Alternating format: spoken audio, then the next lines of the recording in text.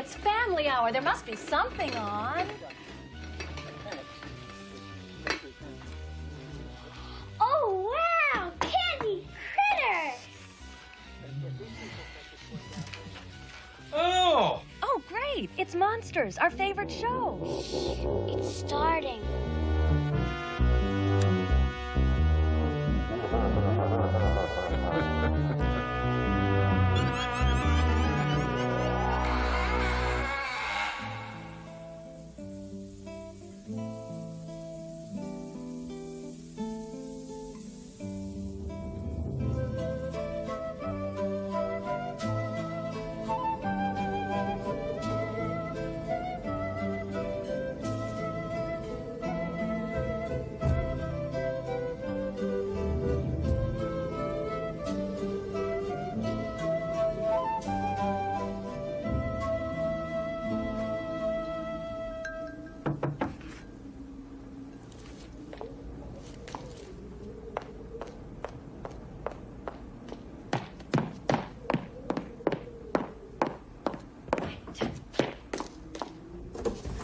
Here, careful. Tom, I'm leaving. Take me to the airport. I saw a lizard today. A Gila monster tried to get in. Yeah, well, he was probably just looking for water, like everyone else around here. Oh, honey, to the great drought of '89, thank you. I mean it, Tom. I won't take another minute of this desert air. Honey, we're going. We're going. First thing in the morning. As soon as the shippers come for this stuff. You are not going to believe it. You know, the lost tribe, the vanished ones, well, I found them. I walked straight into the mother lode. This stuff is prehistoric. Everything you sell is prehistoric. No, I mean prehistoric. Honey, these people lived hundreds, thousands of years ago. And then the whole tribe just disappeared, without a trace. What they left behind were incredibly advanced stone cities, empty. Except for this stuff. Hey, you see the pattern here? Huh? You see where it's chipped and worn? That's not my work this time, Vanessa. This is the genuine article. Honey, this is just the loose change. Tom, my skin! You aren't paying any attention to my needs. Look at this.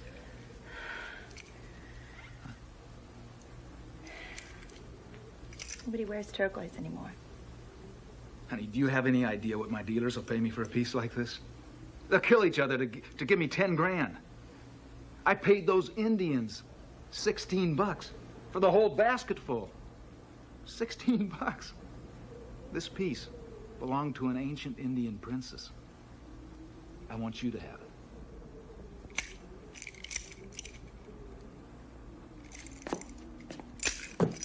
Has it ever occurred to you that once in a while, just once, I might like something that hasn't been used?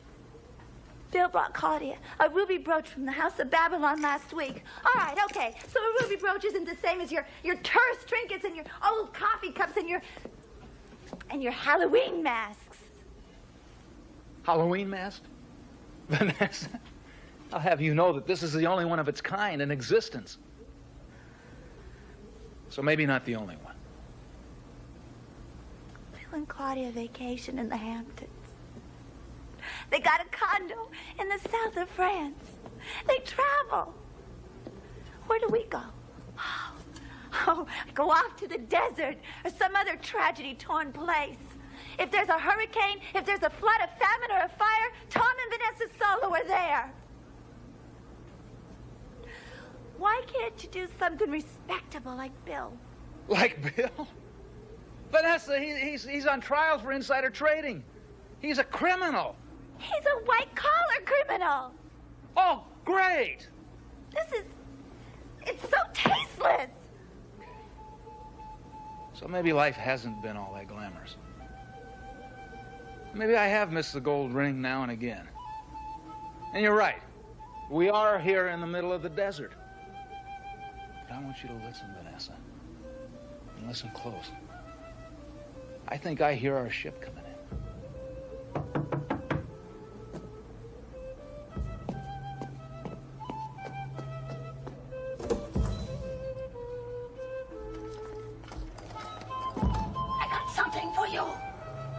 What'd I tell you? Even Granny wants to cash in on the gravy train. I didn't hear you drive up. Here. Let me give you a hand with it.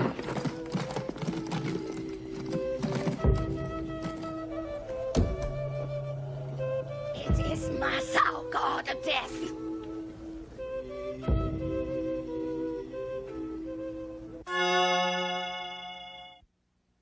It is Massa, god of death.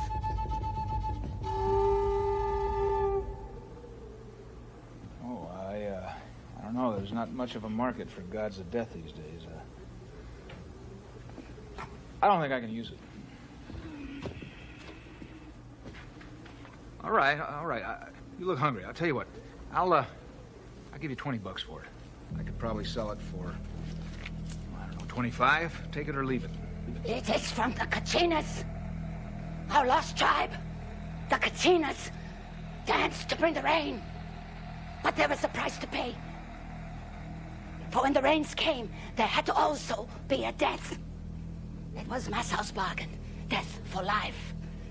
A necessary balance. Going once. Buy a lot of nachos for $20.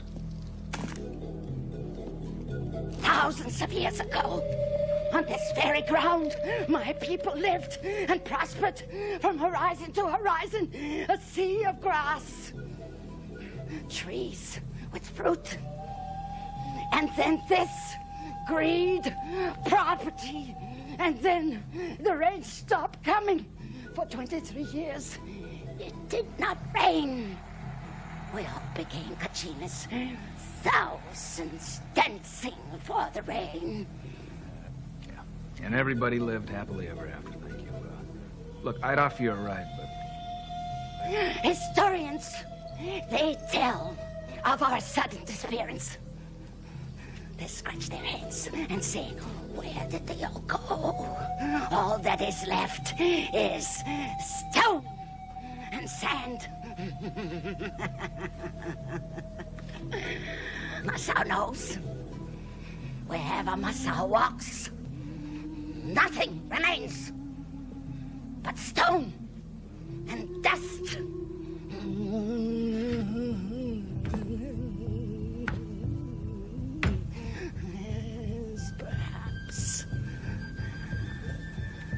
Perhaps the rains will come when the night is full and shadows of our dead walk the earth. Yes, perhaps Masao will come again. Yes.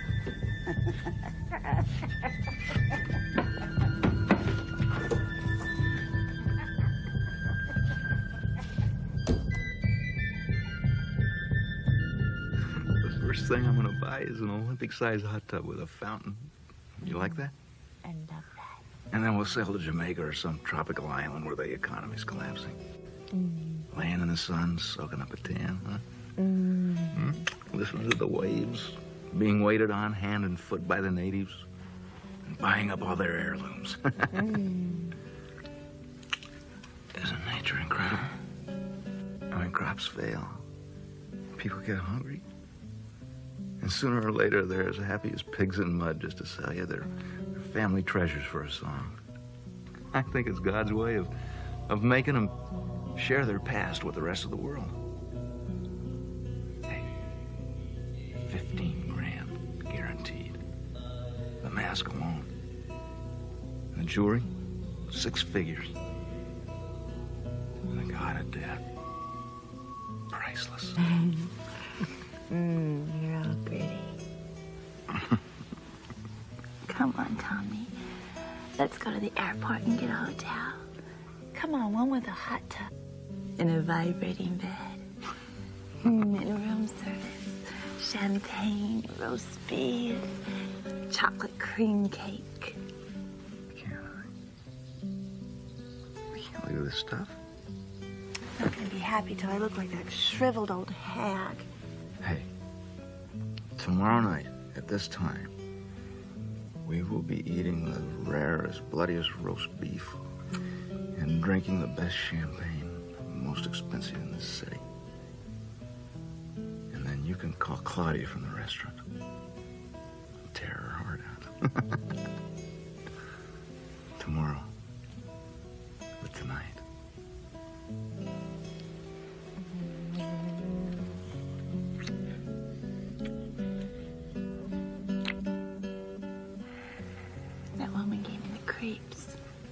That's her job.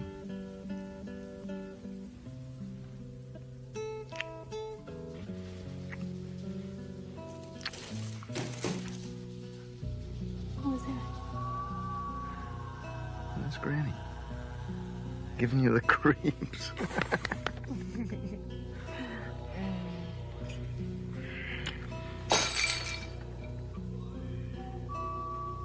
Tom. All right, I'll go have a look.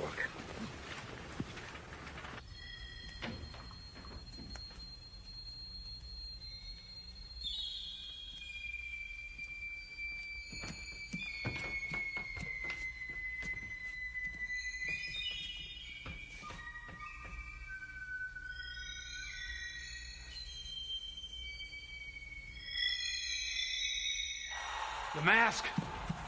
Oh. Oh.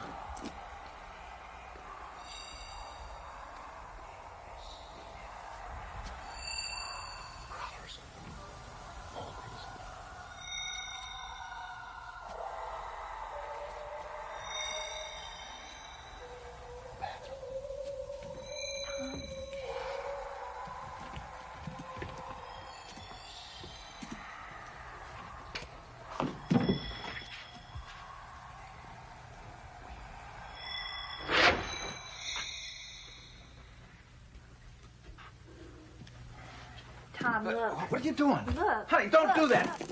Don't do that. We can glue it. Glue it. Those dirty, conniving crooks. I'm going after him. Tom, stop.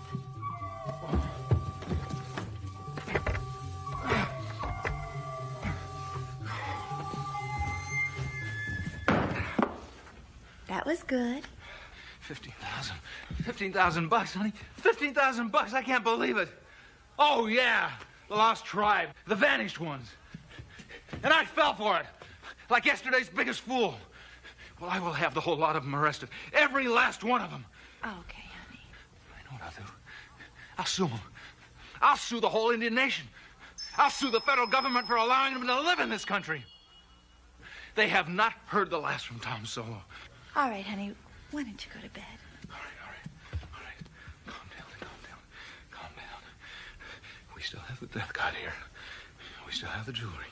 I will see those bastards in court. I swear it.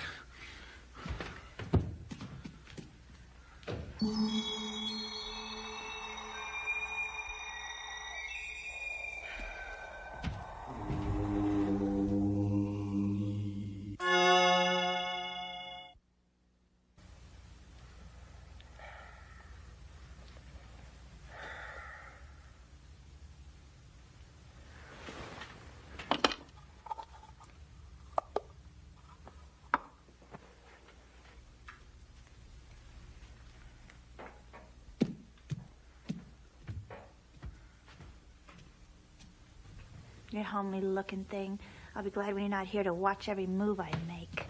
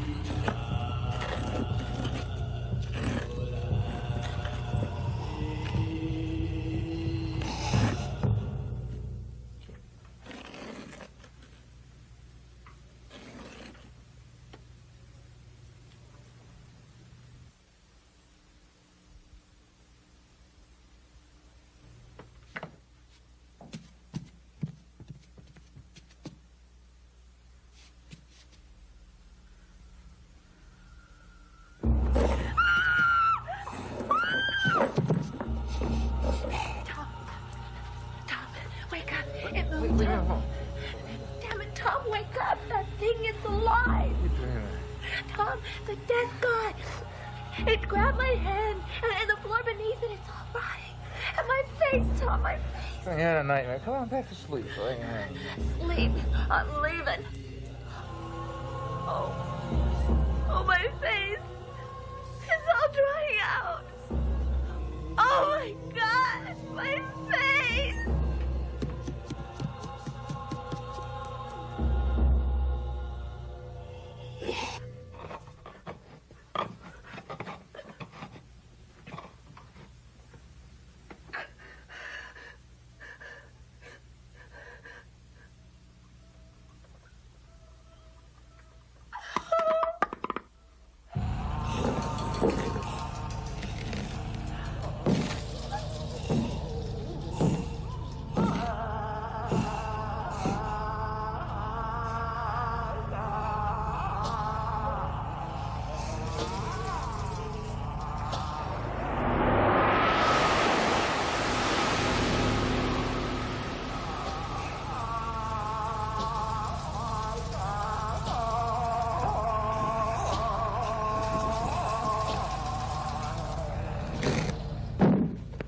I'm up.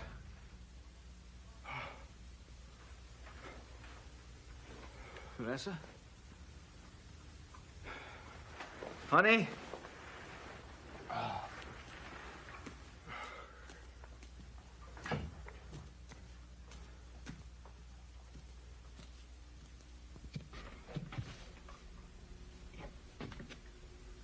Who the hell moved the death god?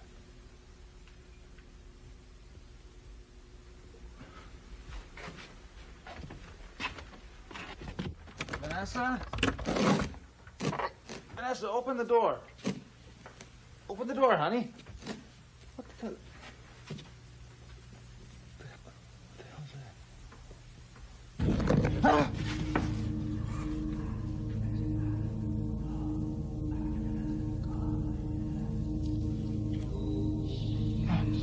My turquoise.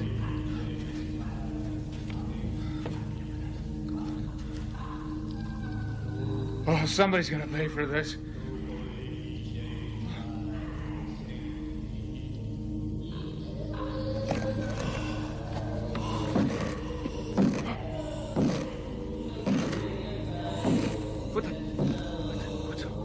What are you doing? You're not supposed to move your statue. You want me to leave? No problem. No problem. I'm out of here.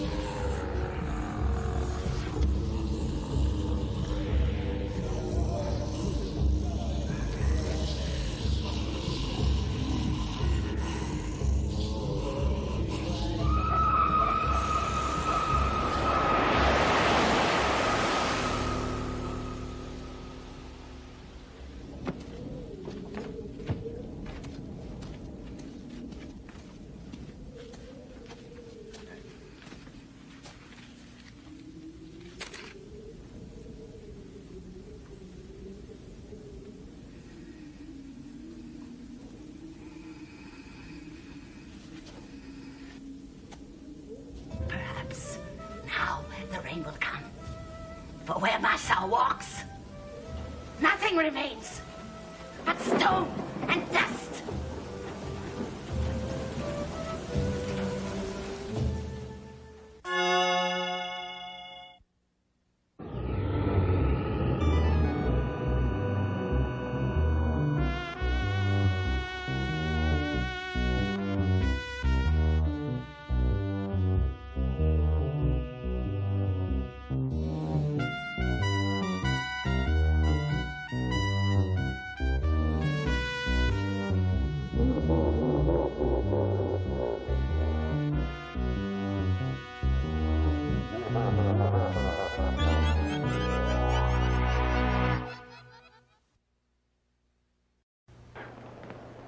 It begins here, on this small and obscure tropical island. It's a strange story and unforgettable. It's a love story like none other that has ever happened.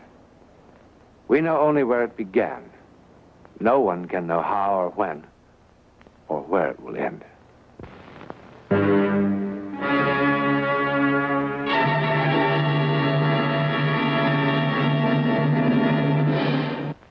A few months ago, finding myself with an unexpected 10 days off, and sort of feeling a need for a rest and a complete change of scene, I took a plane down to San Salvador. From there, I short hopped to the island village of San Torrentado, where a friend of mine had assured me I would find a small, comfortable hotel on a picturesque bay. Everything he'd said was true. It was absolutely beautiful, isolated and quiet. And the food and air were clean and refreshing, as nature had intended them. Don Newland? Beg pardon? Don Newland? No, John Newland. Oh, I'm sorry. My name's Bentley. I live here, the other side of the island. Oh, sir, Mr. Bentley. Thank you. One of the guests at the hotel said that he recognized you, said that you do a television program of your own back in the States, dealing with unexplainable things. Unexplainable? Well, many of them are unexplained, but no one can be sure whether any one of them is unexplainable. I mean, they don't fit our rules of logic or fall within the scope of our scientific knowledge yet. But they have happened, apparently. That's it.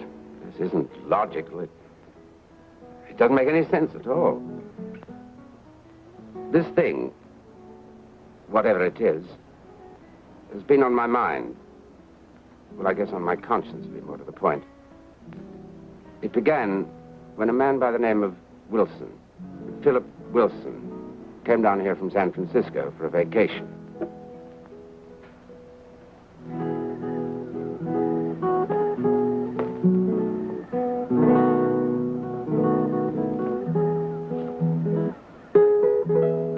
Wilson had all the things that are supposed to make a man happy.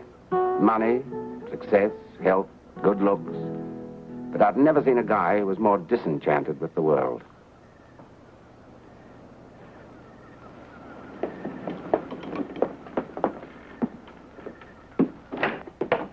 And now, madam, if you'll give me your undivided attention.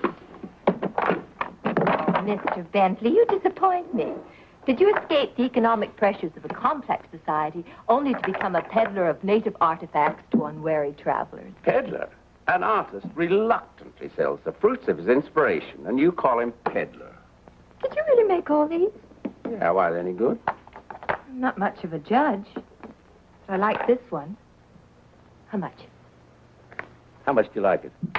Bentley, you'll never be a star salesman. I don't want to. I've arranged things very carefully here. I lead the full life by not wanting anything I can't easily have, and I don't intend to let anything rock the boat. If it weren't for an occasional cigar and a few beers and a new pair of tennis shoes when these were out, I probably wouldn't even bother to make these. It's an interesting, if decadent, point of view. I like this little statue. About, $20 worth? 20? Do you want to ruin me? $5, not a penny more. All right. If you let me send you a good box of cigars when I get back to New York. Only if you take another one of these as advance payment. And remember, just one box. Don't louse up my life. Charming, don't you think? No. Oh, he's not very charming. But he is good looking. Bartender. Will you get Mr. Wilson another one of whatever he was drinking, please?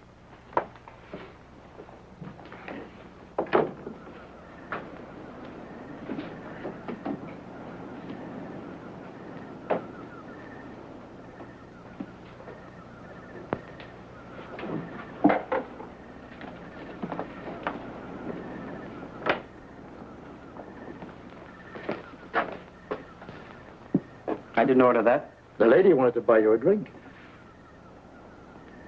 I buy my own whiskey.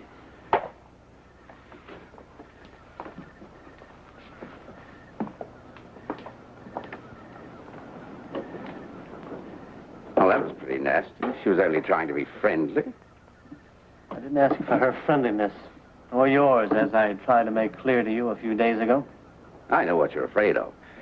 But Mrs. Garron isn't looking for another husband. She's not even taking alimony from her last. Money is the least of the things a woman takes from a man. What makes you so bitter, friend? 2 ex-wives. What makes you so nosy, friend? Just a lively curiosity. I enjoy watching the human race. Especially when I see someone with a lemming complex. You know those little animals that run like crazy until they destroy themselves in the sea? They're so busy concentrating on whatever's driving them. They can't see or think about anything else. Bentley. Yeah? Tell the lady I'm sorry.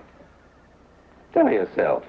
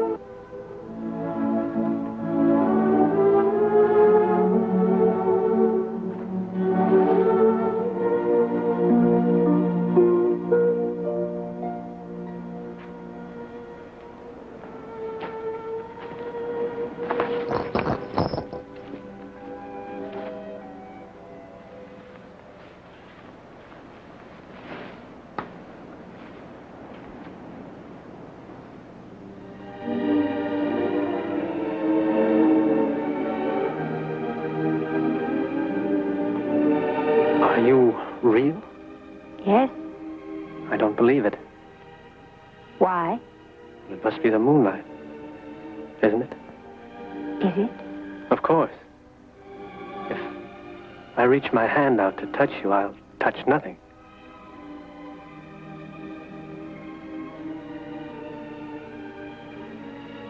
You are real. You are, too. I feel so peculiar. I know. Like a dream. No, not like a dream, like something I thought would never happen has happened. I've known you before, haven't I? No? I've dreamed it 100 times.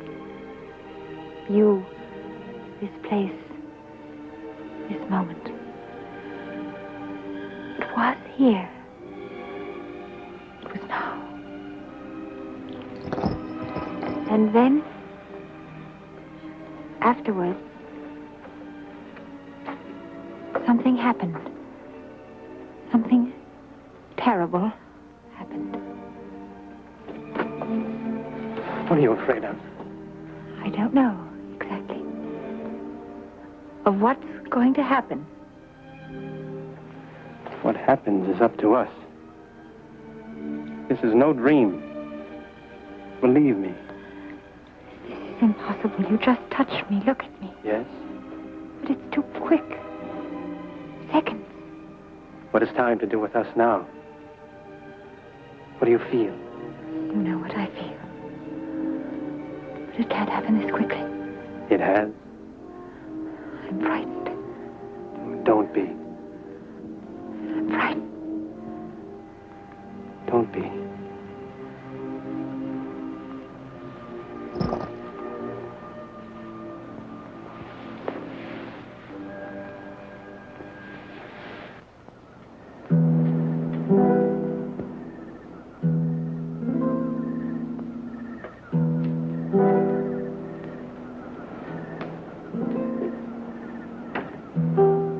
So impossible is that we both should have come here to this little hotel in this out-of-the-way place at exactly the same time. San Torrentado. When I first saw it on a map, it was like something I remembered. Or a dream? I'd hate to tell you how long I saved for this dream. Delia. I'd like so much to know all about you. When you were vaccinated, what's your mother's name, how old you are, do you like to go swimming? What do you do when you're not dreaming? I work, and darn hard. Doing what? This. Well, that's very pretty. I designed it. May I see it?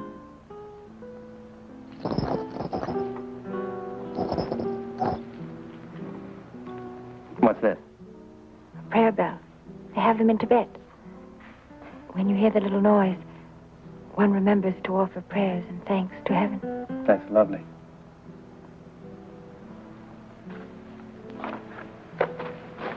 Where do you live? St. Louis. What's your father's name? Henry.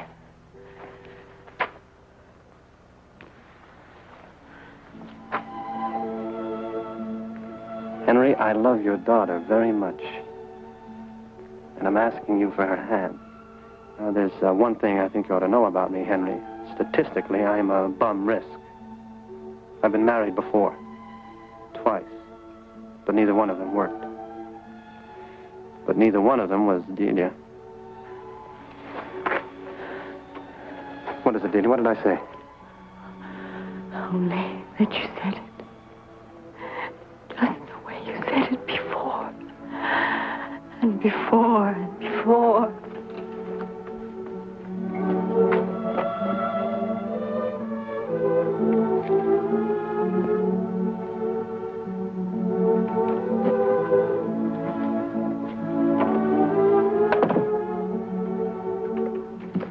Delia. Delia.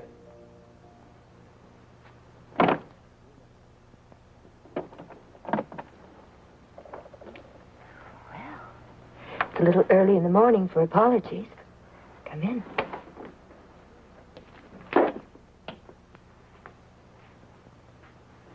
Would you like a drink? I didn't know she shared this place with anybody.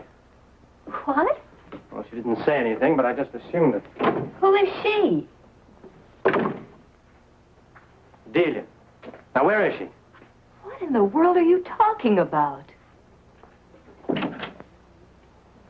Couldn't have gone anywhere. There wasn't time. I'm sorry to say this, but I think you're in the wrong cottage. No, I just brought her here just a few seconds ago. Now, where is she?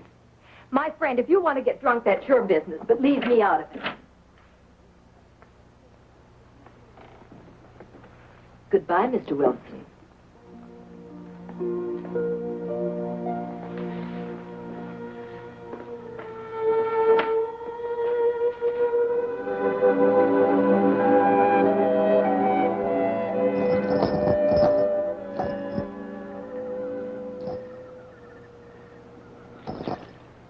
There are just 3 cottages. A, B, and C, only 3. All right, we'll look at B next.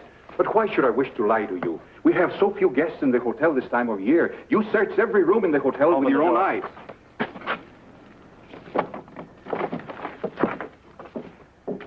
Are you satisfied, senor? No, I'm not satisfied.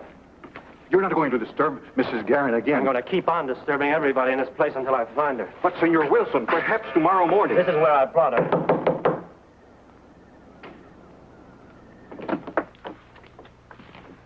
A thousand pardons, senor. I tried to stop him. Are you going to tell me what happened to her? Is this sort of nonsense part of the regular service of the hotel? Are you going to tell me where she is? Please, Senor Wilson, believe me. There is no such young lady in the hotel. Look, I've had this cottage for a week. No one else has been here tonight or any other time. I never saw your Delia or whatever her name is. I never saw her. Well, I know someone who did. Con permiso.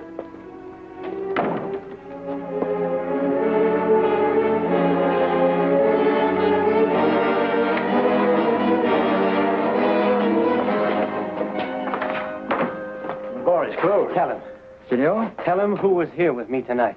You just try to tell him she wasn't here tonight. I do not understand. You had dinner on the veranda, yes. And the food and the wine were just so, yes. But you were alone, senor. What? You said it was for two, and I served dinner for two. But I only charged for one. You were alone, senor. I only charged for one, senor Maduro. I only charged for one. You signed the check you did not see? I suppose you don't remember the seat today. Oh, but of course. It was left on the table. And who was wearing it? I cannot say. It was left on the table. It is all I know. Tell the truth. Why Senor! tell the truth? Senor! What have you done with that? But Senor Wilson, If please. you've done anything to her, I'll kill you. I swear it. I'll kill you. He went to see the United States consul. He made such a fuss that they investigated.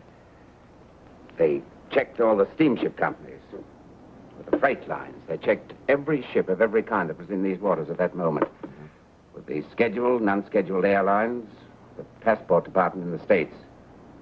But they found nothing. After all, they only knew her first name, Delia, and that she was supposed to live in St. Louis. Is that the end of the story? I only wish that it were. Well, after a few days, Wilson went to St. Louis and began searching for some trace of the girl. He checked all the jewelry manufacturers, all the designers, everything he and a detective agency had hired could think of. But no one had ever heard of such a girl. He tried to find out who made or sold bracelets like the one he had, but he didn't get anywhere. After months of searching, he came back here. What for? To wait for her, he said. He was sure she'd come back. That was 8 years ago. He gave up everything back in the States and just stayed on here week after week, month after month, waiting. And he began to drink. He hardly ever spoke to anyone.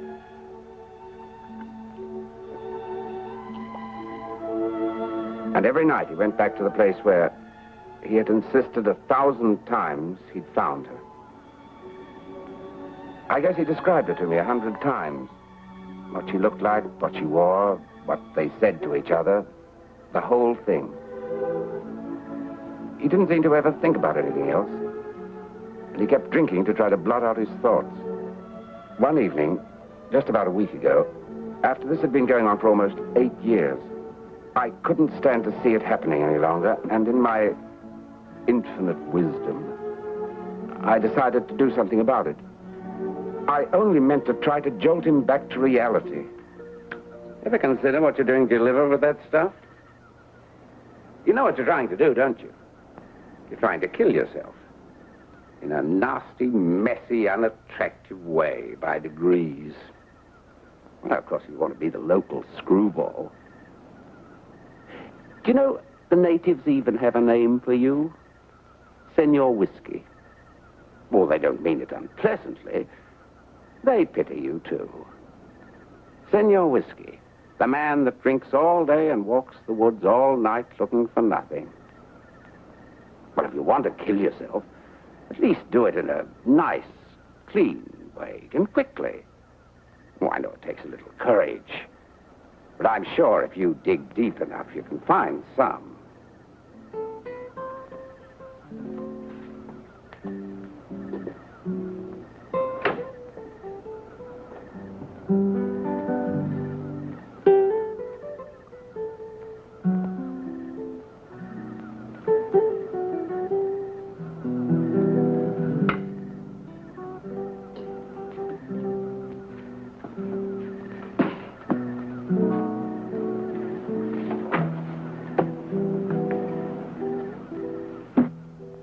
The next morning, the police found his body about 2 miles down the coast.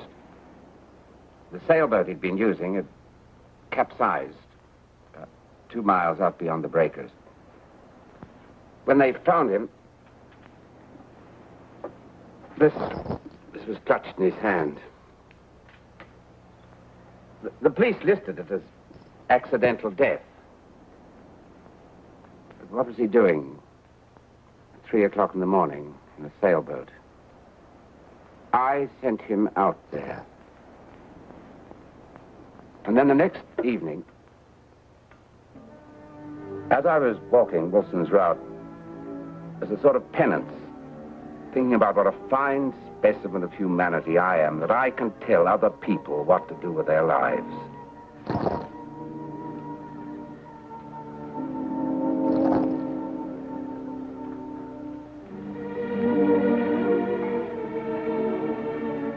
Hello. Delia? Yes, Is Delia Delia Houston. from St. Louis? What does the hotel do? Give out a biography on each of its guests. Do you like it? I designed it. That's what I do. I design jewelry. Well, that's fascinating. That's quite a story, Mr. Bentley. Now you'd like me to explain. Can you? Well, I could make a guess. You felt terribly guilty about causing Wilson's death. Yeah. But in the first place, the police called it accidental death. And whether or not you contributed to that accident is a responsibility that you'll certainly have to settle with yourself. But as applies to the other thing, apparently, your guilt, combined with the fact that you were so constantly exposed to Wilson's reliving his hallucination, caused you to visualize the same girl at the same time, at the same place, under the same conditions. Is that your explanation? Well, it's an explanation. There can be dozens of others. But to call it a psychic phenomenon...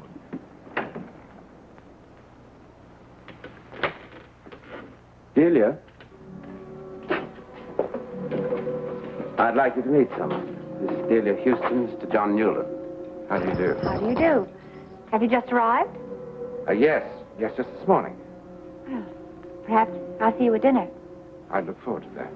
You'll be a welcome addition. Well, thank you.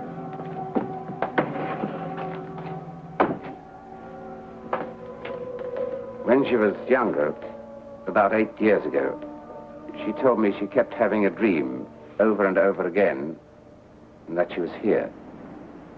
You can check everything I told you. Yes, Hunter.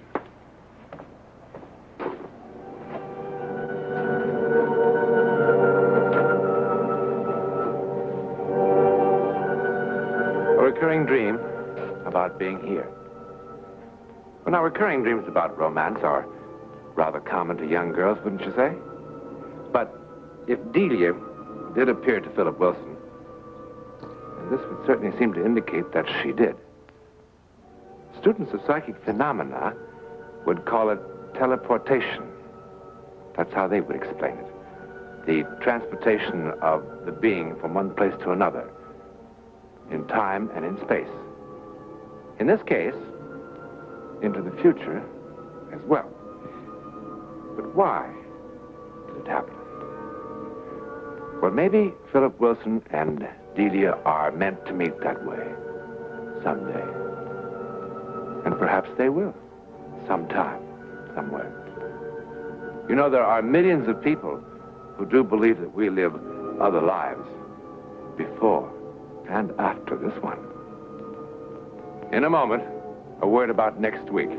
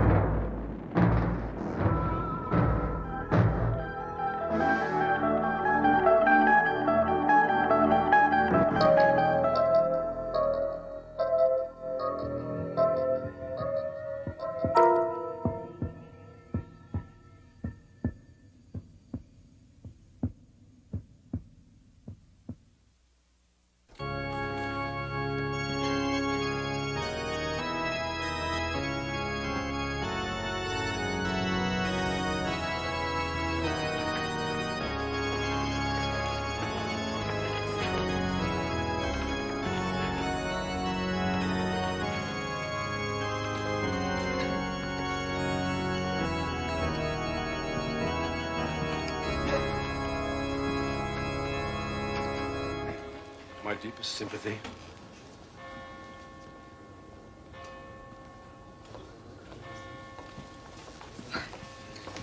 A lovely service.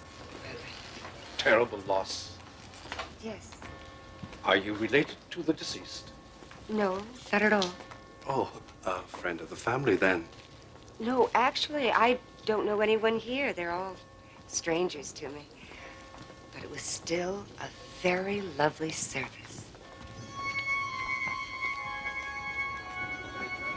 Barbara LeMay, the woman in black, out of place in a world of colors and sounds and life. A woman caught between fascination and something more profound and less earthly. Barbara LeMay, with one foot in the grave, the other firmly planted in the Twilight Zone. As I was saying, a lovely service. There must have been at least 150 people there. They had a reception afterwards, and they served the most delicious finger sandwiches. So, who was the service for? I didn't know we knew anyone who had died. I'm not certain. You know how I am with names. You mean you... Mother, you have got to stop going to funerals for people you don't even know. Why? Well, because it's wrong, that's all. They had white roses. Oh, you should have seen them. White roses tied with tiny red ribbons. Silk, I think they were. One for each year. There was music. And there were such words spoken. Such love. When I go, I think I would very much want a service like that. Would you see to it, dear? Mother, will you please stop it? You know I don't like to hear you talk like this. Jason, these things happen. We hate to think about them. No.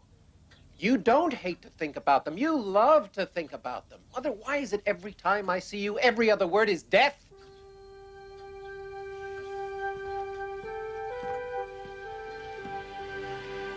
Mom, when I asked you out to the coast to see Margie and the kids, you couldn't. You couldn't come because you said you couldn't make any long-term plans. How the hell am I supposed to explain that to them? I'm sorry. Grandma can't come for Thanksgiving because she isn't sure whether she'll be alive or not. You hurt them. I'm sorry. I really am. I know. I know. I just wish you'd stop all this. Let some light in here. Get some air. Mother, this obsession of yours is not good. It's not healthy. It's morbid.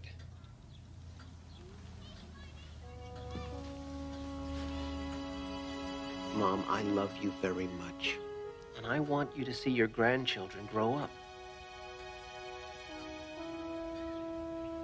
I'll try. I will, really. Okay. Oh, I'm sorry.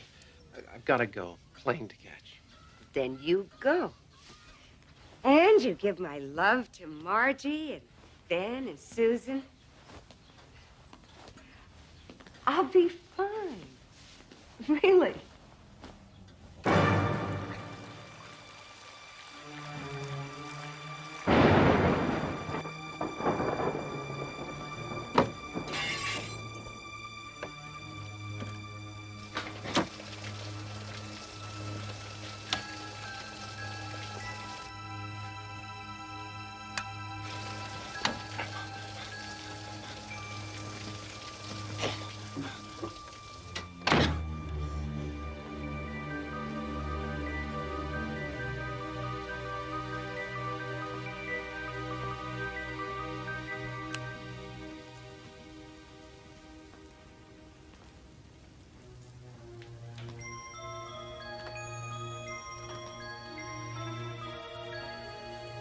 Hello? Is anyone there?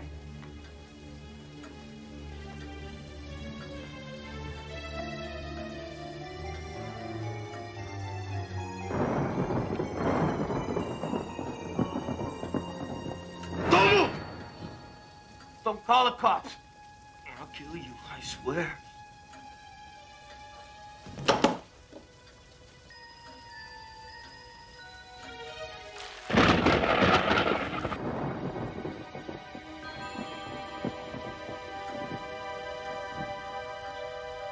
Don't try to talk.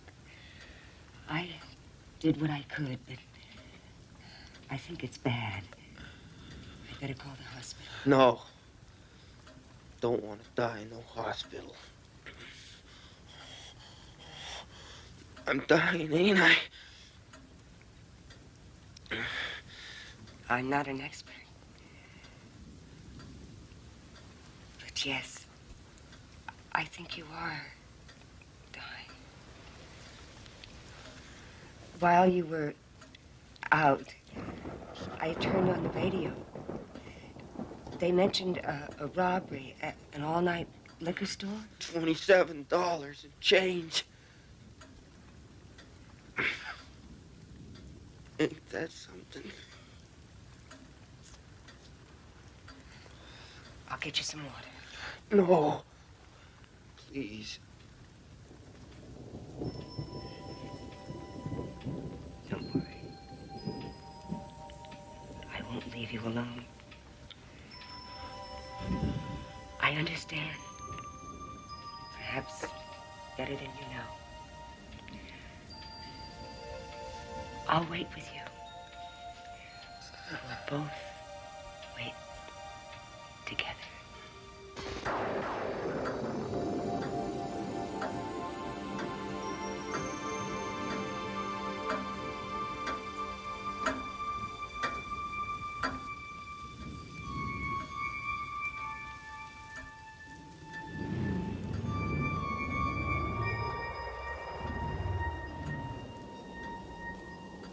You're here, aren't you?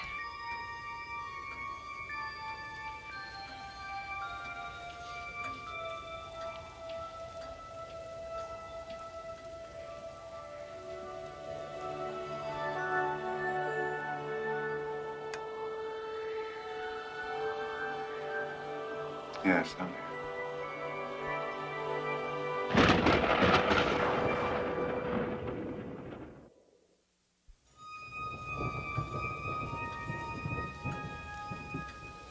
I can see you. Are you surprised? No. No, I suppose you wouldn't be. We spent so much time together, you and I. It must make one more sensitive. Yes. I was in the hospital once. The woman in the room next to me died in the night. I felt you nearby. Who are you talking to? No one, Trent. No one. It's all right. It's so cold.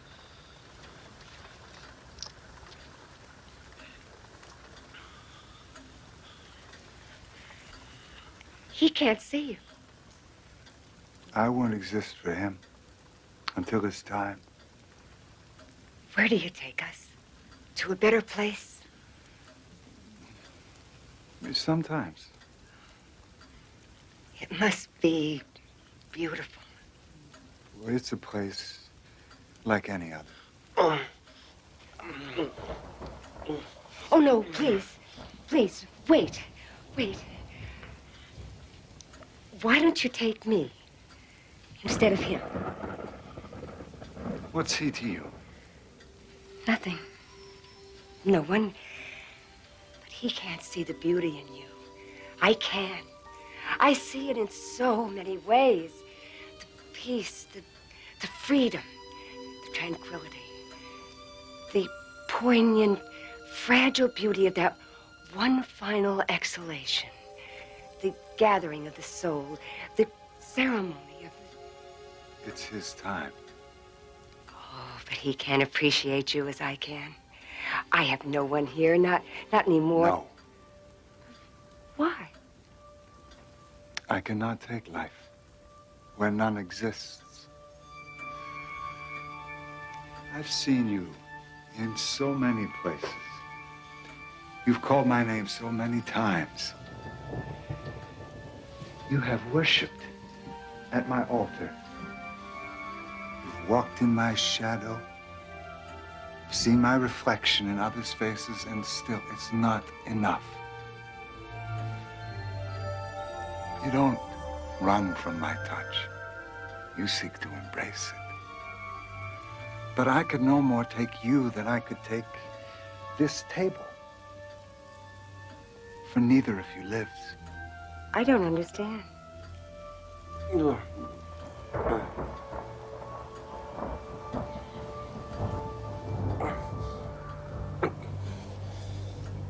See how he resists me. Even now, clings to life. For in each second is the possibility of joy, however often defeated. Even now, this close to me, he's more alive than you. I bring you peace, sleep. Don't be afraid. For I alone will never leave you.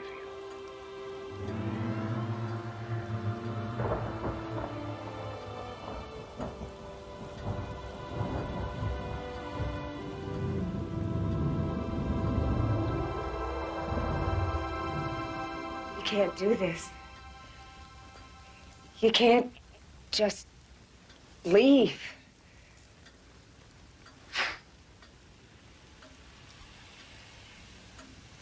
We've been together so much.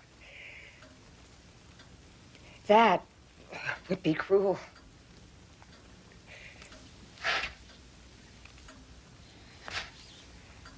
What do you want me to do? Go and feed the pigeons in the park? Is that living? I don't have anyone. Don't you understand? My son, he doesn't need me anymore. Everyone I knew is gone. My husband, my friends. They're with you. You took them away from me, and now you won't even take me. Why? Why? Am I not good enough? Am I not pretty enough?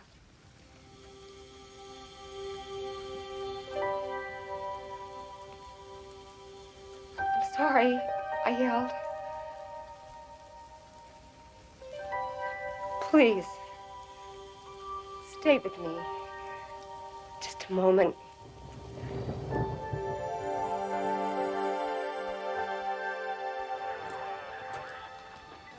You've got a lot of courage, Mrs. LeMay.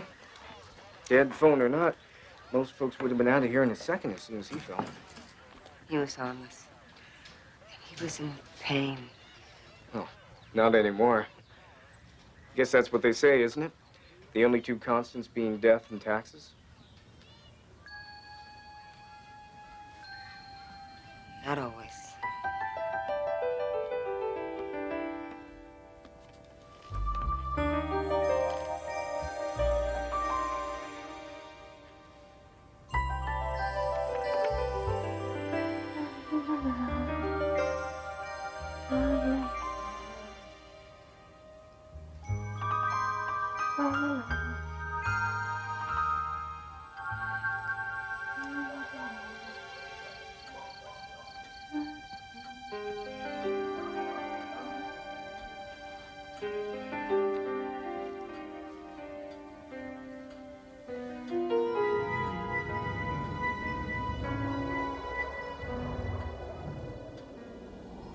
Have I hurt you? No. Yes. How? It wasn't my intention. No, it never is. But asking myself the same question. It's just that one by one, everyone I knew went away. They went with you. I suppose, in my funny way, I became jealous. You took them away, and if I couldn't have them, then I wanted you too. So I began spending all of my time thinking about you. And I started to see why they went with you. It was their time. I suppose it was. But there was more to it than that. I saw it in their faces after they had seen you. No more pain, no more weariness, no sadness, no loss, only peace. In the end, you're all we have, aren't you? When my husband was dying, he suffered so much. And I couldn't do anything to help him. But you did. I remember. I think it was then that I began to feel love for you.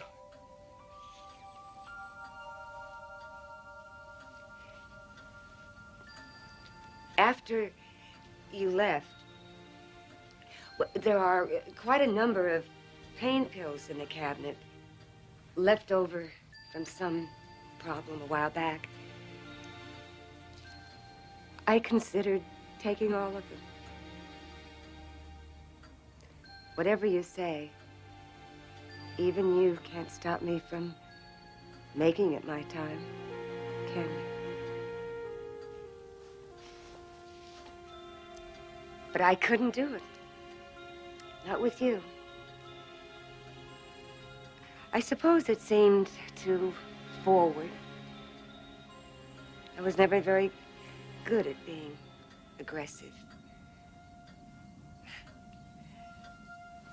Nothing's changed. It seems I'm not even very good at... I've often heard it said, among the living, there are always possibilities. Take my hand.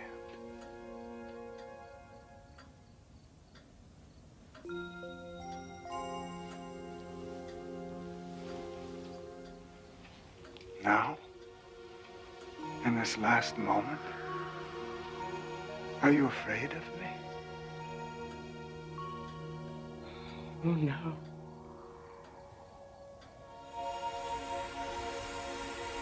Where are we going? Where you are most needed. I'm afraid he doesn't have much time left.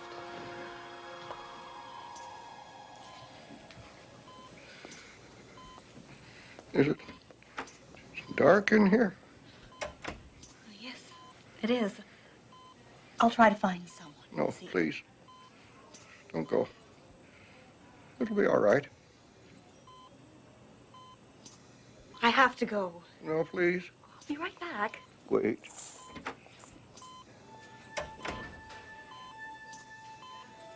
Better.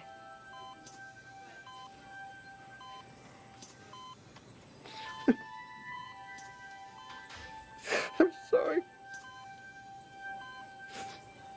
I'm afraid. Don't be afraid. I bring you peace and sleep, and I alone will never leave you.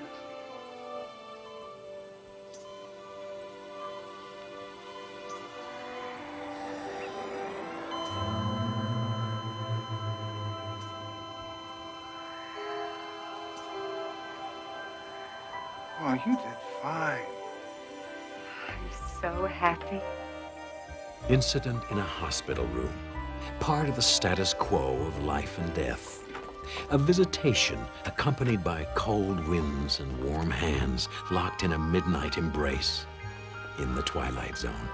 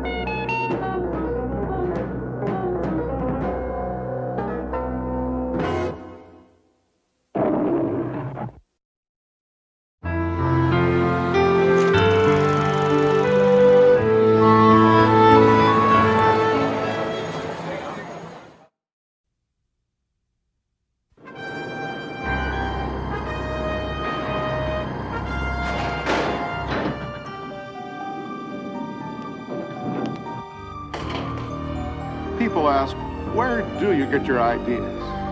Right here. All of this is my magician's toy shop. I'm Ray Bradbury. This is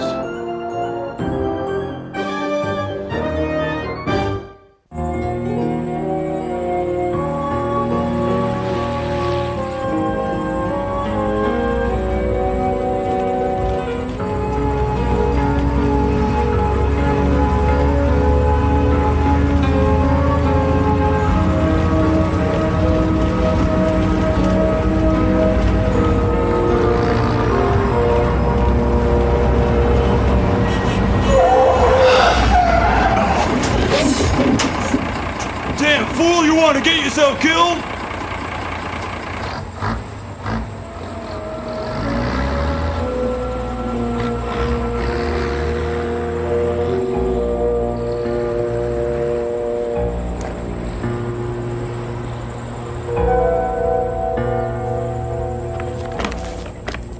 There you go, man.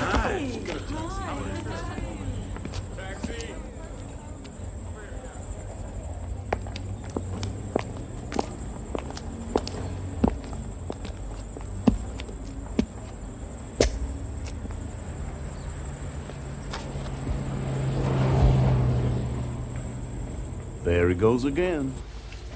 Crazy as the weasel down a chimney. You gonna finish my shave? Sheriff ought to throw him in the jail. Now, you Patrick.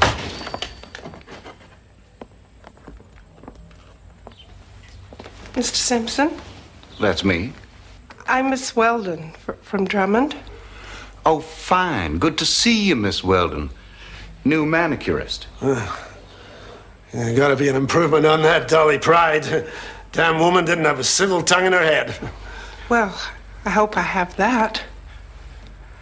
I just came in and thought I'd drop by. Fine. Got yourself a place over Webster's, I hear. You get settled in there, Miss Weldon. See you right after 12 noon. Yes, of course. Goodbye. She looks a queer beetle. Maiden lady. Old mother just died. Don't suppose there was a father. Come on out, Martin. Come on now. You're not dead. Gonna be if you stay there. Get up, Sheriff. Sure looks bleached out. White as new snow. And new snow, hell. Taking up valuable parking space. This being Friday, lots of people be needing this spot. Odd? Here, give us a hand here, boys. You take the head and take the feet here. Just Come on, Odd. bring them over here. Up you go. And lie down there till he gets tired of laying. Vamoose, you kids.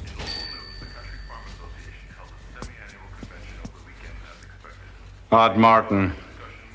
He's done that a million times before. Likes the publicity.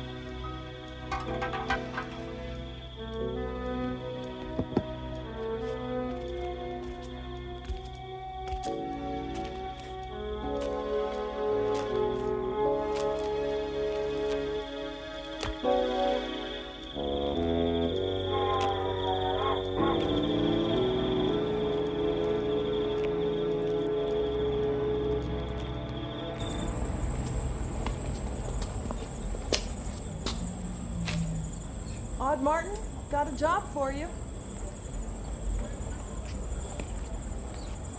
Andy says, Madam, we've already established that. Now we're haggling about the price. Are these all right for you? Guess so. Yeah.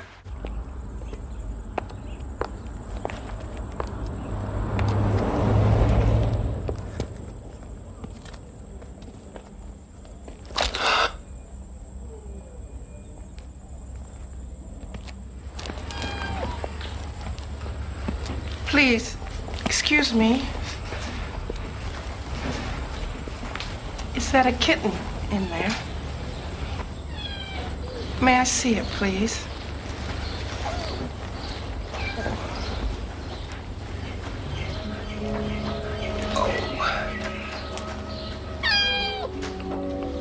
Were you going to drown her?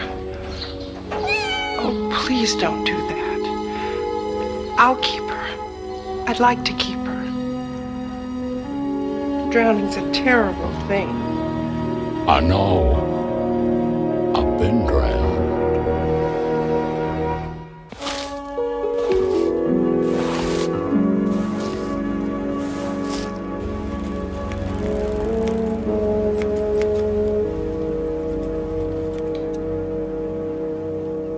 Yup, he's certainly one of the town sights. Is that what he does? Clean the streets? Oh, that and other things, you know, folks don't like to do for themselves. Didn't always, though. He was a farmer. About 20 years back, big flood washed away his farm and all his stock. He was missing for a while, but he turned up stark crazy. Said he walked out of the floodwaters after being drowned. Claimed he was a dead man. Must have thought we was wet behind the ears, huh?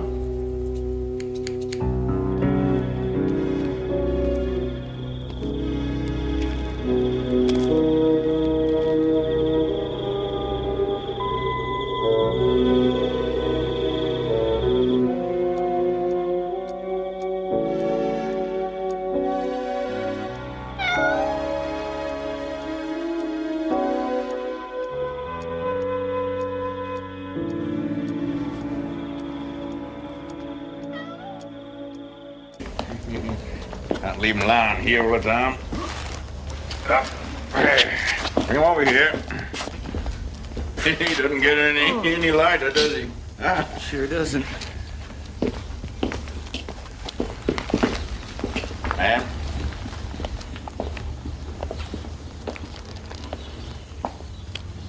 Mr. Martin. Mr. Martin, would you wake up, please? It's an awful hot day, Mr. Martin. I wish you'd try some of this. It's cologne. It'll help keep you cool.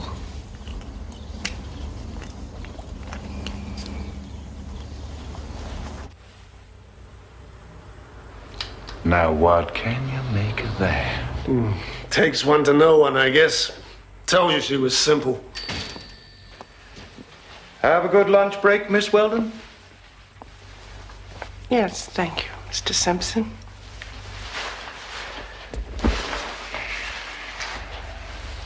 That cat of yours sure is fascinated by Odd Martin. Think she knows what he had in mind for her? You know, with the nights drawing in, I figure the best thing could happen to Odd Martin would be to get married. What woman would marry Odd? Sometimes I believe he is dead. Flies do hang around him. Bolton, watch what you're doing, woman. She knows what she's doing, Gilpatrick. Hold still while I almost cut your throat. Just joking. Now, Miss Weldon, she knows how to handle Odd Martin in hot weather. Didn't she give him a bottle of cologne? And helped improve his perspiration.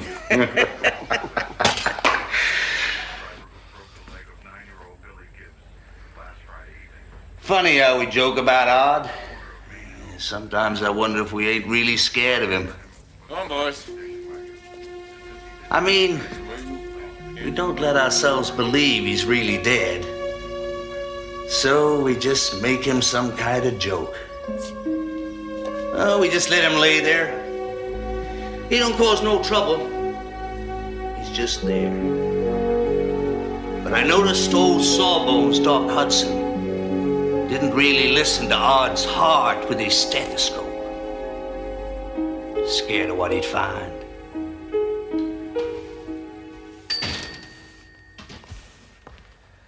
Oh, sure is hot.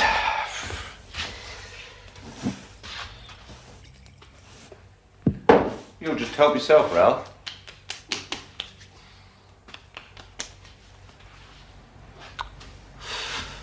There they go.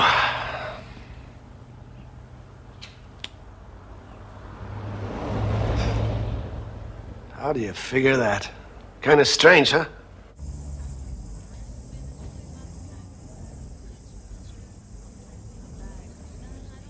Yeah, that's what I want.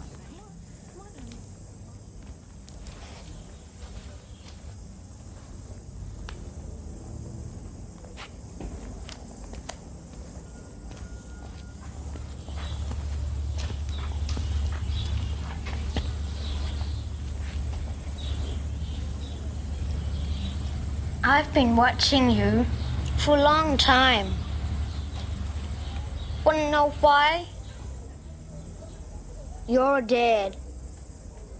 You're really dead. And I'm the only one who really knows. I believe you would. I tried dying once. I laid on the floor for an hour. Then I quit. Because I had to go to the bathroom. It's not easy being dead, right? No, it isn't. Sometimes I see you walk by my house, not going any place. No place to go. I try thinking some place to go, hard to think. Sometimes I almost know where to go, then I forget. Once I thought, go to a doctor, have him declare me once and for all dead, but somehow I never got there. If you want, I'll take you. No, I'm tired, but I'll wait. I'm curious to see what happens next. But I know I'm dead. Late nights I lay listening in my room, but no heartbeat in my ears, nor in my chest, nor in my wrists. Nothing in me but dark and night. Maybe I'm still walking because I died young. Only 28 and not married. Always wanted to marry, never did.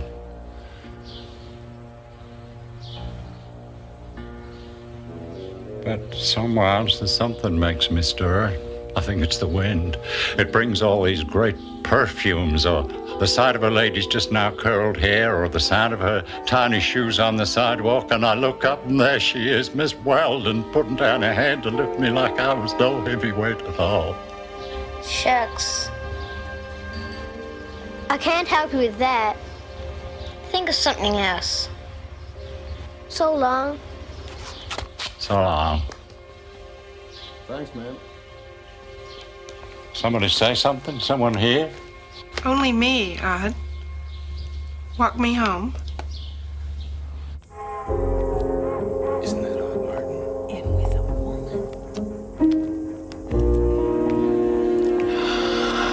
Oh, how nice.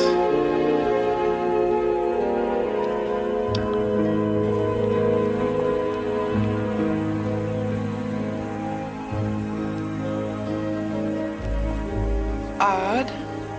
Miss Weldon? What's your name? Your first name? John? Well, that's a nice name. Nicer than Odd.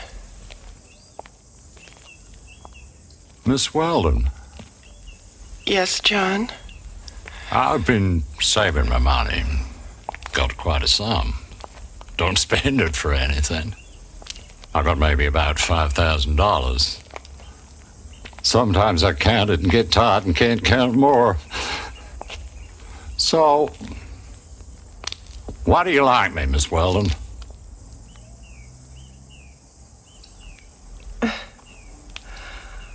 Well, because you're quiet, not loud and mean, like the men at the barber shop. I've had to fight even for a scrap of respect there. but still they look right through me. I'm like a window with no glass, not even a reflection. I'm lonely, John. And talking to you is, well, now I wish we could do something about the way people talk about you. John, if only you'd stop saying that you're not alive.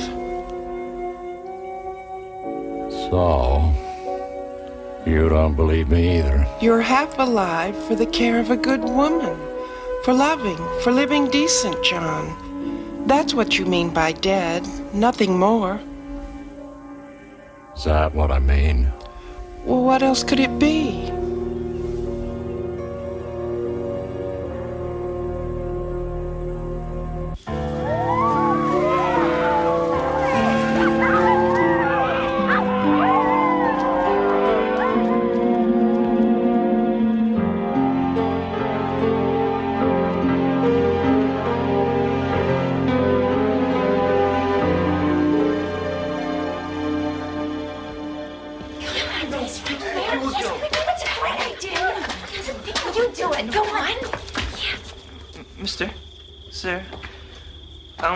We were wondering if you might want to... Come to a Halloween party. Yeah. Why? Because it's Halloween. Why? We want you to... We want you to come scare us. Yeah. I got no costume. Well, that's okay. Come as you are. Come scare us. Yeah, come to our party. 11 South St. James Street. Yeah. Scared. Come as you are.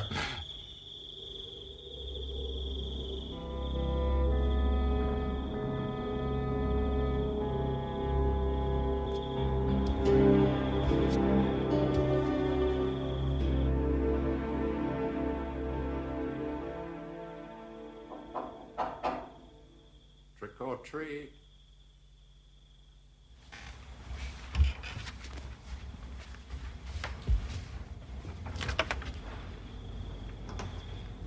Why, John. Hello. Treat, I guess.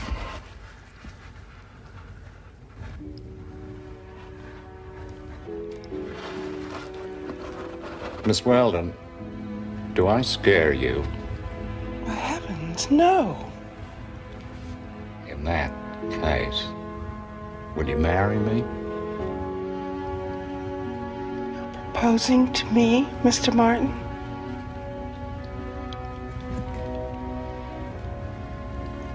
What does that mean? It means I love you.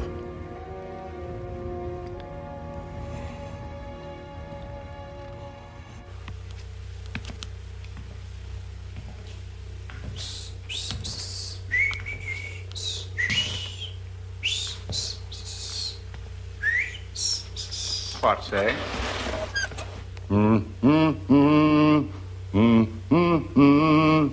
No. Yep.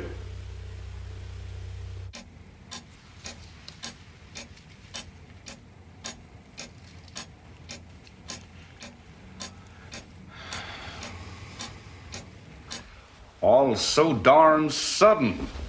It's been coming on. Where are you gonna live? Bought a place yesterday. Real cheap. Didn't know we had cheap homes in town. Just outside. Real small.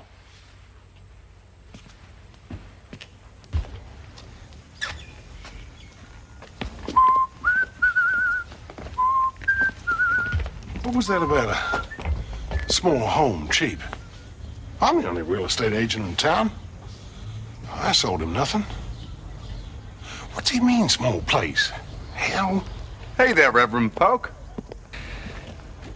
You tying the knot? Not. Gonna get married. Arden, our manicurist. Today. That's funny. Nobody asked me. All I know is, at the face welded and on. Oh, ridiculous. Who cares? But getting married, and they're talking about some small, cheap place just outside of town. Where? And who would ever marry them anyway? Honey, give me a break. Go to sleep. Good night, dear.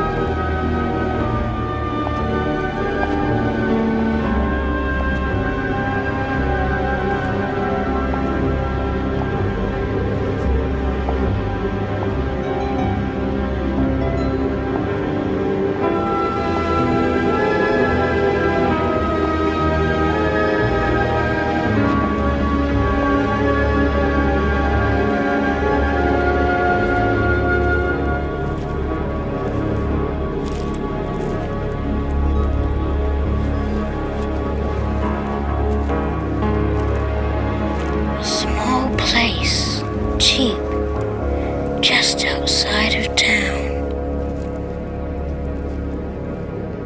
It's not legal yet.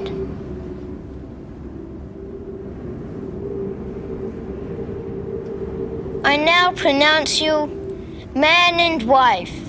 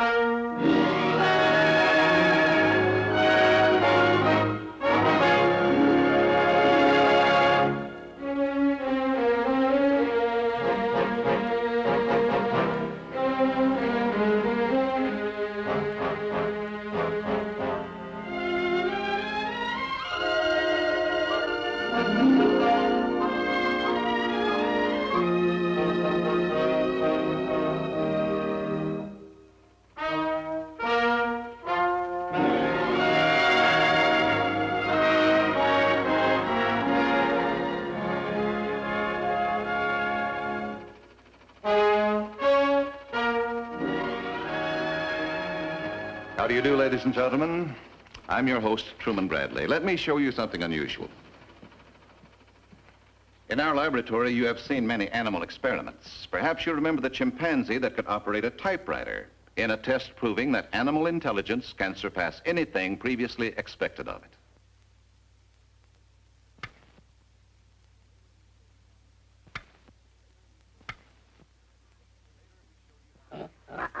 Later, we showed you how nature has equipped certain species of wildlife with an extra sense.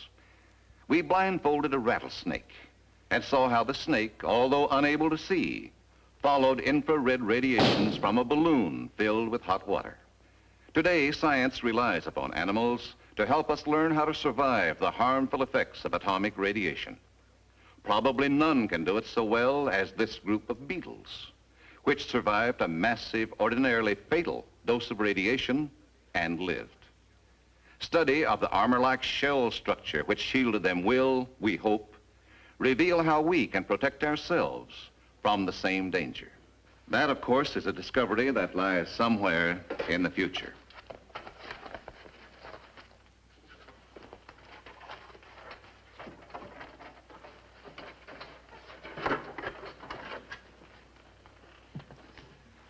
This dog is a laboratory worker in atomic research. He looks pretty healthy, doesn't he? Yet he has been exposed regularly to large doses of radiation in an experiment to see how much radiation a living body can safely carry. By shielding the animal spleen from the radiation, by constant care, daily baths and regular blood transfusions, attendance by a staff of veterinarians, feeding from a special kitchen, and certain new drugs, beagles like this one can live a normal lifespan. This type of research is a part of our story, a story of fiction, but based on actual research now going on.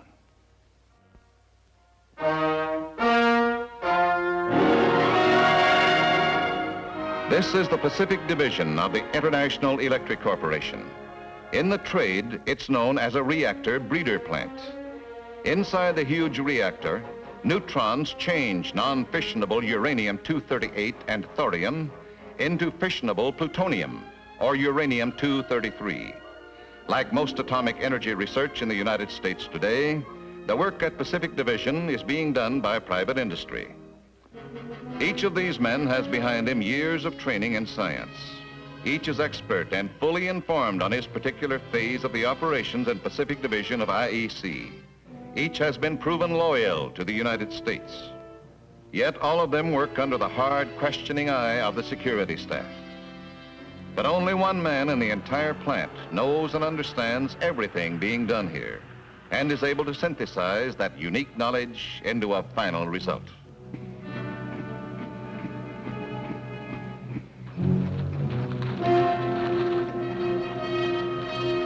That man is Dr. Maxwell Carnarvon.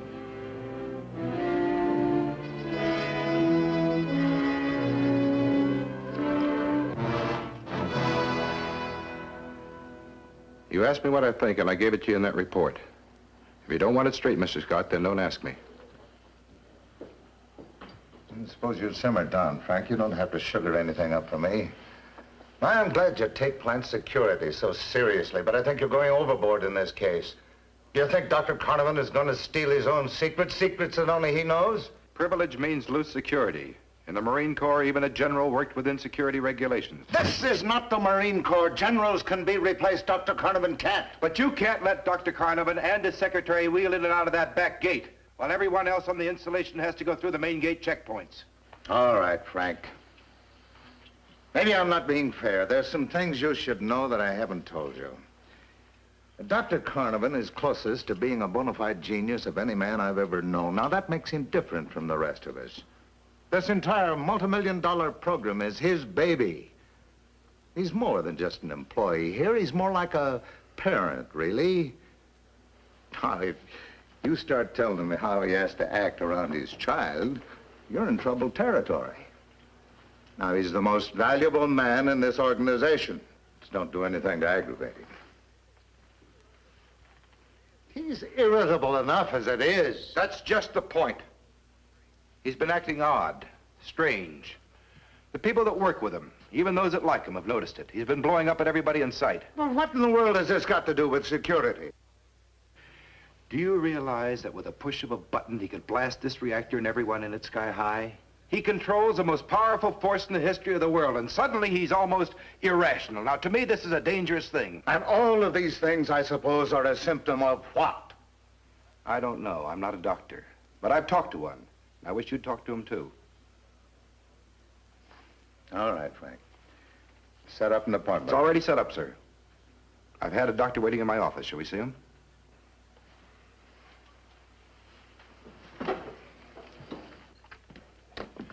Dr. Selwyn Frake, this is Mr. Ralph Scott, who runs Pacific Division. Dr. Scott? Dr. Frake is a specialist in industrial and group psychiatry. I've told him all about Dr. Carnavan. What do you think, Doctor? Anything what he says? Well, diagnosis by hearsay is impossible, Mr. Scott. I haven't met Dr. Carnavan, but if what Mr. Davis says is correct, overwork and a long period of extreme tension can result in a very serious breakdown. Have to be very careful about it. If he ever found out about this, why, he'd walk out of here so fast that... He won't find out.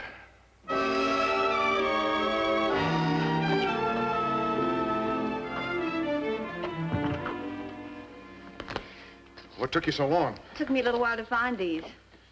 I don't understand why you needed this information. It doesn't refer to our work in progress.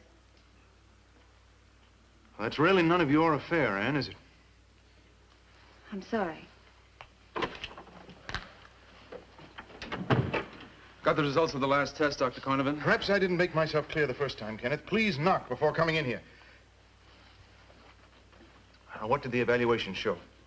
Same as the last 5 tests, sir. Based on the amount of material used, they've all been far below the minimum level of error. Now, Washington sent an inquiry today. They're talking about a full evaluations report on tests of the last 6 months. Now, we'd better send it on or they'll think something's wrong here. Something wrong, Dr. Carnavan? Anything I should know about? No. I'll take care of it myself when we can tell them why, Kenneth. That'll be all. Dr. Carnavan? Well, Mr. Davis, you find any spies today? Not today, sir. This is Dr. Selwyn Frake.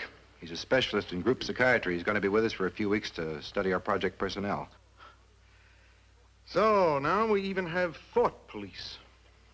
The atomic age, which was going to be such a boon to mankind, has instead become a prison. David speaking. What's the problem? All right, connect me with him. Shaw, what is it? One of the radioactive dogs got onto the exercise run. How? I don't know how. How long ago? Maybe 10 minutes, not more than 15. Can you get up here right away? Yes. I'll be right there. Watch the store for me while I'm gone.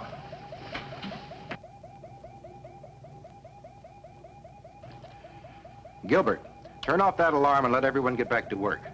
Notify all personnel that one of the beagles got out of the dog lab. If anyone spots his location, they're to report it to security control. They are not, repeat, not to touch that animal under any circumstances. I got here as soon as I could. Now, just how dangerous is this animal? Well, he's carrying enough radioactivity to be dangerous to touch, about 250 milliroentgens. Now, danger exists only if contact is prolonged over a period of time. Frank, get that dog back here. The whole plant's in an uproar. We'll have the animal back here shortly. We're turning out an extra shift of security men. This dog's radioactivity will pick up on a scintillometer, right? You'll be able to pick up his trace. Good. Gilbert, on that new shift, equip as many men as you can with scintillometers. The lab tech says the dog's trace will register.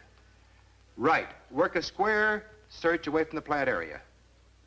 All right, Mr. Davis, I don't think all this is necessary. Scintillometers, all this confusion and excitement. Why make things worse? He's right, Frank. Isn't there some other way? None that I know of. The dog's dangerous. He's got to be found. But perhaps without the scintillometers. A few of your men scouring the countryside, but I think you exaggerate the urgency.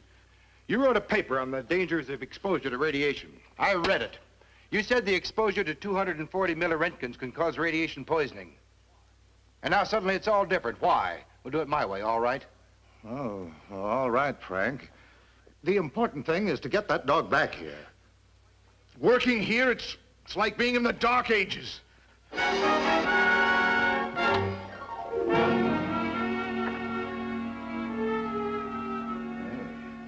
He is changed.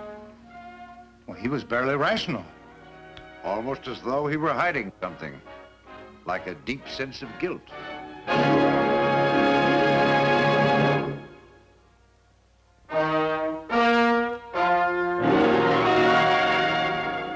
While a well-organized search explored through the area, the radioactive pup eagerly discovered a world he had never known. Far behind him, the security men methodically probed the ground for a trace of radioactivity. The guards were certain to find pup. The question was, when.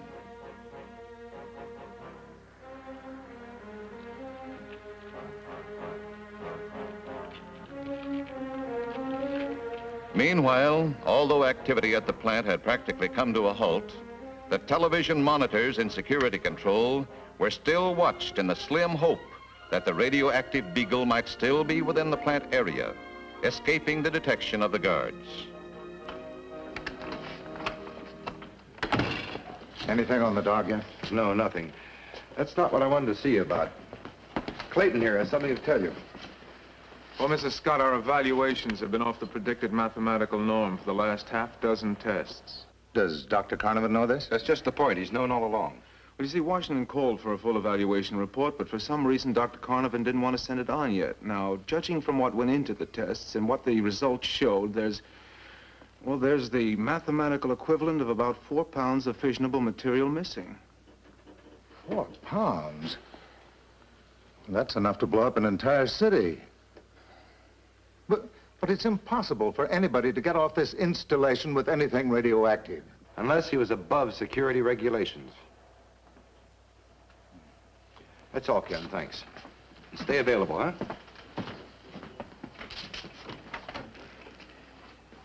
Come in, Miss Page. Sit down, please. Now, Miss Page, I'm going to ask you a few questions, and I want you to think before you answer. And I want the truth, you understand? I don't lie, Mr. Davis. No, of course you don't. Have you noticed any change in Dr. Carnovan lately? Any difference in attitude? Does he seem tired? Dr. Carnovan works very hard. Yeah, perhaps too hard.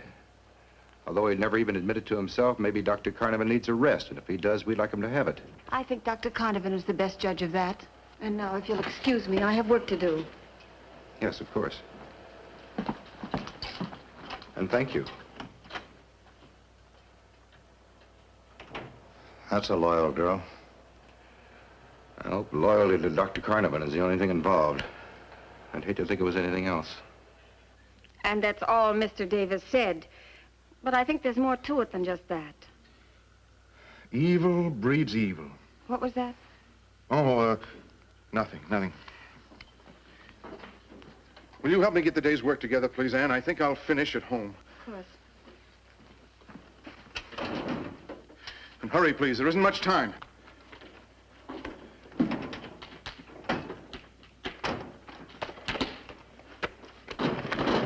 Leave things alone, can't you?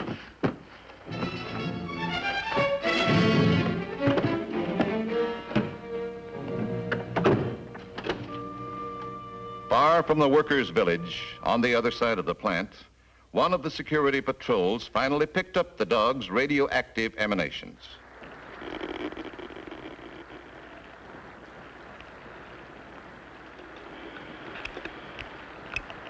Security Control, this is Bishop calling. Security Control, come in, please. Is Davis there? Yeah, it's Bishop. Let me talk to him. Mr. Davis? Go ahead, Bishop. On the old sand highway, about 4 miles south. Gotcha. Now, you keep following the trace. We'll catch up with you. Right.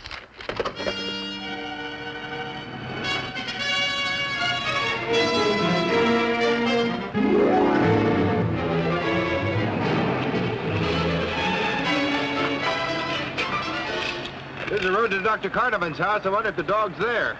Shouldn't be far. The trace is getting stronger. Hop in.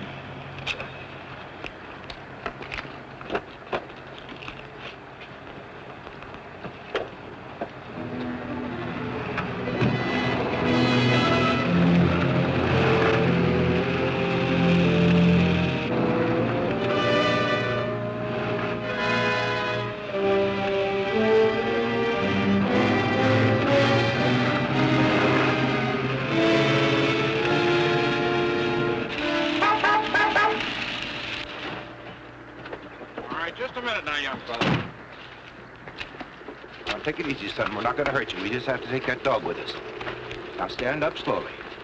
And don't touch him anymore, because he'll make you sick.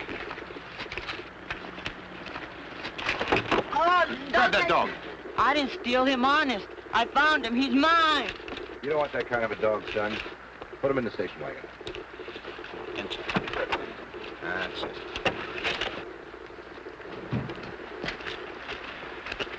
Get the kid to the hospital in town for observation. Tell him our plant doctor will be over to take care of him. Oh, and when you make an identification, get his address. Maybe we can find another dog for him. Bishop!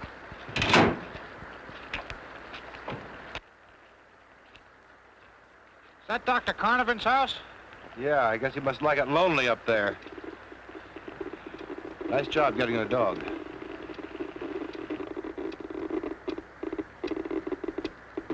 Give me that thing. Hey, the dog's gone. Where's that coming from? Let's go back, Bishop.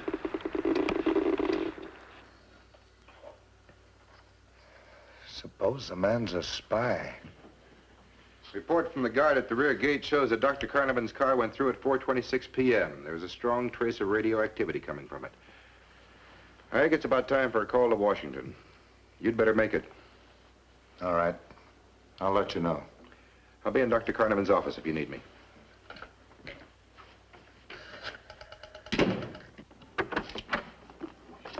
Mr. Davis, I know Dr. Carnovan wouldn't want you in his office. Where is Dr. Carnovan, Miss Page? He wasn't feeling well. He's working at home. Listen, I know he wouldn't want anyone Where in does his Dr. office. Carnovan keep his current work file? He has it at home with him. What's in here? I don't know. Would you open it up, please? I don't have the combination. Only Dr. Carnovan has that. Just a minute. That desk is private. Why are you persecuting Dr. Carnovan? Why do you insist on hounding a man who's given more to this country, to the world, than you and I ever would in 100 lifetimes? Nobody's persecuting Dr. Carnovan, Miss Page. Stop that! I've seen you eyeing him like some strange animal out of a zoo. He knows it, too. And you sick that psychiatrist on him. You seem determined to drive him away from here. If you do, you're going to be very sorry.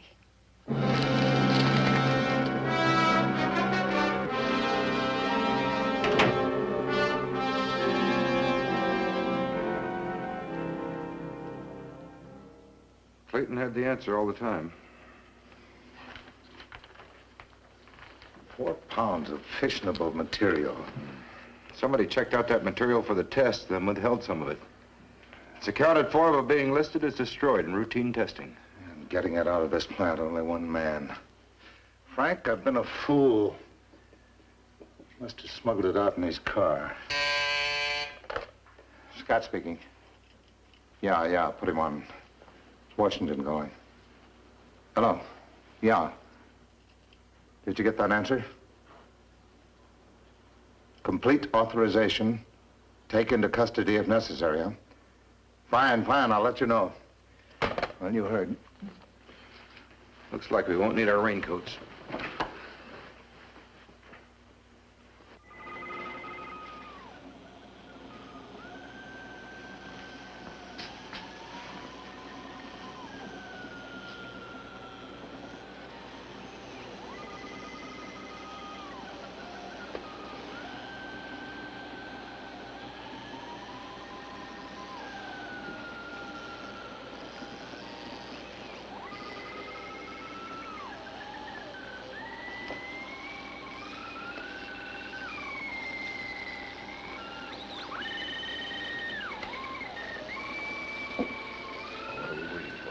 No. I don't know what he's doing. Surprise might be dangerous. No. I've Max Carnovan for years. I don't think that'll be necessary.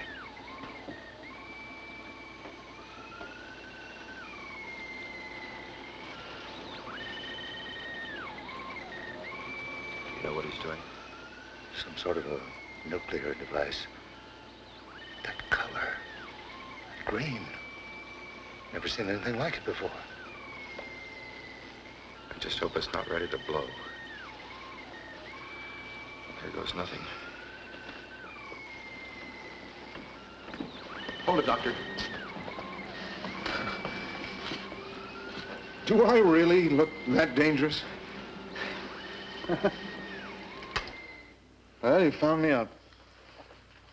But just what have you found out, gentlemen? Max, what in the world are you building here? Was this for export, Doctor? No, my dear Mr. Davis, I'm not a spy. Nor a saboteur. But that color, that green. Chloroplasm. It's what makes things grow. That's what I wanted to do. To create something constructive. But what could be so important that you'd jeopardize your work, your future? I've been expecting that question for almost 2 years now. And yet I'm not sure that I can answer it. Suppose you give us a try. Well, it's a terrible thing to realize that you've spent a lifetime creating death.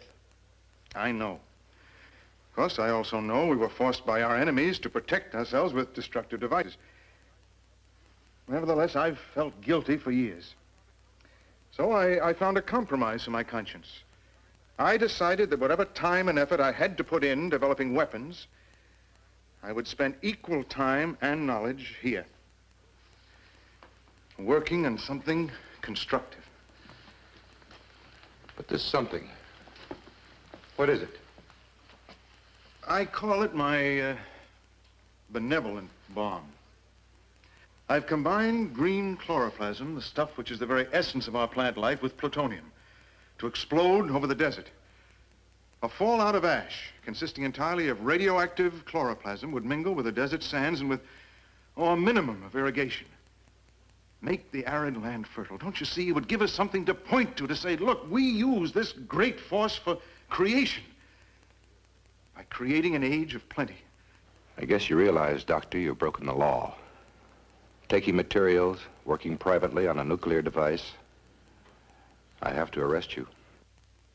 I know. But if you hadn't stopped me, time would. I've exposed myself too often and too long to excessive radiation. I'm afraid I haven't long. Not long enough to finish it. But with proper rest, good care. No, I'm afraid not. There is something you can do for me. All my notes, they're in the safe in my office. Ann will open it for you. I'd hate to lose them. Don't worry about it, Doctor. We'll turn them over to another scientist to work on to finish. No. A board of scientists. One man can't do it. Well, shall we go, gentlemen?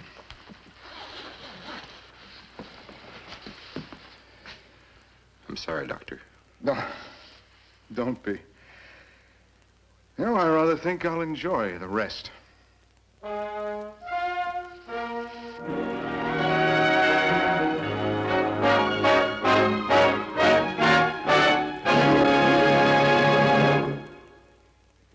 The atomic age began with a dreadful explosion. But since the war's end, the atom has been turned to peaceful uses as well. Already it is a cheap source of electricity, and every day in medicine, it has become a mighty force in saving lives. The atom, introduced so frighteningly into our world, may well be the gateway to a new life of peace and plenty. The story you have just seen is fiction, of course. But who of us can say what lies in the future of science? I'll be back with you in just a moment. I hope you enjoyed our story.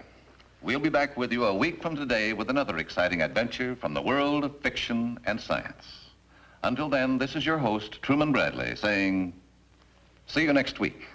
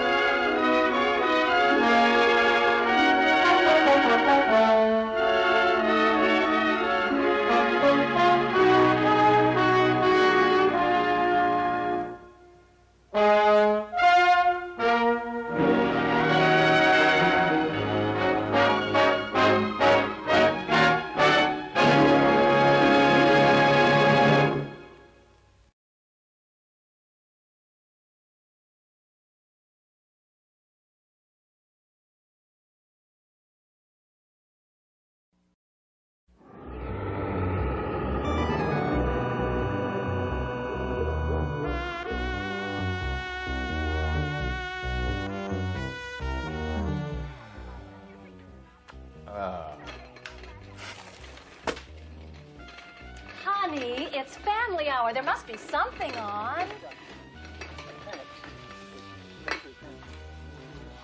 Oh, wow! Candy critters! Oh! Oh, great. It's Monsters, our favorite show. It's starting.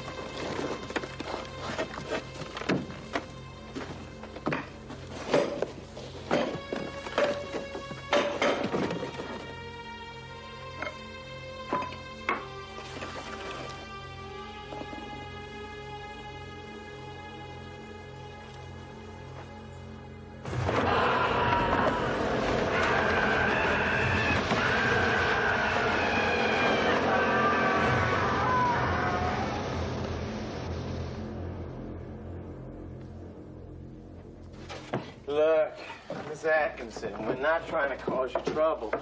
Yeah, this job's taking a little longer because it's hard to dig through this rocky soil. Yeah, that's why we're getting started early today. Jerry's down there already. And we didn't even get paid overtime for this. Look, I'm just the supervisor, okay? All I know is I'm paying you guys to finish this job by the end of the weekend. Hey, Jerry! Give all of them, Joe. Come on. Hey, Joe, give me your hand. Come on. Yeah. Oh, good. God! What the hell happened to him? It looks like he was burned to death. But what did it? What could have burned his face like that?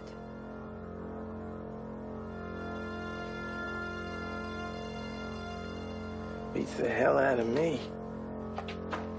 Hey, lady, this job just got a lot more complicated and a lot more expensive. Whatever it was, came out of that hole. Maybe we should call the police. Yeah, I think you're right. That light in there. I wonder what's causing it. Looks like some kind of foxfire, maybe. You know, back home, I used to see logs that looked like they was on fire with them. Don't go in there, Phil. Don't worry about me, lady. I can handle myself. Hey, not that one. That's mine. What the hell difference does it make? Yeah, well, when you've been down this muck as long as I have, Phil, you get sentimental about certain things. I've had this pick for nearly 30 years. She and me, we work well together. Okay. Okay, fine. Christ, Jerry's dead. We were arguing over picks. Hey, you one crazy old coot, Joe.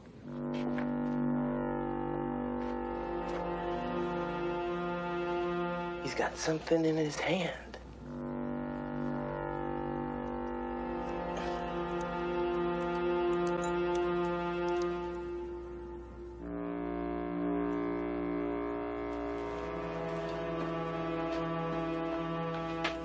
It's gold. You sure? I ain't seen a lot of gold in my life, but I know what it looks like. Now, he found it in there. Maybe there's more. Give me the flashlight.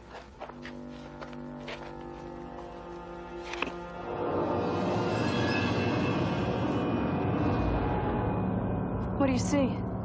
Something glittering. Looks like another coin.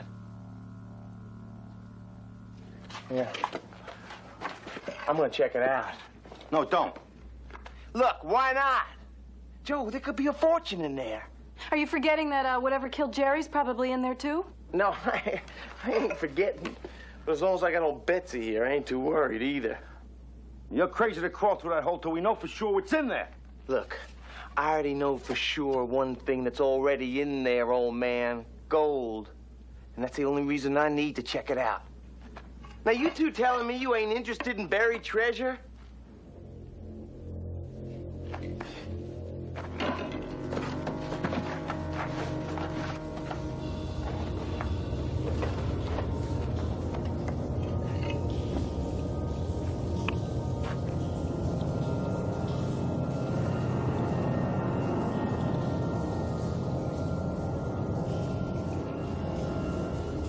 What do you think is in there?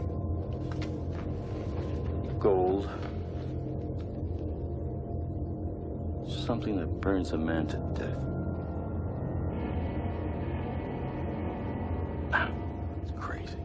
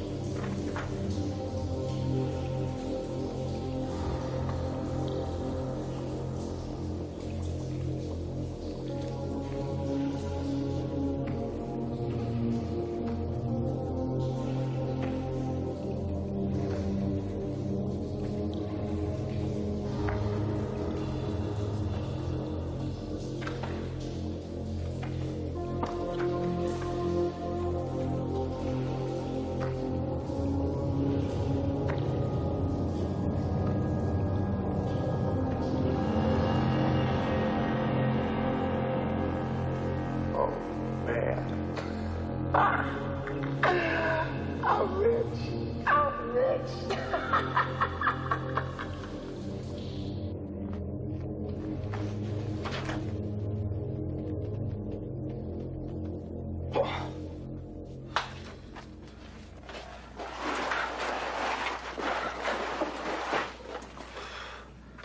Boy, what a hell of a way to make a living.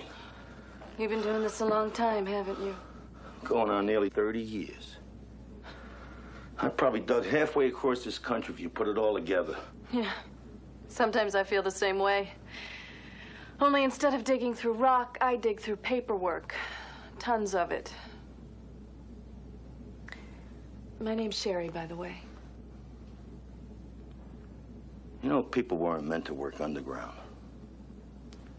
We belong in the sunlight, fresh air. You know, there are other things better suited for caves. Like what? My grandmother was from the old country.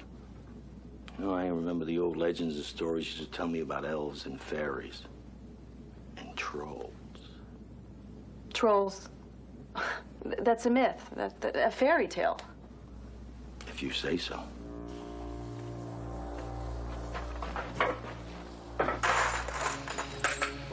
Yeah.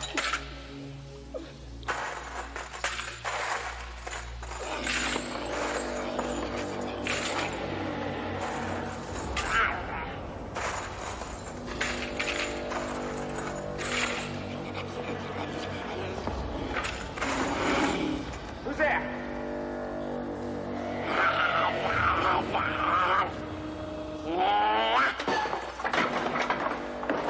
Ah, come on, dirtbag. Whoever you are.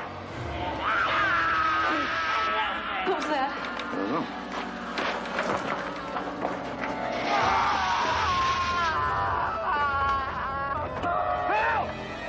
Oh, my God. What are you doing? I gotta try to help him.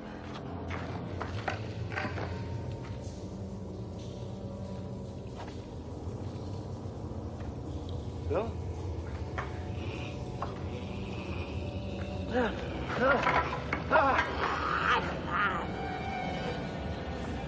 Phil? Phil?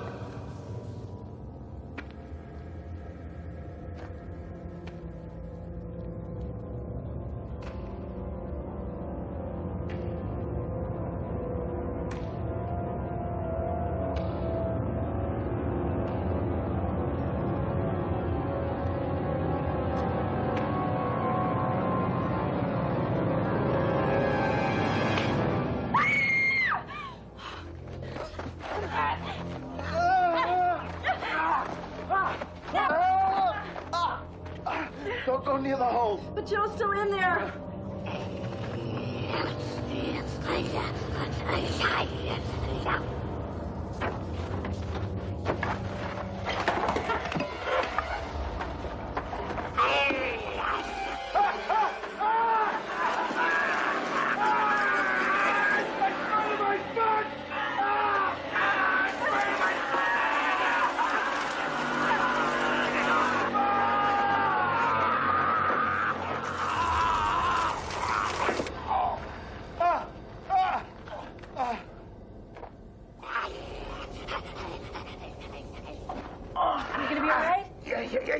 I think we better get out of here. Now, listen, I was right. There is treasure in there, look. And I'm telling you, it could be ours. All of it. You're nuts. You can't get that with that troll god in it. Troll? You trying to tell me that thing's a troll in there? Damn straight it is. Burnt your arm, didn't it? According to legend, a troll's blood is boiling hot. A troll hoards treasure underground. It uses it to lure people into its lair. So? It's okay, what if it is a troll? There's gotta be something trolls are afraid of. There is. Sunlight. And iron can kill him. No, that ain't gonna work, Joe. I used mine on the bastard, didn't even feel it. But your pick's new. It's made out of steel. I told you I've had this nearly 30 years. It's good, solid iron. That's great. Then let's go get the gold. Come on, Joe. You want to die with a pick in your hand or a champagne glass? You've been down in this muck for 30 years. Did you take it out of here? You want to be the boss's errand girl your whole life? Having to come down here and tell us to work harder because he doesn't want to get his shoes dirty? No way. Well, then, you stick with me. You can open up your own business. Well, what is the matter with the two of you? It's as easy as winning the lottery. Now, all we gotta do is go in there and get it. What about the troll? Well, there's gotta be something here that'll keep that little creep out of our hair.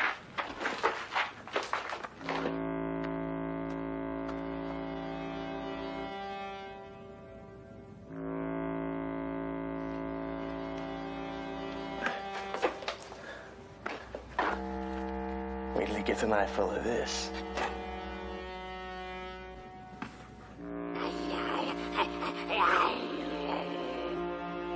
Come on, let's get it.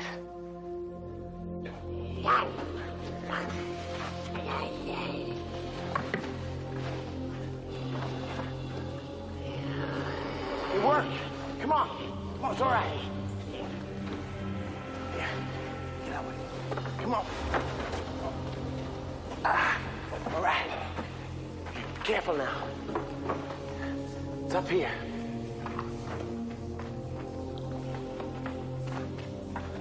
Okay, keep your eyes open.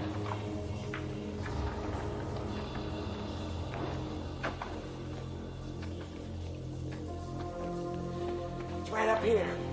Come on. Take a look at that. Huh? What'd I tell you?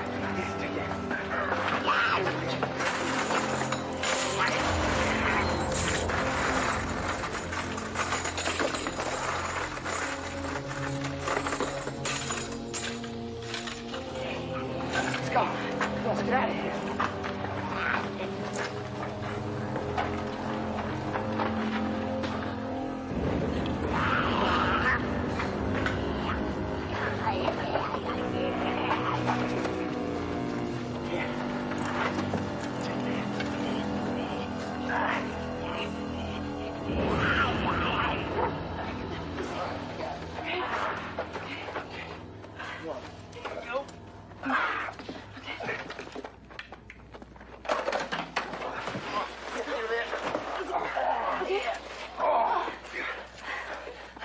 We did it. What'd I tell you? We're rich. I can't believe it. We pulled it off. Yeah, well, I'm just glad we got out of there alive. Come on, hurry up. Let's get this up the stairs. What's that? David, move back! Come on.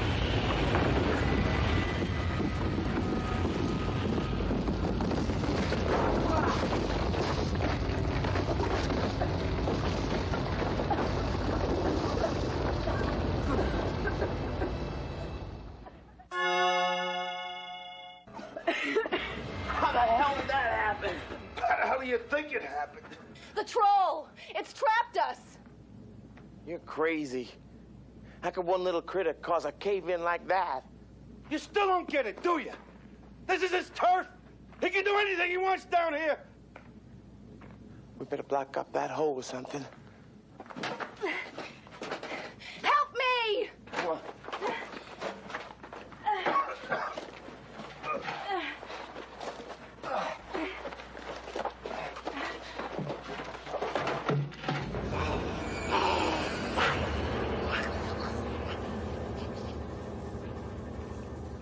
Not gonna happen. I'm not gonna let that little mother cheat me out of this treasure. Forget the treasure. We're lucky we get out of here alive. No way I'm forgetting it.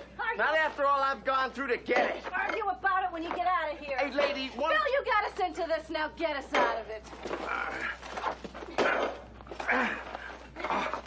I gotta catch my breath.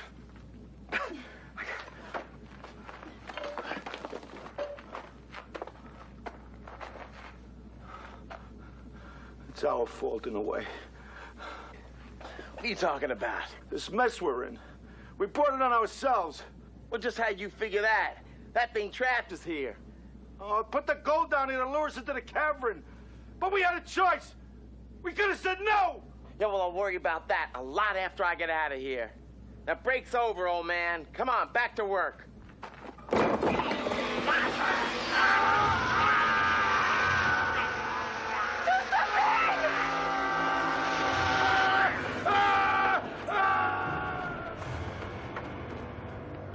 Joe, come on. Come on, you're gonna be okay.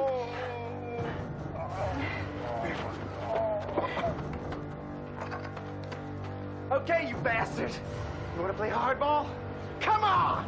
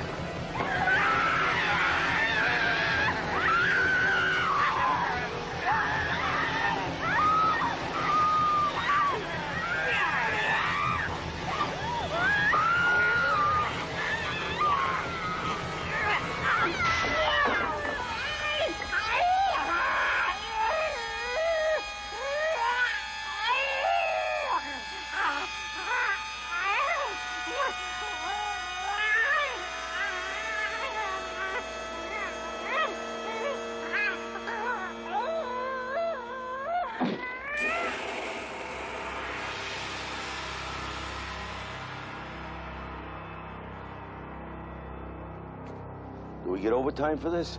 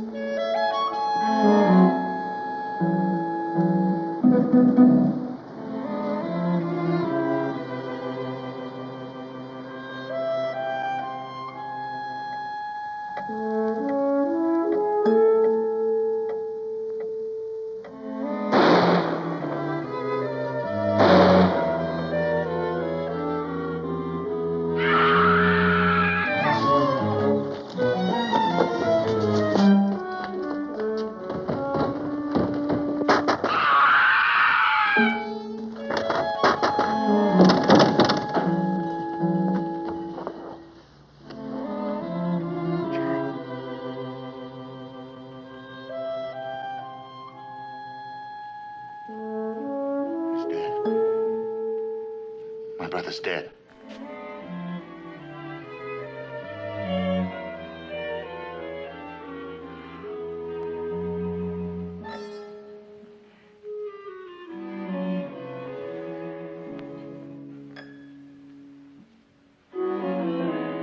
Tessa, give me the gun.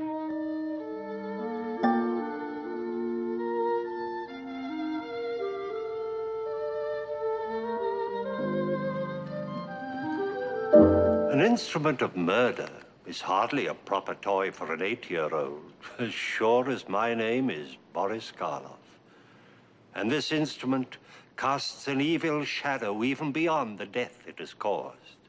And upon it is the mark of the hand. That's the name of our story, based on a novel by the celebrated Charlotte Armstrong. Our principal players are Miss Mona Freeman, Miss Jessie Royce Landis, Mr. Shepard Strudwick, Miss Rachel Ames, and Mr. Judson Pratt. Let me assure you, my friends, this is a thriller.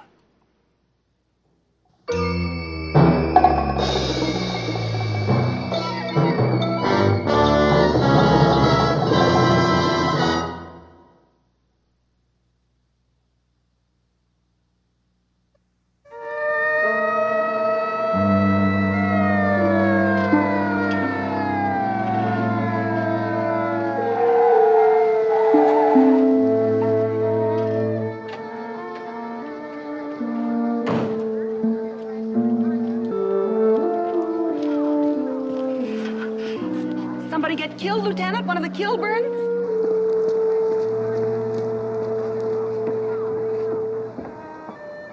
How'd the bullet enter? Straight up. Shattered some of the crystals. The other bullet, Doc? Through the back. Thanks. It's my pleasure. Come on, boys.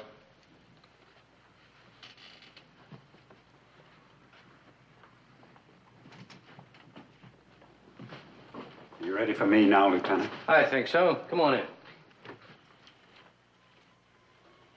You must understand, of course, Mr. Kilburn, that our main concern is to shield the child. She's my daughter, Lieutenant. What do you think my concern might be? It's one of the Mowry brothers from the house next door. The young one, the good-looking one.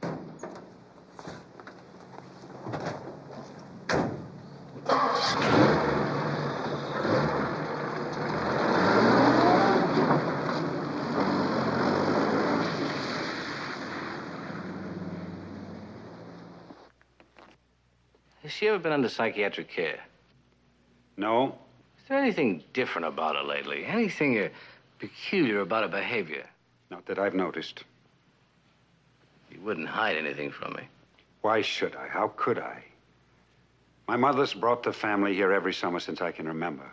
This is a small resort community, Lieutenant. People know us, everything about us. You'd be surprised what people manage to keep hidden, Mr. Kilburn, even in the best of families. I'll see you in about an hour, boys.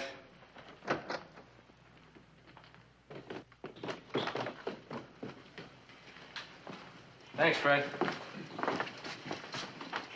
Oh, Mr. Kilburn. Betty, this is Lieutenant Gordon. Miss La Follette, Lieutenant. She divides her time between Tessa and my mother. Hello.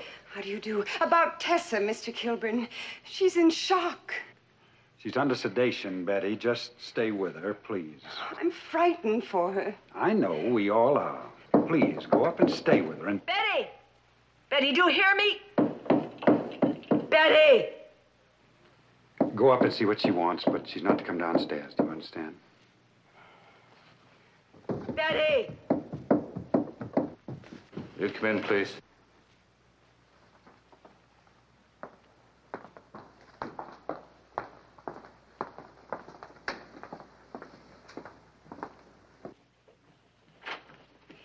I'm here, Mrs. Kilburn. Oh, get me out of here. Do you hear me? I said get me out of here. Your son told me you're to remain in your room.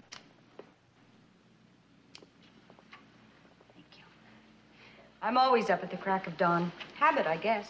Do you usually entertain at 8 o'clock in the morning? I'm not sure I care for your phrasing, Lieutenant Gordon. Coffee was being served for 3, Miss Walsh. Mr. Mallory and his brother are neighbors. They'd work their garden and, well, it became a ritual. We'd have breakfast together here every Sunday. It was the same as every Sunday. The servants are off, so I prepare breakfast. Well, it was a little different this morning. This morning when I opened the door, Charlie was alone. I asked him what had kept Paul, and he said something jokingly about Paul getting more topsoil on himself this morning than there was in the rose bed, and he was still washing up. We came into the living room, and Tessa walked in. She seemed in the best of spirits. I kissed her good morning, gave her a piece of cinnamon bun, and Charlie and I walked over there just chatting.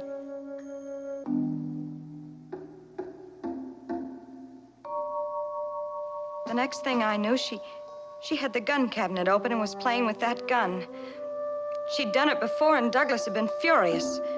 She tried to turn away, and it went off somehow. It hit the chandelier, and he turned, and it went off again, and Charles...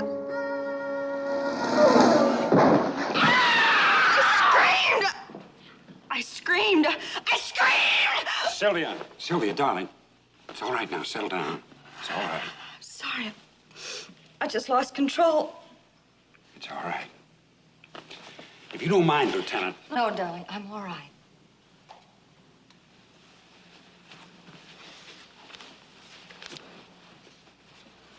You say your daughter had played with the guns before?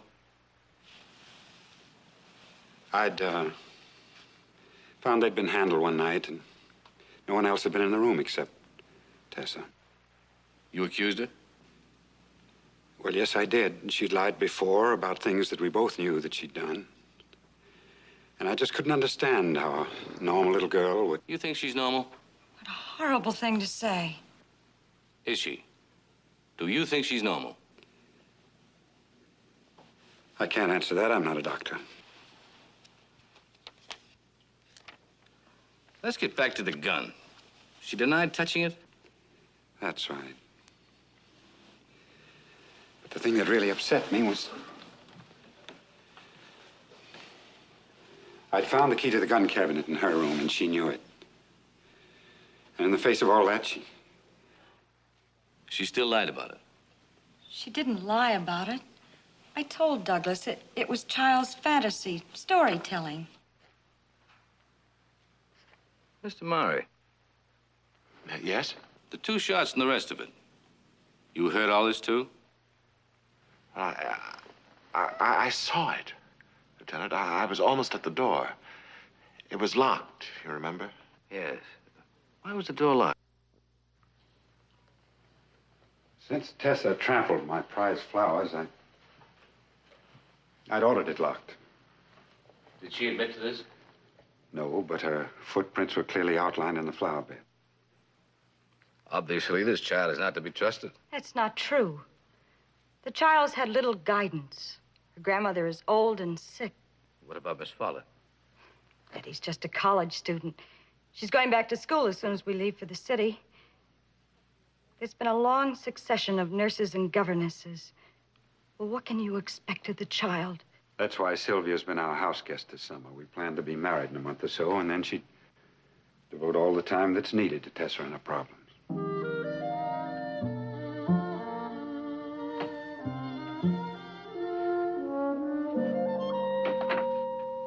Is she awake? It's difficult to say. I'd like to see her. Corliss, Alone. don't frighten her, please. Don't worry.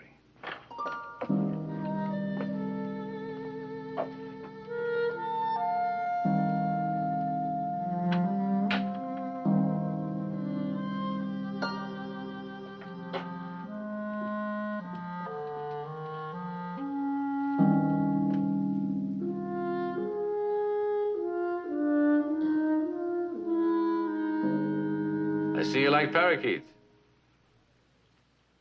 I like him, too. What's his name? Or should I say hers?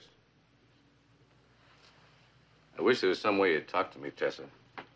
I'd like to have you trust me. Wouldn't you like to tell me what happened? Are you a psychiatrist? No. No, I'm a policeman. Oh, You're not afraid of me, are you? no. That's good. Now, wouldn't you like to tell me what happened today? I won't tell you anything. I want you to deliver a message to my family. A message? Yes. What is it? I'm never going to speak again. Why, Tessa? Are you angry with them? Is that why you won't speak to them again? You don't understand. I'm never going to speak to anyone. Why, Tessa? Because it's nothing but trouble for kids. Speaking's for grown-ups. It doesn't matter what they say. But for kids, no. No matter what, I'm never going to speak again.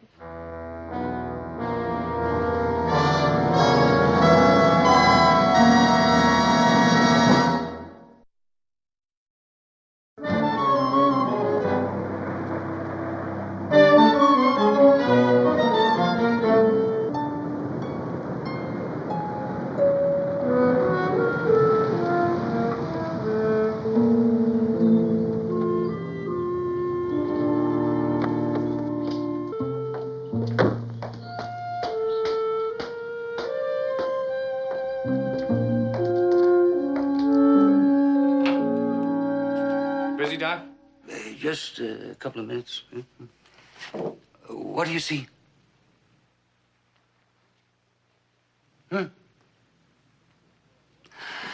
All right, why don't you take a 5-minute rest? When you come back, maybe you'll see something. Go.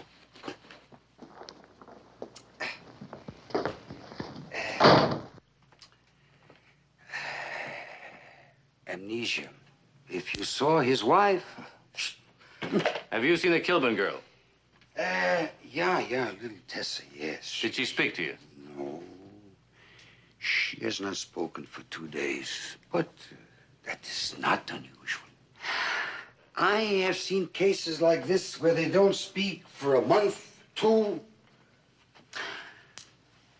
maybe a month in a state hospital under observation. Oh, Doc, I can't wait a month. This is not a case where a child has lost the power of speech. She has just decided not to talk. Well, isn't there some way we can make her talk? You beat her, maybe, huh? This child has had a traumatic shock. Another shock would cause damage beyond repair. But I need her testimony.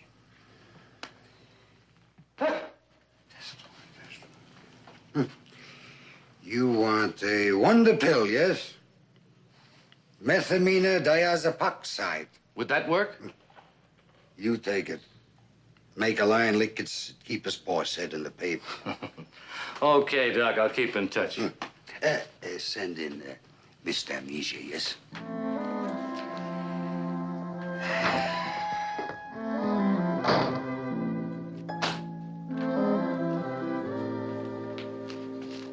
I want to make on all those people right now. Douglas Kilburn, Charles Mowry, Paul Mowry, Sylvia Walsh. What about the old lady? Be my guest. Try them all, but get the information as fast as you can. Any special hunches where? No, FBI, New York police, go the route. Try this in Washington, D.C., New York, Chicago, Detroit. If the rest of you would leave us, I'd like to speak to Mrs. Kilburn alone. Thank you.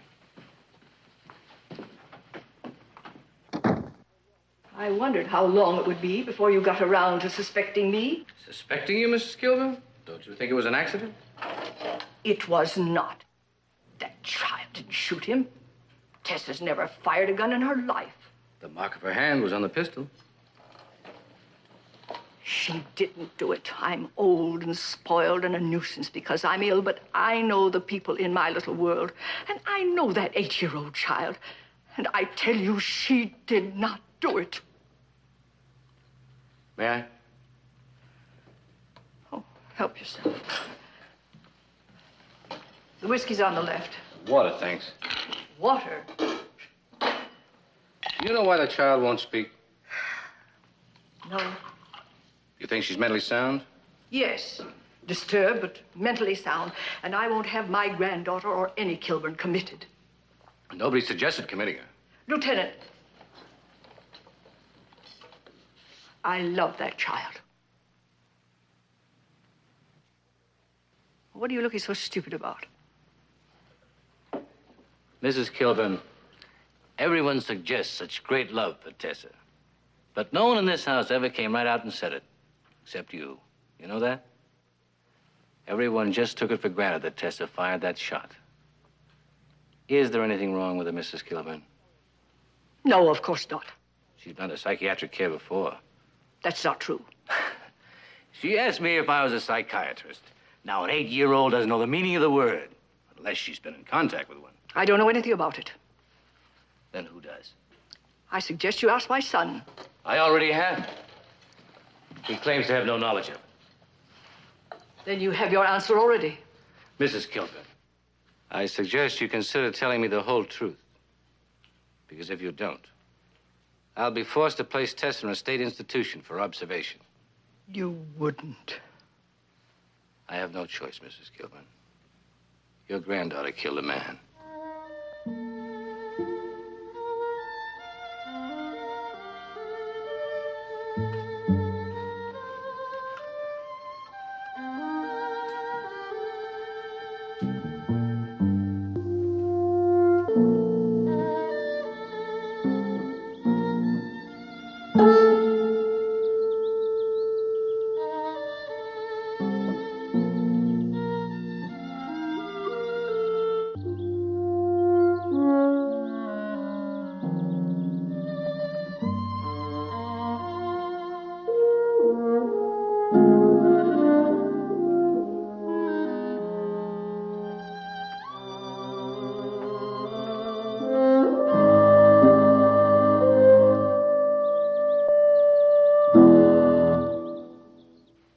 For clues.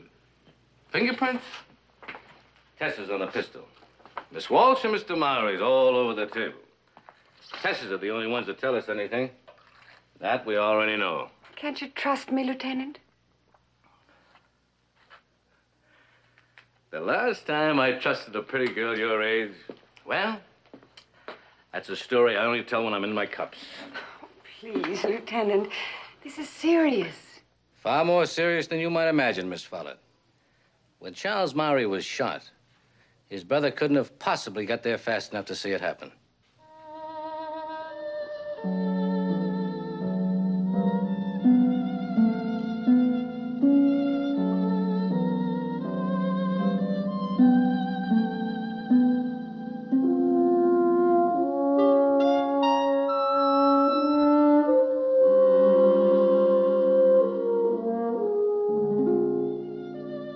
Mrs. Kilburn, your son disclaims any knowledge of having sent Tessa to a psychiatrist. I don't think Douglas would lie about a thing like that. Would you? See here, young man. Tessa's been under the care of a Dr. Richards. You sent her to him. Mrs. Kilburn, we found Tessa's last governess. She told us that she took the child to the doctor's office periodically, on your instructions. Well? Yes, it's true. Why didn't you tell me? A little girl is found with a gun in her hand and a dead man on the floor. It's an accident. Would you expect me to give you reason to suspect her of anything more? I don't understand. When Douglas's wife died, I think he died too. He functioned like a machine. He really didn't care. He paid absolutely no attention to Tessa. When she grew up, she would deliberately smash things. And then she'd tell Douglas what she'd done. Because of her truthfulness, he didn't punish her. Well, you know what she was doing. Yes, the doctor told me it was a perfectly normal reaction. The child was trying to get her father's attention. She couldn't do it by telling the truth, so she proceeded to lie about it. For that, Douglas did punish her. And even punishment was better than being ignored. Yes. But then she began to resent the punishment. I don't know. Perhaps she considered Sylvia a rival for her father's attention. Did she resent being punished for something she didn't do? When she denied trampling the flowers. When she denied handling the pistols. Perhaps she was telling the truth and nobody believed her.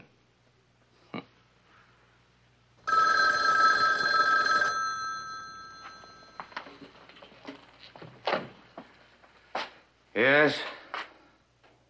Oh, put him on. Yes, Mr. Murray. I'd like to talk to you, Lieutenant. Please, let me talk to you. When? 8? Here? Good.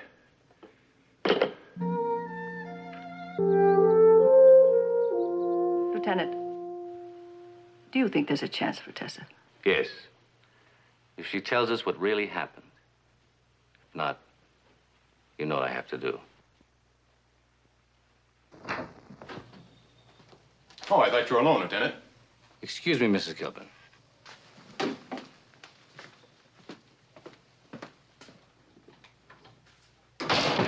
Have you got something?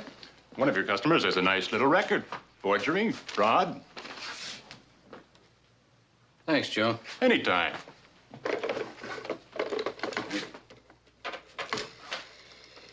Give me the Kilburn house.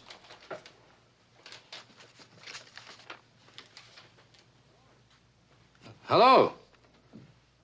Oh, Betty? Oh, this is Lieutenant Gordon. Is Mr. Kilburn there? Huh? Oh, he's downtown shopping, huh? Uh-huh. Okay, thanks.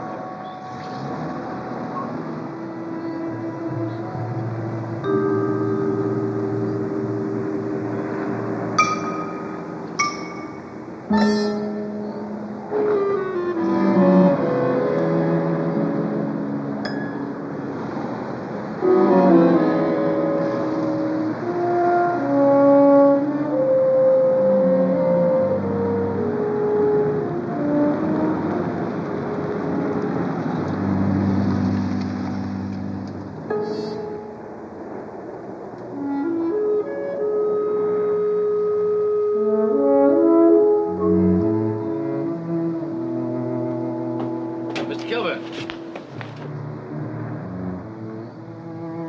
Got something I want to talk to you about. This is a report that just came in.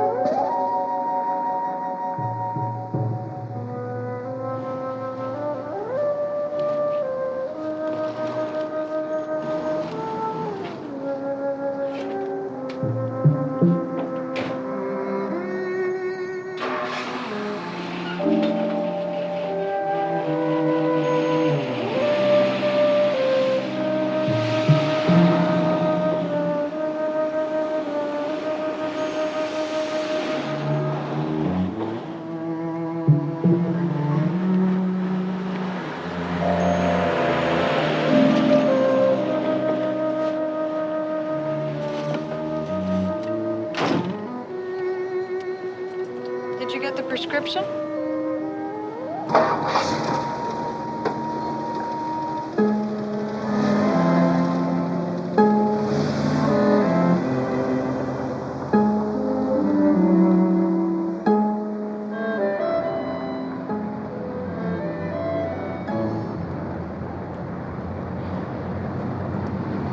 What's the matter, Douglas?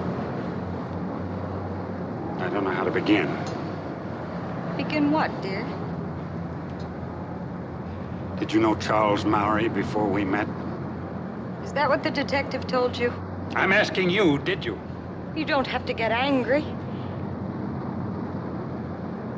Did you know he served a term for forgery and another for fraud? No, I didn't. It was an accident, wasn't it, Sylvia? Why do you suppose a policeman starts to investigate an accident? I don't know, Douglas. Because of discrepancies. When you told Gordon what happened, you said the first shot hit the ceiling, but I remembered afterwards. It was the second shot that hit the chandelier. I guess I was upset. I must have made a mistake. Did you know Mowry before? Answer me. All right. Yes, I did. I wanted to tell you, but I was afraid to.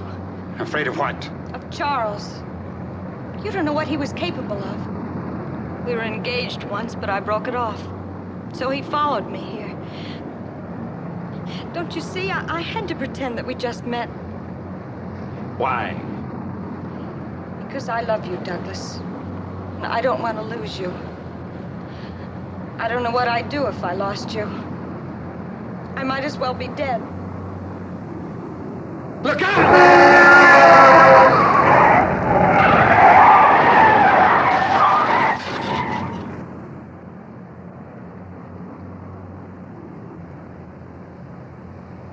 You almost got your wish.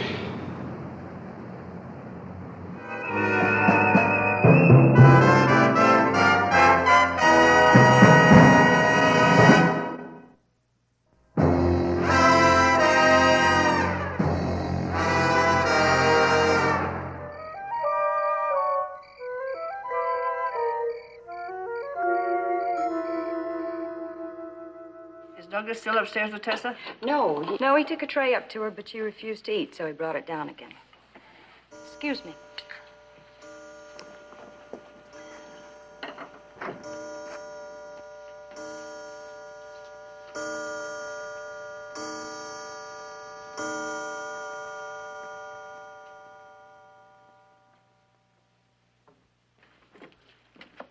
I hope you forgive the drawn shades. It's because of that little girl. She's always looking into the room. She stands up there in her window and stares.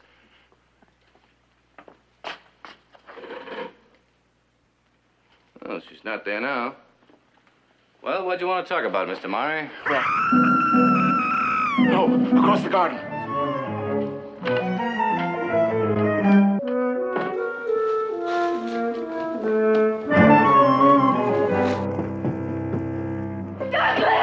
Douglas, it's Tessa. Sylvia, get hold of it. Tessa, she tried to kill me. Get hold of it. Douglas, she tried to kill me. She did. Take her downstairs.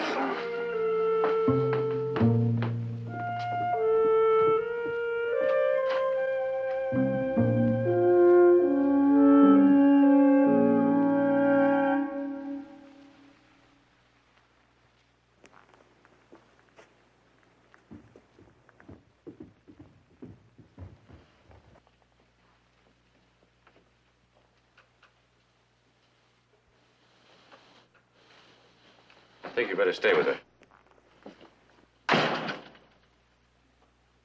I don't understand. She tried to kill me. I don't know, darling, but you mustn't let it upset you, Sylvia.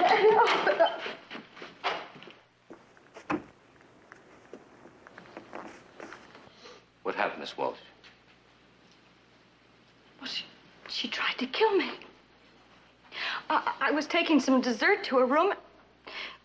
When I walked in, she had that knife under her pillow and...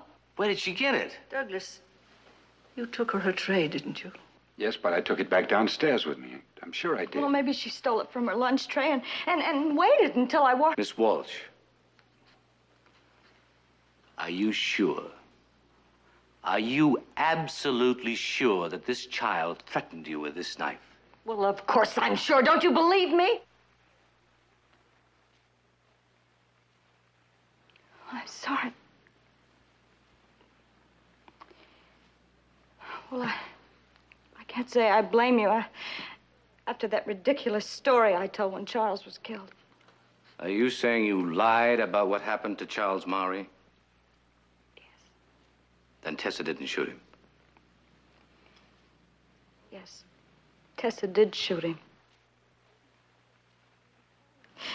What I'm trying to say is that it wasn't an accident.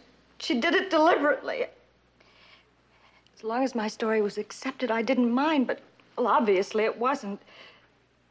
I almost lost Douglas because of it. And I almost lost my own life. The child's insane. What are you saying? I'm sorry, Douglas. I can't pretend it was an accident. Tessa knew what she was doing. She shot Charles Mowry deliberately.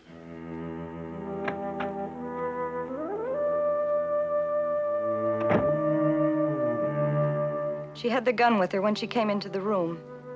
It was fully loaded. Obviously, she'd hidden it just as she hid the knife. She said, "Mr. Mowry, I'm going to kill you." Charles thought she was playing a game. She fired. I leaped at her and grabbed her wrist. The gun went off again, hitting the chandelier. I'm sorry. I'm sorry. I didn't want to tell the truth for Tessa's sake. And you, Mr. Mowry, you saw all this, too? No, he heard the shot just like everybody else and came running. I told him to just back me up no matter what story I told for Tessa's sake, and he agreed. Oh, Douglas, we were just trying to shield that child. It was a mistake. Is this why you called me, Mr. Mowry? Yes, yes. Just what Sylvia told you. I was going to... just what Sylvia told you. Stay here, all of you.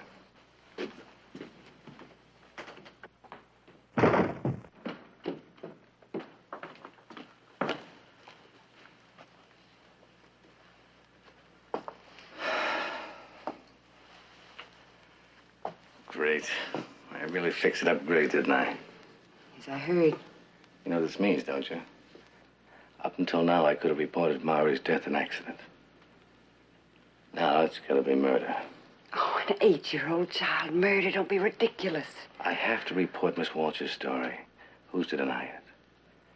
If that child deliberately shot that gun, she'll be institutionalized. We have just one chance to prevent that. What's that? Ask her father to come up here.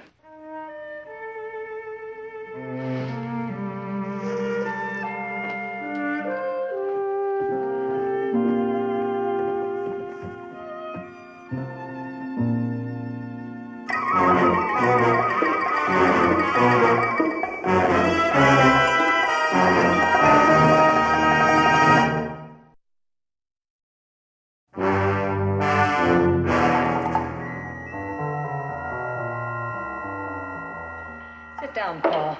I don't want to sit down. What are you looking at, Miss Follett? Nothing. Paul, please sit down. Look here, Miss Follett. For 1 week, I've had that child staring at me from her window. I will not have you staring at me, too. What do you find so fascinating about my hands, anyway? Paul, for heaven's sakes, leave the girl alone. We're all under a strain. They've been up there for a long time.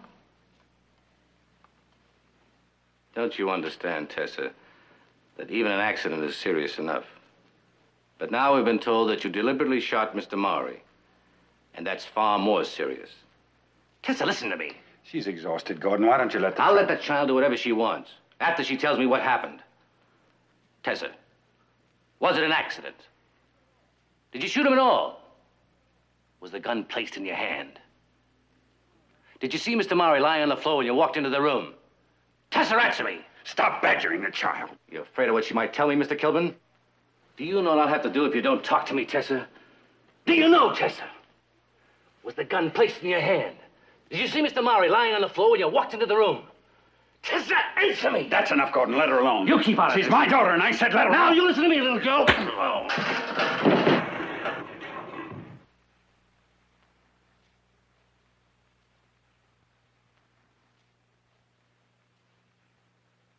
I didn't think your daughter meant that much to you, Mr. Kilburn.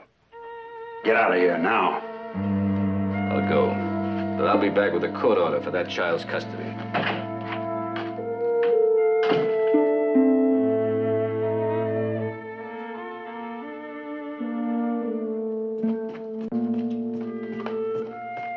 Did she speak, Lieutenant? Did Tessa speak?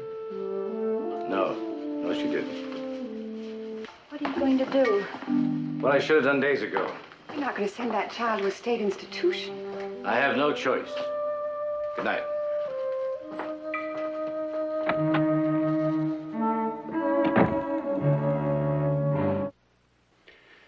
And you know something, Tessa? I never hit anyone over a lady in my life before. I'd like to try to explain something to you. You don't even have to listen if you don't want to. Things just haven't been right for me since your mother died. I didn't mean to make you suffer, too. Try to understand this. It might help. I know I haven't paid very much attention to you, but then I haven't paid very much attention to anyone or anything.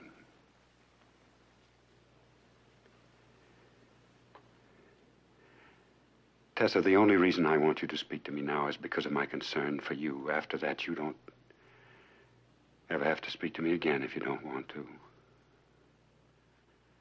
But I want you to know that I don't believe you shot that man. I don't believe you attacked Miss Walsh. And about the flower bed.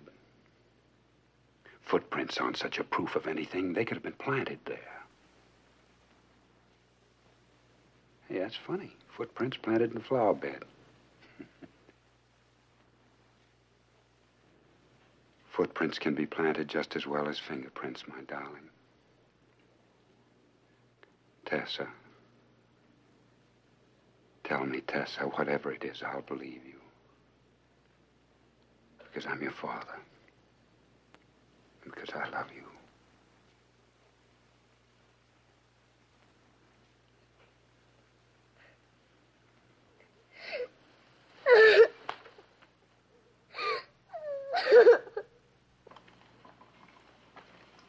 Good night. Good night, everyone. Good night. Good night, Paul.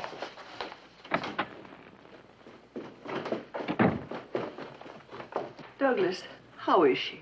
Asleep. She's exhausted. Did she talk? No. All I had to do was to make contact with her. A simple act of trust between father and daughter. I couldn't do it. And it's hopeless? No, I didn't mean that. Just now, for the first time, she showed some emotion. She cried. In the morning, I'm sure she'll talk to me. Where are you going? To stop Lieutenant Gordon getting that court order any way I can. Will you be long? As long as it takes.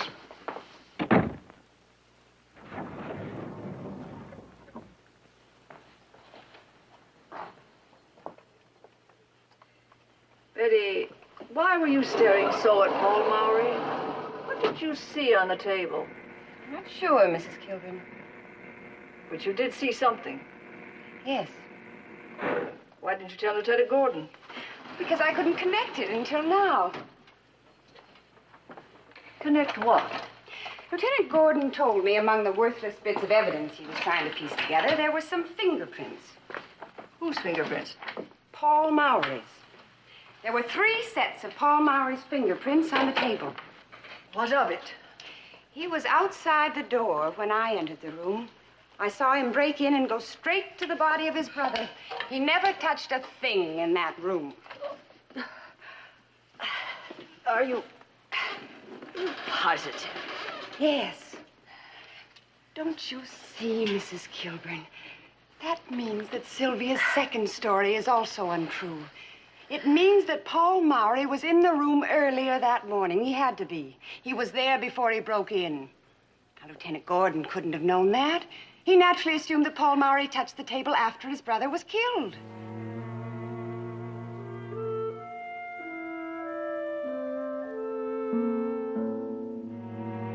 You want to see me?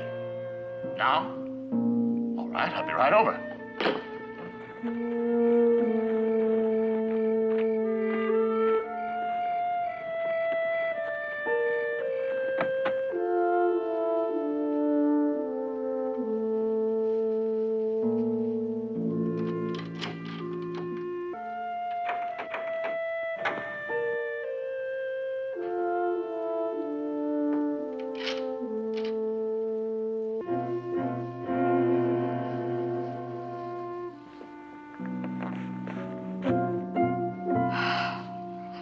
You frightened me.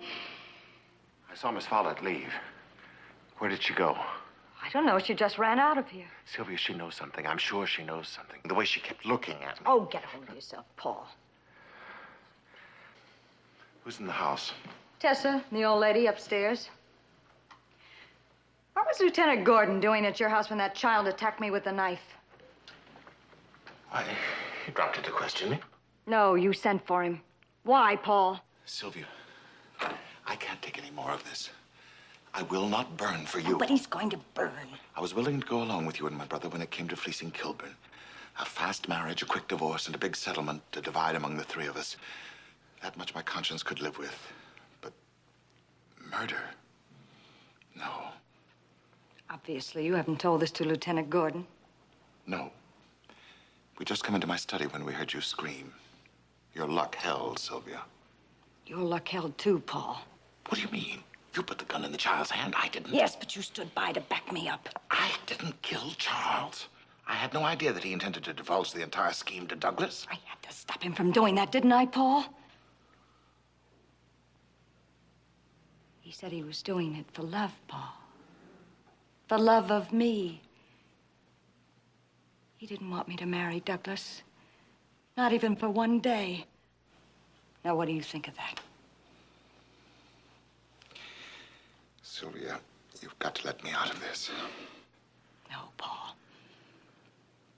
And if you ever feel talkative again, just remember this. Yes, I pulled the trigger, but you're guilty, too. By law, you're just as guilty as I am.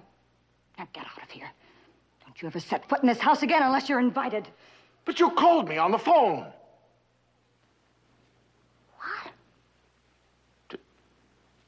Didn't you? No. You did. You said... Up.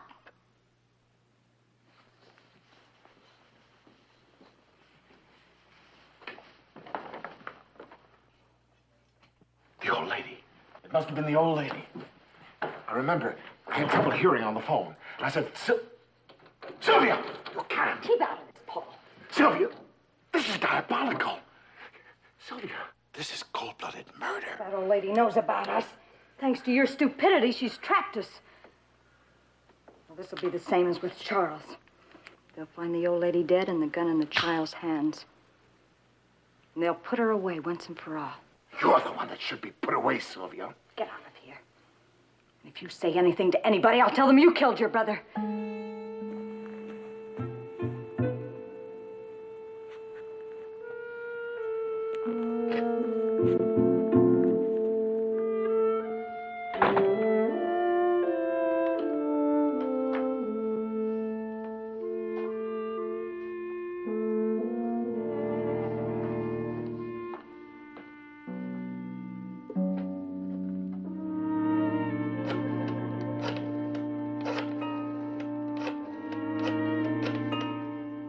Time is 10:23. The time is 10:23, and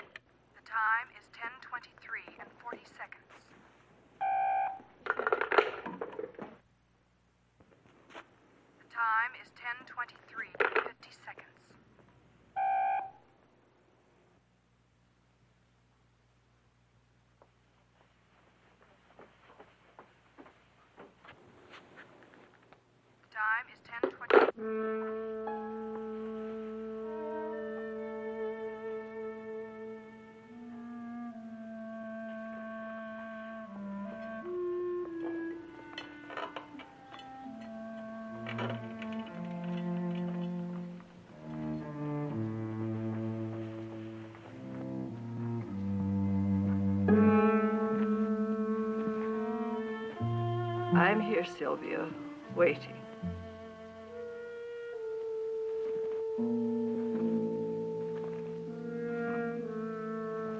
What happens to me is of no importance. Don't do this to Tessa. She's so troubled, so helpless. You should have thought of Tessa when you phoned Paul, Mrs. Kilburn.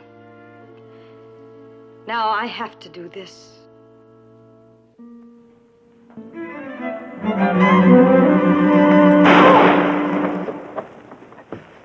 Let go of me. Let me go.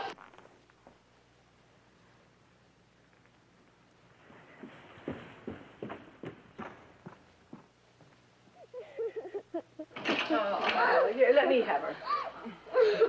Daddy! Daddy! You mean to say that you were in this house all the time? Right here with Tessa. We used the outside stairway to get back in. I'm furious. I thought I was on my own. She all right? She's a Kilburn. Of course she's all right.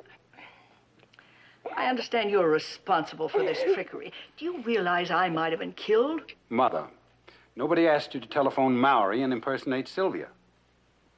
Well, that's no excuse for this policeman to lie about a court order. Well, let's just say it was a cover story to compel a disagreeable old lady to help me smoke out a murderer. Well, Betty here was my accomplice. She told the crucial part of the story to you. Betty, is that true?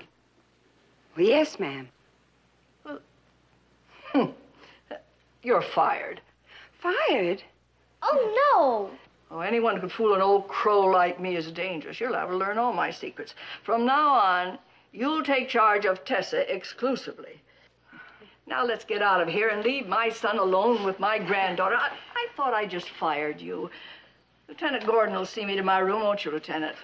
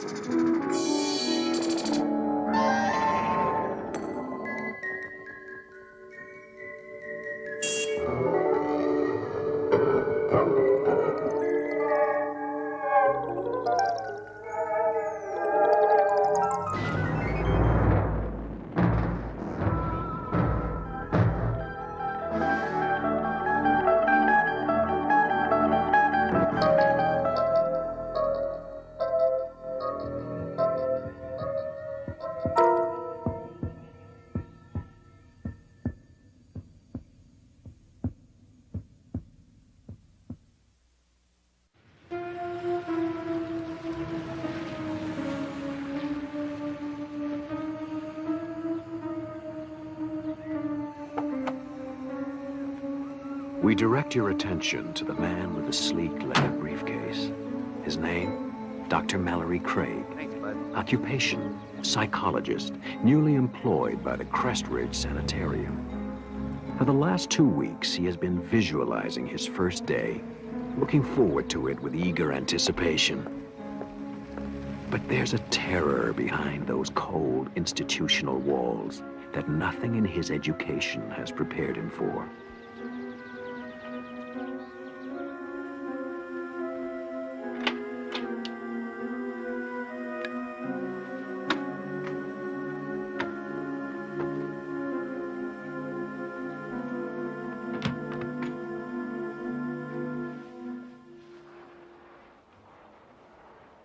Dr. Craig? Yes. Rebecca Robb. Everyone calls me Becky. I'm the catch-all head nurse, good cop, bad cop, advisor on policy, and tracker down of missing paychecks. Glad to have you aboard. Thank you. Glad to be here. This place has got a fine reputation. I only hope I can live up to it. I'll get you the files on your clients. You'll be taking over Dr. Parnett's group, about 6 or 7 people. I think you'll find them all quite fascinating. Thank you, Becky.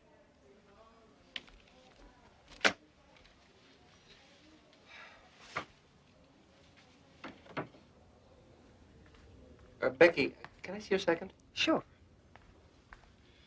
What can you tell me about this patient? Name of Sharon Miles. It says here she committed herself. That's correct. Although Dr. Parnett thought there might also have been some family pressure to check in.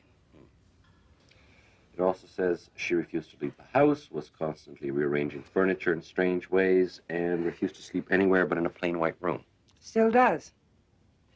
Since she's been here, she's repainted her room, I guess about half a dozen times by now. Anytime there's a spot or a crack. Dr. Parnett said to let her do it. It might be good therapy for her. She dresses only in solid colors and refuses to leave her room except for meals and counseling sessions. And then only with difficulty. I've never heard of anything like this before. What's her attitude? Frightened. Doctor, in my 10 years as a nurse, I've never seen anyone so completely, utterly terrified. Of what? I don't know. Even Dr. Parnett couldn't find out that one. Good night, Doctor.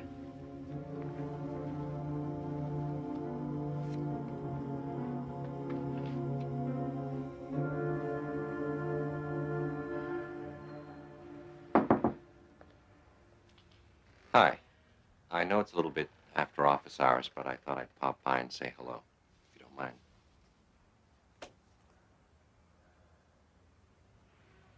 Yours? Nice work. I'm afraid arts and crafts are pretty much beyond me. Tried to make a bookcase once, ended up as a napkin holder. Nice room. Spartan, but very nice. Thank you. I've been going over the caseload, and yours is very interesting. I noticed that you graduated to therapy on a voluntary basis. Dr. Parnett decided not to push matters. If there was something I wanted to talk about, I'd talk about it. But you haven't. You haven't been to therapy in nearly 2 months. You know, I'm sure if you were to try again, I could arrange for a field trip. No. I don't think that would be a good idea. Not yet. When I'm ready, maybe. All right.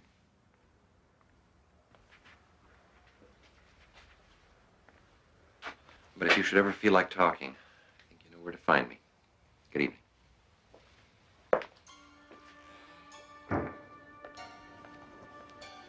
Ah, good. There you are. I've been looking all over for you. Before everyone went home for the night, I wanted to introduce you to the rest of the staff. Fine. That'll be all right. Get it away from me! Get it away from me! Get it away from me!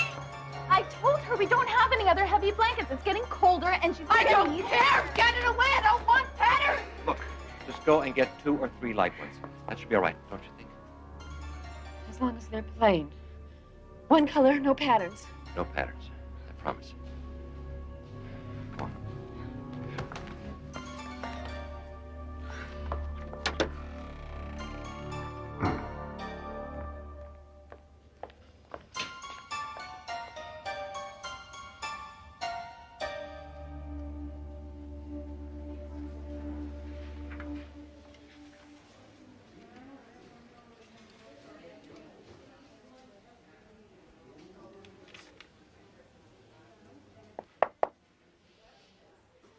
Guess I didn't make a very good impression last night. I want to thank you for what you did. The staff gets a little impatient with me at times. All forgotten. Thank you. But it would help me tremendously in the future if I understood why you were so concerned. Hey, Doc. Haven't you heard? Nobody in here but us loonies. We don't have to have reasons for what we do. I disagree. And for what it's worth, I don't think you are a loony. Scared, yes. And I'd like to try and help. Talk to you for a while.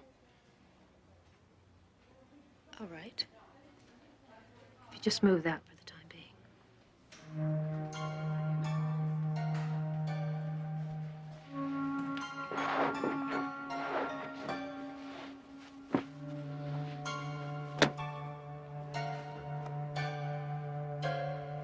After I finished college, I met Jeff. And we got married about a year later. And we had a boy, Bobby. He's 7 years old now. And I don't hate my mother or my father, and I never wanted to sleep with my brother. And I wasn't frightened by a checkered sheet when I was a little girl. But you were frightened last night. I saw you. You were terrified by that blanket. No, not the blanket. The patterns. Why?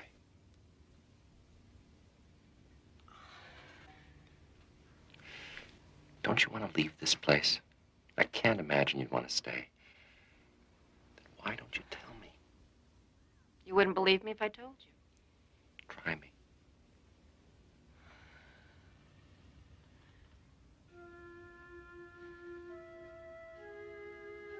You ever look closely at patterns, Doctor? I mean the kind of patterns you find in wallpaper. Cracks in the ceiling. Linoleum floors. I suppose so, yes. You ever see faces in those patterns? The way that the cracks and colors come together so that if you look at it, just so,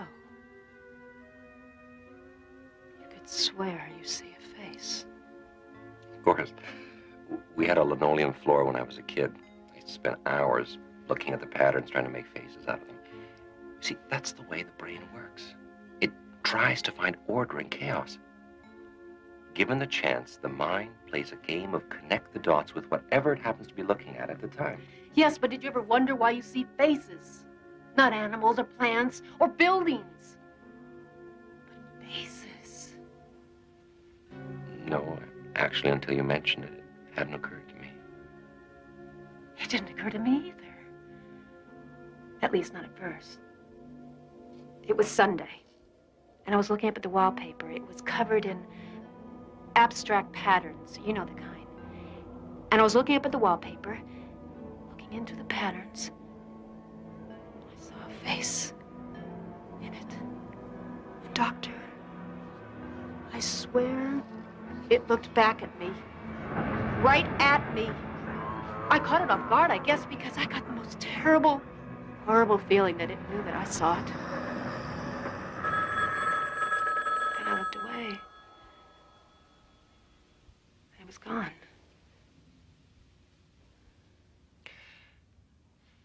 Perhaps you only thought the face was looking at you. No. No!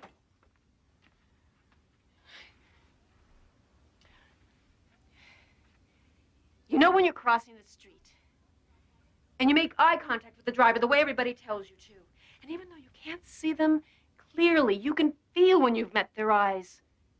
You know they're looking at you. Well, this face was looking at me, just like that. Why did it suddenly disappear? You said yourself that you looked away. At that moment, your mind rearranged the dots into a different pattern, one without a face. No, there was something there, Doctor. I saw it and it saw me. It's trying to kill me.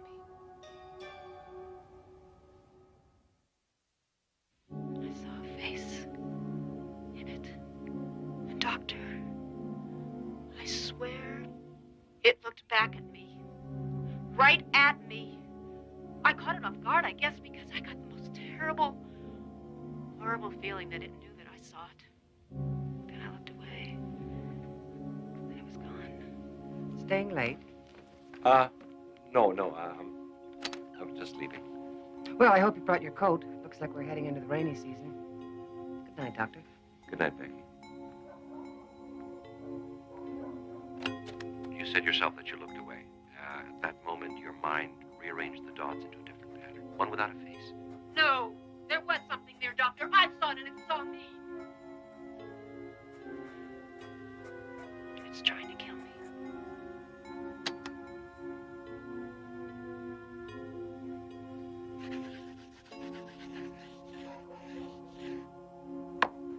After I saw the first face, I started seeing more of them.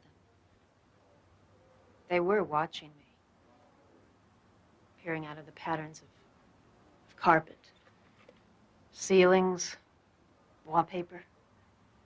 I tried to paint over them, but they kept coming through. Faces in the pile of leaves next door. Faces in tree trunks. Brick walls.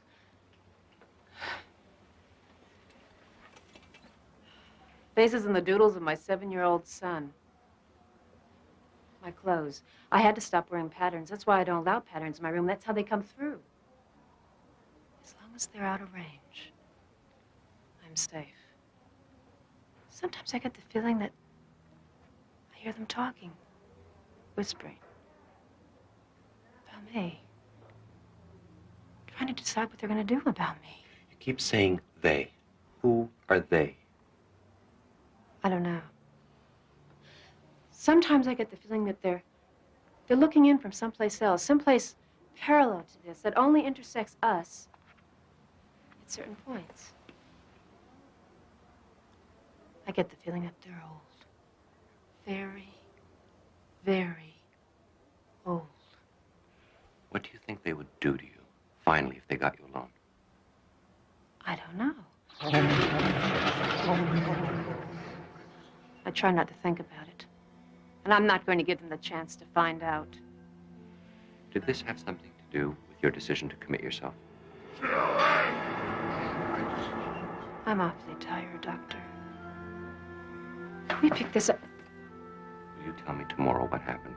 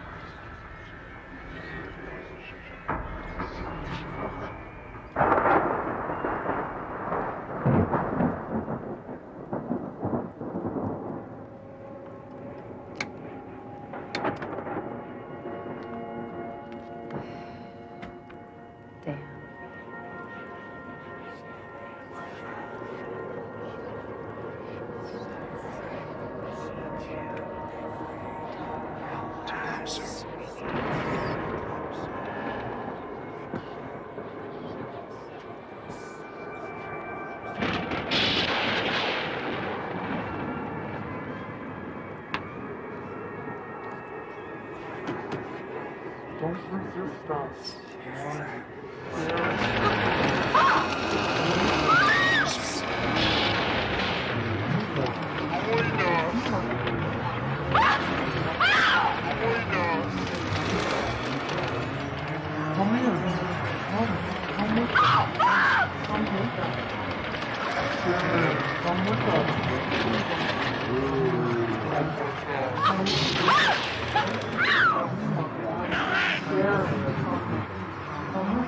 Don't resist.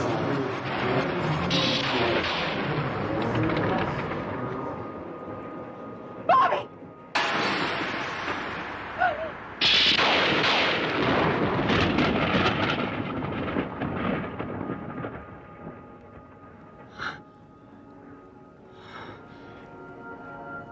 Oh.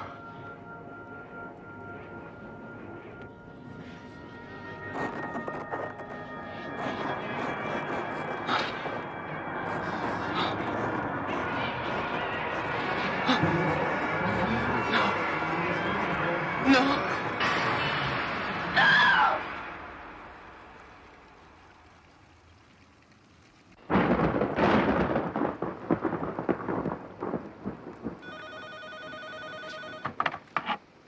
Hello. It's me, Sharon. I've changed my mind. I can't live like this anymore. Someone has to know in case something happens to me. Tomorrow I'll tell you everything. Glad to hear that, Sharon. And, Doctor, I lied to you. I think I know what they are and what they're Doctor, please. If anything happens to me, promise me you'll protect them. Jeff and my son, promise me? Well, I promise.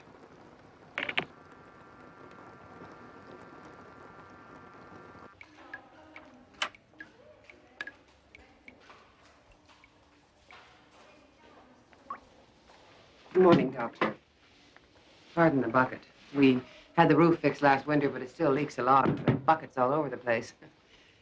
Storm that big always agitates the patients, and last night was a doozy. Around midnight, we had everyone quieted down, except for your favorite patient. Sharon, what happened? She just started screaming right in the middle of the night, screaming and pounding on her door, trying to get out. Kept saying she wanted another room, that she had to get out.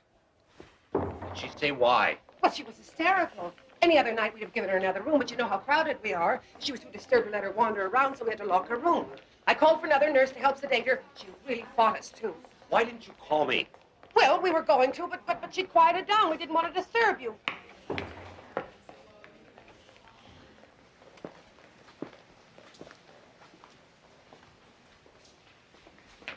Good morning, Doctor.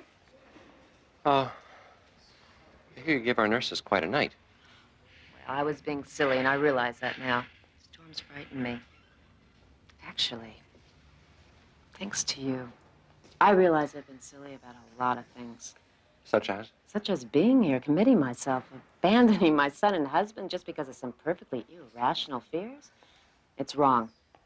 And I can see that now. I guess all I really needed was someone to talk to. I fear you give me way too much credit. It's a very pretty outfit. Very intricate patterns, I thought. Just one more sign that all is well. I called the front office and had it brought to my room. With some luck, I signed the release forms and I'll be leaving here this afternoon. So soon? I thought we could at least finish our... We did. And again. Thank you.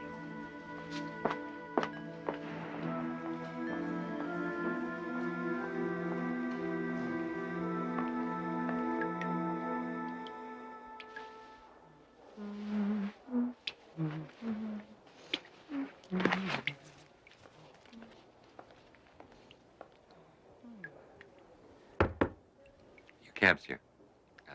Thought I'd help you with your bags. Thank you. Besides, I couldn't just let you go without saying goodbye, could I? No, I suppose not. All the help is quite appreciated.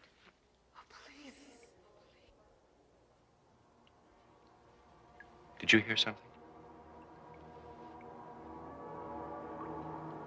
No. Must have been the wind.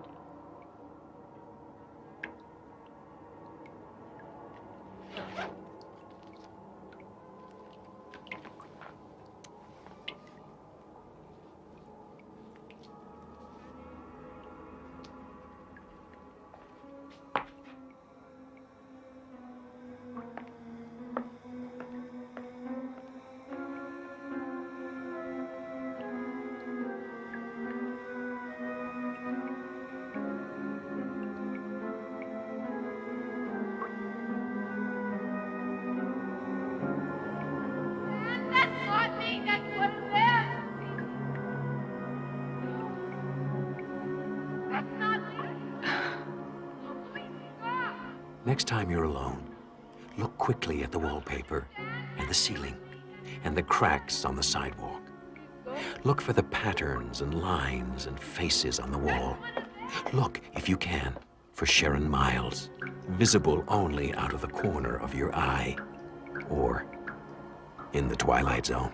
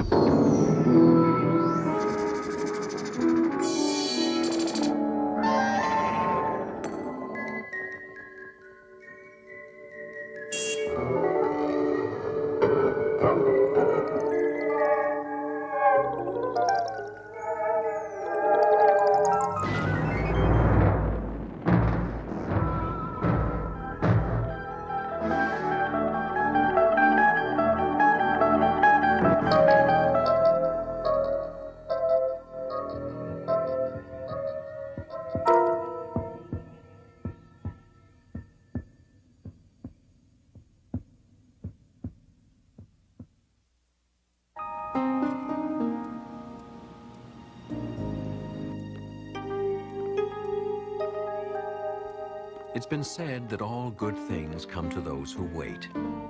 This is Willie Gardner, a man whose lifetime of waiting is about to end.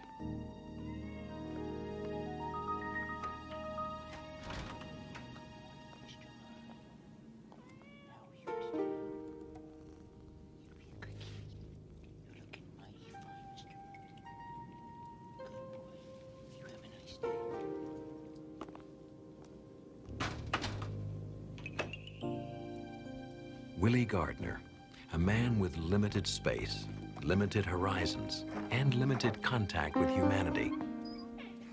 People float in and out of his life like flotsam and jetsam washing up on the beach. But the law of salvage is about to change all that. Today, Willie is going to find something very valuable on his particular beach, in the Twilight Zone.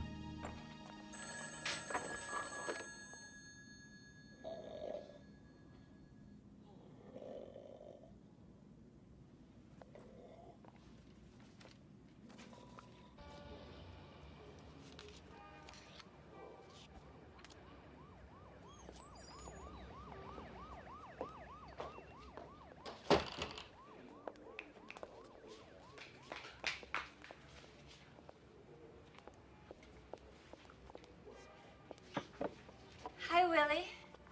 Hi. Candy. Candy, right. I was just wondering, Willie, you don't mind that I call you Willie, do you? No, I don't mind. I was just wondering if you'd like to go for a walk or take in a movie, something nice. You mean go out? Me and you? Yeah. Well, I don't get it. I mean, we don't even talk other than you need change for the payphone or something. Well, sometimes it takes time to get to know someone. You know what I mean? I don't know. Well, okay, if that's the way you feel. No, wait. Hey, I really would like to go out with you. That'd be real nice. Yeah, really? Yeah, we could go for a walk. How about tonight? Yeah, sure. As long as you got $50. Nobody rides for free, Willie. Haha, very funny.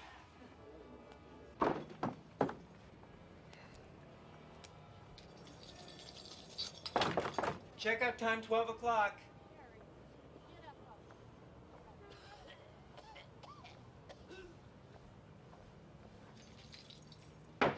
Checkout time, 12 o'clock.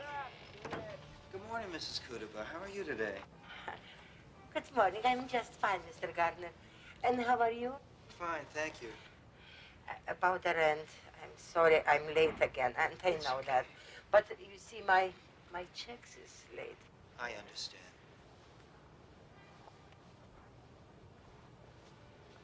Mrs. Kudaba, does it ever bother you? I mean, being around all these one-nighters? Where can I move for my Social Security? Mrs. Kudaba, yeah, don't worry about the rent. If the landlord asks for it again, I'll cover for you. Such a nice boy, Billy. You know what? You should find a nice girl, get married, have some kids. Unfortunately, I don't get to meet many nice girls around here, Mrs. Kudaba. Well, that's a shame. That's all I can say. That's all right. It's no problem. Bye.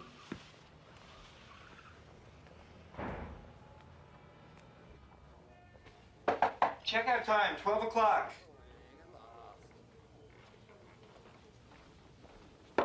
Checkout time.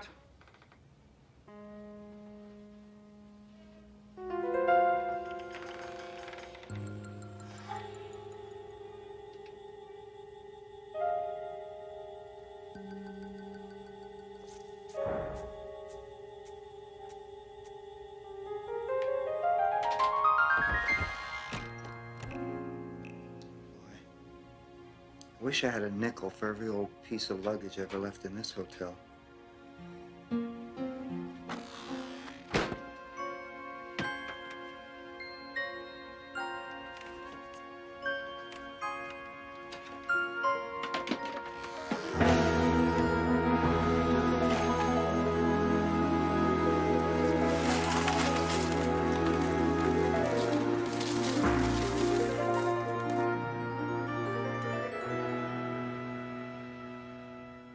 101, 102, 103, 104, 105, 106, 107, 108, 109, 110.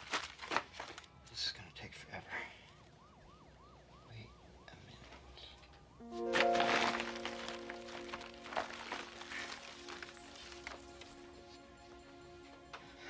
I wish I had an ice-cold root beer, just like I used to have when I was a kid.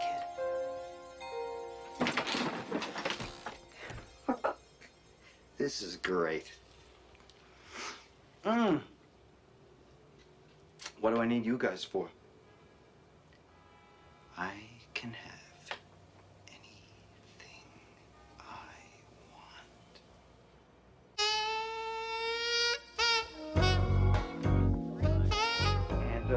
And this is my new bedspread. It's what they call a blend. It's 50% something and 50% something else, but you'd be surprised. It almost feels like real fur. Mary, I don't mean to be rude, but I'm expecting some other guests. Hey! You leave? How's it going? Fine, Annie. Just fine. Thanks for coming. Hi, Candy. Hi, Willie. Thanks for inviting us.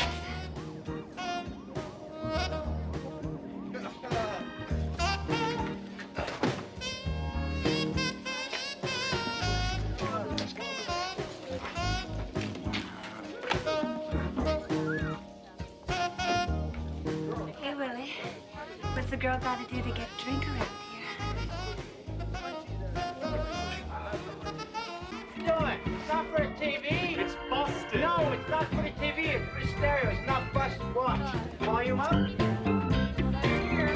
down. Volume up. Volume down.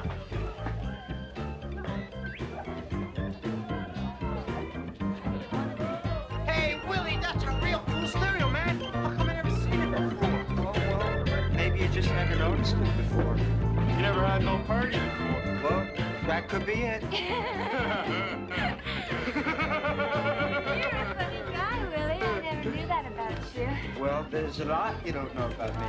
Really? You son of a gun. You really know your wine. Thank you very much. It's a real bouquet. Thanks. It's positively lousy with bouquet. Listen, if you like it that much, why don't you take a bottle when you're ready to leave? No kidding. Sure, take two if you like. Gee, thanks. Hey, that's really generous of you, Willie. That's nothing.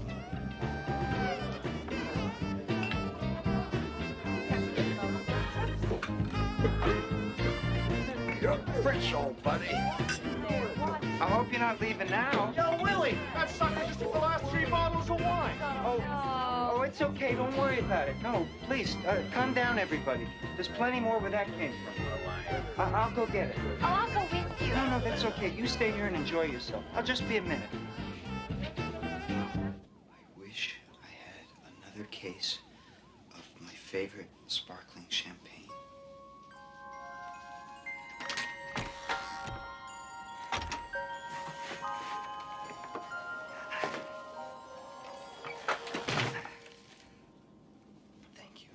Thank you very much.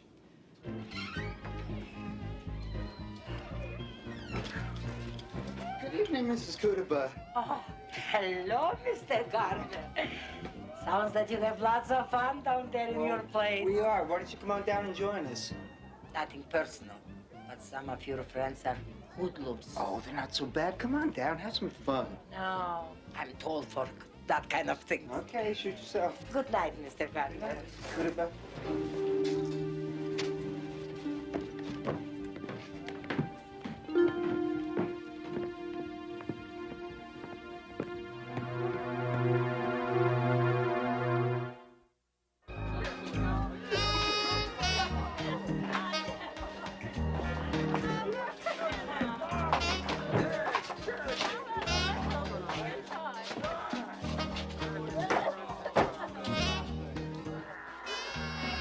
Kind of stuffy in here. Why don't we go someplace where we can talk? Okay.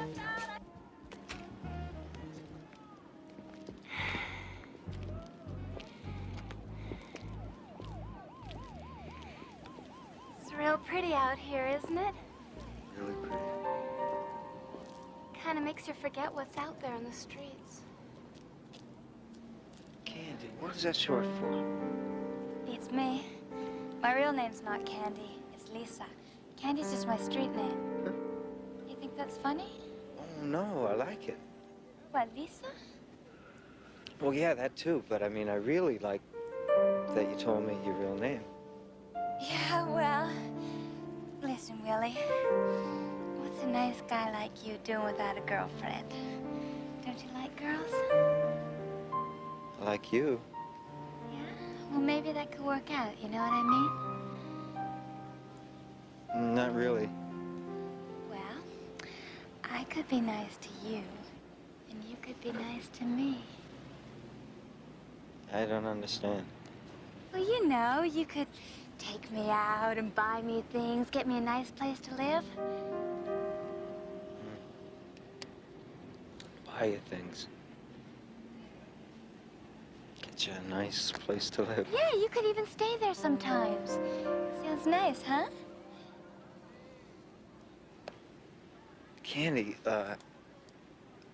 Lisa, Candy, I'm not just looking for a girlfriend. I'm looking for someone who likes me for myself, not just for the stuff that I own. Hey, don't get me wrong. Really? Let's go back to the party.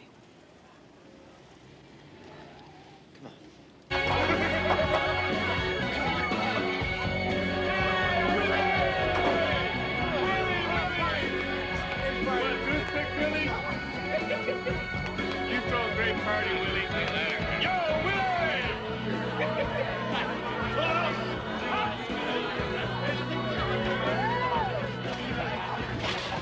Let's go.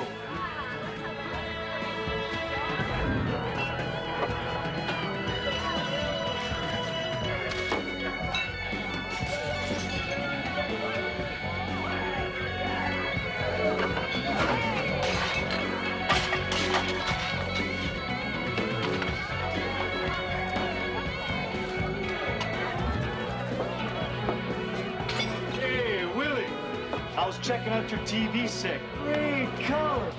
Now, I was wondering, there's this big game on tomorrow night, and could I borrow it? Just for the day, you understand. Keep it. Serious? Serious. Take it. You got it.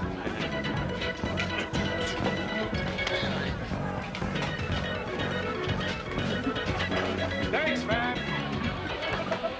Sure. Hey, Willie. Did you just give him that TV? Yeah.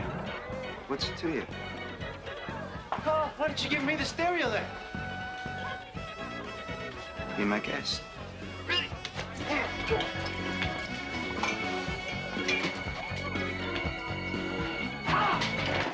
Real music. All right, stereo, baby. Thanks, Willie. Hey, Willie, how about this vase?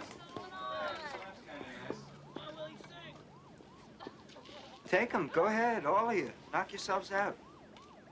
Take whatever you want, and then just leave me alone, okay?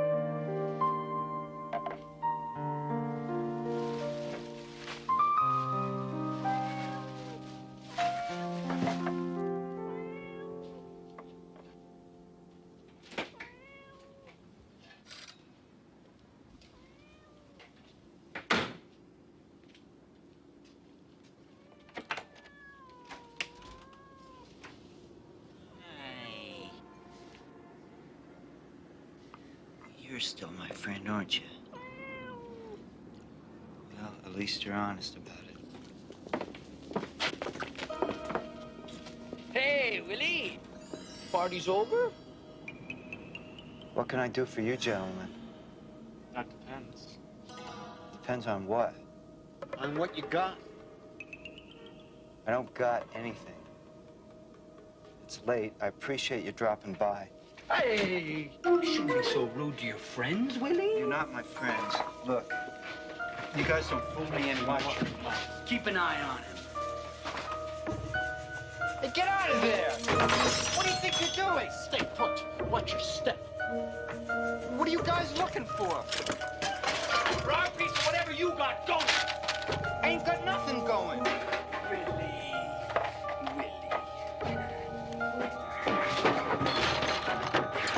Now look, I don't know if you knocked over a bank or what, but we want our cut of the action. Nothing. I don't know what you guys are talking about. Oh? Wait, are you calling me a liar?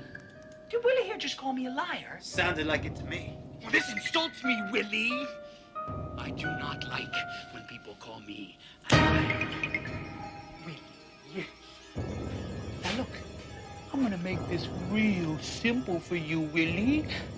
You come across with whatever it is that you got, or I will cut your heart out and show it to you before you hit the ground. Okay, I get the idea.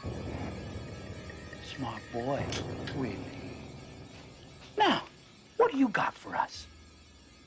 I got this for you. Get him!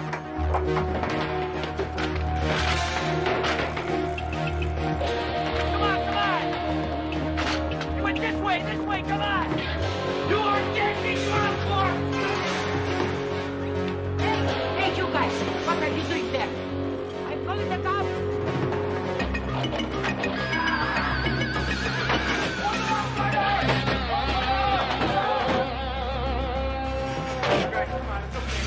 Hey, come on! Call cops nowadays!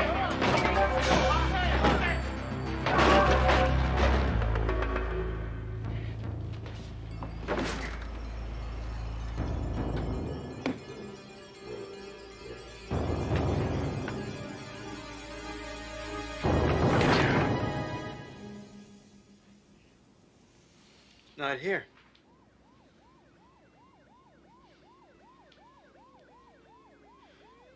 I can't take another fall, man.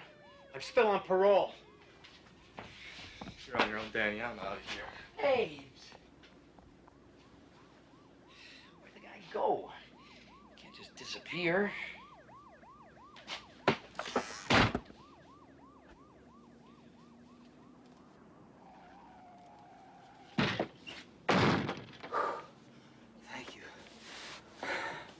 Thank you for working.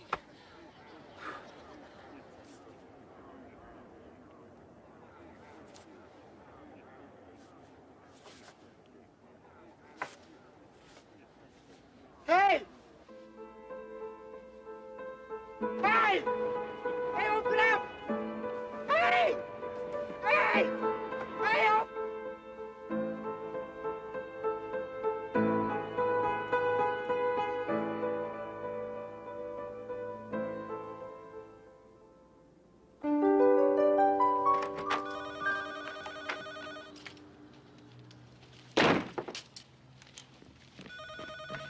Hello? Oh, hi, Mom. How are you? Mom, I'll be okay. I'm not the first girl to get dumped for someone else. Can't we talk about this later? Besides, I think we've discussed this topic a few hundred times. You don't think I want to find a decent guy to spend my life with? I wish. I'll call you later, Mom. Bye.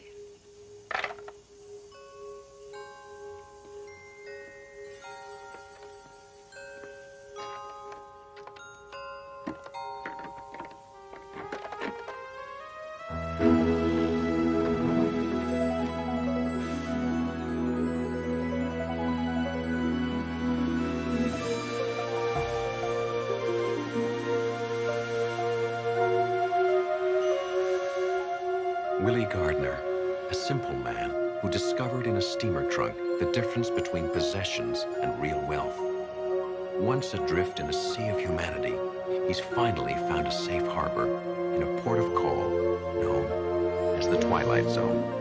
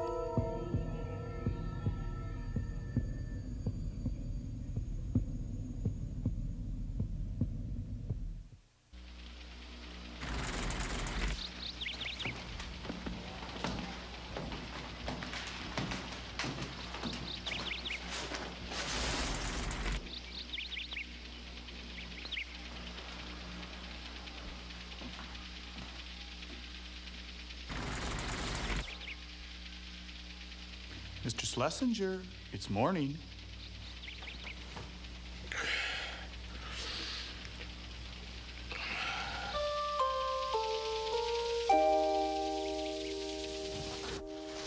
It's 6 a.m. Eastern Daylight Time. Rise and shine, Barney dear. Get up, you sleepyhead. Get up, get up. Too loud, honey. Too late.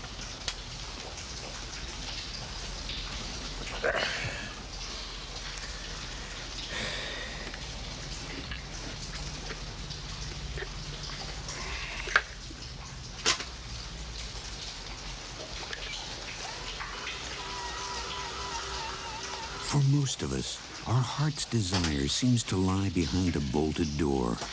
But what if the lives we find so familiar were someone else's dream come true? Perhaps for all of us, somewhere is a hidden door into the Twilight Zone. Oh, shut up. And it's the time of day when people are shot. Morning. Rise and shine. Still dead, huh? Well, I tried. Maybe I ought to get a lawyer. Morning, honey. Oh, well. It isn't the creature who lives in the basement. Cleaning it up, I hope. Katie, my girl. What do you think? It's alive. Big deal. Oh, no, it's not. Look, Barney, I may have been born with a black thumb, but I think I know the difference between a plant that's alive and dead. That one's alive. Well, technically it's not, you see, because I made it. And rather than going around watering things all day, you just sort of wind it up like this. Oh, great. Another practical invention from the mind of Barney Schlesinger. Too bad you don't apply that much effort to your job. Oh, honey, it only took me about 5 nights, you know? Took God 6 days. But he made the original. You just made a copy, Barney. Oh. I guess that means you probably don't want this up here, then. Shouldn't you be getting ready for work? I'll take that as a no.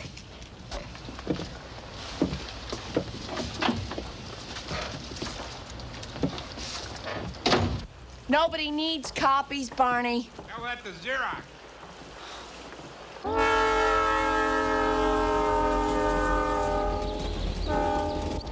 Supposed to be a gift. Thought you'd like it. Yeah? Why should Katie like it? She can't kill it. Ah, come on. Face it, Barney, you got a blue sky mind. I mean, Marconi could have learned things from you. Look, it's just that your timing isn't right. You're a little, I don't know, out of step. I thought that mouse missile thing had real possibilities. Yeah, it was deadly. Yeah. So the explosion left those little mouse parts all over the place, you know. People would rather have their nice, neat traps, I guess. You getting enough sleep? 4 solid hours a night. Well, you see, Barn, I mean, that's no good. I mean, you can't get anywhere by working yourself to death. You having those dreams again? Every night for the past week. What was it this time? Garden party? Or were you just examining your collection of fine wine? Just waking up, that's all. Yeah, but I don't understand that. Who's waking up, you or the guy in the dream? Me? They're him. They're both of us. You know, ever since I was a kid, I've had this feeling that I was living in two worlds at the same time. Two worlds that are just kind of side by side, but very different, you know? Yeah. It's starting to get a little confusing. So, enjoy the fantasy. At least you got that much. Yeah, but it's happening every night lately, and I'm just worried. You think maybe I'm losing my mind? Oh, you come on, Barn.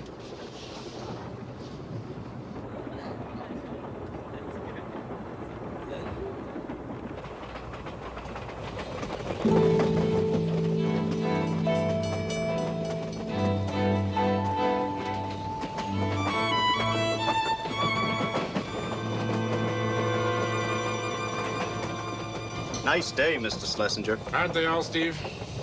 May I ask you a question, sir? Little inside information, Steve? Trimboline splits at 50. I want you to stick with us. Thank you.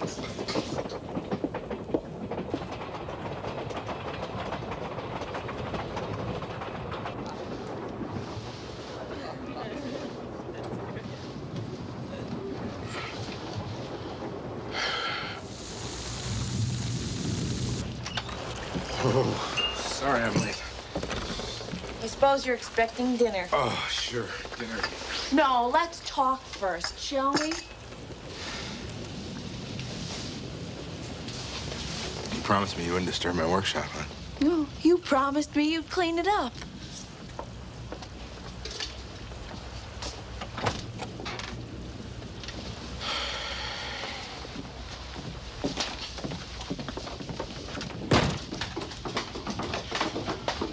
Barney, this stuff has been down here since we moved in. Look at it. Look at us. It's just wrong.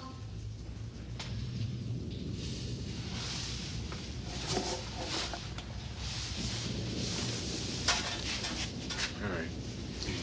You're right. You know, I'll clean this stuff up. And then we can start over fresh. And you can stop working on these stupid inventions. Well, they're not stupid, all right? Even if they were, hon, I don't think I could stop. My mind just works that way. Well, then let your mind work on this. If you want to sleep in my bed, you'll clean this up tonight.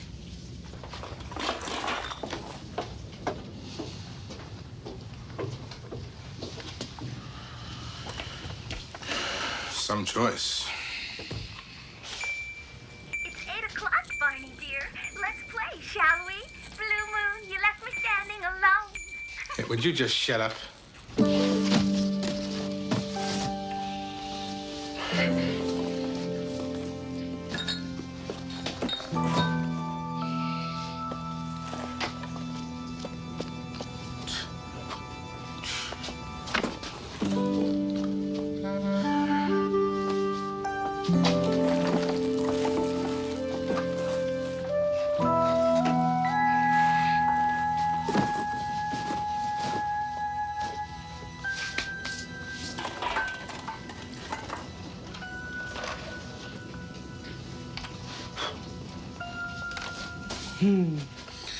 Good old mouse missile.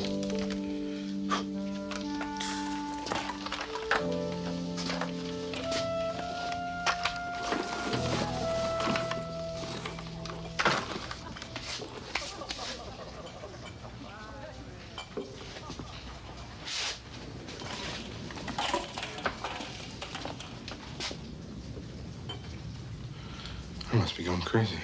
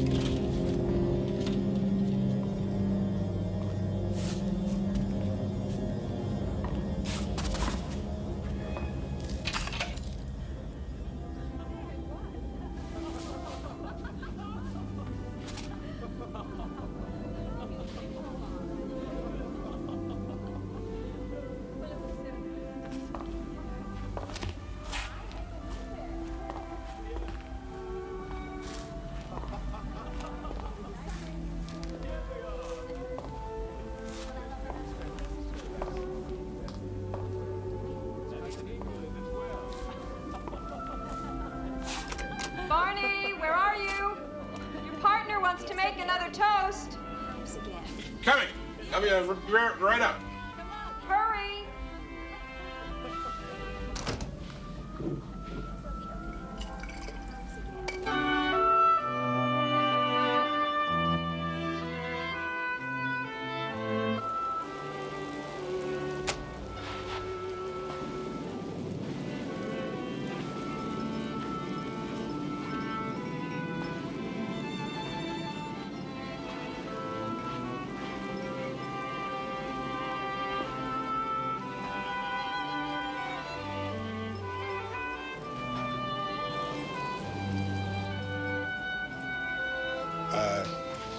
Here I am. There you are. We thought you disappeared. Well, we made it. We are on the front page of the business section. Barney Schlesinger, president of Trimboline Enterprises, and his partner, Milton Bomsey, have announced the development of Trimboline 3. Oh, and then there's a lot of boring history about Barney and his earlier wonder substances before we get to the heart of the matter.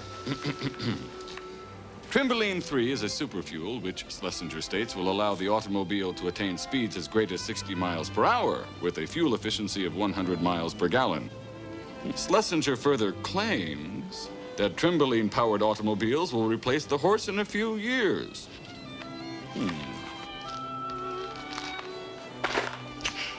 I get the impression, once again, they are skeptical.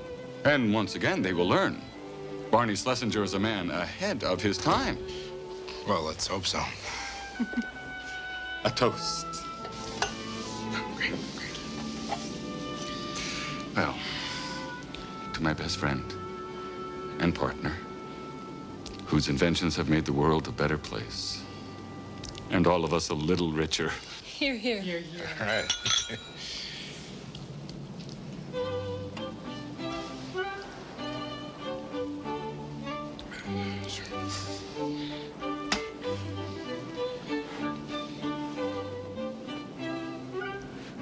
Would you care to dance, old friend?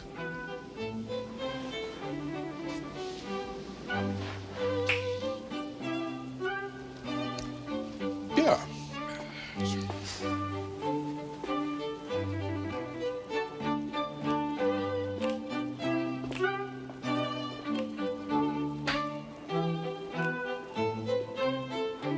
You know, sometimes I wish I'd been born a man.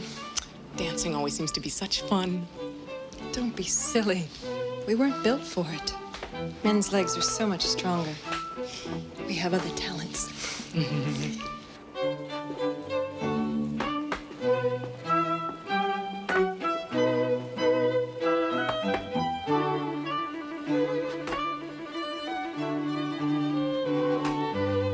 Isn't it high time you made an honest man of the lovely Mr. Schlesinger?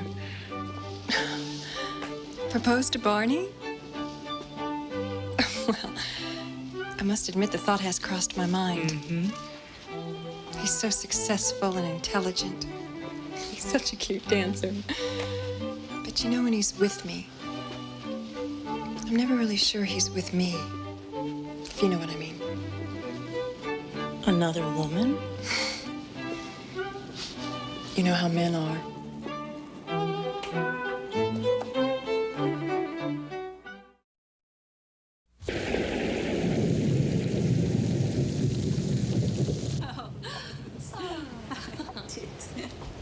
Thank you for a lovely evening, Barney, in spite of the weather. The carriages are here, ladies. Mr. Bombsey. Hurry along, Milt.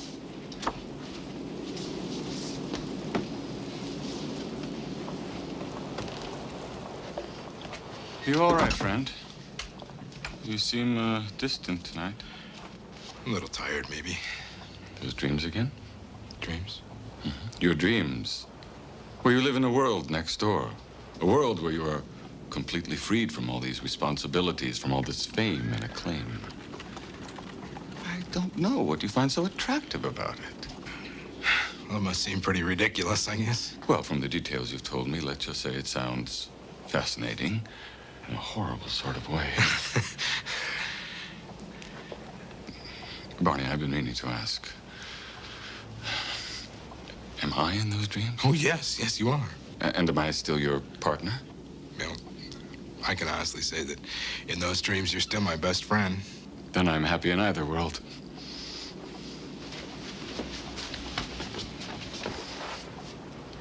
Stay here, Barney. We need you as you are.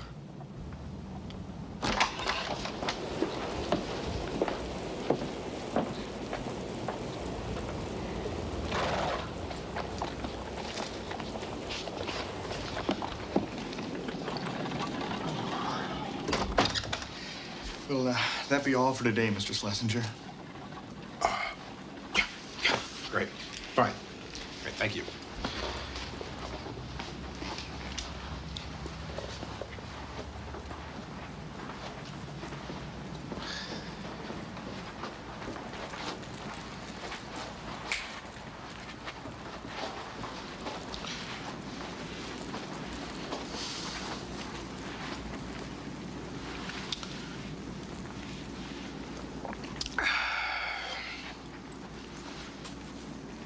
Too bad you have to wake up.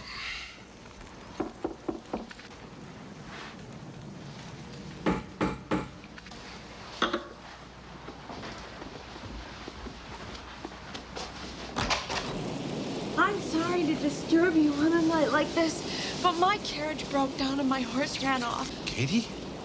Have we met? No, I don't believe so. But you know my name. Well, you look like a Katie. Well, please, just go ahead and sit down while I find the butler. Jeeves? Morgan? Henry? Coming, sir.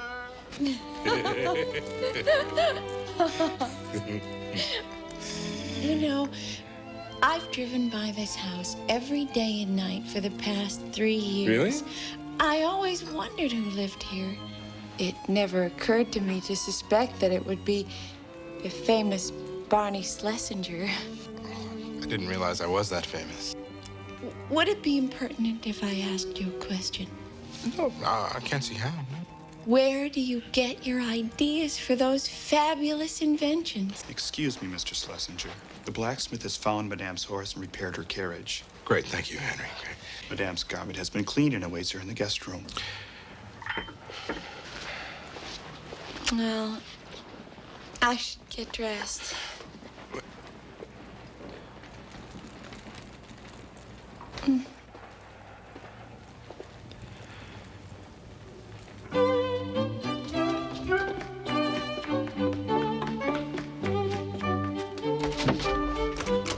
Oh, Barney, I don't know what to say. I've just about given up. Well, I'm almost finished, huh? You know, honey, I don't mind you spending your time down here making things if you just straighten up.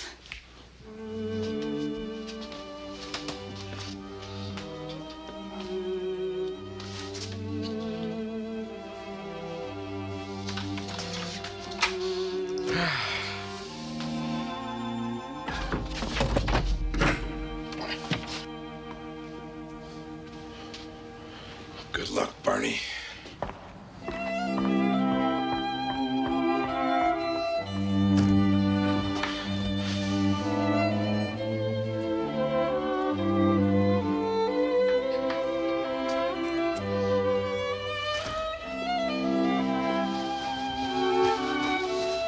I can't thank you enough for your kindness. Oh, no, my pleasure.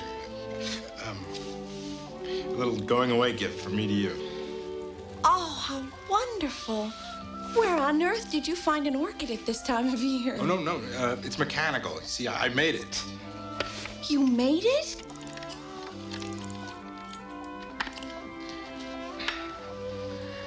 I'm holding a Barney Schlesinger original. Yes. Thank you so much. I'll treasure it. Mr. Schlesinger. Oh, no, Barney. Just call me Barney, please. Barney, would you think me forward if I came to call on you one evening soon?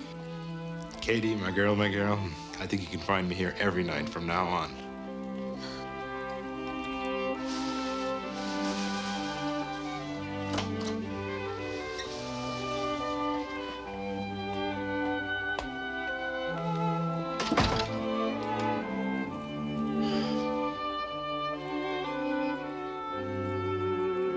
Henry!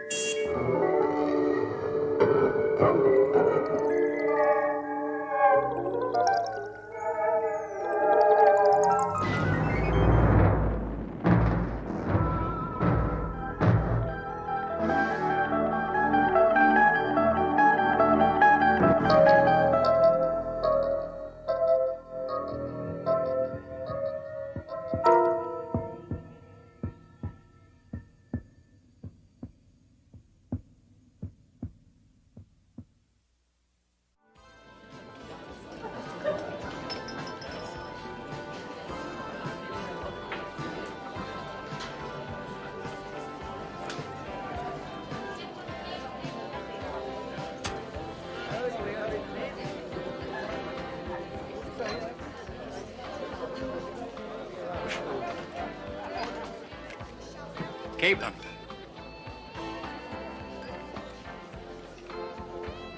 Hellgramite method. Cure for the problem drinker. Hey, can I buy you a drink?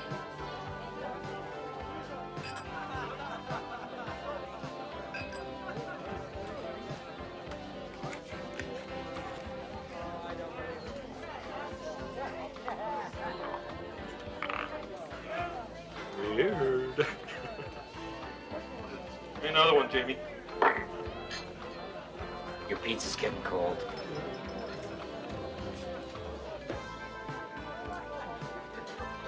Look, we'll just make it one for the road. I'm out of here. Put it on my tab. You were that one before.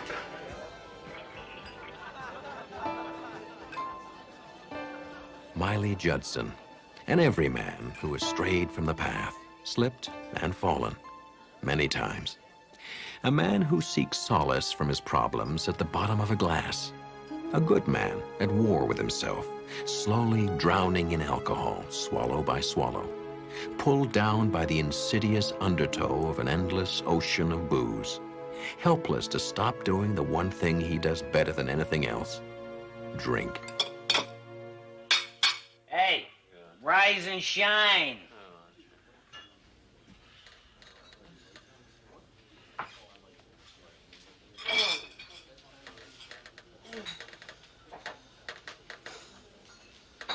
Jamie, just one more for the road. That's what you said 5 hours ago. We're closed, Miley. Go home. Home. I gotta go home.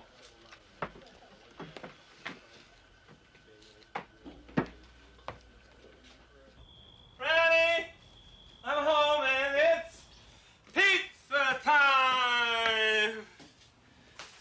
Ooh, God. God.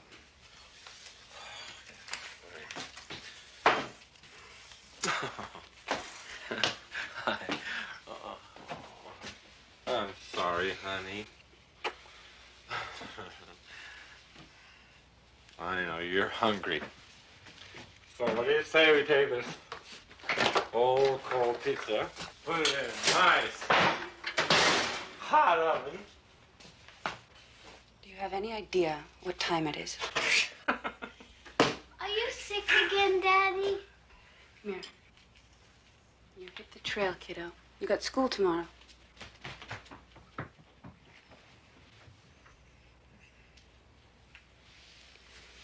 I've had it. I can't take any more.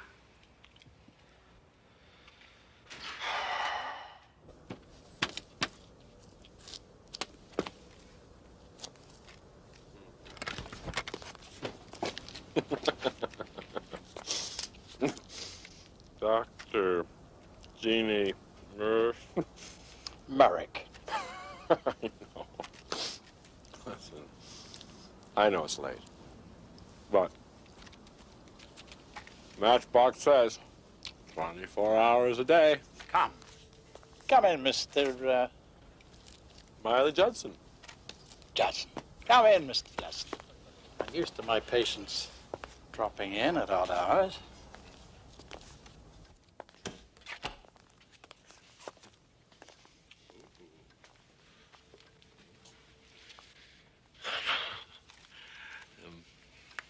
The advertisement mentions a cure. Yes. The Hellgramite method. Go ahead. Help yourself. You want one? No, thank you. Now, I'll need some information. Information? What kind of information? Just tell me a little bit about yourself. Well, first of all, I'm tired of talking about all the friends I've lost. Tired about talking about all the blackouts. Tired of the hangovers. Look, I know I got a problem. I'm an alcoholic. I guess the bottom line is, what can you do about it? Have you tried to quit? Oh, 1,000 times. Tried everything. Shrinks. Aversion therapy. Nothing lasts more than 2 or 3 months. Because I love this stuff. I hate this stuff. I understand. And I can help. I've yet to encounter a case that's beyond my help. The Hellgramite method is unique. Well, what are you going to do? It's the first step in your treatment.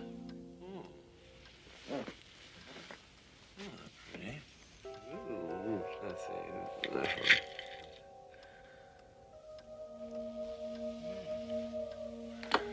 Oh, well. What the hell? What have I got to lose? You're quite sure you want to quit drinking? I want you to understand that with this method, there's no turning back. Things couldn't get much worse.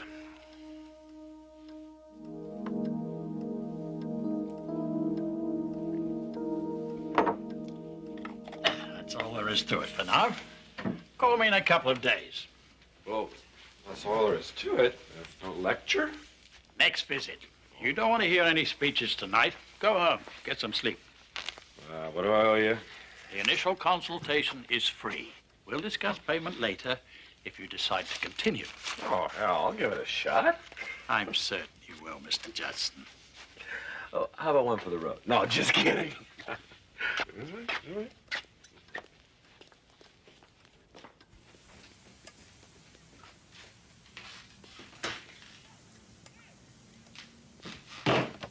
Morning.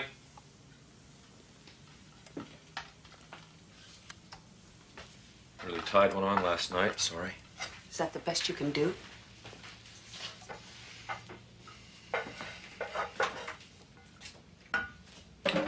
Franny, I think we need to talk. Talk?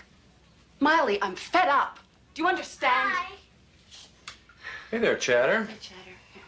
Come here. Take your breakfast. Go in the other room. I said I was sorry, Franny.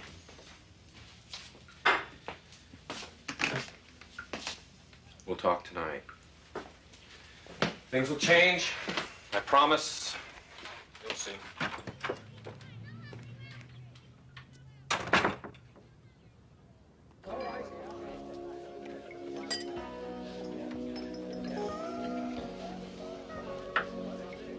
Man, you're really putting them away.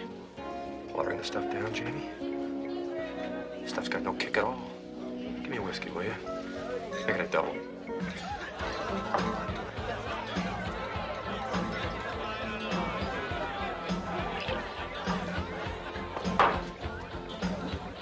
I never saw anybody drink that much and stay conscious.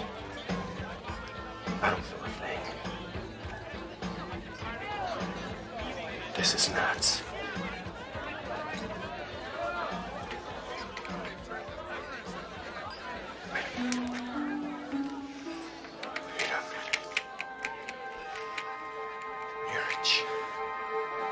I see you've been drinking, Mr. Judson.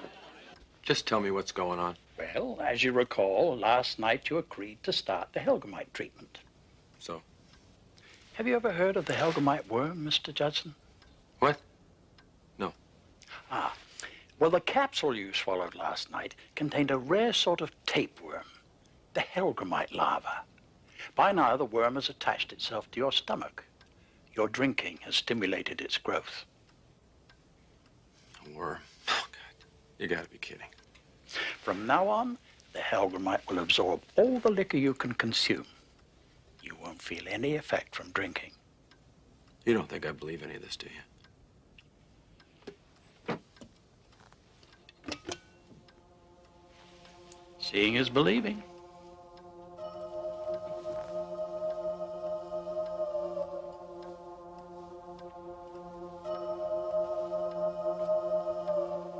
Of course, this one's not yet fully grown.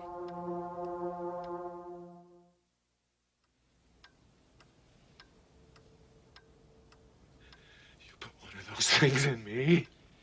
The pleasure of alcohol is over for you. No more buzz, Mr. Judson.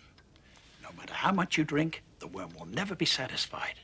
And if ever you stop drinking, the pain will be excruciating. How could you do this to me? You did it to yourself. Oh, I've got to get rid of it! You can't! A worm is no part of you. There's got to be something I can do. There is. What? Starve it into dormancy. How?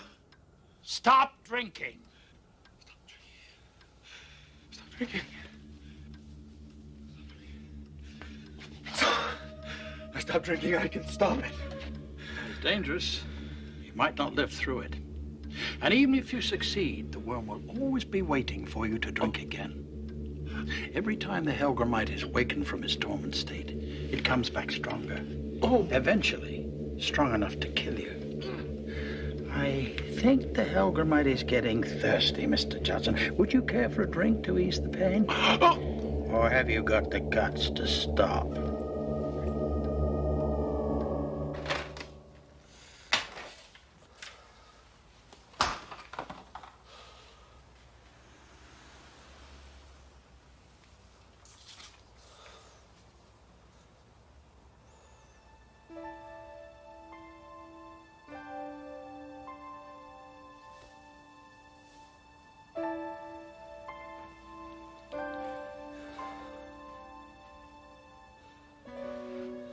You look terrible. I want you to take Chad.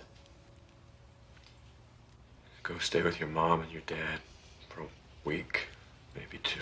Why? Because I'm gonna lick this thing once and for all. Cold turkey. Same old broken record.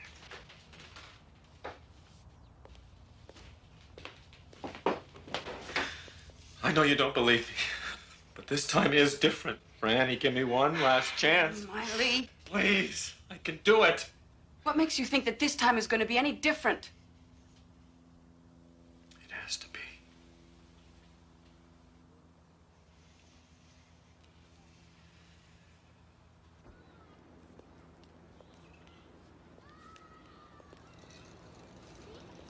Is that it? Yeah, that's it. I love you, Daddy. I love you too, Chad.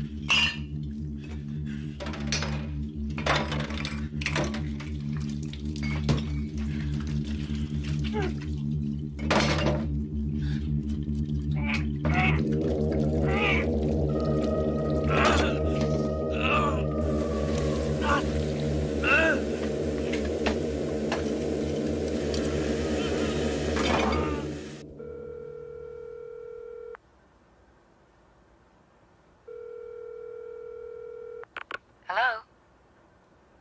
Hello? Miley? Miley, is that you?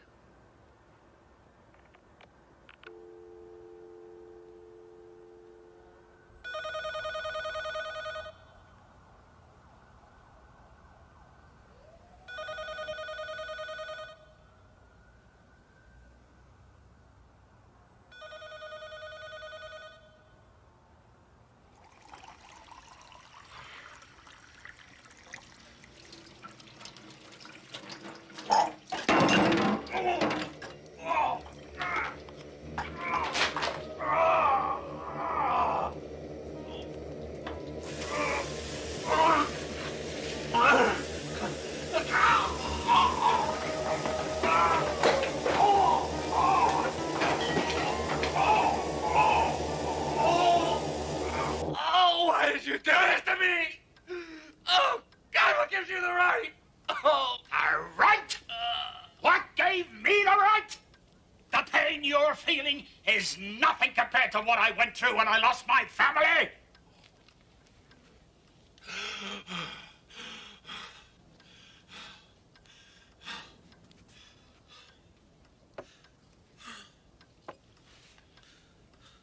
The man had been drinking. My wife and 2 children were crossing the street with the light. He didn't even brake until after he'd hit them. I came to you for help. I came to you for a second chance. And I'm giving you a chance for a new life. You've begun the process. Now you either quit drinking or die.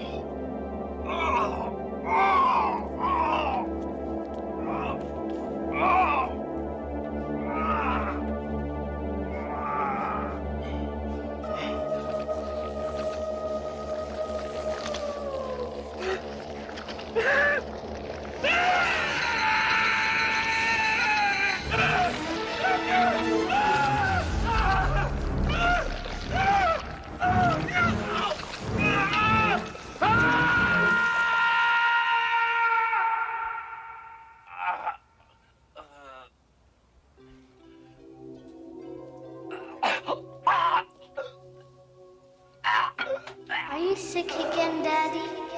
I've had it. I can't take anymore. It's dangerous. You might not live through it. And even if you succeed, the worm will always be waiting for you to drink again. Every time the Helgramite is wakened from its dormant state, it comes back stronger. Eventually, strong enough to kill you.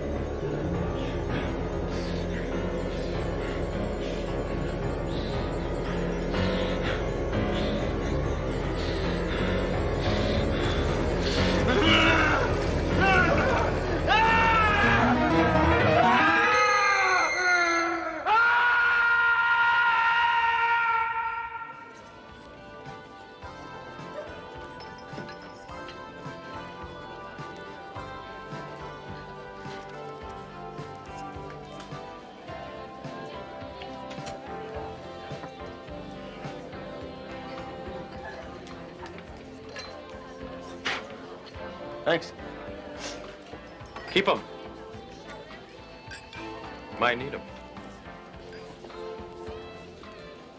Miley, where you been keeping yourself? You on the wagon again? Saw to square my tab. Thanks. How about a drink? It's on the house. Gotta run. See you around.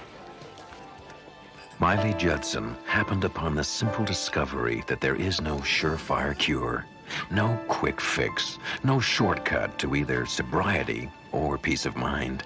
Some people achieve it through an individual act of will. Others find strength in numbers.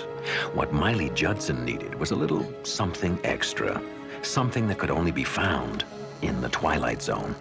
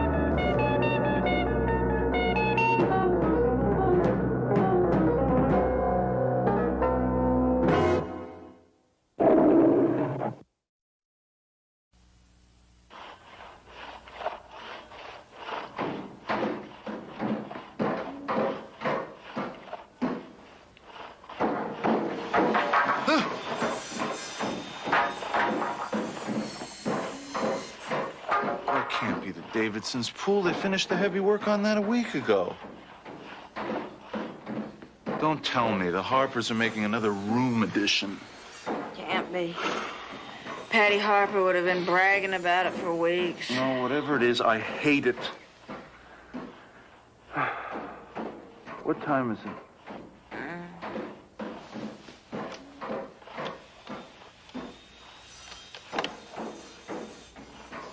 Oh, God. 11:37. Uh-huh. Oh, boy. That's great.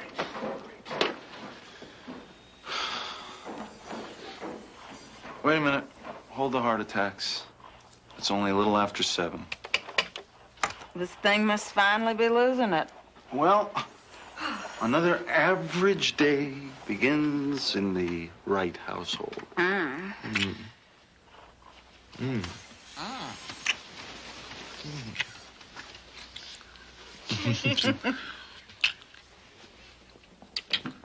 Michael, did you hear that? No, It sounded like the front door. it wasn't.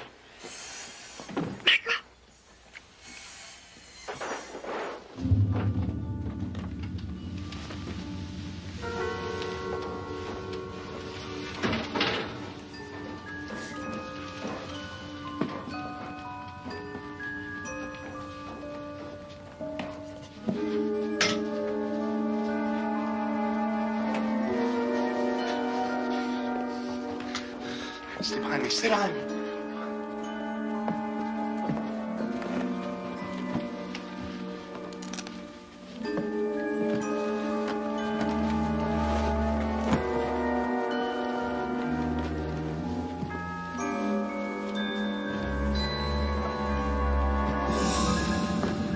Where's all our things? Michael, what are we gonna do? Hey! Out! Get the hell out of my house, you creeps! I'm talking to you! Look, they're bringing stuff in. Get the hell out!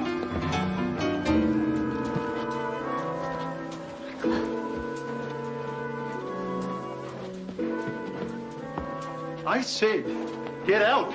Creep!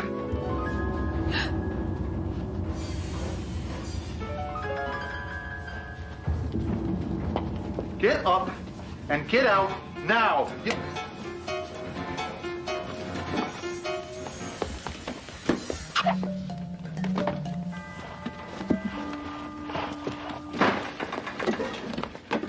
The phone's dead.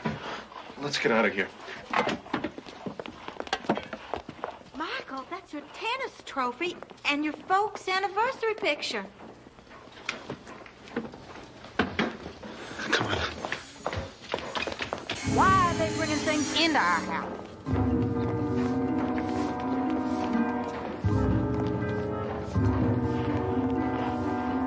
Michael, where is everybody? Hasn't anybody seen this? Hasn't anybody called the police?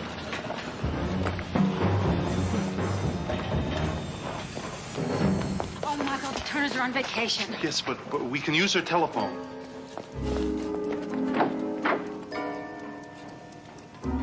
Cliff Turner would never leave his door unlocked like that.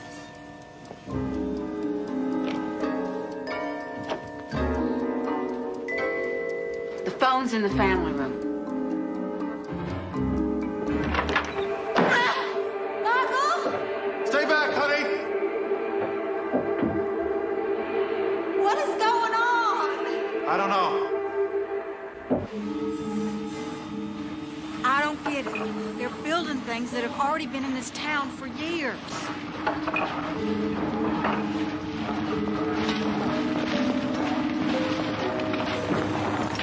What the hell is going on?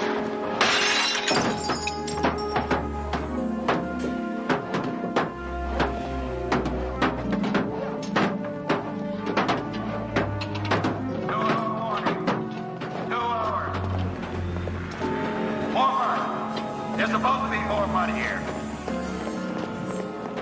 Michael, who is that? Get that bookcase out of the alley. Careful getting it through the doorway.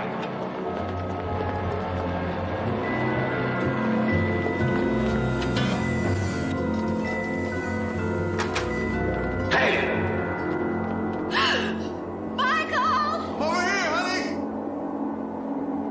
Give me your hand! Michael, where's your hand?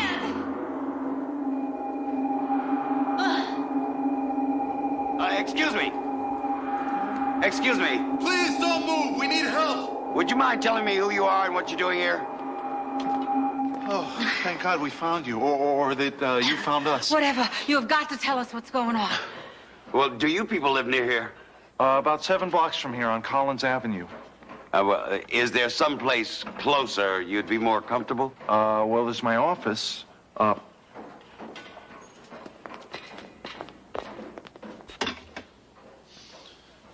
What is all this? What the hell is going on? You're, well, someplace you're not supposed to be. And where the devil is that? Well, it's not so much where, really, as when. We are now in the minute 11:37 a.m., April 27, 1900. Wait a minute. What do you mean, in 11:37? We're talking about time, Mr. Wright. And somehow you and your wife have stepped backstage in time. While all your friends, neighbors are experiencing the minute 9:33, you two somehow have skipped over a few hours and landed here in the minute 11:37. I'm not following this at all. Let me see if I can explain.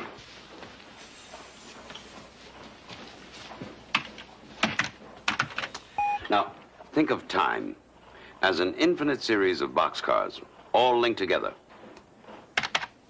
Like this. Now, each boxcar represents 1 minute, and people like yourselves move from boxcar to boxcar as time moves forward. Now, each boxcar is totally empty, like that white void you stepped into in the alley back there. And it's up to me and my crew to build something into that boxcar. Now, the boxcar we're standing in right now is 11:37. Meanwhile, everybody else, all your friends, are experiencing the minute 9:34. And in 1 minute, they'll be in 9:35, then 9:36, until eventually they reach 11:37.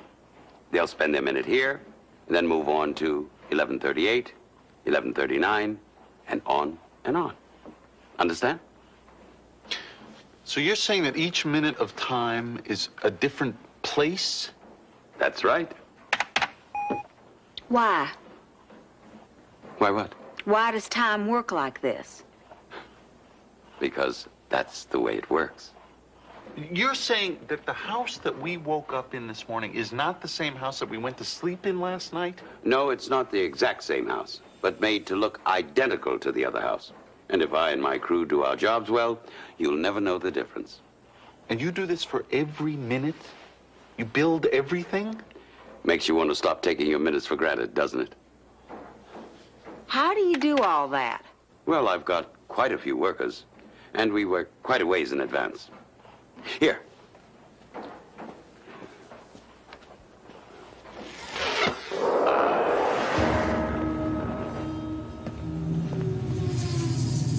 Here, take my hand.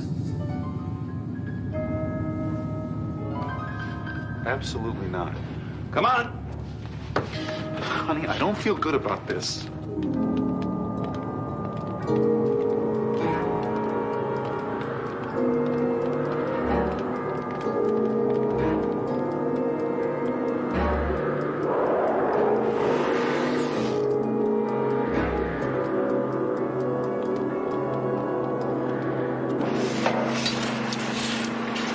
This is next Christmas Day, 5:06 a.m., about 8 months from now. As you can see, we're just beginning work. But by December 25th, people will spend their minute here, and it'll look exactly as they expect. So that white void that we ran into back in that alley, that was some area that you hadn't finished yet? Oh, no. That section of the alley won't even be used during that minute. No one will walk down it or even see it. So we didn't bother to finish it.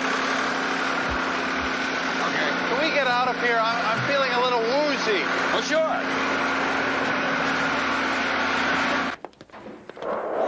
And here we are, back at 11:37, April 27th.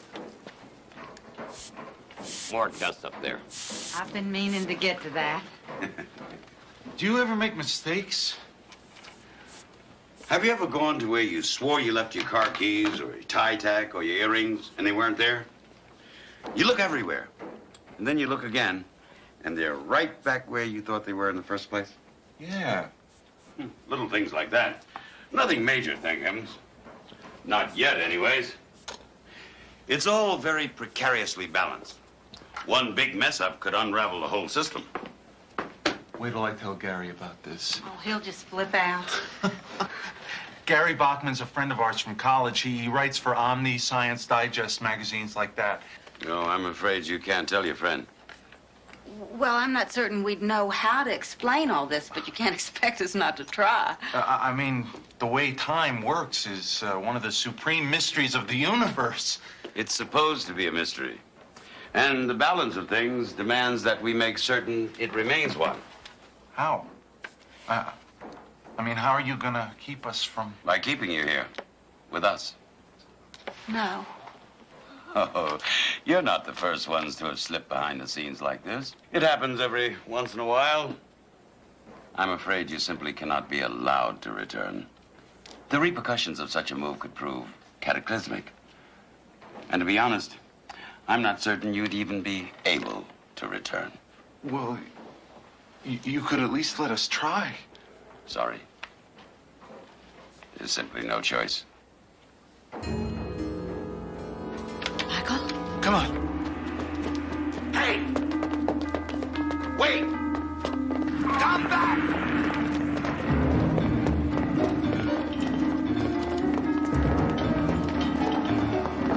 Ah, the boy, remember?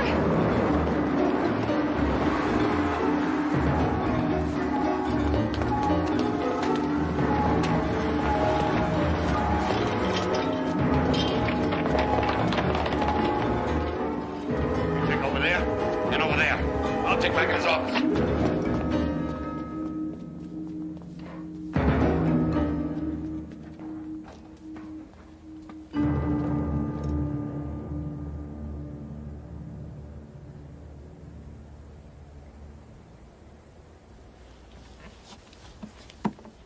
Michael, what time is it?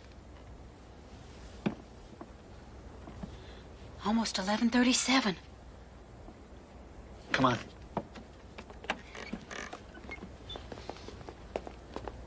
How do you know it's safe? Well, we haven't seen or heard anybody in over a half an hour. Now, I figure they can't risk being caught here when actual time does arrive, so they just had to leave us and hope for the best. What's going to happen when actual time does arrive? Well, we'll know that in 45 seconds. What if 11:37 comes and goes and everybody else goes with it and we stay here? I don't know. I'm just here. This is my first time. Mr. Wright! Mrs. Wright! You must come with me. Now! No. Actual time is almost here. 20 seconds. No! Go! You've got to go. Now! What's that noise? It's the sound of actual time approaching. 10 seconds.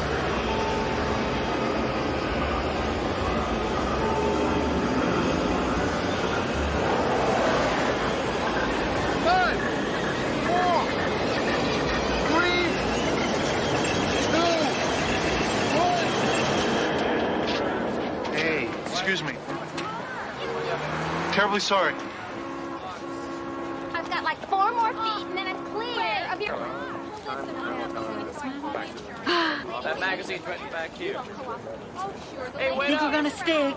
I hope so, honey. Believe me, nobody would like to stick in actual time more than me. 20, 19, 18. What if we don't? 17.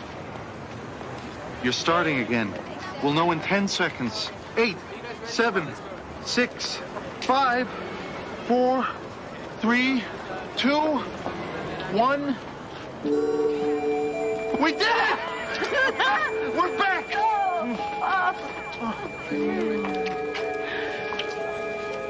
Let's go home.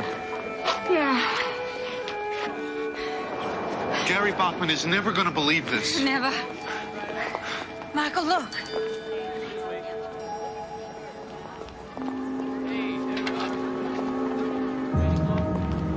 Oops. Time, a handy fiction to explain why everything doesn't happen all at once. Or maybe we're the fiction, moving minute by minute through the Twilight Zone.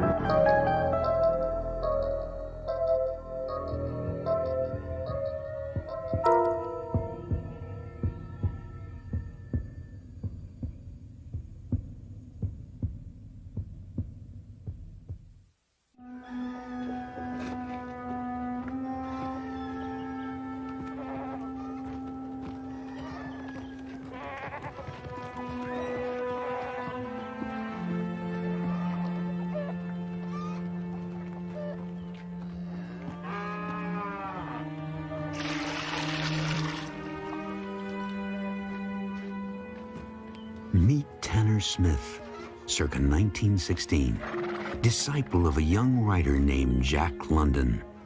Tanner Smith, now consigned to what is affectionately known by the Bowery boys as the Ref. A grim sojourn into solitude, despair, pain, and sooner than he knows, a curious corner in the Twilight Zone.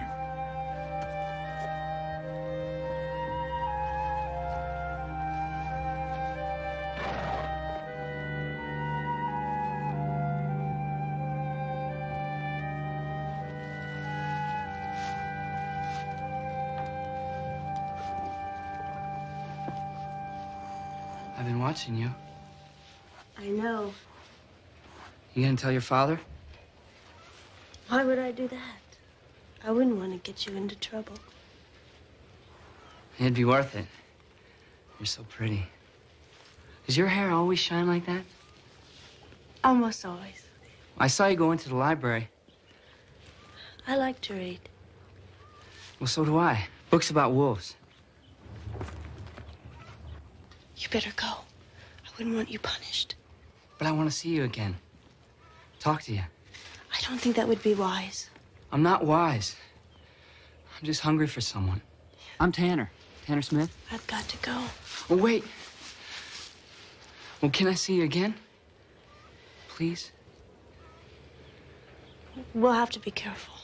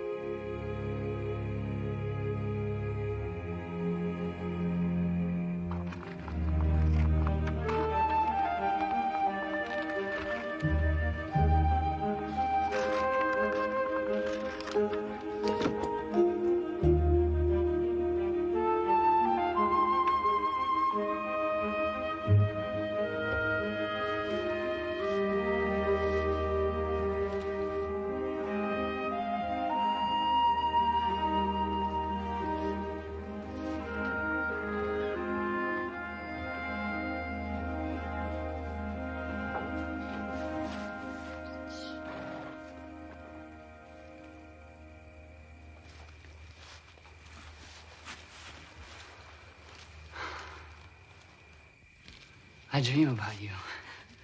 So you say. Oh, it's true. Pretty dreams. The trees are as high as the sky. Do you ever dream about me? Sometimes. What is it? The dreams frighten me. They're dark sometimes. Winds are blowing and I hear strange sounds. I wake up fearing I'll be calling your name and my father will hear.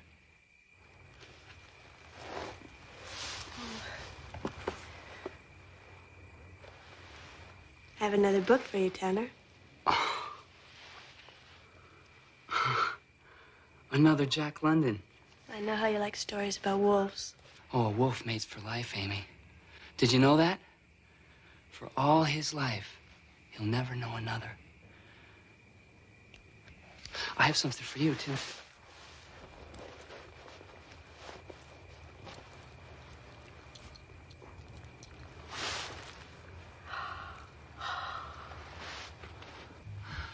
It's lovely. It was my mother's. Really? No. That ain't true. I don't want to lie to you, Amy. I don't ever want to lie. Then where'd you get it? I picked it off a drunk in Chatham Square. But I never hurt no one, Amy. You gotta believe that. I'm sure I had a real gift for picking pockets, but it was just a way of surviving. I had to do it. It's just a way on the streets. You understand? I don't care about all that. I know what you really are. I love you, Tanner. My sweet, gentle Tanner. Amy. Dear Amy. Kiss me, Tanner. Kiss me.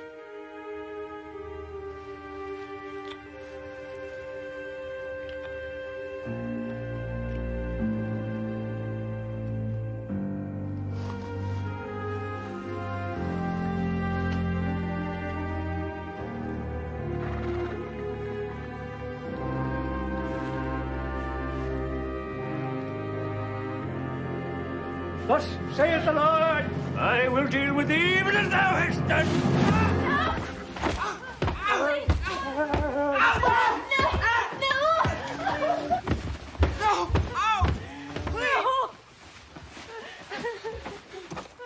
Just like your mother. In the hay and dust with any filthy scamp that winks an eye. A wolf steals a lamb from the flock, eh? Well, my young sir, to me belongeth vengeance and restitution. I have warned you time and time again to stay away from the scum in this place. They are animals, beasts, to be caged away from the decent people of this world. I have taught you the scriptures, girl. I have prayed that you'd live by them. And I will not have my flesh betray their righteousness. I hate you. And if you should choose to disobey me again and crawl to him in the night, I'll know it. And I will see to it that he's found dead in some dark hallway. No!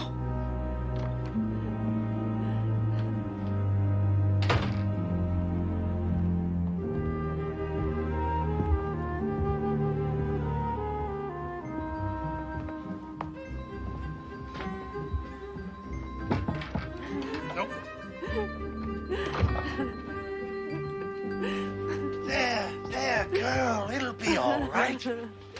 No, it won't be all right. You'll kill Tanner if I ever see him again. I know him. He'll do it.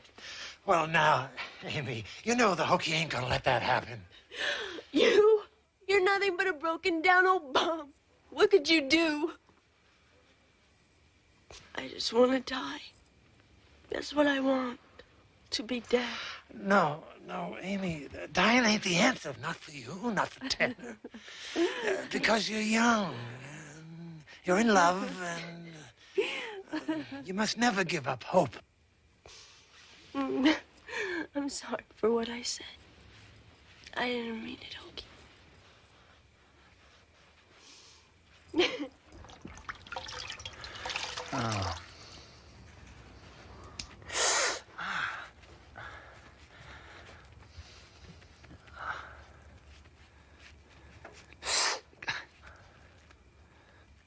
Amy, have you seen her? Her father didn't hurt her, did he? Not her spirit, boy. She's a bright arrow. She has the power to soar above her father's deviltry. You know where she might be?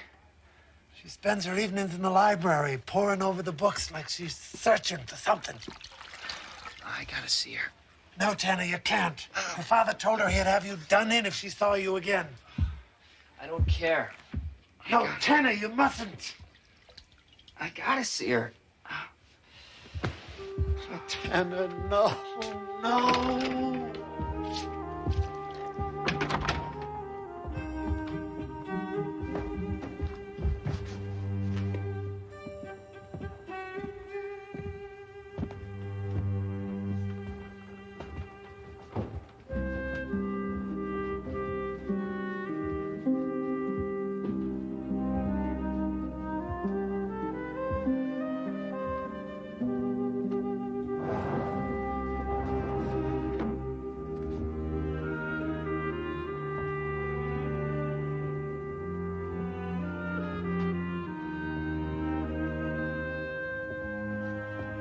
Amy. Tanner, you shouldn't be here. My father. I know, the hokey told me. But I had to see you. I had to. I've missed you so much. Amy, we've got to find a way out of here. I've thought of everything. There just isn't any way. Except... Except what? Come with me. It's probably the oldest book in the world. But what is it? What's it got to do with us getting out of here? Just listen to me, Tanner. I'm listening, but I don't get it. But I just don't understand, Amy. You believe in the human soul, don't you? Well, I guess I do. Tanner, this book is all about releasing the soul to renew its existence into another time and place. Look, you see these lines? Yes, I see them, but what does it have to do with us? I don't know if it's really true. But the book says by concentrating on the lines, you'll soon be able to see a door. And if you persevere, you'll be able to open that door and pass right through it. Pass right through it? But to where, Amy? Where? A better world, Tanner. A free world.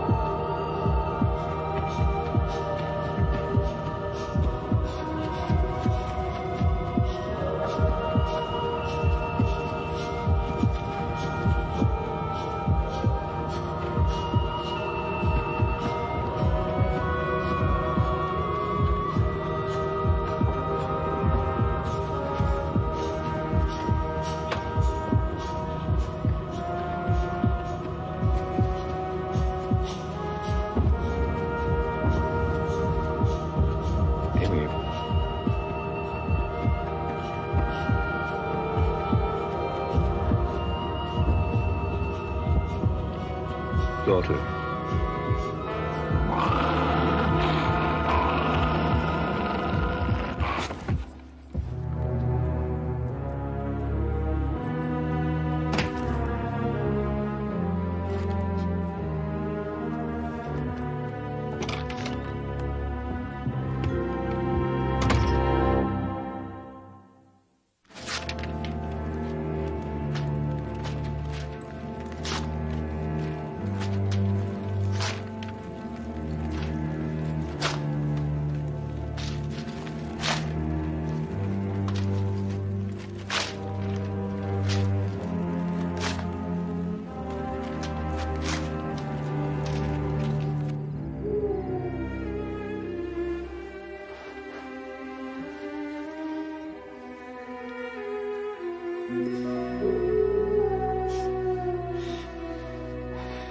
Amy.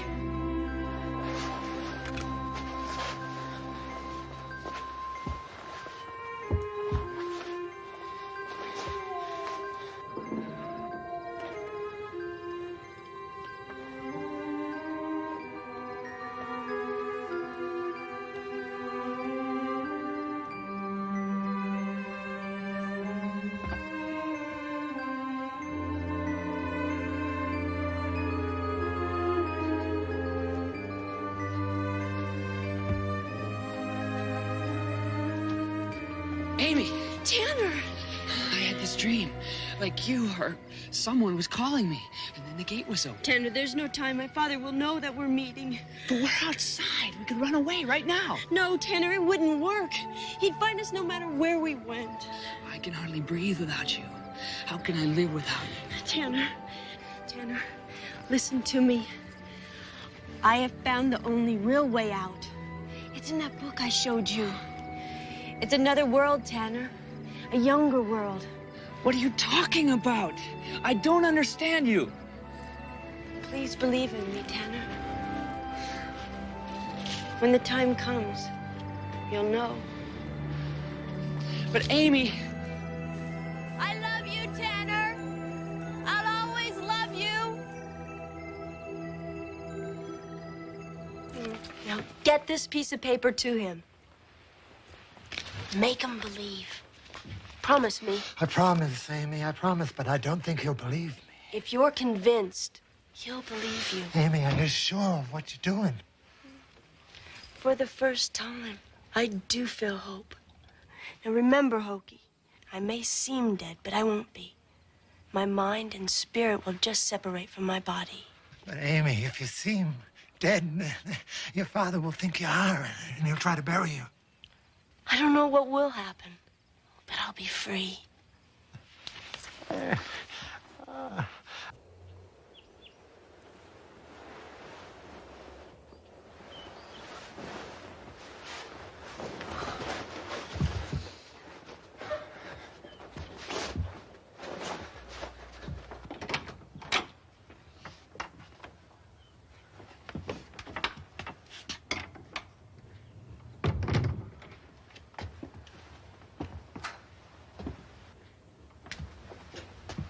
Amy. Amy, wake up.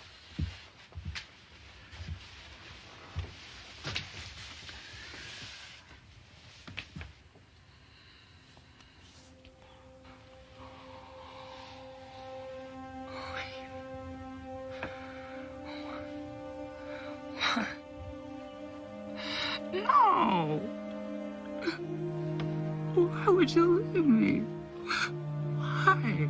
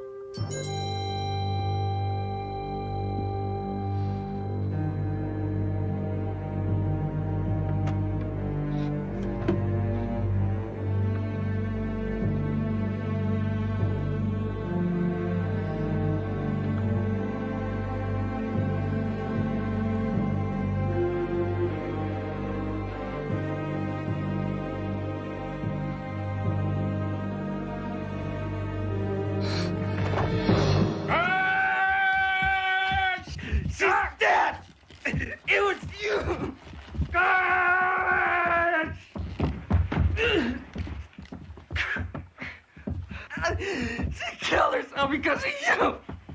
Damn you! Take him to the hole and lace him up tight! You killed her, and you're gonna rot in hell for it! Hell, that's your home, young sir. A true disciple of your master you are. Amy! Why didn't you wait?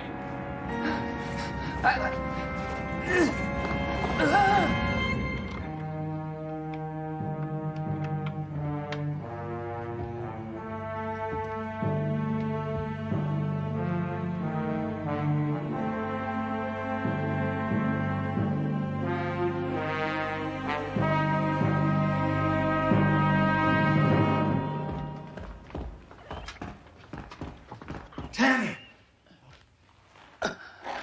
Hokey? She's dead.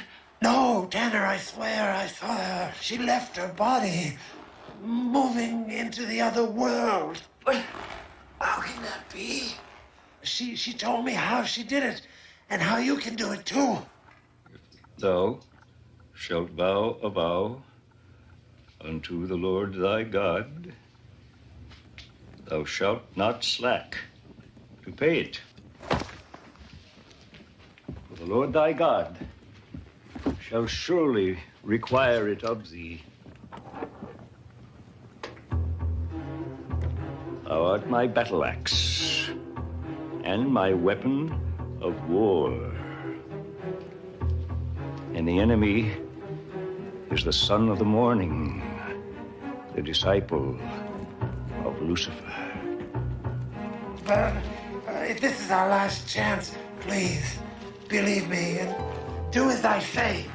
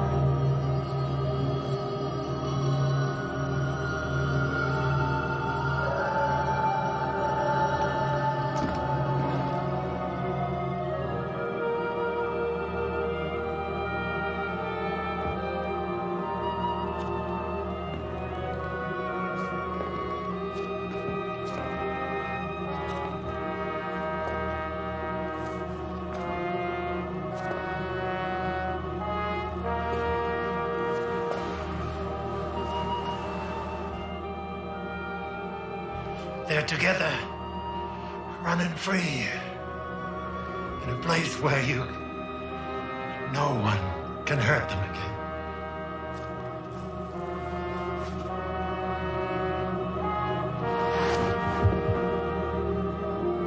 A song of the younger world. A tale told on wintry nights when the moon is full. Of living with wolves and learning to howl. Of love that transcends worldly pain. And running free in the Twilight Zone.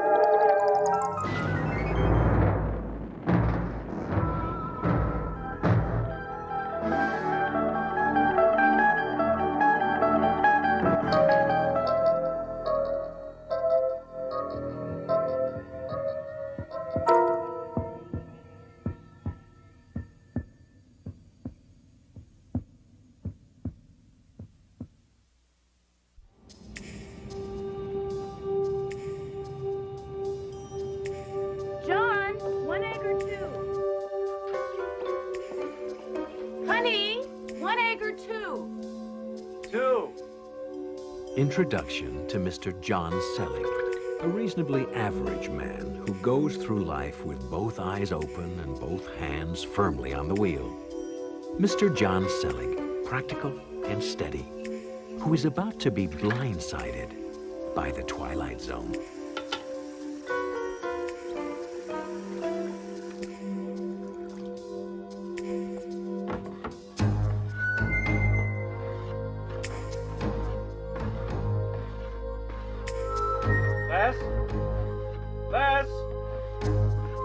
Leslie? Leslie? That's all right, sir. Don't worry about a thing. Be fixed in a jiffy. No, but it oh, fell. Yes, sir. Shoddy workmanship. I'm terribly sorry about all this, sir. It's just the way things are these days, you know. Always rush, rush, rush. Nobody giving a fig for quality. Not like the old days. Hey, wait a minute. What do you think you're doing? Fixing your mirror. What's it look like? But there's a camera back there. Where? I don't see a camera. Well, of course not. That's because you just covered it up. Did I? Well, that's one job done then. Good day. Hey, come back here. Where the hell do you think you're going? Back to work. And may I suggest you do the same thing? It's nearly 9 o'clock, and you know how Mr. Weatherall gets... Never mind. Never said a thing. Good day. Hey, wait a minute. How do you know my boss's name? I don't. But you just said it. I didn't. You must have mistaken me for someone else. Good day. Listen, are you going to stand there all day? Yes. I want to know what you were doing up there. Up where? Upstairs. The mirror, the camera, remember? Ah, yes, that. Nothing whatsoever. Just a little routine maintenance. It's a camera. You've been spying on me. I have not. Look, it's all just part of the job. Now, be a good fella and let me get back to it. No. I'm going to call the police. You wouldn't want to do that. No, I don't think so. Why not? False complaint. Show me where it says fixing the cameras against the law. That's not the point.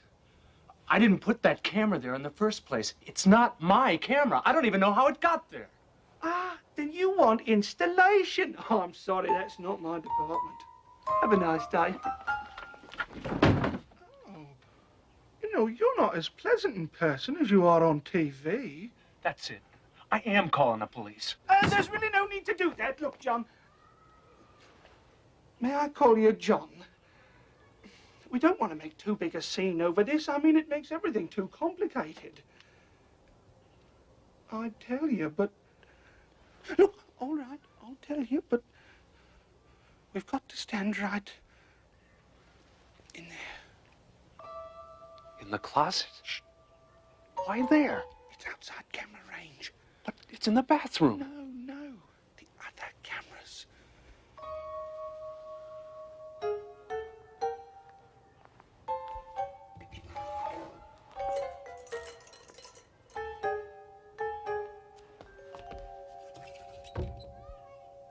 All right, talk. Look, I want you to know I'm risking my job just telling you this. You're not supposed to know, you see? I mean, it takes all the fun out of it, doesn't it? All the fun out of what? Look at my chest. Excuse me? Here. You see those letters? JSTV in big friendly letters? Yeah, so what about it? Stands for John Selling Television. Well, you're on television. I am? Yes. 24 hours a day. You've got quite a following. Did you know you've got people who tune in the middle of the night just to watch you sleep? Extraordinary. Who's watching? Oh, everybody. Well, everyone who subscribes, at least. Everyone, my neighbors, all the people I know. They were quite helpful, yes. Helped to set up cameras all over the place for maximum coverage. Your job, your car, the office, living room, den, bathroom. Well, that one was less than perfect, wasn't it? Bedroom, kitchen, rec room. Bedroom? Well, it is a cable service. Adults only, that sort of thing. Well, now you know. So, if you'll excuse me.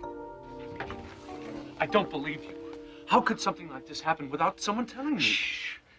That's the whole point. If you knew you were on TV, you'd act differently. It'd take all the fun out of it, like I said. That's why everyone on the service signs a contract specifying they won't spill the beans. Besides, gives all the folks you know a chance to be on TV. Archie, call 9. Have to go. Now be a good fella and don't tell anyone I told you, all right?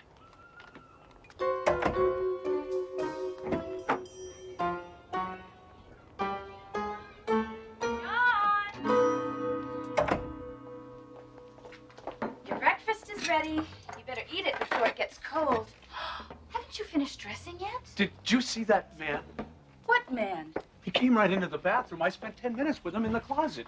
Did you sleep all right last night? I slept fine. It's this morning I'm having a slight problem with. I have no idea what you're talking about. Oh, I gotta go. Have a nice day, honey. Don't blow it for us. The ratings are terrific.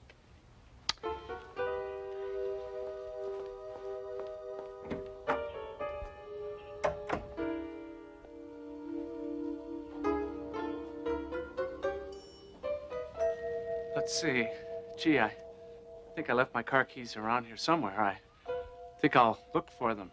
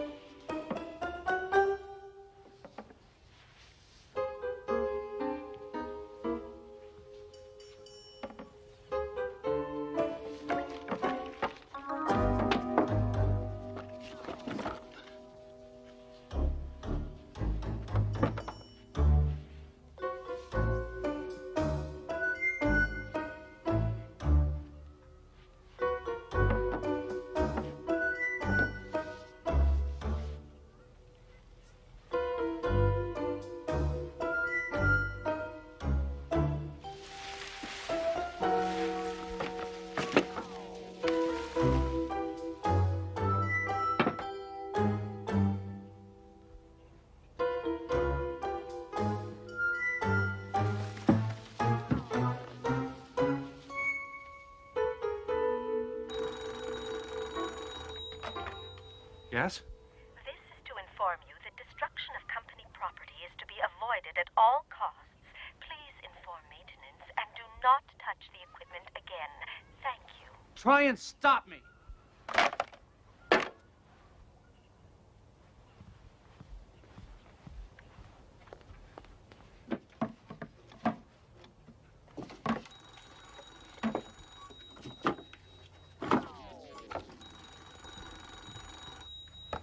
Hello. You were warned.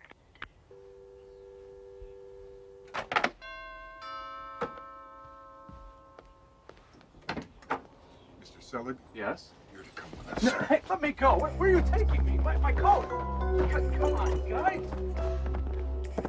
I know who you are, but you can't do this to me. You should have told us sooner.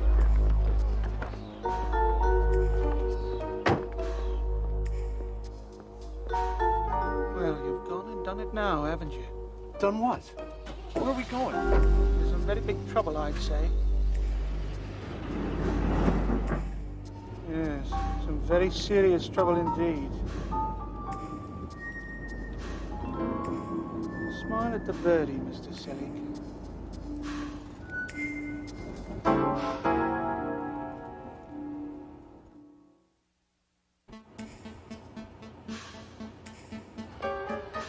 Who are they?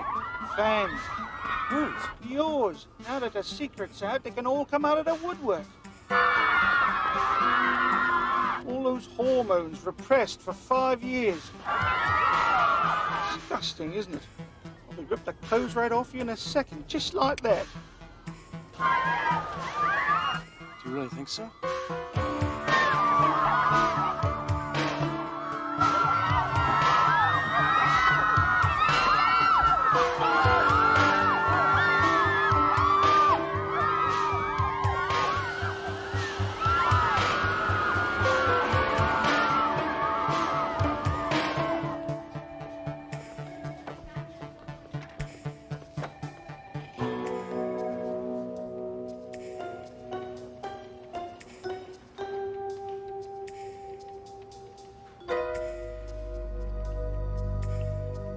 Go ahead.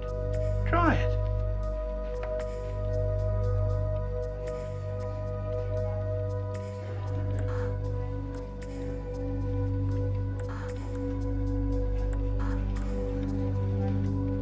Typical, isn't it? All these channels, nothing interesting on.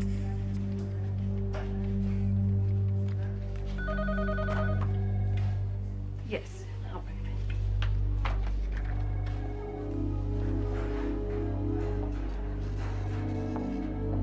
If you please, Mr. Selig, this way.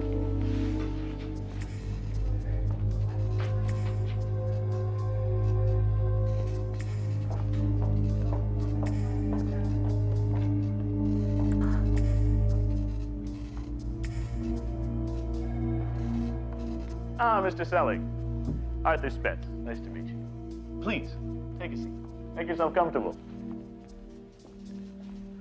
Would you care for a cigar? Something to drink? No, thank you. Comfortable? Yes, thanks. Good. Good. Now then, Mr. Selig. What the hell are you trying to do to us? What am I? What are you doing to me? To you? My dear Mr. Selig, look around you. This is a multi-million-dollar business. When you first went on the air 5 years ago, we couldn't get $100 for a 30-second commercial. Now we're right up there. $100,000 for a 30-second spot. All of this was accomplished through long, hard hours of careful work. Now when we're just about to break even, now when we're just beginning to clear our deficits, you want to pull this? So you're the one who decided to do all this? Me? Oh, wasn't me. Then who? Who decided you should pay taxes? Who decided you should get up at 8 to go to work instead of 10? Who decides what money you use, what fashions you wear? I don't know. Same guy. But you can't just put my life on television. I have rights. Oh, yeah? This is the Constitution of the United States and the Bill of Rights. Go ahead. You show me where it says in there that I can't put you on TV. That's a technicality. Ah, Mr. Selig. Let's cut right through to the heart of the matter, shall we? During the past 5 years, you have become an institution on American television. People like you. I like you. Hell, I watch you play bridge every Friday night with the Clearsons. He cheats, by the way. We have a better view of his hand than you do. I always thought as much. No, wait a minute. I don't understand. Why me? What's so interesting about me? You know Marilyn Carstairs? The woman on all the TV game shows. Okay, you tell me.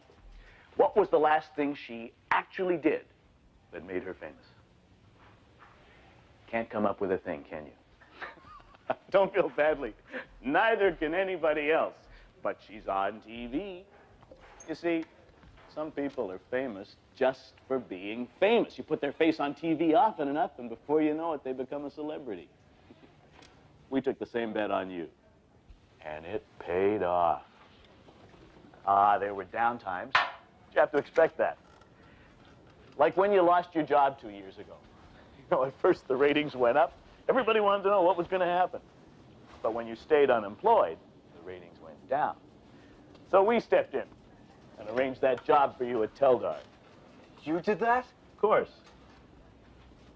Mr. Selig, you don't actually think that things happen by accident in this world. Haven't you ever noticed how sometimes things just seem to go your way? Something will happen and you'll find yourself saying, gosh, that was lucky, or gee, wasn't that a coincidence? That would be us, Mr. Selig. We have a whole department that looks after happy coincidences. How do you think you met Leslie? My wife? Hired by us. Though I suppose we'll have to find her a new spot now. If you persist in making a federal case out of this. There you have it, Mr. Selig. Thousands of jobs. People's livelihood, millions of dollars of income. It's all riding on you. Can't you just forget it? Go back to living your life just the way you did before. No, I can't. I want my privacy back. You have no right. As you wish. I'll have a car brought around to take you home.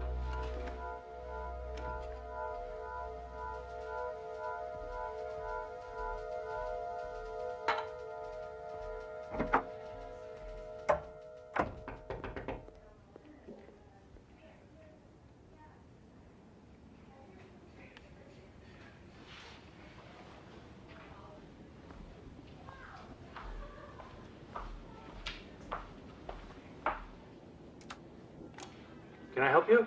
It's you, isn't it? Oh, Mr. Selig, I'm your biggest fan. I watch you all the time, and I think you're just wonderful. Thank you. Oh, can I have your autograph? Oh, no, Oh, please. Well, I guess it couldn't hurt. It's all over with now anyway. I want to have a baby. I beg your pardon? Oh, then a lock of your hair. No, Oh, a jacket. No, I think maybe you better go. Oh, please, Mr. Selig, I've come all this way. Please.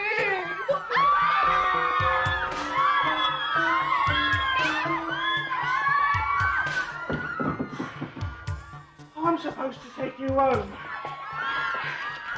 Me?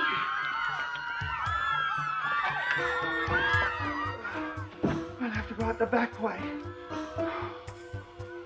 And I want you to know I got sacked because of all this. 2 weeks' notice and out. Just as cold as you please. I'm sorry. I didn't mean to cause you any trouble. I wish there was something I could do. You just did. Come on.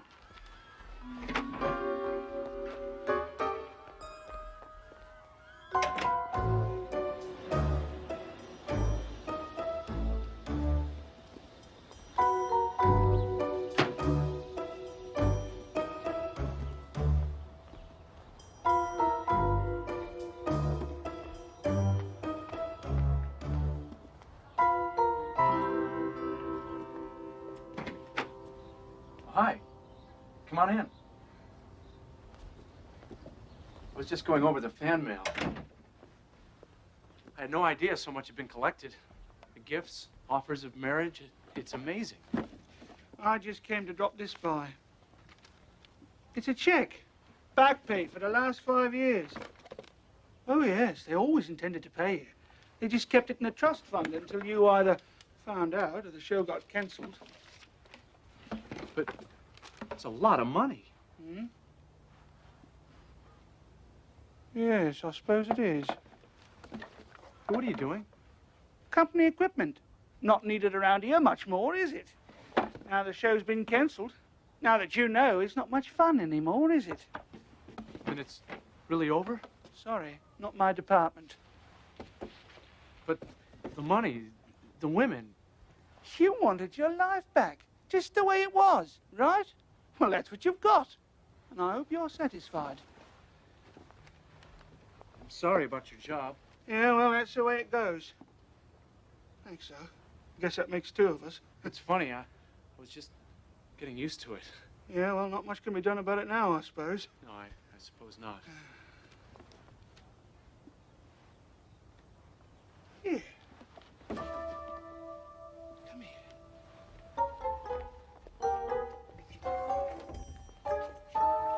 Look, I was thinking, if you were the guy in charge and I were you, what would you do? Maybe you'd just tell me I was off the air, so I'd think I was, but I'm really on television without knowing it. This way, I'd go back to acting normal, which is what everyone wants in the first place.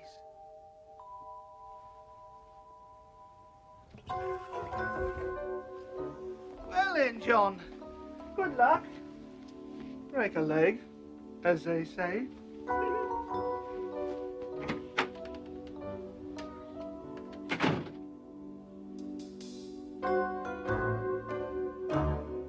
My, but isn't it a wonderful day?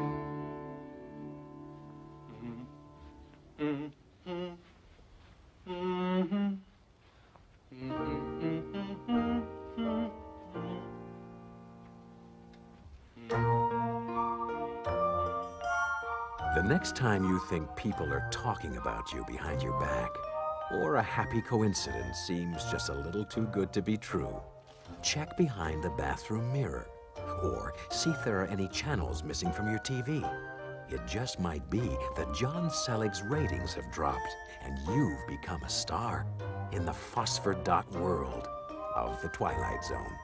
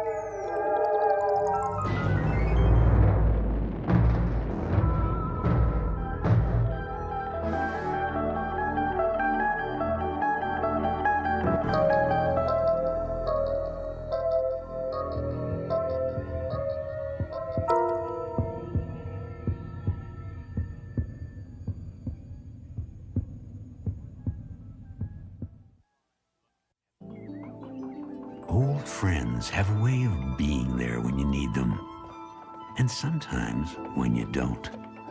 As Alex Mattingly and his son Jeff are about to learn, courtesy of a very special friend from the Twilight Zone.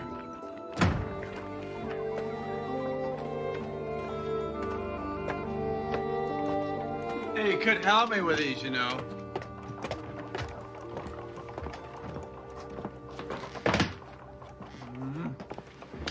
Come on, let's go for a walk. Show you the woods. I hate this place. How can you hate it? You just got here. I wish I was back with Mom. Oh, hey, wait a minute. You can't keep doing that. You can't get mad at Mom and stay with me and get mad at me and want to go back and stay with Mom. It's not fair to any of us. Well, what's fair about sticking me out here where there's nothing but trees? I know how it looks, kid, but it's not that bad. Come on now. You remember when I told you about staying out here with great-grandpa when I was your age? Remember that? Well, that was my first summer here. And I had fun. You will, too? Will not. There's no kids around. Well, not now, but when school starts, I bet a lot of those professors have kids your age. But I don't want to wait that long. Well, then use your imagination, okay? Make up things. When I got bored, I made up things. I made up new countries, new planets. I even had a make-believe friend. Yeah? Yeah. Well, maybe. Yeah, well, maybe you ought to fill your hands up with some work. Come on, let's do it.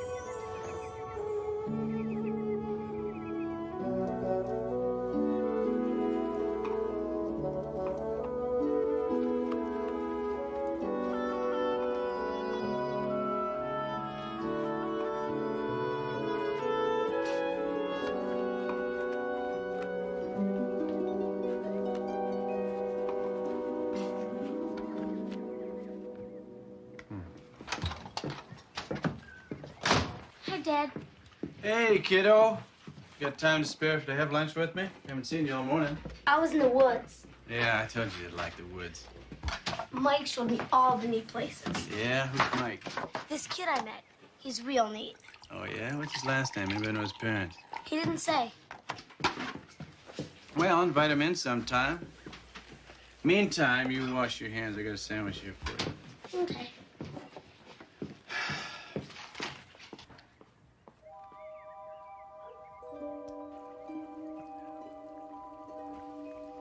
Jeff? Jeff? What? You told me to wash my hands. Yeah, wash your hands.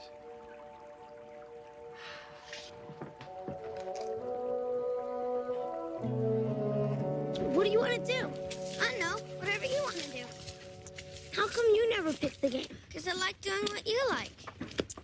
Well, I'm sick of playing tag.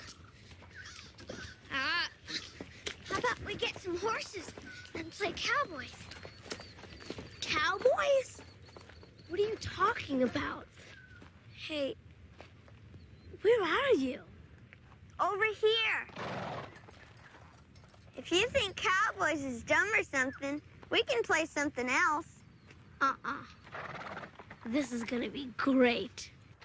All right, come on, let's pulling teeth here with you. Why can't we just stay home? Wait a minute. You complain about not having anybody to play with, and you don't want to meet any new kids? What is that? I like Mike.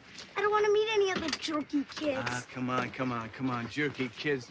Ross Conrad is the head of my department. Now, I doubt that he has jerky kids. And by the way, where is this Mike anyway? I haven't seen him around. You just think it was weird. I think you're weird. All right.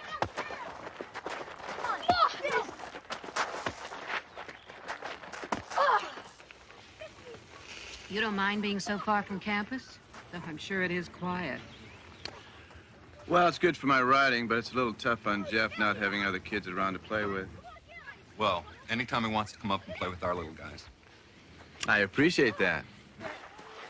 Daddy, Jeff and Mary are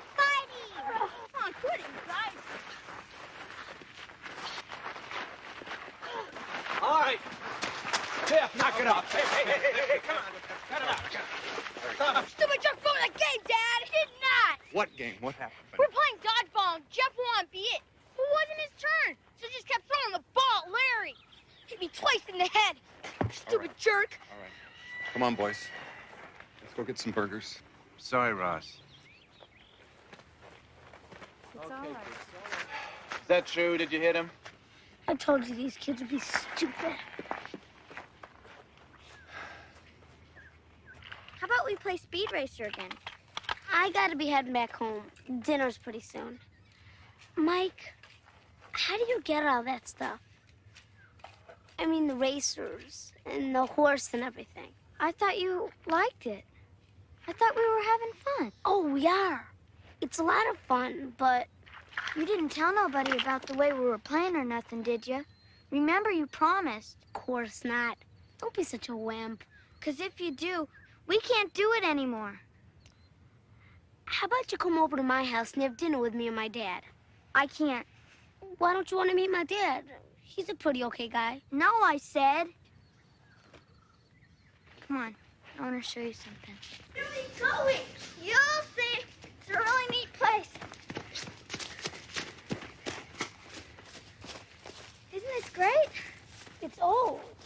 Yeah, but it's neat, right? I guess. Come on. It's really neat in here.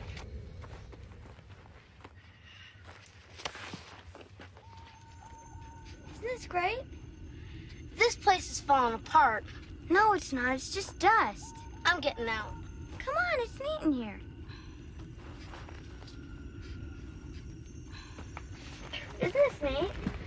This is really cool. Yeah, it is. Oh, you're right. Isn't this great? This place is so cool.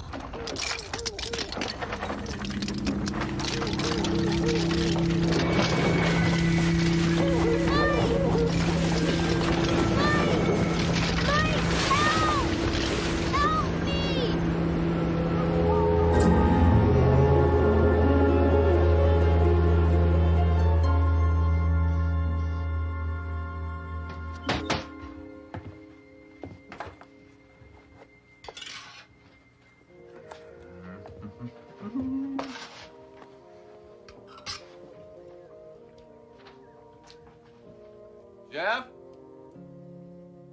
Jeff?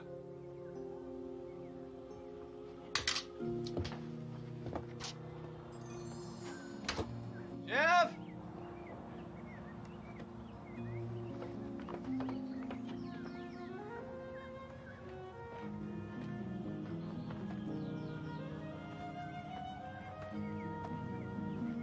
Hey, Jeff!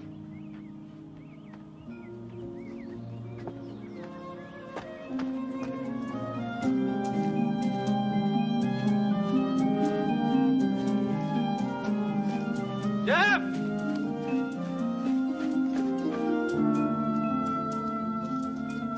Jeff? Jeff?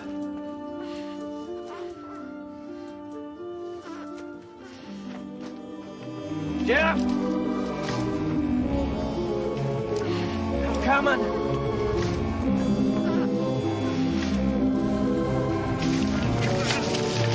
Where are you? Where are you? Where are you? I got you. I got you. I'm coming, Jeff. Here we go. Come on. Come on. Come on. Come on. Gotcha. Gotcha. Oh, kid. Oh. Oh, Jeff. Oh. You okay? Yeah. Oh, boy. Pulled him out just in time. A few more minutes. As for you, young fellow, I hope you learned a lesson about playing in dangerous places, hmm? Bye, Doc. Thanks. He's right, you know. You should never have been playing in that place. Now, don't go anywhere near there, okay? And if this friend Mike leads you into situations like this, I don't want you playing with him. He's the only friend I've got. You can't take him away from me. He likes me. He's the only one who likes me. I like you. Your mom likes you. We love you. Then why can't I stay with the both of you? It's like you get tired of me, and then she gets tired of me, and I'm always going back and forth because none of you like me enough to keep me.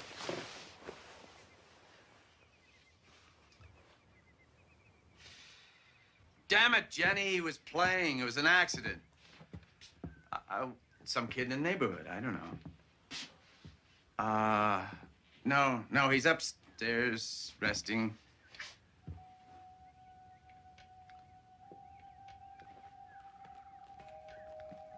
Look, Jenny, I gotta go. I'll have him call you, all right? Bye.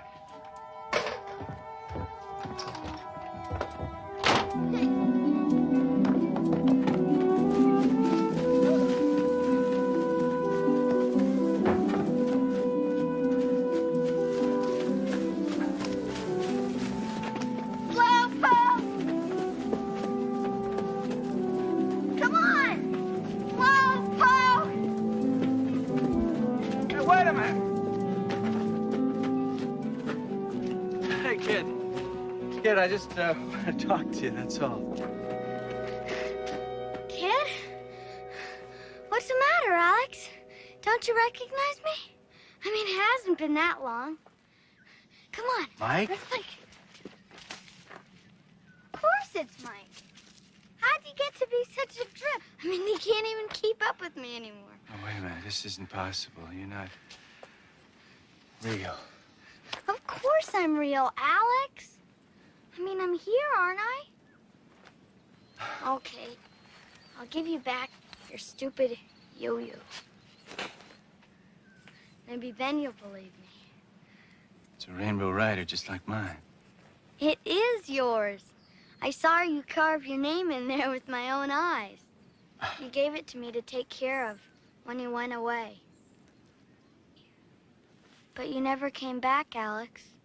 I waited. But you never... I never gave it to you. I never gave it to you. I was angry at you. I threw it into the forest, and I only pretended to give it to you. How could I give it to you? You're not real. I just made you up, didn't I? I could only see you with my mind. How can you be here? I've been waiting a long time for someone to play with. Someone like you. I guess after a while, I fell asleep or something. But when you came back, I woke up. So, you want to play cowboys or not?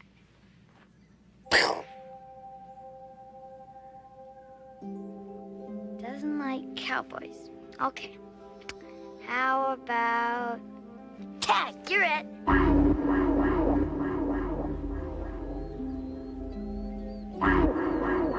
No? Then what? Wait, I know.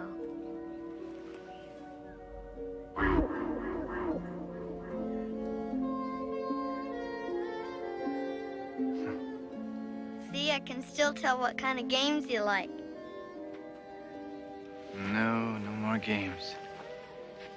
No, we can't play. We were kids then. But we're not now. It wouldn't be the same. Maybe you're right. I mean, you didn't make me up. You just, I don't know, you made up the way I look. I took it from your mind. Back then, you needed a friend. You needed one really bad. That's why I came back with Jeff to play with him, just like I did with you. You let him into that mud fort. You could have gotten him killed. I didn't mean for him to get hurt. I don't want you to play with him anymore, you hear? Okay, please don't be mad at me, please. I don't understand any of this, Mike. But I do know that you can't play with Jeff anymore. You hear? Why not? He's having fun, just like you and me did. Yeah, we did, didn't we? Look, Jeff has to play with real kids now, kids like him. If he continues playing with you, you're gonna let him do whatever he wants and let him play whatever he wants to play. He'll never play with real kids. So what's so bad about that? I didn't think you'd understand. But if I don't have anyone to play with, I have to go back to where there's nothing to do. Well, then that's what you're gonna have to do. Well, I'm not gonna. I like playing with Jeff, and you can't stop me. Mike. Oh, Mike, listen, please. Sometimes you gotta do things you don't want to do. That's what a real friend is. We were friends once.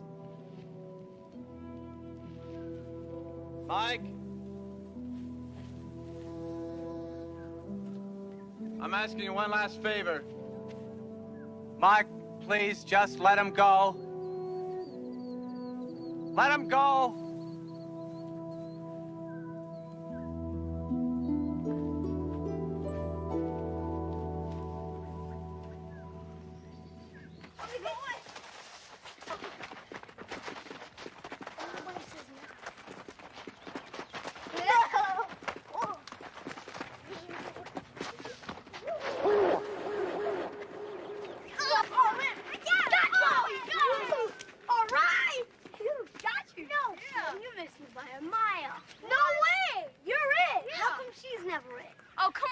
She's just a little kid. Well, she's ruining the game. Let's play Cowboys. Cowboys? Oh my God. Yeah, you know. That's the stupidest idea I've ever heard. What a goober. Goober.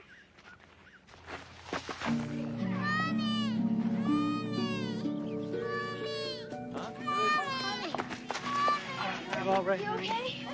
Come on. Oh, boy.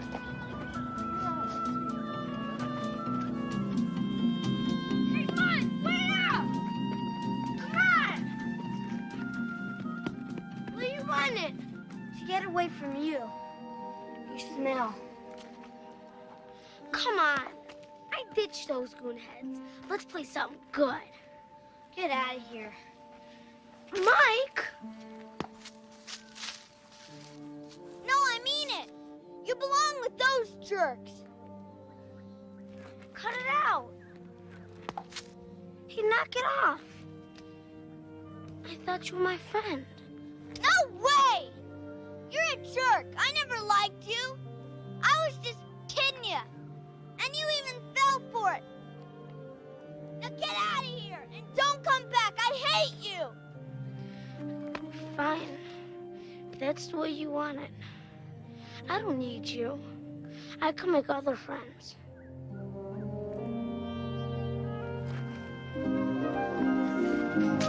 Hey, Jeffy. He said he liked me. It's all right. He told me he Oh, liked me. I know. And now he says he lied. Oh, Why won't he play with me anymore? well, maybe he's not such a good friend after all.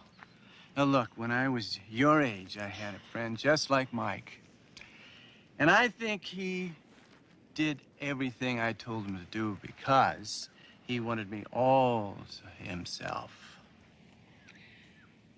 I didn't have to play the rules. I didn't have to share with anyone because there wasn't anyone else. But it doesn't have to be that way with you. Yeah? No, Mike isn't the only one who's gonna like you. You're gonna see. Now, you just get back there and you apologize to Cindy, okay? Okay. I'll be back in a minute. All right. Want to play, Alex? Sorry, Mike.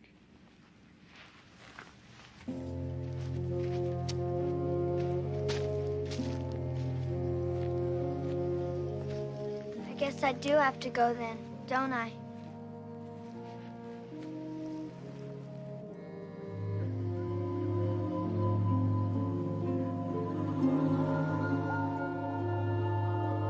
What are you? Really? I am simply of this place. I have been here since it first existed, and so I shall be always. You and me, we had fun once. Didn't we? Yeah, we sure did, Mike. What you did meant a lot to me and to Jeff. What are friends for? Ollie, Ollie, oxen, Ollie, oxen. Bye, Mike.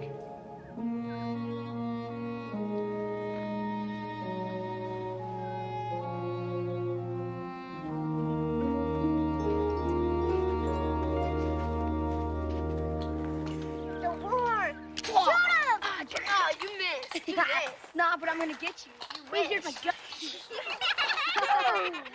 I got your gun. All right. Right. No. I'm sure. Looks like I tagged in. I got mine. Shoot him! Oh, you missed. Nah, but I'm gonna get you. Here's my gun. They decided to make a truce? Jeff apologized like a perfect gentleman. Better get him up here. Dinner's ready. 2, 3, you're gone! Oh! Let him play for a while, okay? For Alex and Jeff Mattingly, there will always be one special friend. One who loved them both enough to vanish when the time was right. But after all, that's what friends are for. Especially a friend from the Twilight Zone.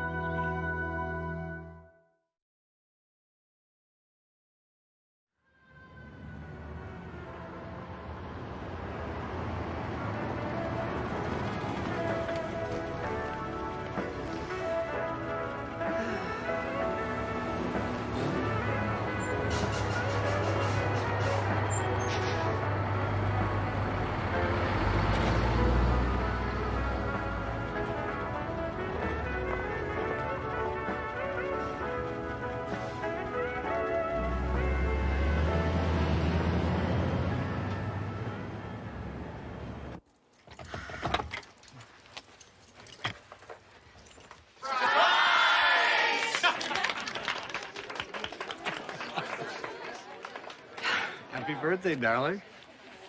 Surprise? Surprise is not the word. I'll get you for this. Oh, no wonder everybody went home early. Hi. Thank you very much. Hi, Rob.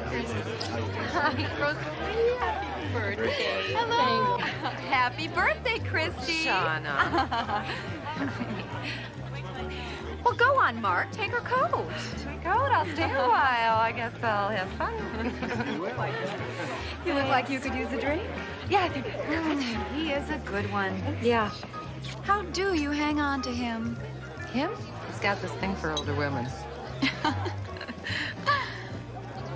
Make a wish, darling. Christy? Yeah. Maybe you should use this.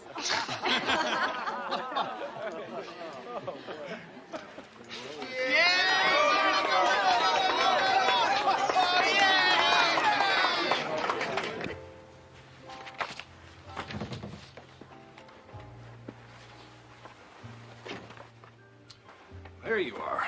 I wondered where you'd vanished to.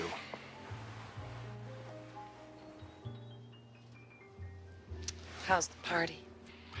I guess that wasn't the very best idea I've ever had, huh? No, it was sweet. You're sweet. Just hate birthdays. Birthdays are fun. Fun? Yeah, they're fun when you're 10 and you're hoping for a new bicycle. They're fun. But when you're 40 and you're worried about your ratings, they're a cruel joke. Oh, I wouldn't worry about it. You still got at least 5 good years on your warranty, and then after that, I can trade you in on a couple of 20-year-olds and a nymphette to be named later. Should I kill you now or torture you first? Come on, it's not that serious, is it? It's easy for you to say, Mark. You're getting character lines and I'm getting crow's feet. That doesn't go over big in television, especially if you're a woman. You are the best anchor in town and the most beautiful woman I know. Just saying that to make me feel good. So say some more, dummy. Well, one picture is worth 1,000 words. Yep. Oh, I remember. This is that little hotel in Santa Barbara. Yeah, it is. And I have got us booked in there for 3 days next week. Why But not? there's more. What? I have got front row seats to the annual Shakespeare Festival. Oh, Mark, don't tempt me. Why not? It's a tough job, but somebody's got to do it. Come on, you've got some vacation days stored up. They can find a fill-in for you. But that's just what I'm afraid of. I mean, you know, fill-ins become replacements. We'll take the anchor chair with us. Would be nice to get away. Yeah. Just the two of us. I love you.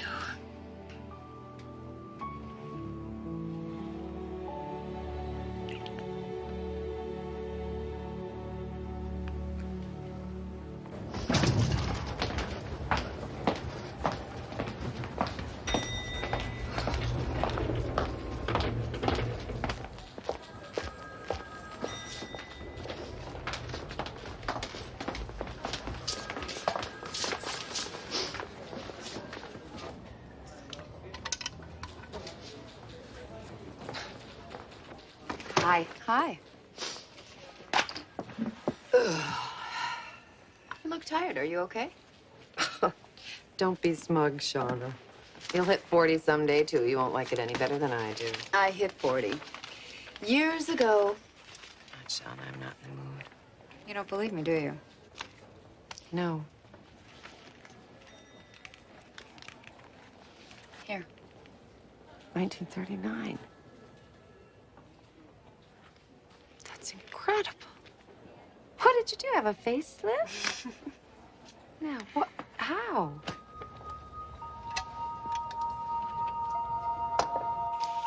No way. It's half an hour before airtime. I get tipsy on half a glass of wine. No, no, no. It's not what you think it is. Here. It's water. What is this, one of those 8 glasses a day diets? Forget it, those things never work. This works. And besides, if it's just water, what have you got to lose? No, thanks. I don't think so.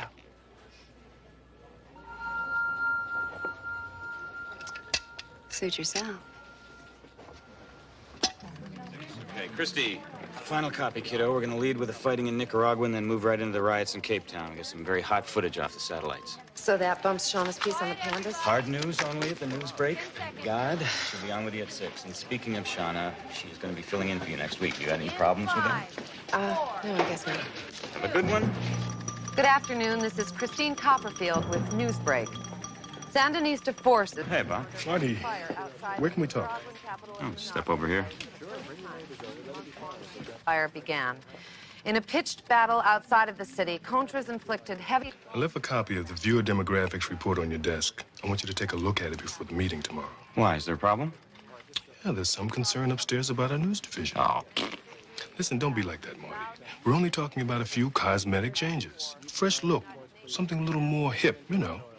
Maybe a new set. A new set, that's it? No, not quite. We need to talk about Christy, too. Why? The numbers are way down. Look, Christy is as solid as they come. Look, we don't make up the numbers. Let's face it, Christy is old news.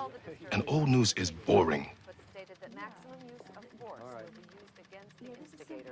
An upcoming congressional vote on further sanctions against South Africa is expected to be sped up by the latest actions of the Pretoria regime. Terrific. Good. Good. Shoulder. One more shoulder. Over your chin. Good. Lower. That's it. That's it. Good. Come on. That's it. Go. Yes. Good. Take left. All right. More. Boy, come on.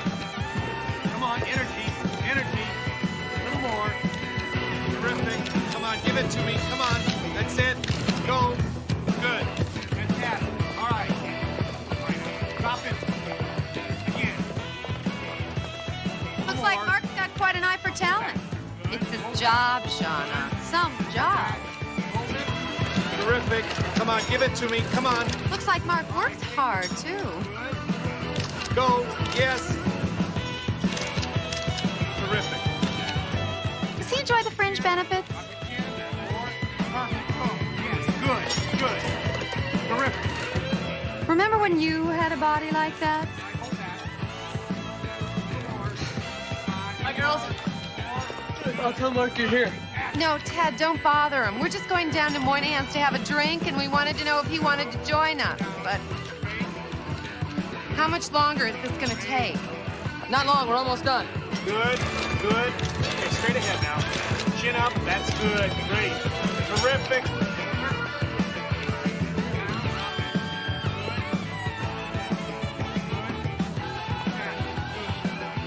If this stuff really works, how come you're so anxious to share it? What's in it for you? Nothing. I get a free bottle from the distributor when I send them a new customer. I'm your friend. I just hate to see you like this. Trust me.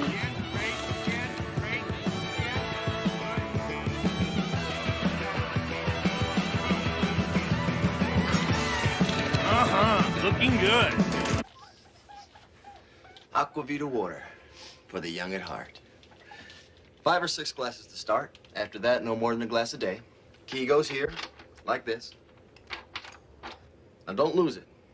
Cooler won't work unless the key's in place. Never had to lock up my water before. Well, suit yourself. You don't mind a maid getting into it, fine. We don't have a maid. My boyfriend always says that if God wanted us to drink water, he wouldn't have invented beer. Is this stuff really gonna make me young? Nobody can make you young. Aquavita water can make you look young. Hey, that's all that matters, right? Well, that's a pretty superficial attitude. I'm a superficial kind of guy.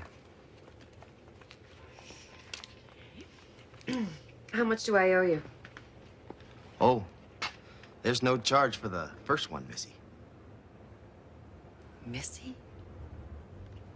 Can I ask you a question? How old are you? Don't ask.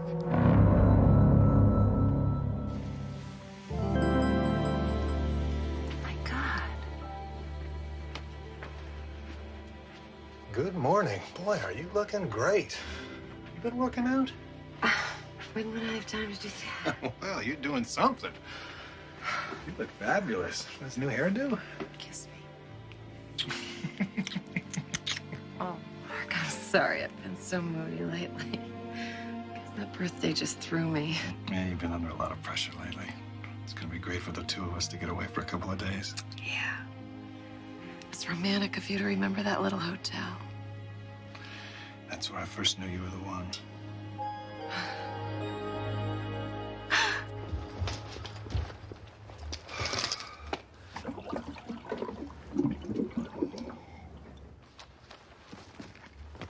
Christy, ready to go?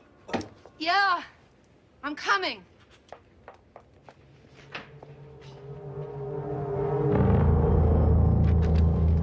Here's the trail for us. Oh, Bodies will never be found.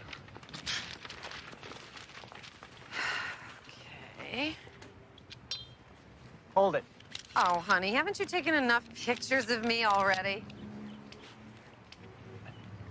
I know what you want.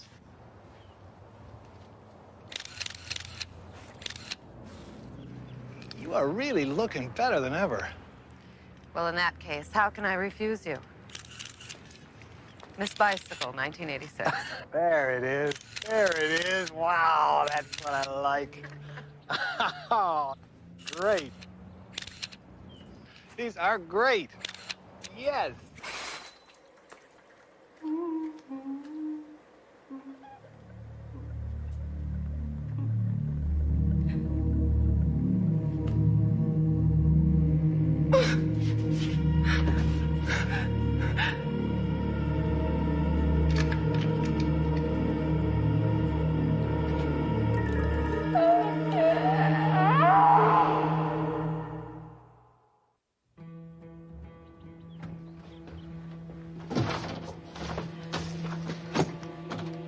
What are you doing?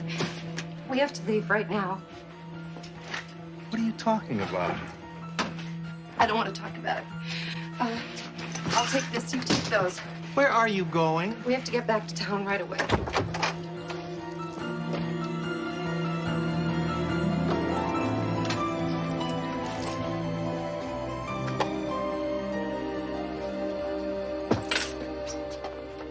Well, what do you know?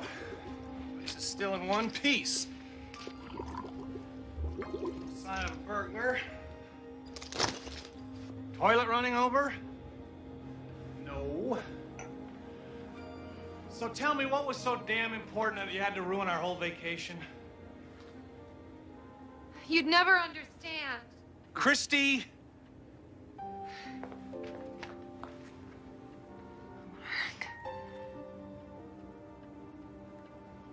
I'm sorry. Look, I don't want to talk about it, okay?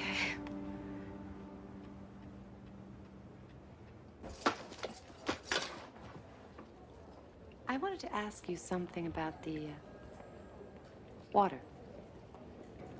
You didn't mention the side effect. Oh, don't worry. It's not dangerous.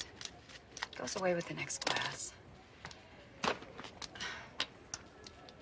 Besides, it's a small price to pay, isn't it? I mean, you look great. Your ratings are up. And I hear that there's a rumor going around about a feeler from KPSC.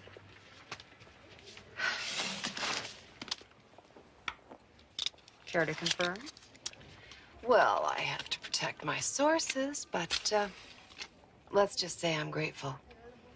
And if I do make the move, I can put in a good word about the anchor chair. Thanks, but no thanks. I'm perfectly happy on features. I'll take my pandas over politicians any day. But if you really are grateful... You know I am. I owe you one. I've come up a little short this month. Could I ask you for a small loan? Sure. Sure. What do you need, a couple of hundred? I was thinking more along the lines of a few thousand. That's a lot of... It's not a lot of money. Between friends who help each other out? Sure. Okay.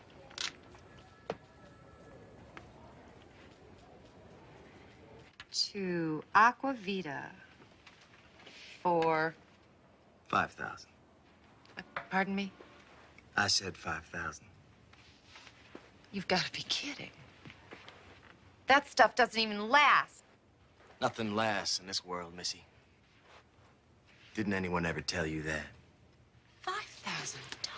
That is infuriating. I could have you investigated, you know. I mean, what kind of racket is this? If you don't want it, I'll just take it back. No, damn you. Then that'll be 5,000. And I'll take your check today, but next time, it's gonna have to be cash.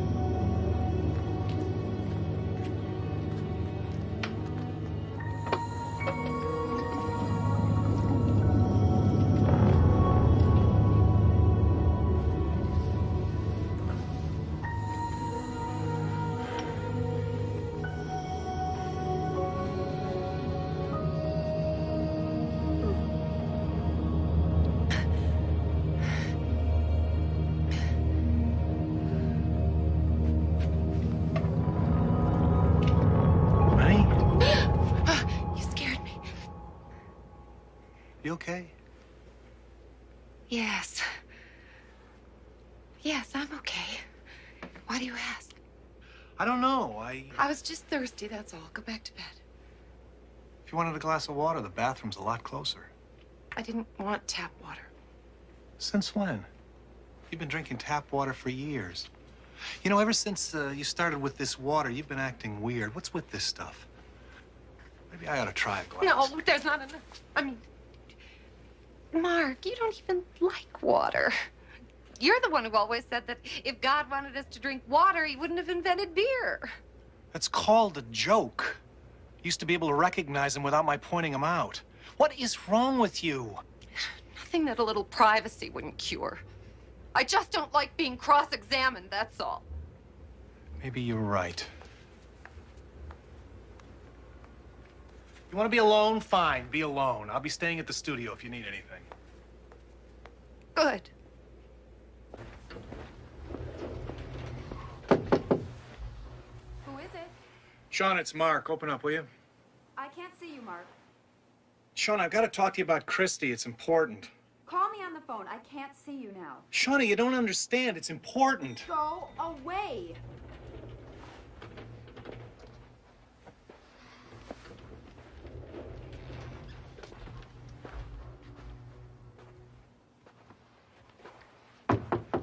I said go away. It's Aquavita. Oh, I'm sorry. Just a moment.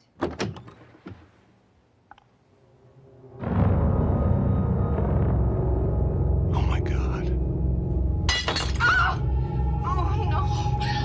Oh. Oh, no, water, no.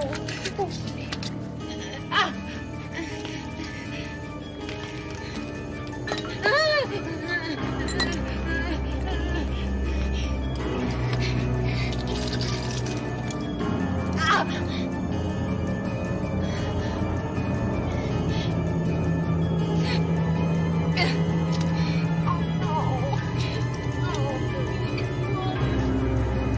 Stop it! Go away. I don't want you here. No, no! Damn it, give it back to me. I need it. I need my water. Stop it! Now stop it! Talk to me, Christy. I love you. What the hell is going on? You never believe me. Try me.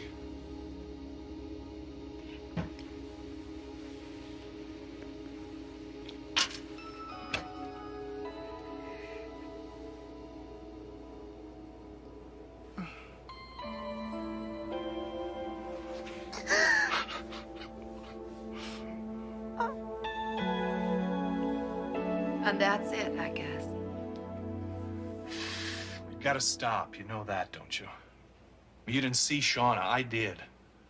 You've got to stop now. I can't. I want to, Mark, but I can't. Look at me. I'm old. No, you are not old. You only look old. There's a world of difference, Christy. You know that. You're not Shauna. You know, the station will let me go. It's not gonna be easy. But we've been through bad times before. There are other jobs. You're a journalist. You're a writer. You're not just a face. You'll get something. What about us? What about us? You don't see me going anywhere, do you? I love you.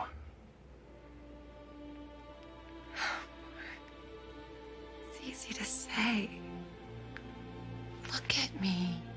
If we walk down the street, people are gonna stare at us if we hold hands. If we go back to our cute little hotel, people are gonna think you're some kind of gigolo. How are you gonna feel the first time somebody mistakes me for your mother?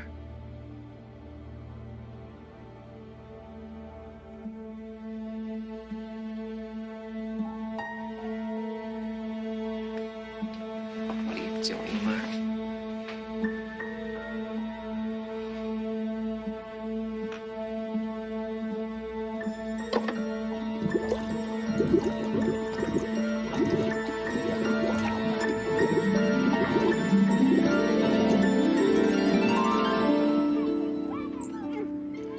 I feel sorry for you.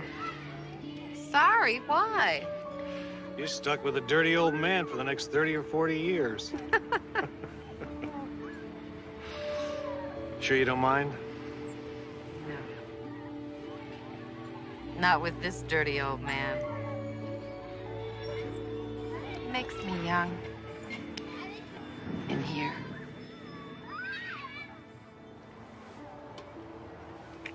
There is indeed a fountain of youth, but not the one Ponce de Leon dreamed of. The true fountain of youth lies in the human heart, and its healing properties are without price. An oasis flowing ever fresh from the headwaters of the Twilight Zone.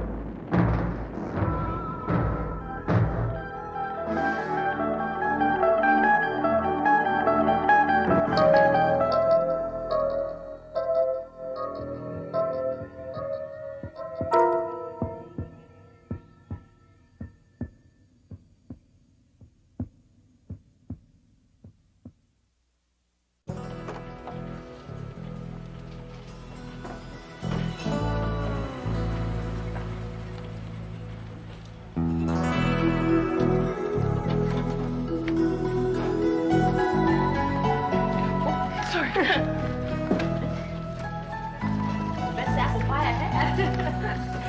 Showtime. Oh, Dottie. Forgot.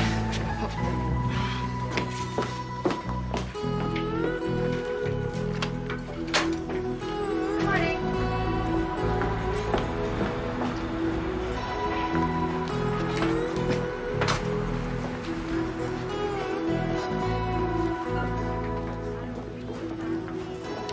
Hello, Mr. Slater. Hi. I'd like to see Mr. Simmons.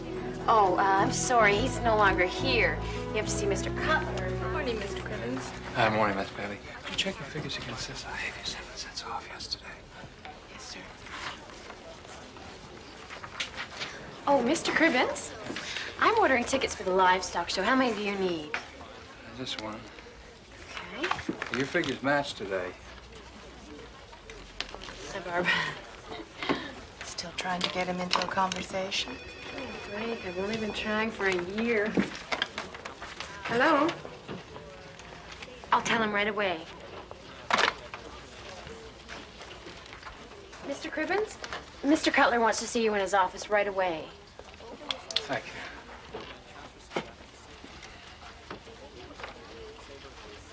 Uh-oh. Last week's Simmons, this week's Cribbins. A human calculator? Cutler'd never fire him. Focus on Warren Cribbins, a myopic little man, precise with figures, awkward with people. His horizons, a bottom line dotted with decimal points. But his safety in numbers is about to be erased. No, no, no. Don't get mad and don't get even. Just get ahead. Yeah. Sure. Cribbins. Yes, sir. Have a seat. Thanks, sir.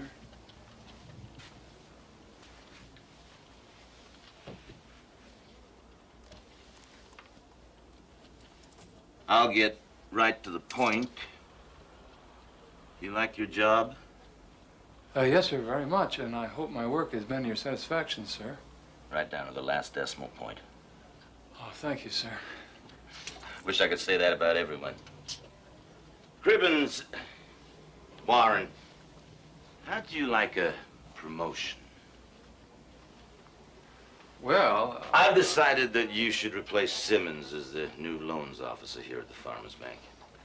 Actually, I think I'm better suited. Exactly. You respect the numbers. Well, honestly, I just... No, don't thank me. Sandy will help you get set up. She's your new secretary, and we can discuss your salary later. Here, take this file and look it over. You'll find it's fairly typical. Yes, sir? Congratulations. Oh. Thank you, sir. Sandy, will you come in here for a moment, please?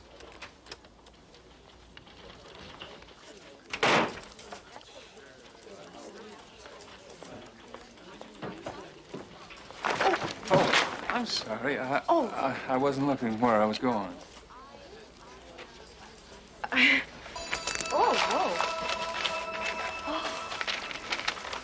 Oh, no. Oh, no. Oh, I'm so sorry. Oh, that's all right. Oh, I'm so sorry. I can get them fixed for you. No. That's all right. I only need them for close work. I'll get by. Oh, Mr. Crivens. Yes? That's my book. The blue book. Oh. Yeah, yes, it is. Thank you.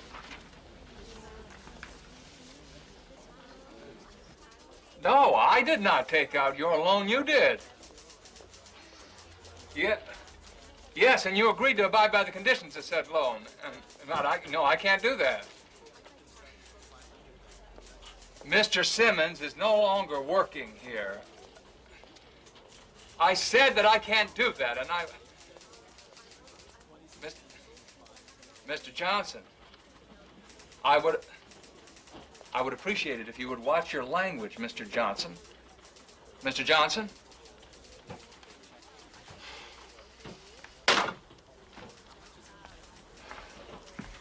Did you want anything in the salt water? Oh, no, I have my own tea bags.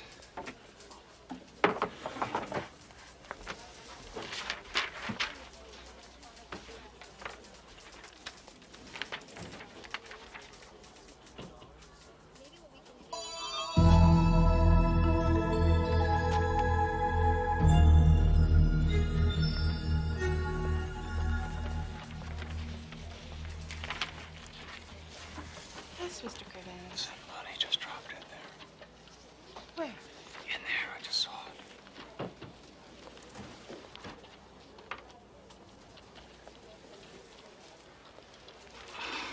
I'm sorry. Oh, it's okay. I could have sworn that, I really am. I'm sorry.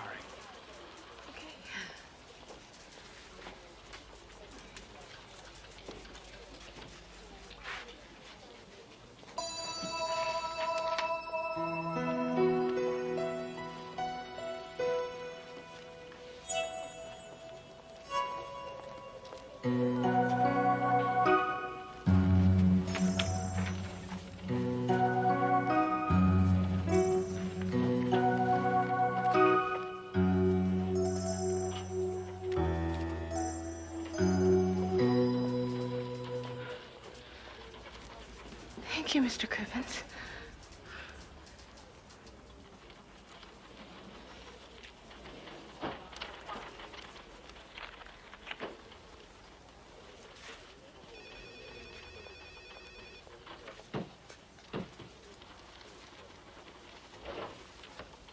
Mr. Crivens, Mr. Cutler wants to see you as soon as you've read all of these. Thank you. Okay, now those green pins represent the property that the bank already owns, color of money. And the white ones are what the major farm combines own, pure and untouchable. And the red ones, well, they're what we have paper on, mortgages, Warren. Some firsts, mostly seconds, for people mostly operating in the red. And those are my new concerns? Exactly. We have to call in all outstanding loans as they come due. I see, but what if they can't pay? Then we foreclose.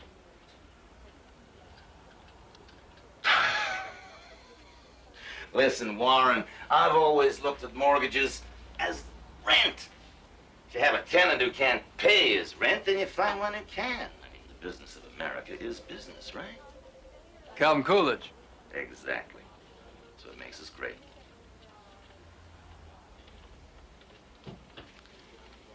Warren.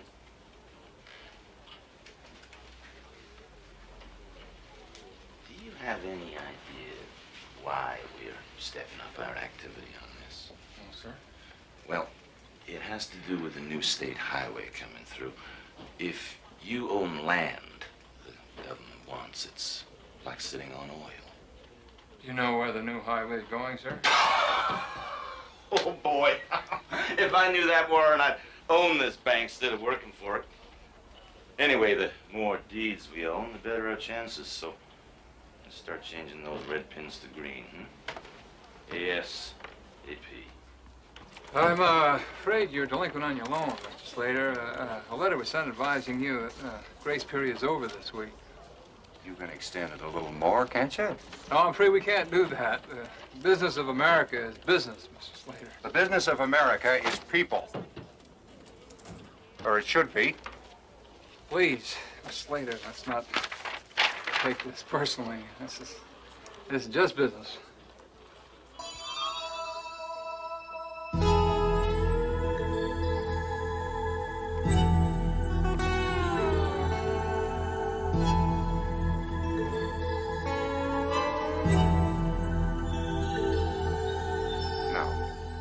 This isn't just business.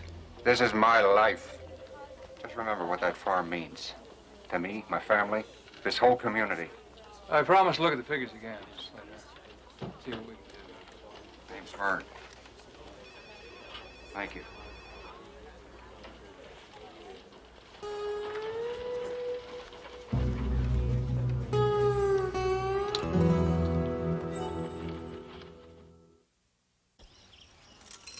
It's an enormous piece of property. Without us farmers, just dirt and dust.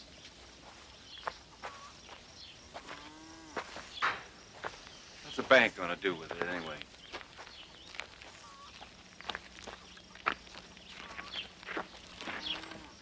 Can't work it? No, I guess not.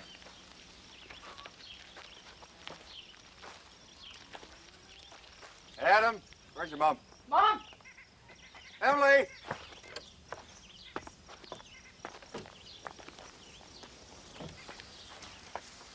This here's Mr. Cribbins. He's from the bank. How do you do? Hello. Vern tells me you're going to figure a way to make things work. Well, since I'm not empowered to extend your loan and your equipment appears to be a little outdated, I suggest that you sell off some land. Who to? Who's going to buy it at a price that'll be worthwhile? I'll just have that much less corn for market? How's that going to help me, Warren? Mr. Slater, Vern, I think that may be your only option. I may not even be able to get my boss to agree to this. He wants to enforce foreclosure.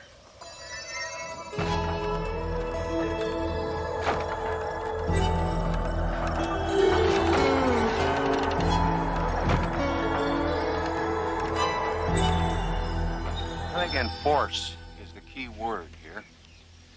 Oh, please, just look this over and think about it. I ain't selling. You hear me, Warren?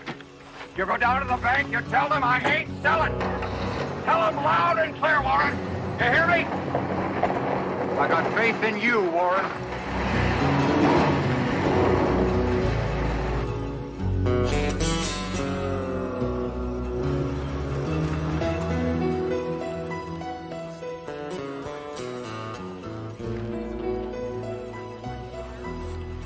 Morning. Good morning. Oh, Sandy? Can I see you for a minute? Sure. Wait a minute, sit down. Okay.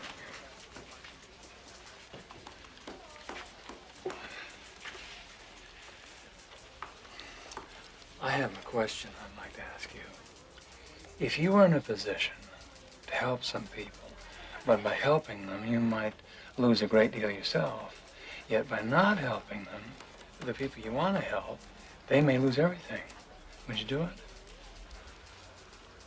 Well, I mean, even if it meant risking your life savings. well, I don't really gamble. I can't afford to. But,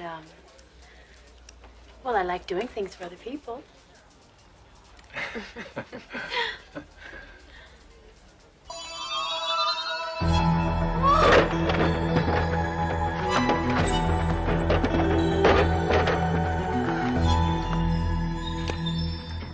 Whoa, what's wrong?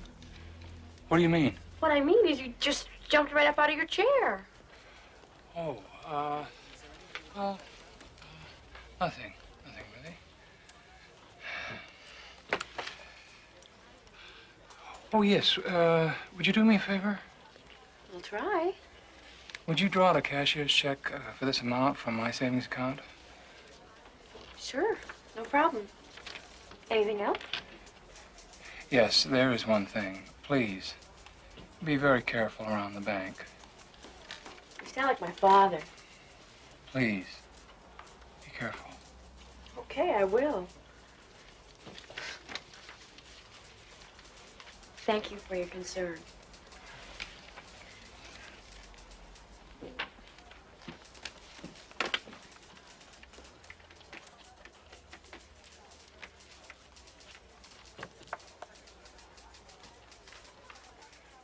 Hello, Mr. Slater.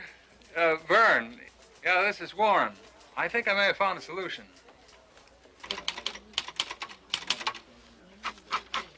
Vern, I think this may solve your problem.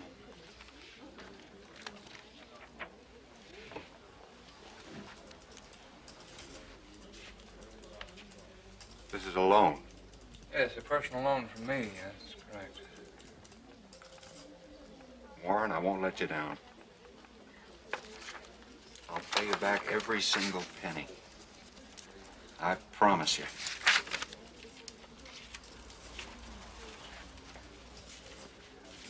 Just deposit it by 3, Warren. This is due day, you know. Don't worry, Vern. They let me cut in line here.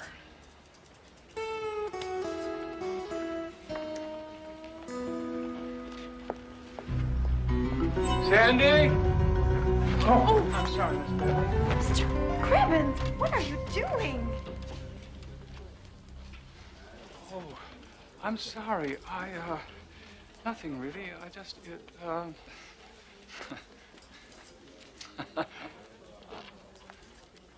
I thought you were gonna fall. I use this ladder all the time, and I've never fallen, not once. Oh, I don't understand. You were supposed to be careful. And I was. Oh, I nearly forgot. You're supposed to go see Mr. Cutler in his office. ASAP. So, with foreclosures, like I said, it all depends on the worth of his assets. Here, I have some figures available on that. So, don't dicker with him too much there. He's in no position. His debt load's so heavy, he can't say no, even when we offer him bottom dollar. Now, sure, it's a tough deal for the guy, but, well, that's business. Right, Warren? No, I had no idea we'd strike it this rich by grabbing the Slater farm. Yeah. Yeah, well, just wait and see what else I got in mind. Hmm? You betcha. I love highways. Warren? Warren, did you understand what I just said? Yes, sir. Offer Vern Slater bottom money because he's so far in debt he has no choice but to take it. Exactly. Remember the note's due today, plus penalties, plus back taxes. But you can waive it all if he takes our offer. So, get on it.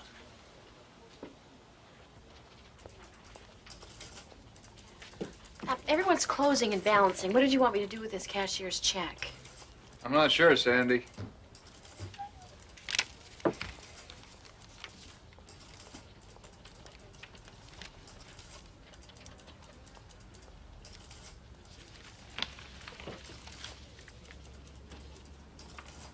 Deposited in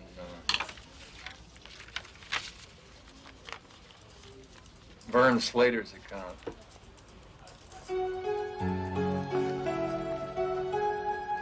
After what I told you, after everything I said. I don't understand. You understand perfectly well. Don't play that game with me, I'm not sure Grimace. what you're talking about, Mr. Cutler. We should have owned that property. If not for you, we would have. You are directly responsible for costing me a fortune. How is that, sir? How's that? Please stop screaming at me, Miss Cutler.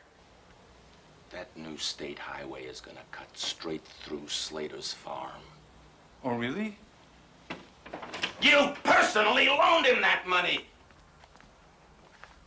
You betrayed me, Cribbins. Well, I don't see it quite that way, sir. How do you see it? Aren't we the Farmers Bank? I just helped out a farmer in need. Clear out your desk, Cribbins. You're fired. You sure you want to do that, sir? It's worth the severance pay just to get rid of you.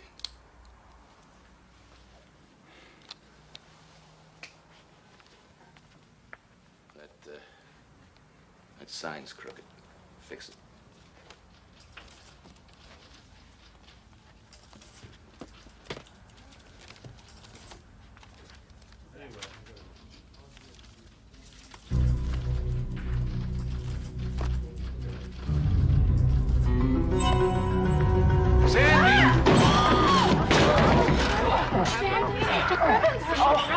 What happened? You okay? Oh, I think so. Are you okay? I told you to be careful, Sandy. You were right, Mr. Cribbins. Warren. Warren. Oh. Don't take your hand off. Thank you. Oh. Oh, no, I did it again. What? Your glasses, I broke them. I think they're totally useless now. Well, that's all right, Sandy. I won't be needing them anymore.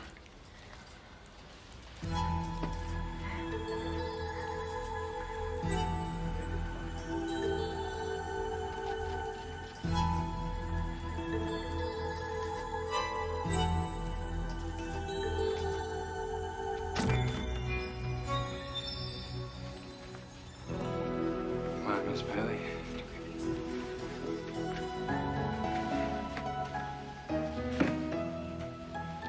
Accidents will happen, and Warren Cribbins had a lucky break.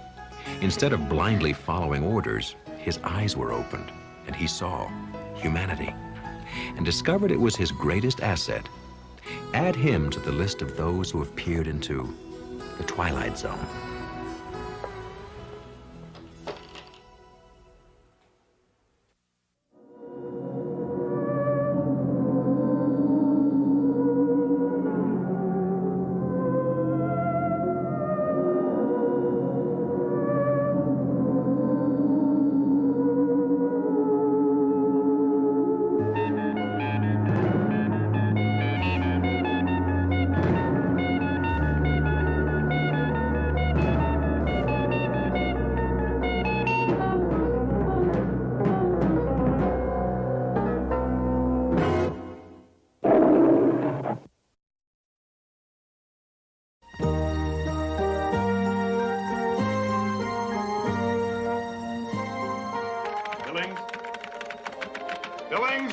What do you need, Bert? The Henderson memo. Bottom of the in basket. Where's the in basket? Next to the Rolodex. What's the Rolodex? It's the round thing with the phone numbers. What time is my meeting with Bob Bradshaw tomorrow? 11:30. Why isn't it in the calendar? Turn the page, Bert. Oh. I'm out of here. Oh, me too. I'm going to meet David over at the party. Their date's always the charm, is it? You weren't thinking of deserting me now, were you? I need 35 copies before you leave, collated. Come on, Bert. I have plans tonight. Where's your Christmas spirit? The same place your Christmas bonus will be if I don't get those copies. You know how important it is that I get that report to the audit department first thing in the morning. Be a good girl. Marcy.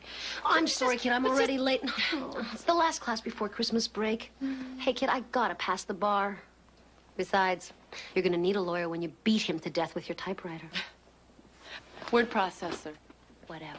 Listen, wait for me. I'm coming anyway. Bert.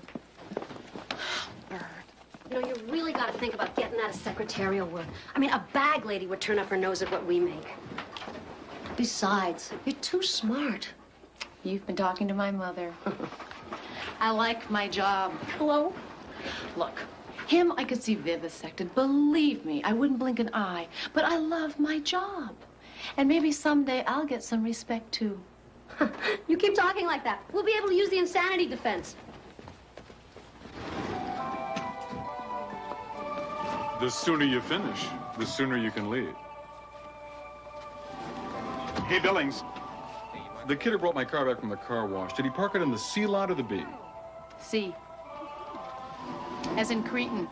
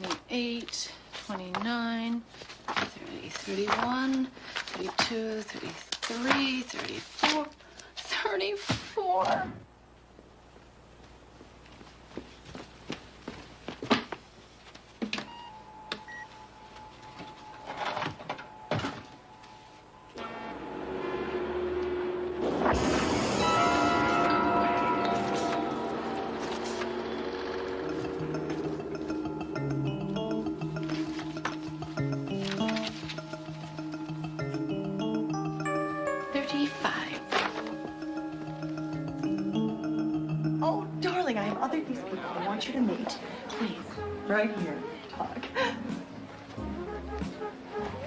Welcome. Thank you. Is David Dansinger here? I'm his date and I'm late. Well, I don't recognize the name. Oh, perhaps he's a friend of my husband's. Oh, this is 2947 Bronson, apartment 2A? Yes, it is. Did you have trouble finding it? No, it's just that my boss thinks that because I'm the secretary, I should be able to... You're a... secretary? Oh, well, this is truly an honor. Imagine a secretary at my party. Oh, frankly, I thought you people would be a lot taller. If you'll excuse me, I think I'll look for Dave. Oh, by all means, dear. And have a wonderful, wonderful time. Ciao. Thank you.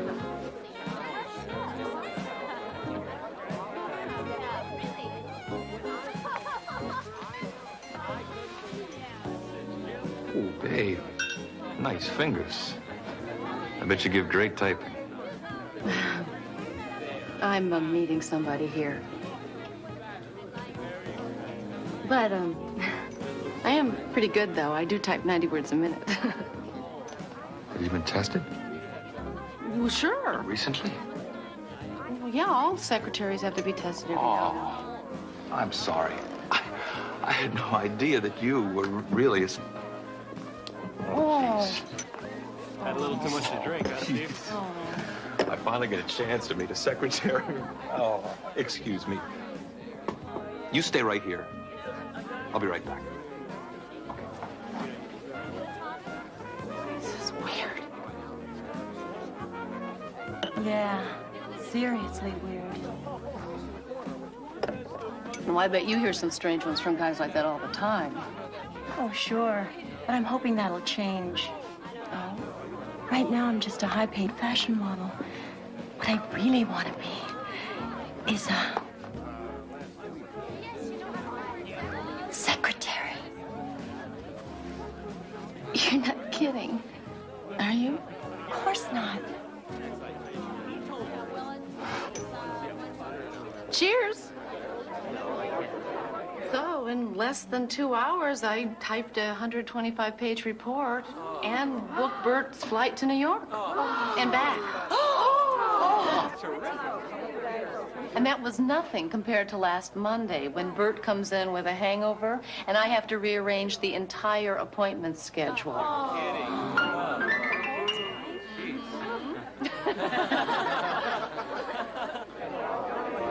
know what I did? I snipped the erasers off of the ends of 4 pencils, glued them to the corners of his blotter. And all I can say is it's been over a month and he hasn't complained about it slipping since.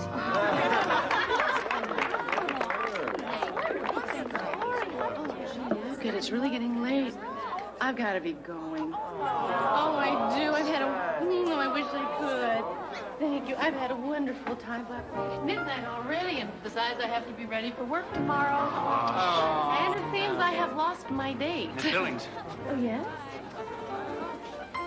Certainly any company with a secretary of your skills must already be treating you like royalty. I greatly appreciate the opportunity to win you from them.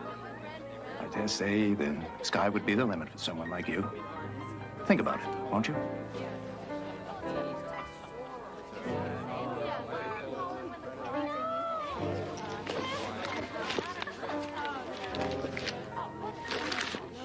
Oh, no, my keys.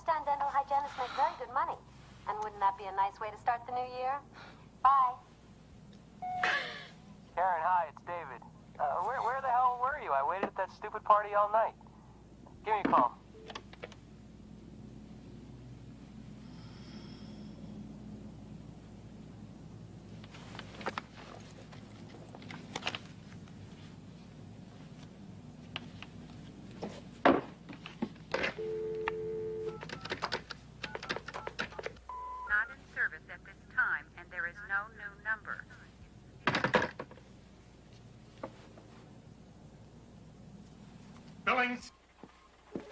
Can't you count? I said 35 copies, not 34. 35. Give me a break, Bert. Of course I counted them. I put the last one right. What'd you do with it? I haven't touched a thing. It wasn't there. It probably never was. Bert. Like your brain, Billings. Missing, absent, vanished. You secretaries are all alike. Just a bunch of bubble-headed bimbos.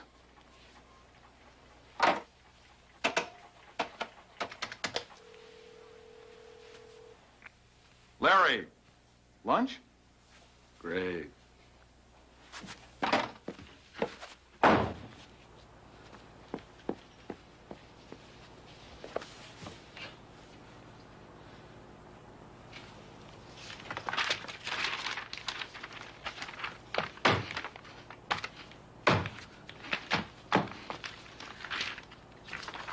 Karen? Karen, honey, I've got those copies of the Nicholson contract you needed. Oh, the copies. Sure. Yeah.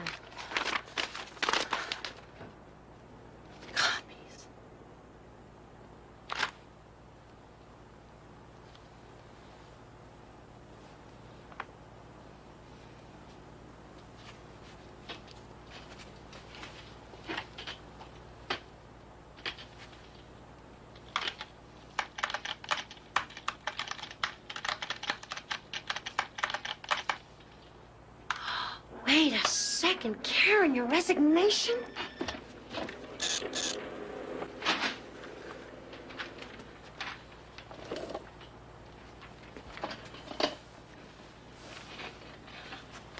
Marcy,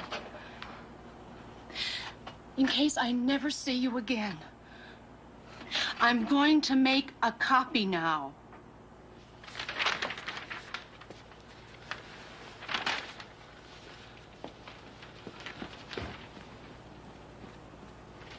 And I'm sure it'll be a very nice copy, too.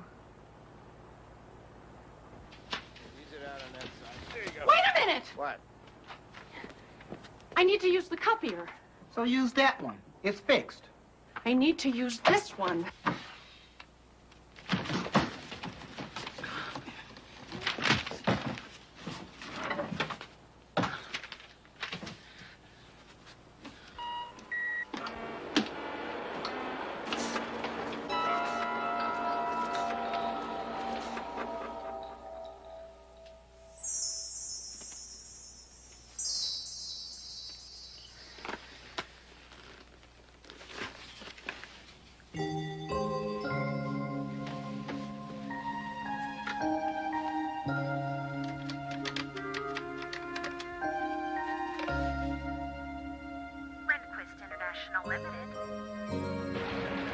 So you want me to start right away?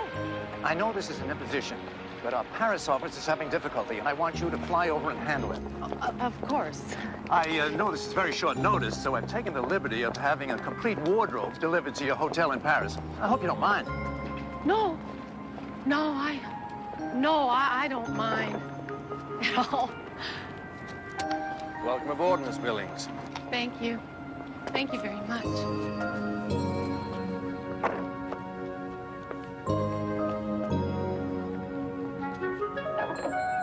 What do you get the woman who has everything but respect? Ask Karen Billings, recipient of a very unusual and definitely non-returnable present. Because this year, for Christmas, Karen Billings received the Twilight Zone.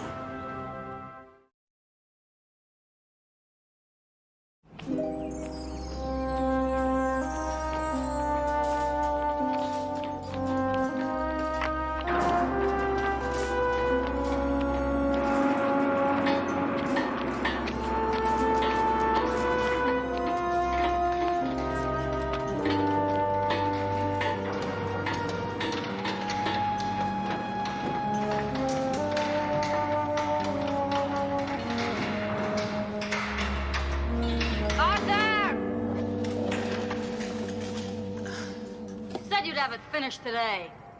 I'm sorry, honey. I went all the way to the parts store, and the darn thing still hadn't come in yet. Should have called first. Well, it still wouldn't have been there, Norma. Maybe. If we didn't have such an old car, then you wouldn't be looking for parts all the time, and I wouldn't have an aching back from walking to the store up and back.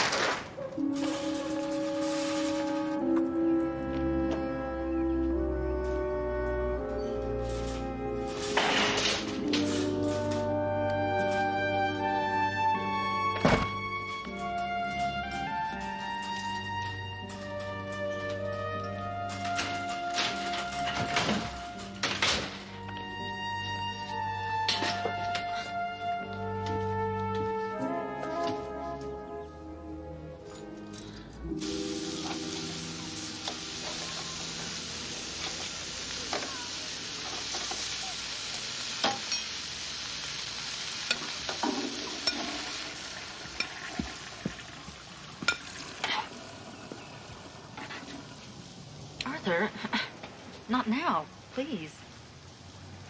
Oh, come on. Don't be like that, honey. I'll have the car fixed for you tomorrow, for sure. Yes, that's what you said yesterday. For sure. Your dinner's ready. Well, you're not eating? I'm not hungry.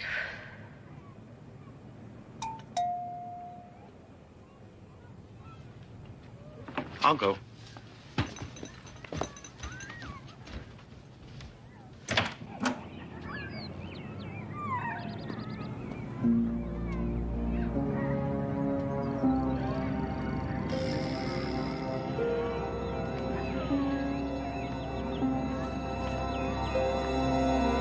Hey, honey, did you send for something? No. We got a package, and it's addressed to both of us, and there's no return address. That's strange. Here, why don't you open it?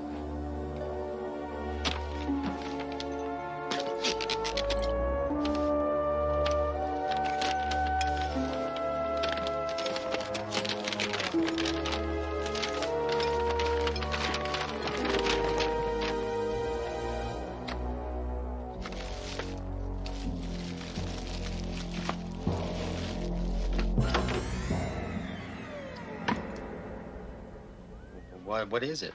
I have no idea.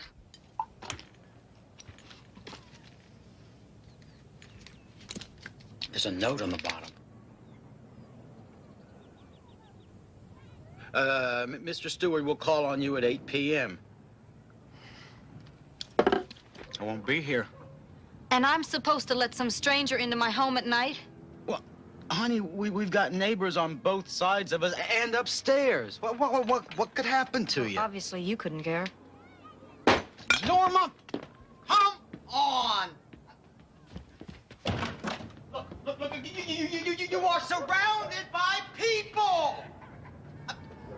Talk to the man. At least find out what all this is about.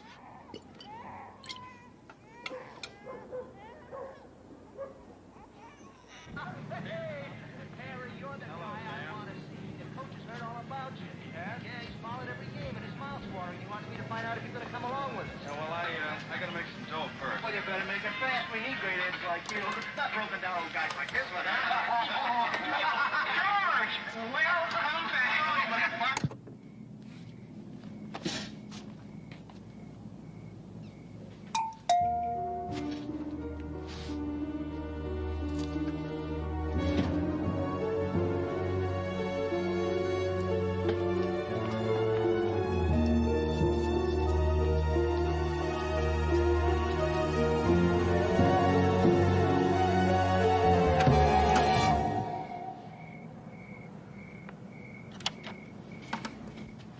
Mrs. Lewis, my name is Stewart.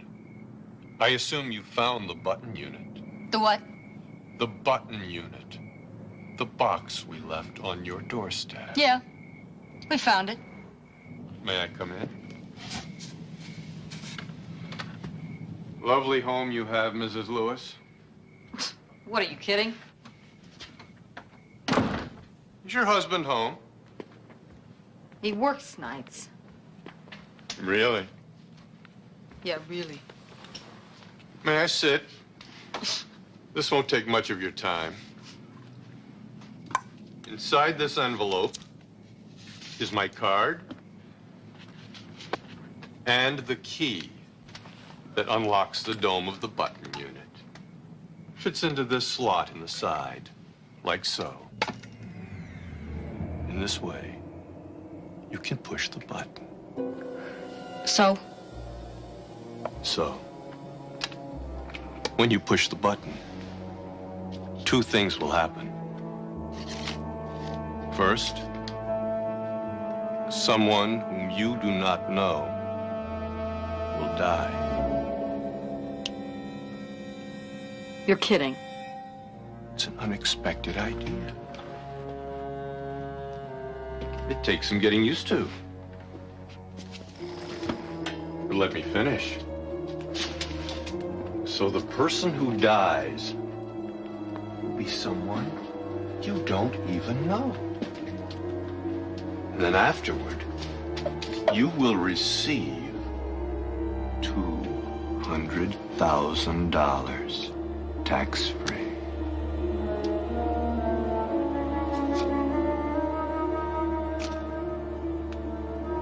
And that's all there is to it.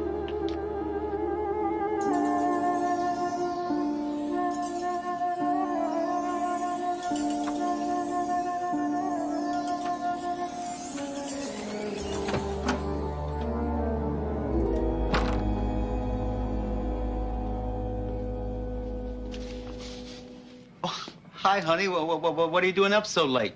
What's wrong? I wanted to talk to you. Well, great. Wait right there. I'll get a beer.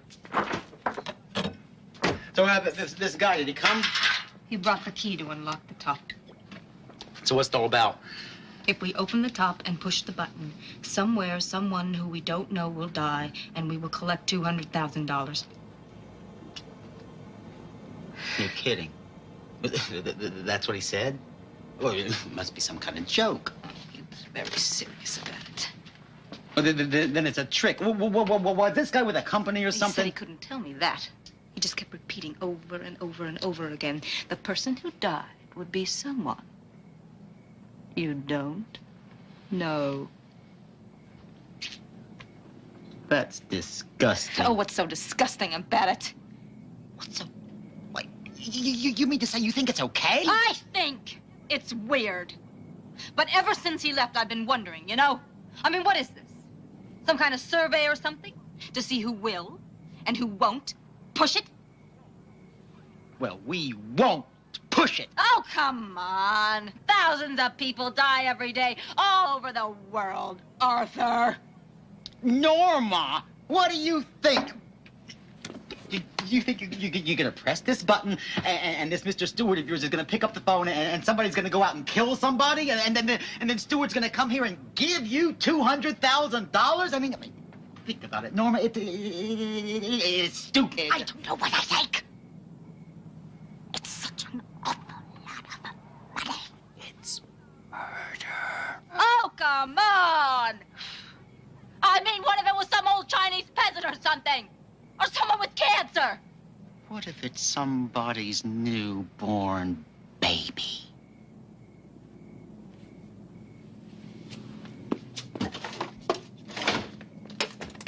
Hold this. Hold it.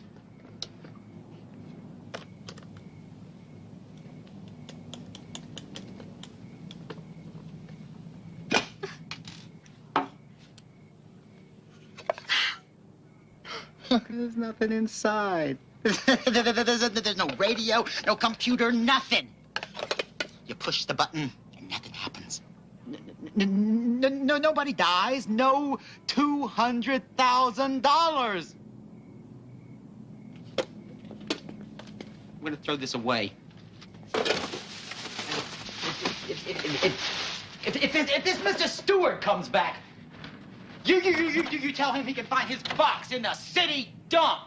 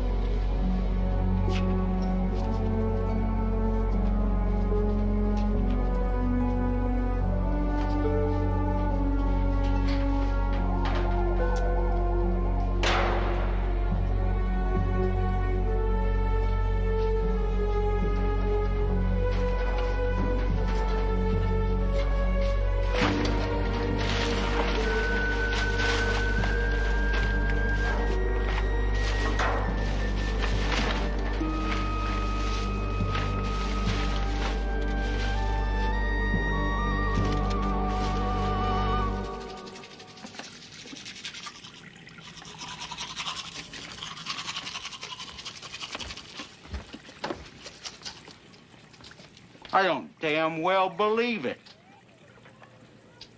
He said he'd be back for it, Arthur. He said the units are reprogrammed and used over again. Fine. Great. While you're at it, why don't you push that damn button? Because that's why you really went out there and got it again. I am just going to fix it. No, push it, Norma. You like the idea so much, push it. Kill somebody. Don't be an idiot. Go have your shower, and I'll make eggs.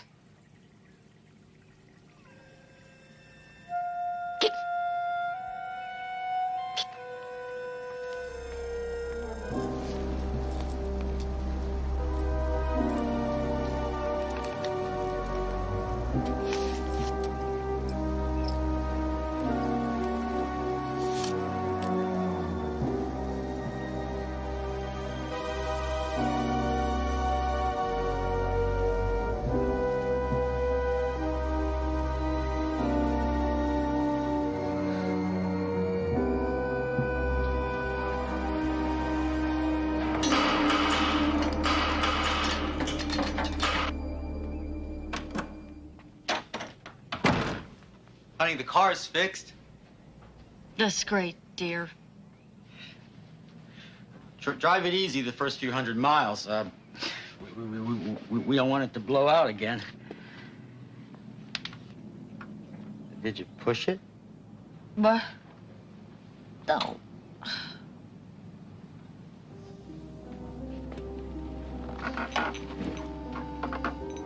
What's for dinner? No, I completely forgot. You've been sitting here staring at this box all day, haven't you? It just doesn't seem fair. You know, telling us we could have all that money. Make us think about it. Why don't you push it and get it off your mind? Nothing's gonna happen anyway.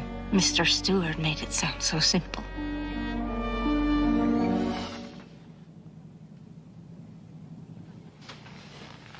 But it isn't simple, is it?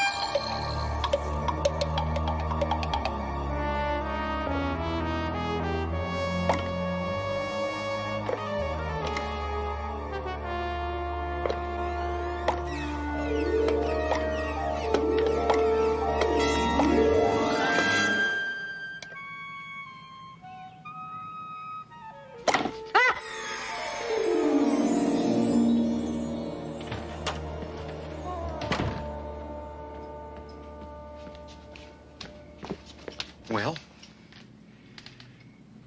I'm gonna push it. No, don't. No. I've thought about it. And I'm gonna push it. Honey, please.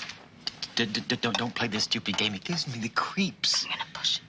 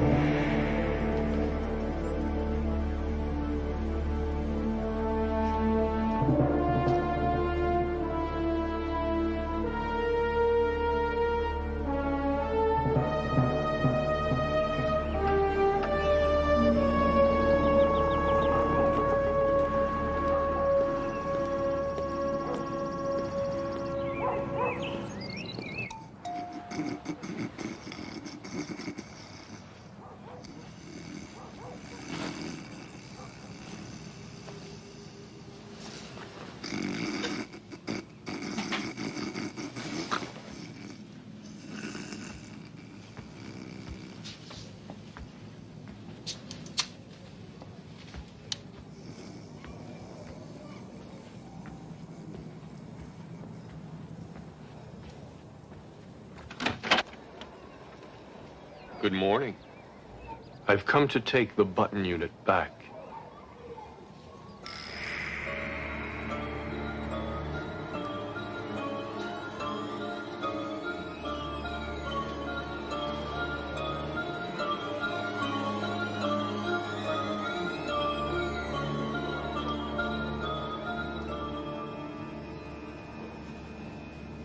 You did push it last night. Only one push to a customer. How did you know? Really, Mrs. Lewis? Did you think we wouldn't know? Well, did somebody... Did someone... Die? Yeah. Of course.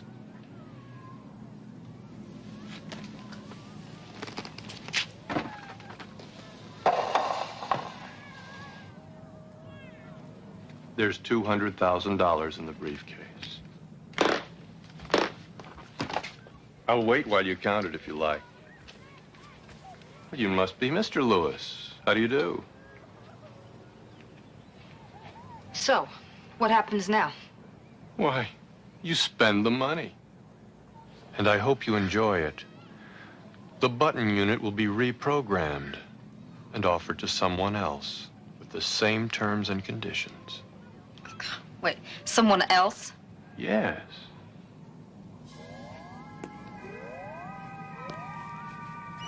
I can assure you it will be offered to someone whom you don't know.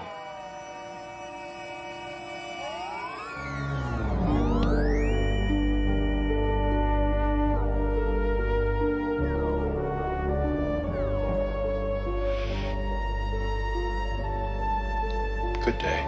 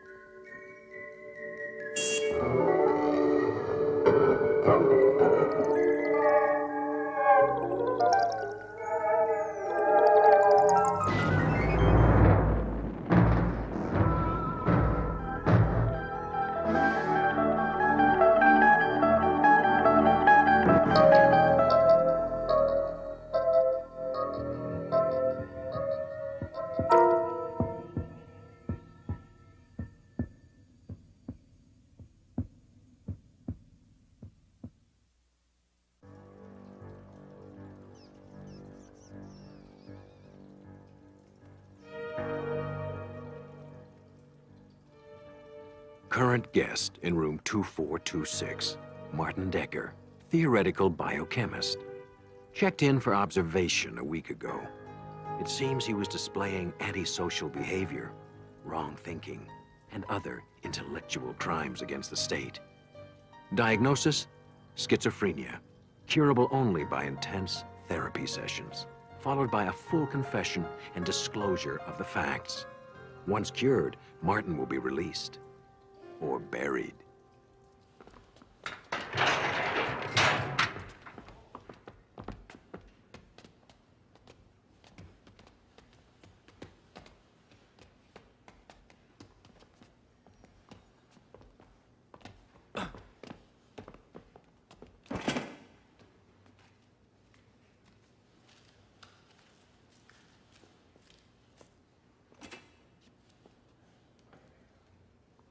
I have a feeling we'll be seeing a breakthrough in this therapy soon.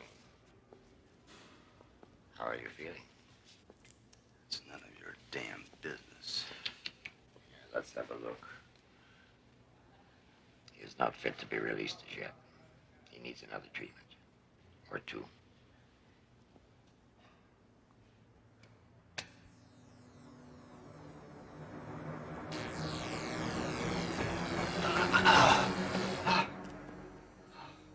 You could make things very simple by telling us where to find the notebooks. Notebooks? What notebooks? Oh, dear. We're going to have to start all over again.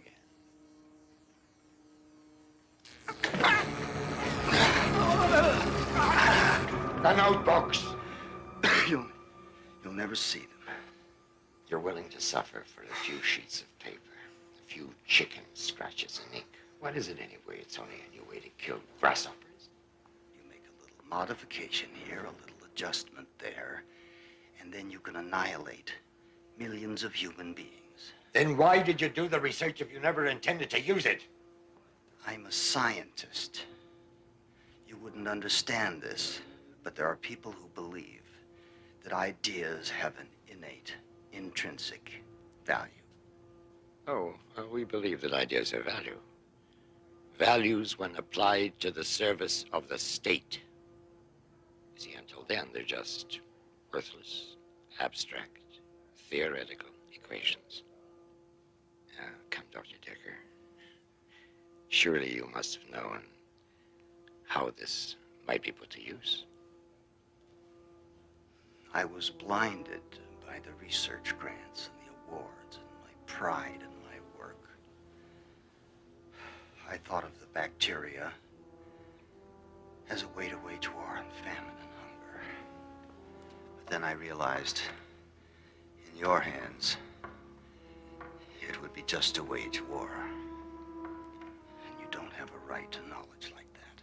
That's where you're wrong, Dr. Decker. We have a right to all knowledge. Why don't you just write down the processes? It'd save us all a lot of trouble, and you a lot of pain. I couldn't do it if I wanted to. The process took years. Just tell us where you've hidden the books. I see this is going to be a useless discussion any further.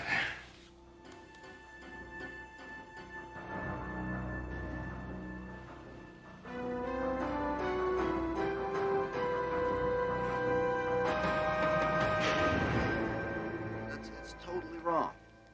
Oh, come on, Martin. You know, your pragmatism blinds you.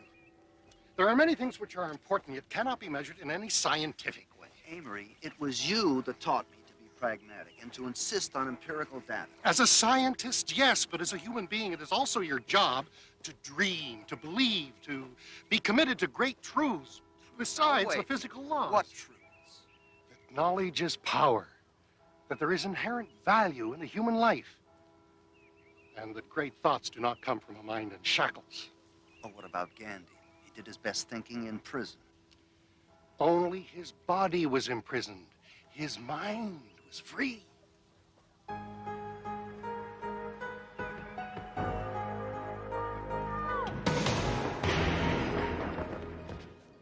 a playmate for you.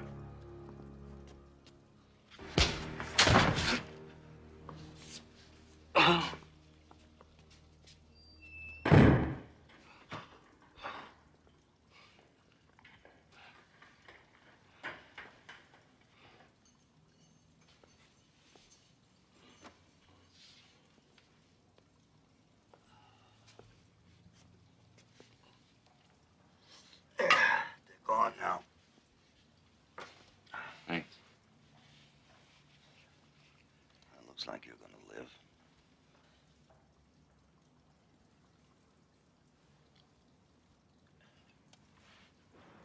Can I have some more? There isn't any more. Till morning. What? You gave me the last? Yeah, that's all I'm gonna be able to give you. You're on your own now. I had no idea it's gonna be this hard. It gets worse. So what'd you do to get thrown in here? Sleep with some bureaucrat's wife?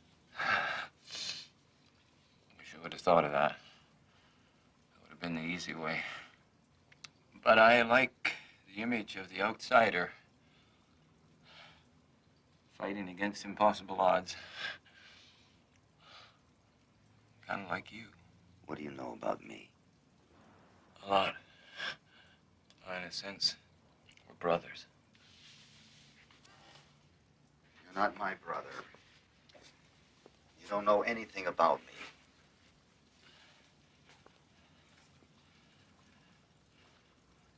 I know enough. Oh, really? I know about the notebooks.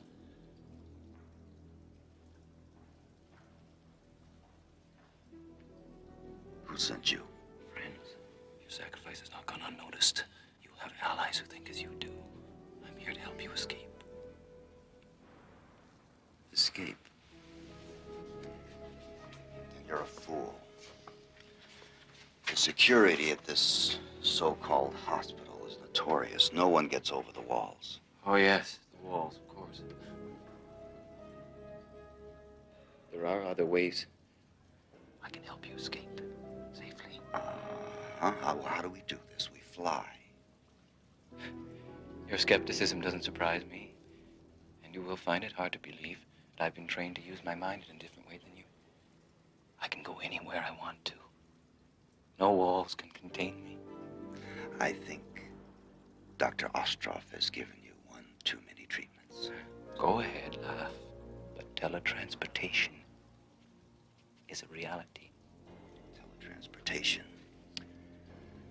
Teletransportation is the fevered fantasy of a very disturbed individual with whom I happen to be locked up. You're a lunatic.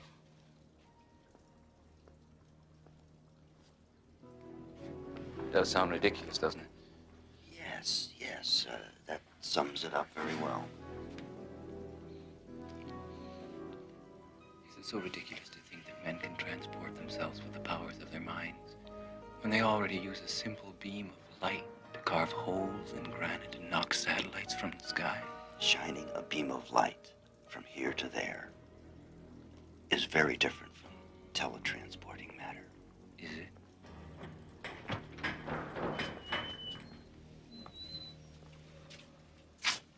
Mr. Decker, the doctor will see you now.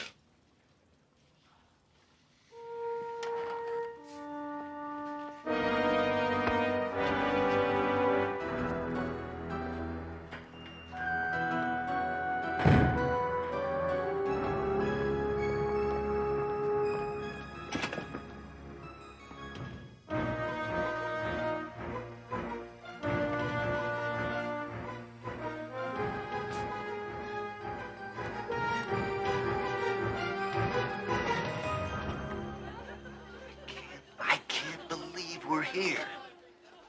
See how simple it is?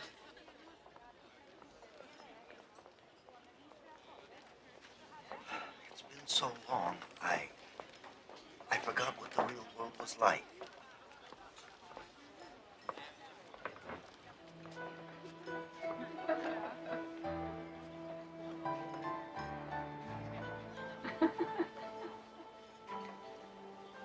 And all you had to do was believe. Really believe. Where are the notebooks? Are there copies? Where are the notebooks? Where did you hide them?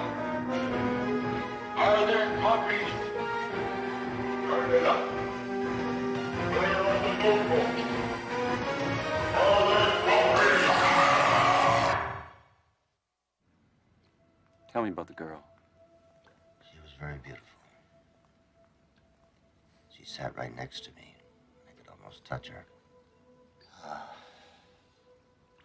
I don't want to think about it. It was a drug-induced dream. Another one of Dr. Ostroff's tricks. We can't let him beat us.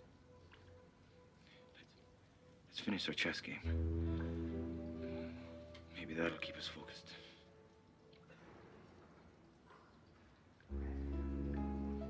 Bishop to queen 4. Bishop takes pawn. Bishop takes pawn, your move. A rook to king 7, check. Right. Good move. Let's see, king to knight. Knight. I can't. I just can't see the board anymore.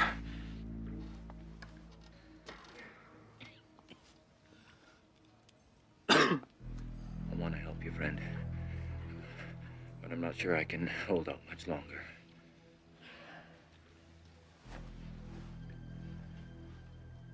Go. Go! If you can go take a walk on the beach or spend the night in some woman's arms, go! Leave me alone. I can't. I have a mission. Unless I get you out of here, I failed. You are not the only one with convictions, you know. Idiot. They've gotten to you. They're making you believe these damn dreams. They're illusions. Let them go. It's you they've gotten to. You've lost your faith, your imagination. I can get us out of here. Look. We can be free. Just answer me this. Why didn't you just appear here in the first place? Why were you physically thrown in here? For them. For the people who run this place. I knew you'd be hard to convince. I knew I'd have to spend time here. But Martin, I can't do it alone. To get you out of here, I need your cooperation, faith, your belief. Just leave me alone. I don't want to share in your insanity.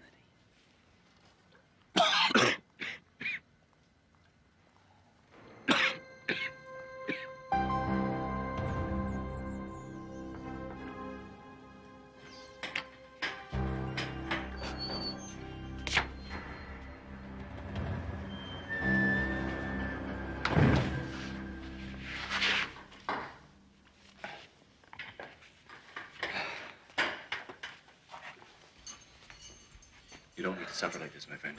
Oh, stop. Just listen. All it takes is belief. All right. Let's just say for a moment that I believe. How do you do it? How do you transcend matter? Like all great truths, it's profound and simple. You believe with all of your being that you're in another place than you are. Just like that? Only if you truly believe.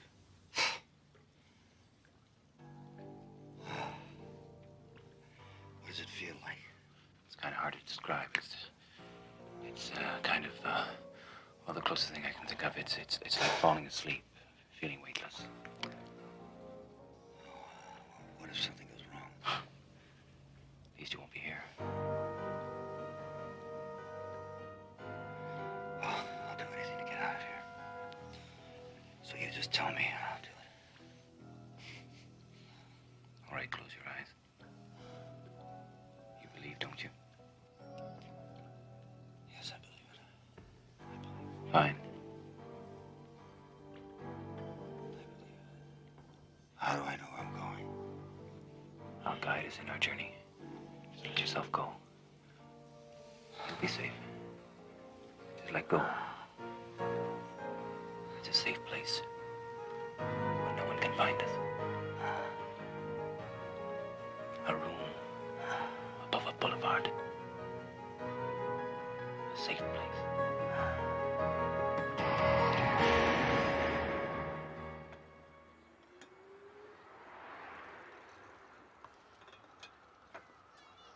Key?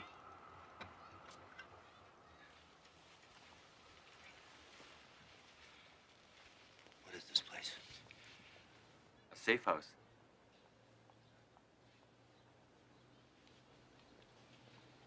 Please, you mustn't do that. We can't run the risk of your being seen from the street. There are more lives at stake than just yours. Come sit down. I'll have a cup of tea. First time's always a little disorienting.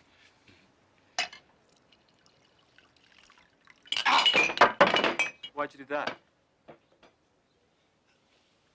I just wanted to make sure that it wasn't a dream. You convinced? I can't believe we did it. We got out. But how was that possible? I have to understand the mechanics of this. It has to be some kind of biochemical energy exchange. How do you work it? You made it work. Yes, I did, didn't I? But how? In due time. Sit down. We have more important business. What could be more important than a scientific breakthrough like this? The notebooks. We've got to destroy them. Of course, I'll have to go and get them. No. That would be too risky. There's broad daylight out there. Well, I'll wait until nightfall. No, it can't wait. Tell me where they are and I'll get them. No, it's too important to trust anybody with. Besides, what if somebody sees you? Ah, me, I'm nobody. I'm a mere flea on the back of the system. But you're known. You're a real threat. By now, your picture's been circulated. Every cop in the corner knows who you are. All right. All right, give me a pencil.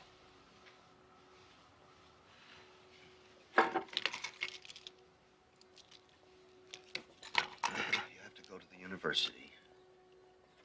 And you go to this room in the biochemistry building. And behind the lectern in the wall is a false panel, and the notebook is there.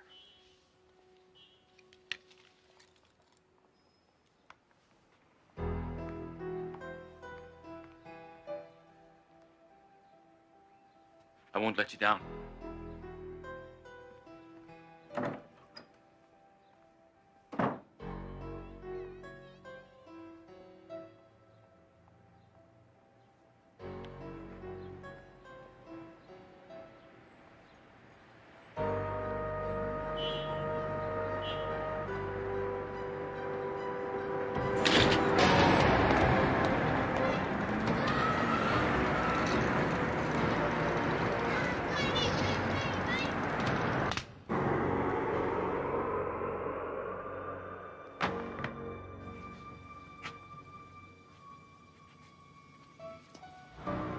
Good work.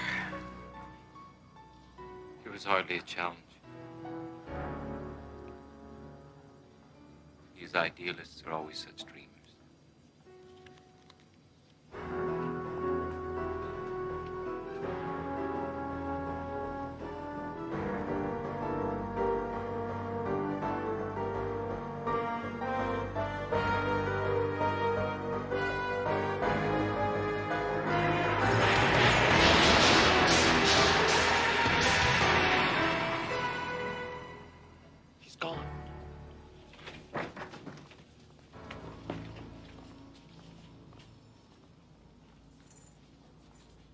No sight of him. Close all the exits. You understand that if he's not found, you will be held fully responsible. But it was just a trick. I couldn't have actually done it.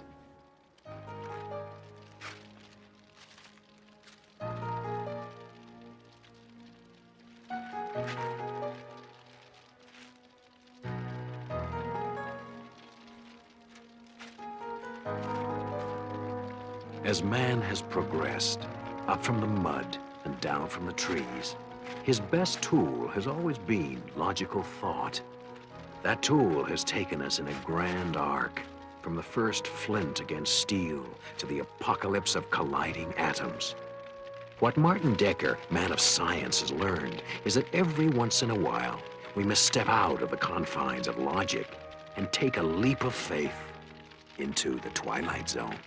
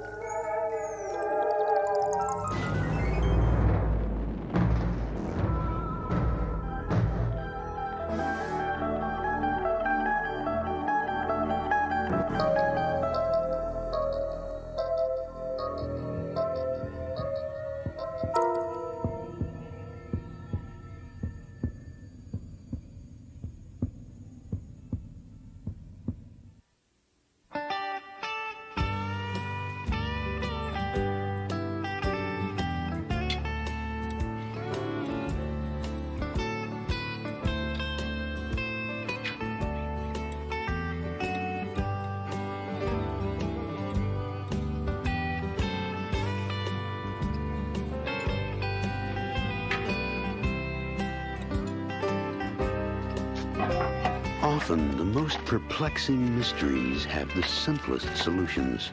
The most complex questions, the simplest answers. Sometimes we seek long and hard, only to find the solutions and answers lie right before us. In a reference book under T for the Twilight Zone. Wiley Whitlow, where the devil did you come from? My farm. Walk. You walked all this way from your place? Anything to get out of that house. I got a daughter getting married in 2 weeks. I know what you mean. Got 2 daughters of my own. Tell you what, you give me a hand getting this tire on where it belongs, and I'll give you a lift back. Don't need no lift back. It's got to be 5 or 6 miles, even cutting across the fields like you did. Mr. Henrys, would you mind coming over here a minute?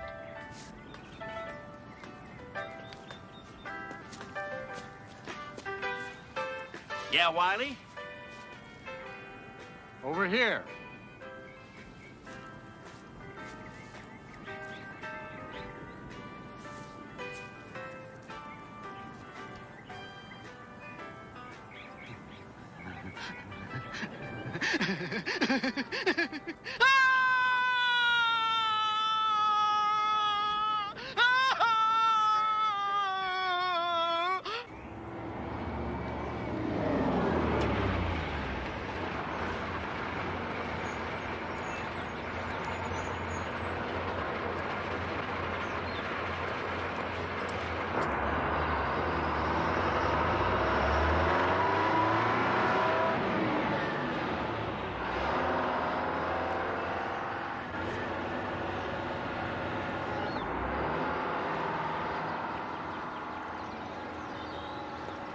Are you from Washington?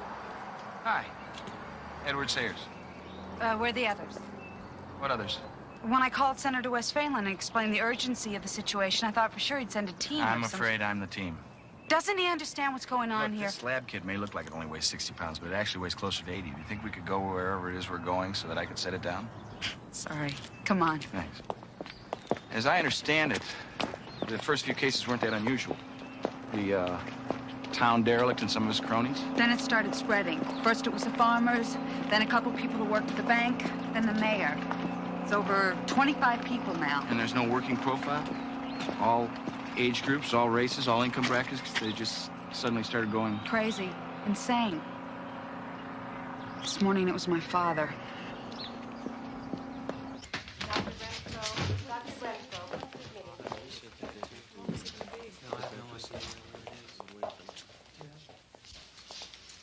This is Mr. Strickland? Uh-huh. Her father? Yeah. Thanks.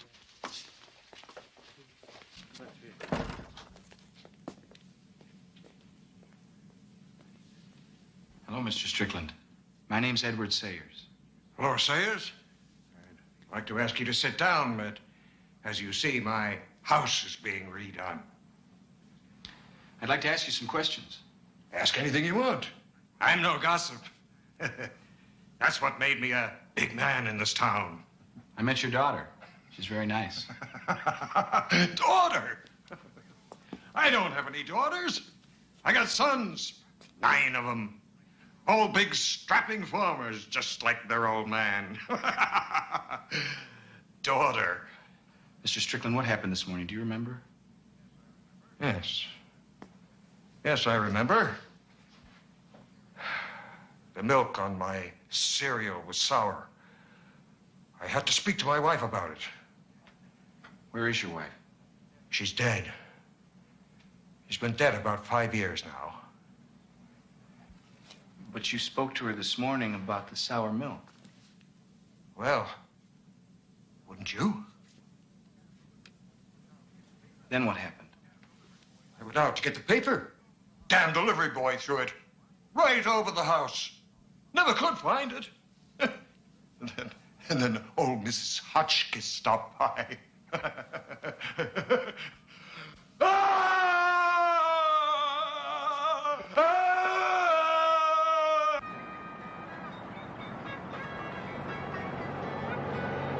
Mrs. Hotchkiss's husband used to run the used car lot.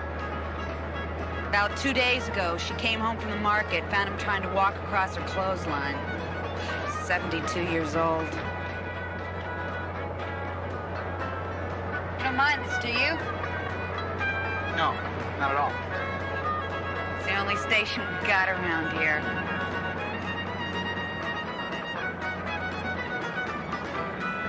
Do you have any brothers? No, no sisters either. I'm an only child. Why?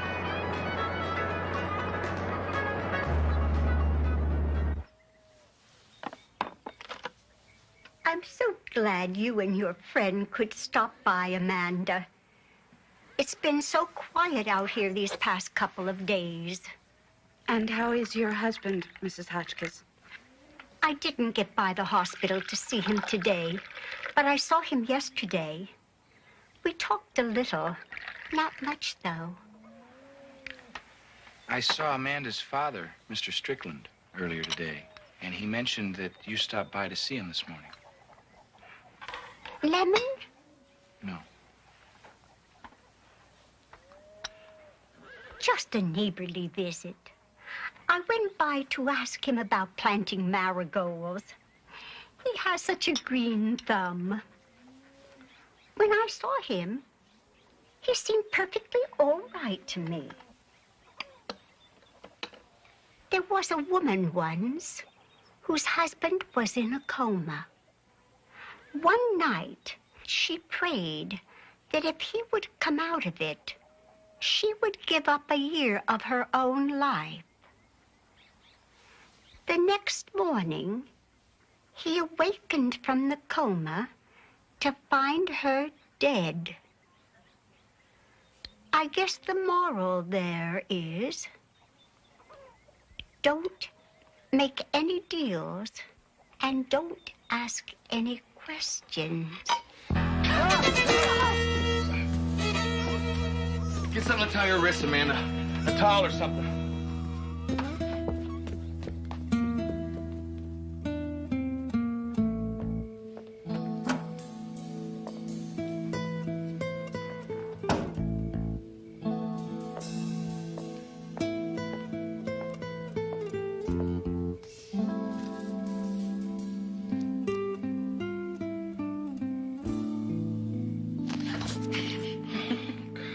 Sorry.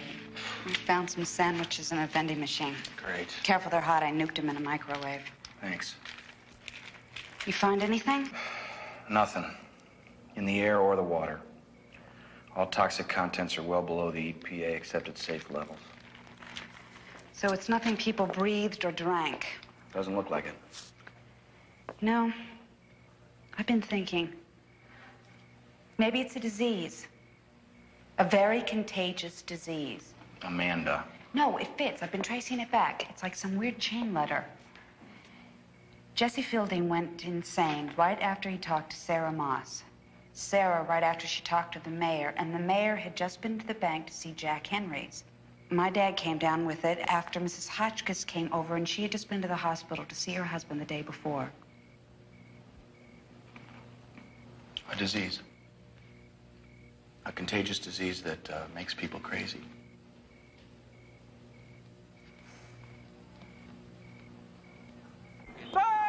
Sweetest rose in Texas and Oklahoma too. She came from red and white. She cried so when I left her. It almost broke her heart.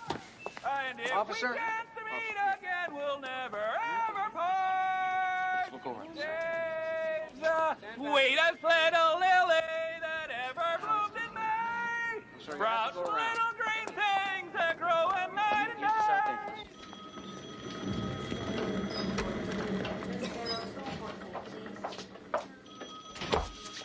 Here are the results of each patient's initial physical examination. As you'll see, Dr. Benitez found nothing somatically wrong with any of them. Nothing to indicate any exposure to a contagious disease. Okay, easy now.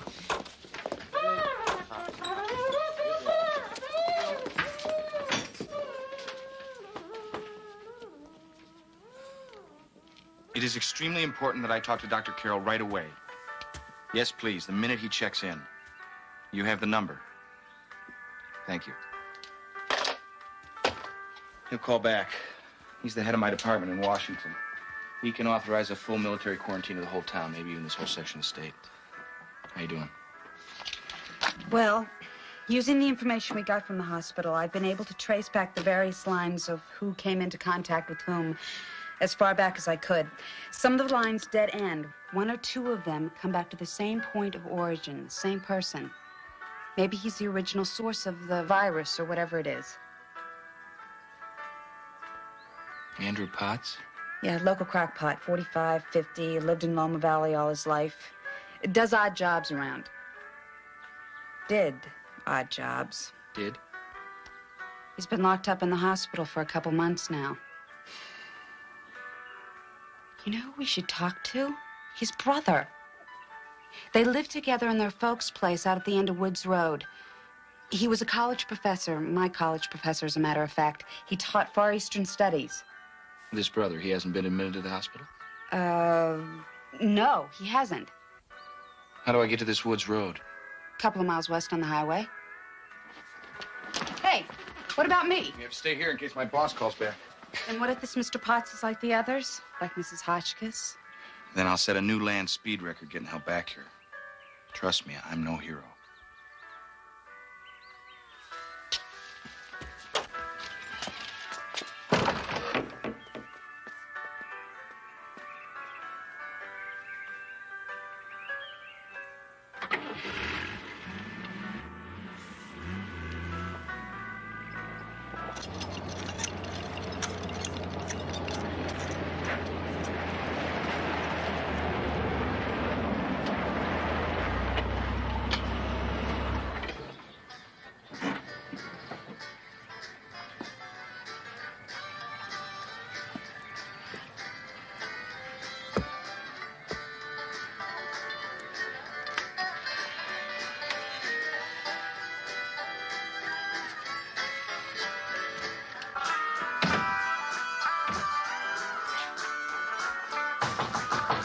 Hello?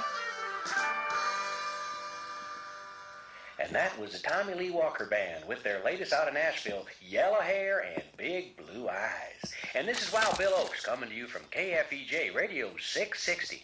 National Weather Bureau reports clear skies and warm temperatures today with lows tonight in the high 50s. And now back to music on the Valley's own radio station, KFEJ. I am Jeffrey Potts. How do you do? My name is Sayers, Edward Sayers.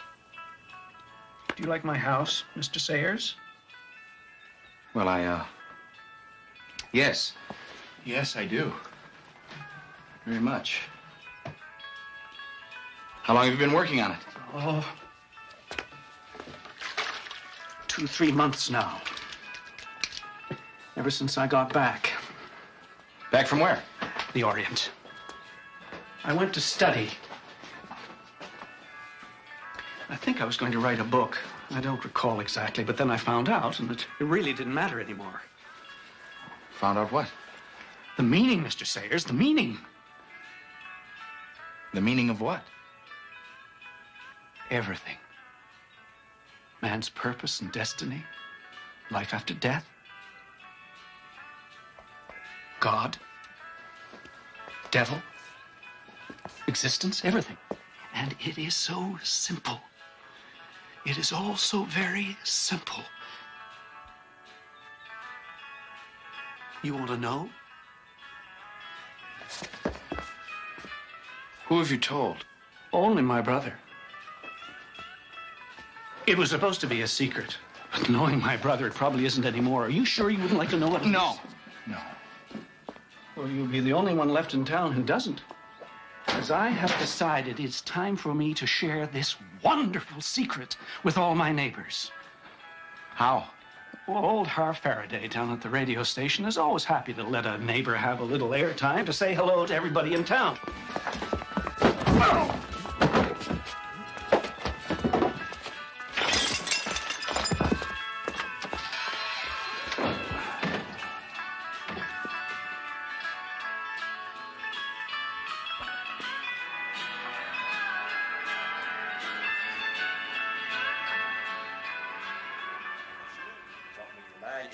their new summer festival is going on out at the Apache Reservation all through the month of June. Advance tickets are available through the county agent's office. Prices are adults $12, teens $8, and children under 12 are free. All proceeds this year go to the Apache Reservation School, where they hope to establish downtown Loma Valley. And a good friend and neighbor to all of us has just stopped by the studio to say howdy to y'all. Well, he'll be talking to us right after this.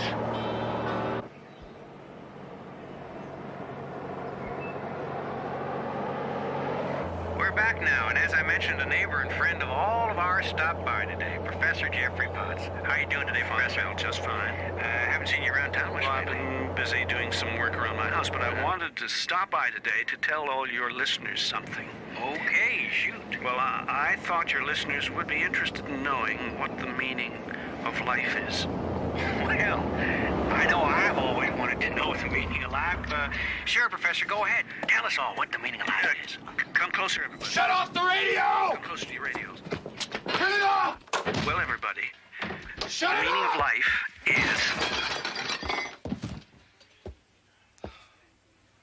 Oh, thank God. What's wrong? I'll What's explain the matter? later. Come on, we gotta get away from here. But Edward! Amanda, there isn't time. Edward, you're being rude.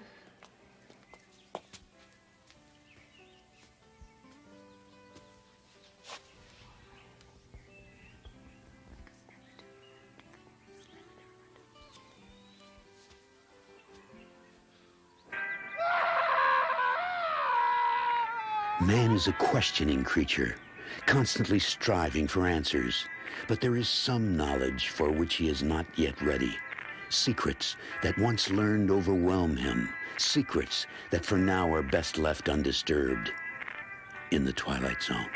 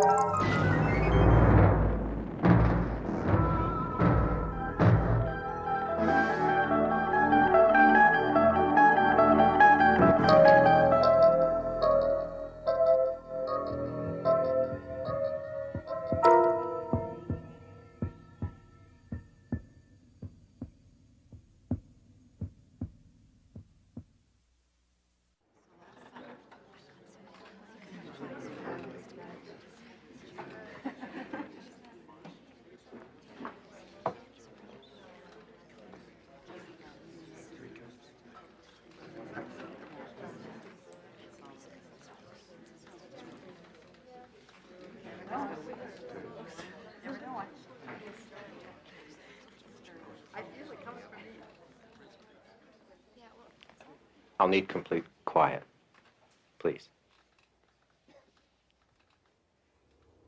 Lights, a crowd, the proper atmosphere, and the common coin of desperate belief. Commodities necessary to the life and times of Leonard Randall, who may or may not be someone else as well.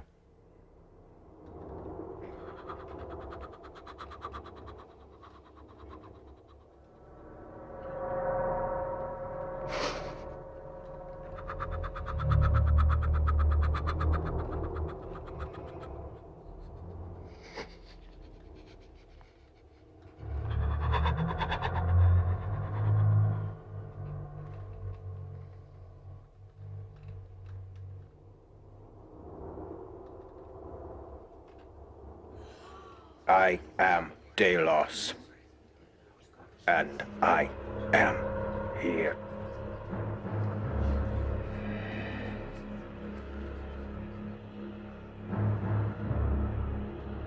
"10,000 years ago was I born, and 9,500 years ago did I die. I have walked the cobbled streets of the place men called Atlantis, but which we called Shuma Zamoria. My master in wisdom was Eli Ben Zamora, who studied at the feet of the Undying One himself. To you, I bring what little I can offer against the darkness. I am Delos, and I am among you. Speak, and you shall be heard. So David is a nice man, and I think he's a soulmate. But I'm not sure. And I don't want to get married again until I found that soulmate. I'm really getting pretty desperate. My child, in Shuma Zamoria there was a rare breed of butterfly with wings as golden as the morning sun, and very, very fast. If you would try to catch it, so you would never possess it. And the more you would try, the more angry and desperate you would become. But the children knew better.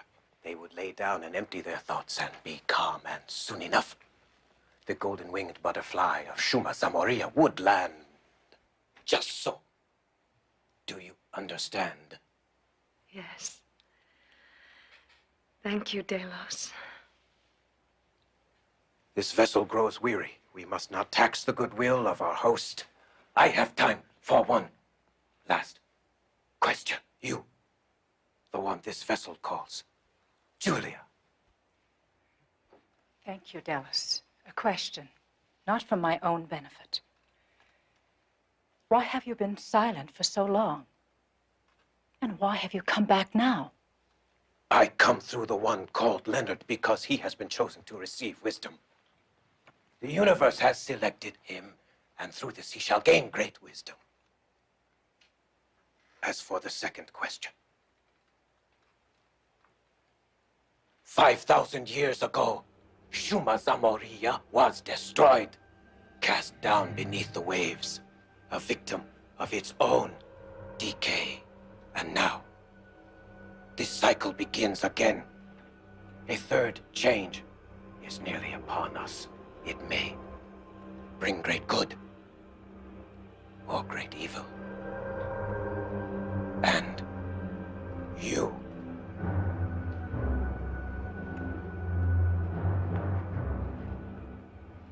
all of you, will tilt a balance. My time here has ended. He whose body I inhabit has reached his limit, and I must go.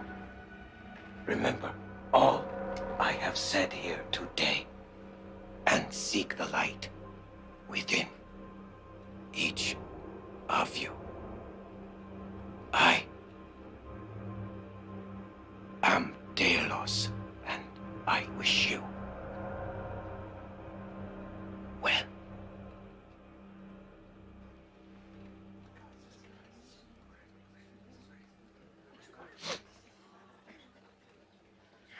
Ladies and gentlemen, thank you all for coming, but I'm afraid Leonard will have to rest for a while. We invite you to come back next week. And remember, an audio cassette of tonight's session will be available in the front lobby in about an hour. Thank you very much. Thank you. Okay.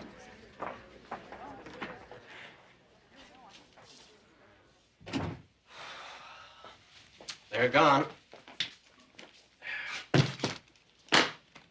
Leonard? Leonard. Hey, the Clippers are actually winning. Can you believe it? It's about time. Here, I want you to sign here and here, okay? How was the take? The usual. Up from yesterday, which was up from the day before. Numbers?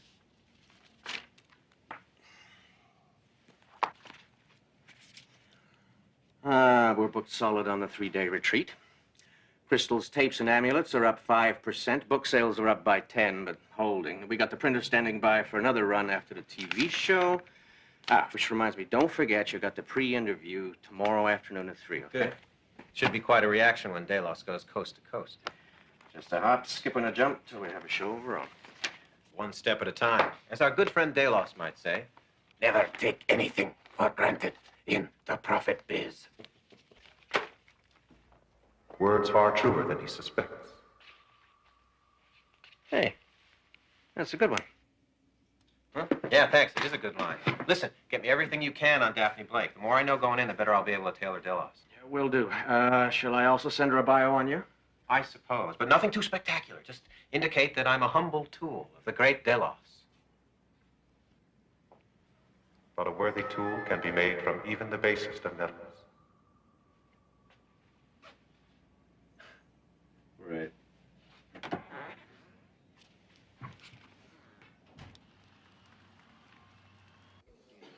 So you understand, gentlemen, this is just a formality. Miss Blake Lake's first-time guest to come by, get a feel for the place. Let us know what you want to talk about. Right this way, please. Formality saves me the trouble of keeping notes. Is there anything in particular you'd like to mention when you're on the air?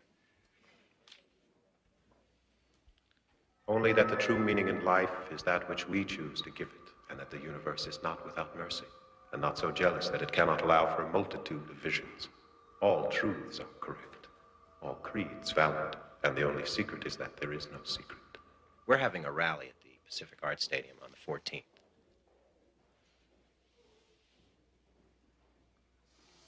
So perhaps Miss Blake would want to mention that. Sure. Which part? You'll have to excuse Mr. Randall. He's been working very hard. Sometimes it's hard to keep it all straight. I have no trouble seeing things as they are. That is indeed my curse. I see this television as the single greatest time waster in the history of mankind. You make sport of people's pain and exploit people and sell trinkets to those who cannot afford them. You do this to increase your own wealth. Yes, I see things quite well indeed. And I see that the woman in whose employ you labor is an adulteress, a user of chemicals. That'll be quite enough. But excuse me. What the hell is wrong with you? Where's the guy? He's gone, and I wouldn't blame him if he had the appearance canceled after what you said. I said what? I didn't say anything. Leonard, don't play games with me. I'm not, Don. Honest.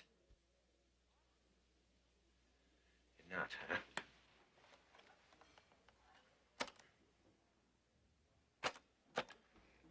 And I see that the woman in whose employ you labor is an adulteress, a user of chemicals.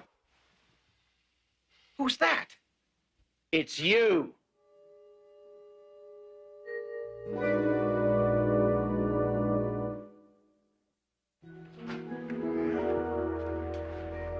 So what's the situation? Okay, I talked to the producer at Daphne Blake's show. It took a lot of talking, Leonard, and a lot of favors called in, okay? But we're still due to go on the air. Hey, that's good at least. Maybe.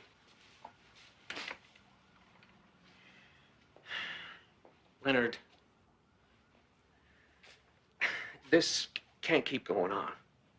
Now, you're going to have to do something before we go on the show. You have to get control of that voice. Well, it can't be Delos. There is no Delos. I mean, Don, we invented him. Remember? I said a 10,000-year-old warrior, and you thought I said a 10,000-year-old warrior. Hell, I thought you'd never stop laughing. Yeah, only it's not funny anymore, Leonard. And the money and the good times, it all comes to a stop unless you can get this under control. Which is why I've made an appointment with someone for you. He's a specialist, and I think he can help. A psychiatrist? No way. Not a chance. Leonard, I don't know what's going on here, and neither do you. All I know is everything is riding on this show tomorrow. Now, mess up, man, and we're finished. I said no. N-O. I can handle it! I'm sorry. Look, can we backtrack a moment? I think there's something I'm not getting here. You're a trans-channeler, aren't you? Yes. Not to be judgmental, but you're supposed to hear voices, yes? Yes. Then what's the problem? Well, You've got to understand, Dr. Greenberg, I'm really getting this voice, see? And I've got to go on TV tomorrow. So, unless you can help. Television. Now I start to get the picture, so to speak. Mr. Randall, I've worked as a psychotherapist for 20 years. I pride myself on my record. If it's all the same to you, I'd rather not be the subject of this little publicity stunt. You may claim to hear as many voices as you wish, Mr. Randall, but do not come to me to add credibility to your little scam. Yes, you are a good man. One of the few I have met recently. That's right, and I... Oh, I see. And this is the voice, is it? Very nice. What else do you do? I speak honestly, that's all. It's not unlike what you do, I think. Oh, I see. And who might you be? Napoleon? Aristotle? Napoleon is dead. Aristotle is dead. And you do not look well yourself. Why do you do that to yourself? I think that'll be all for today, Mr. Randall. You miss her very much, don't you? What? I see such pain in you. But there was nothing you could do, even if you had arrived sooner. It would have been too late. Your wife misses you as much as you miss her. But she would prefer you did not hurry the reunion. Get out! What? What did I do? Just, how dare you? How dare you use my wife to... Of all the cheap... Just get out! Forget my fee, forget the whole thing, just go away!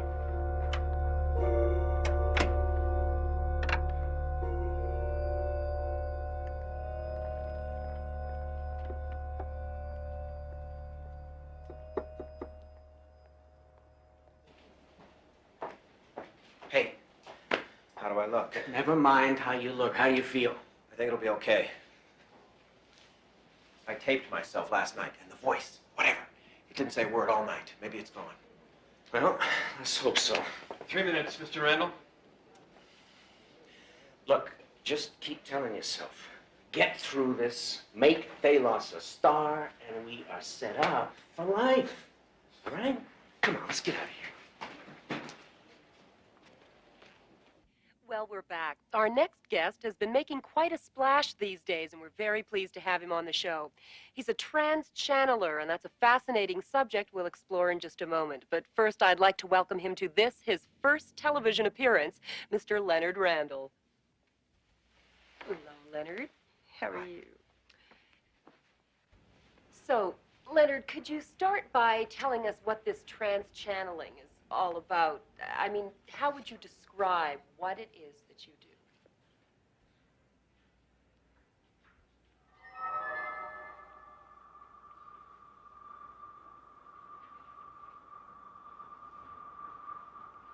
These are sad times, Miss Blake. All that is mysterious, all that is magic has been leached away. People who do not see the magic in themselves seek it in someone else. They are so desperate for mystery, for something to believe in. They are willing to accept without question even the most outrageous propositions. Such as? Such as the man sitting in this chair.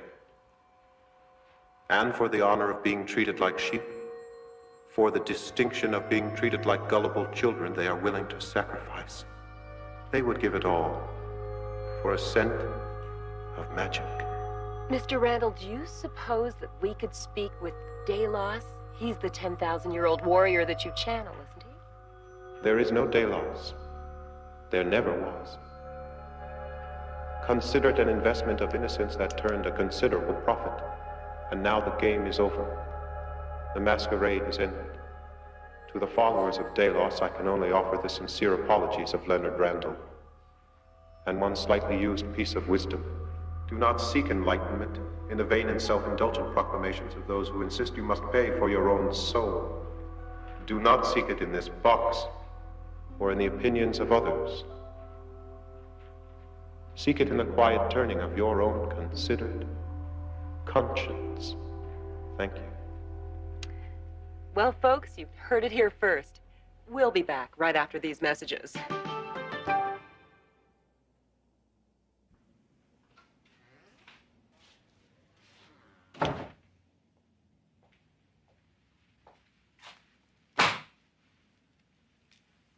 I'm almost afraid to ask. The scandal's killing us. Everyone who's ever given us a dime is asking for it back. We've logged 200 angry calls. The investors are pulling out left, right, and center. Oh, yeah. And the IRS is nosing around. We were on shaky financial footing as it was, but now, if you're lucky, there's enough to get you a hotel somewhere for the night.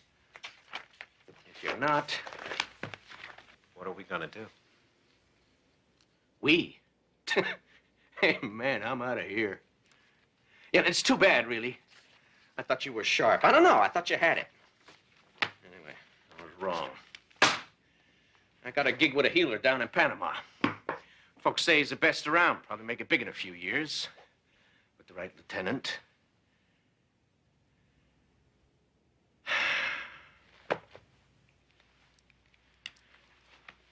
Get some serious help, Leonard. And if we should ever cross a hallway somewhere, just pretend you never met me. I will.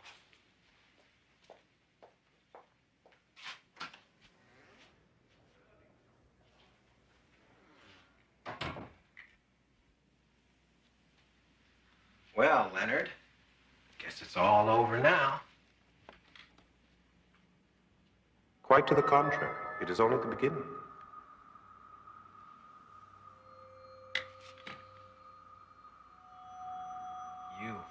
It's you.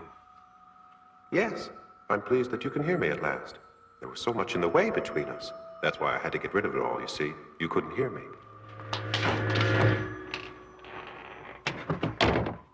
Anger, Mr. Randall? It seems rather pointless, don't you think? Isn't that what you said? What Delos said? Submerge anger. Find the center. The hell are you? Come on out! I'll kill you, you mouse! Where are you? I'm here, Mr. Randall. With you. Why are you doing this to me? Why? Look over here, Mr. Randall.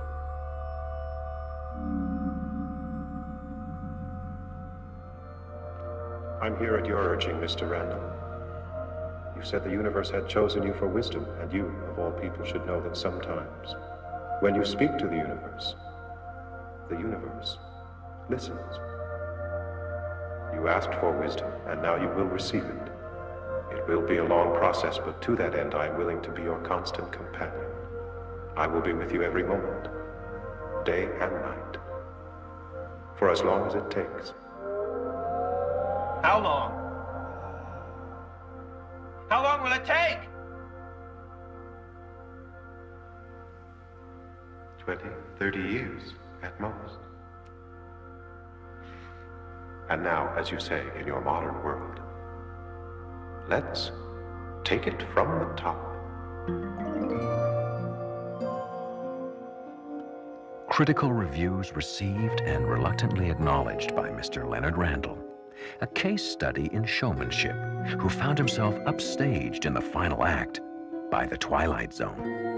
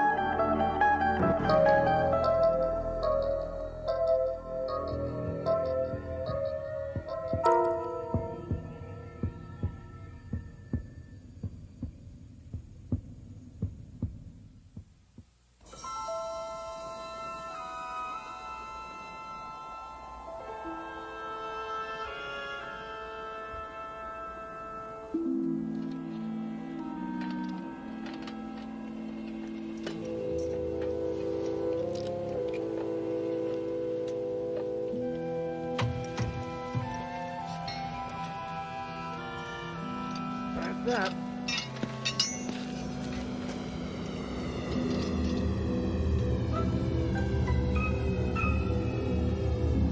Is that a meteor? No, it's traveling too slowly. It has to be something else.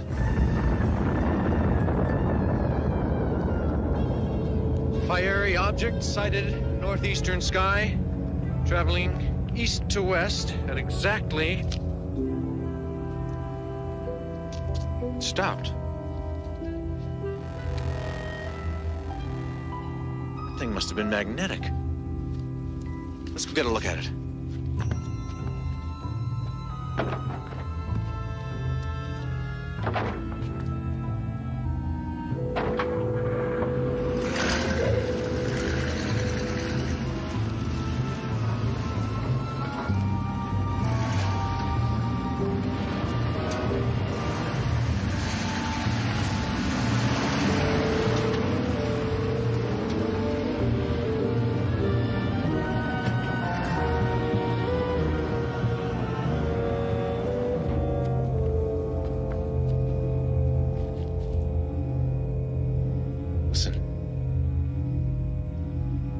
Nothing on Earth makes a sound like that.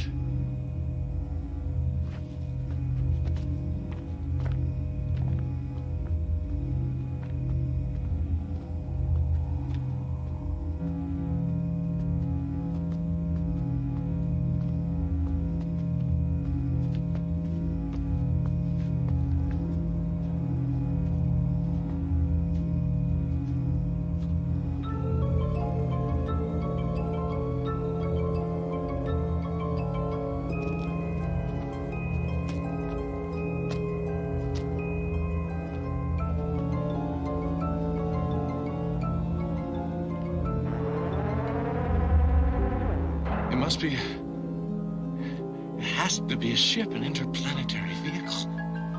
This is fantastic. Kevin, shouldn't we tell someone? Absolutely fantastic. Beings from another world. Kevin, I don't like this. Let's get out of here. Wait, we have to see what they look like. I don't want to see what they look like. Kate, don't you understand what this means to humanity? Contact with a higher intelligence.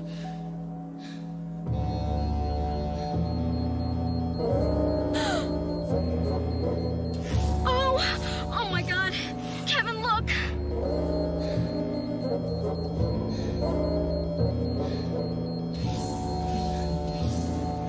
It's incredible. Good Lord. They've seen us. Let's get out of here.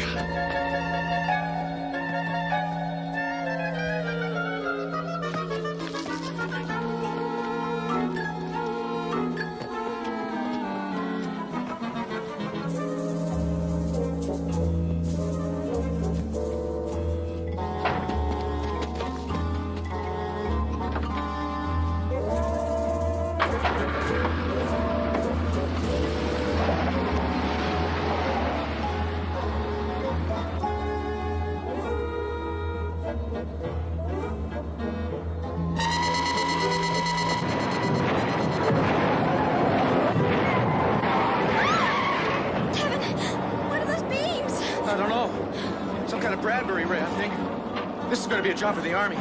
They'll never believe us. They'll have to believe us.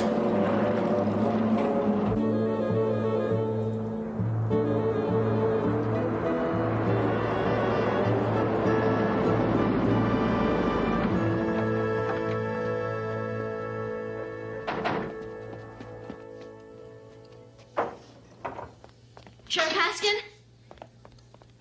Sheriff Haskin? Meteor. Came down near Willoughby. Wait a minute now. Slow down here. Who's this hot-headed young fella? This is Dr. Kevin Carlson. He's an astronomer from the university. Doc? Only it wasn't a meteor. I was there, too. We both saw it. Now, you take it easy. Go slow. Take a deep breath. Now, tell me from the beginning. Sheriff, we were out past the Santa Mira Mountains, and we saw a thing across the sky. You mean like a big burning light? You saw it, too. Oh, the switchboard's been going crazy. An Air Force jet crashed. Oh, not more than 30 minutes ago. The crew parachuted to safety. HG can confirm that, can't you? Came in over the AP wire 20 minutes ago. Mr. Orson puts out the town newspaper once a week. It must have been a training flight. They've been dropping those things out of the sky for years. Desert's littered with them. And you know, sometimes I think those boys just like jumping out of airplanes. Listen to me. We saw it. This wasn't any Air Force jet. It was a spaceship. And they fired at us. There were creatures on it, Sheriff. Horrible, ugly monsters. Ugly monsters. Look, son, you don't look like the hysterical type to me. And I've known this little lady since she was knee-high to a tadpole. I'll tell you what. I'm headed out that way now. Why don't you get in your car and follow me, show me what you saw, and we'll clear it up in no time.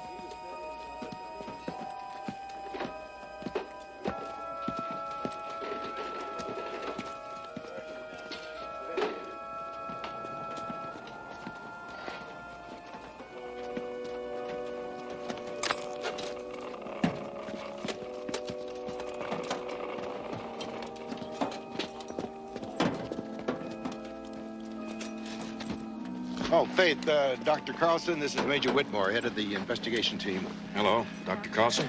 Go ahead, son. Why don't you tell the Major what you saw?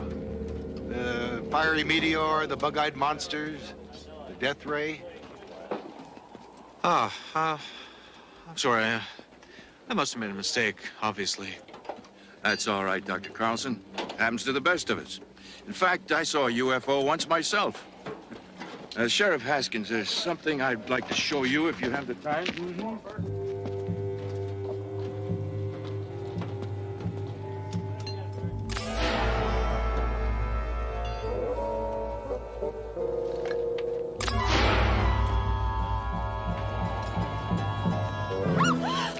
Why don't you two come with me?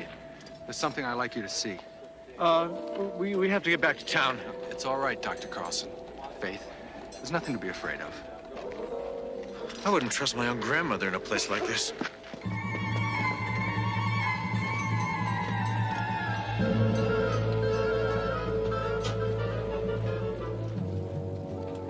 Should I radio ahead? Don't bother. They're not going anywhere.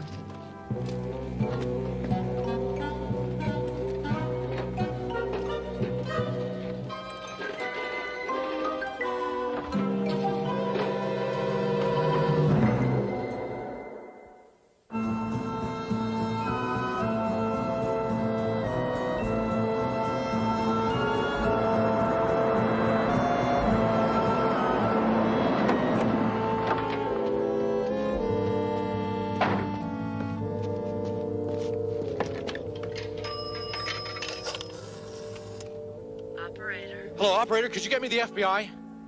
I'm sorry, sir. Those lines are out right now. Would you like to try again later? No, If you stay where you are, sir, I can send a service truck. Sir? Hello? Sir? Are you there, please? Hello, sir?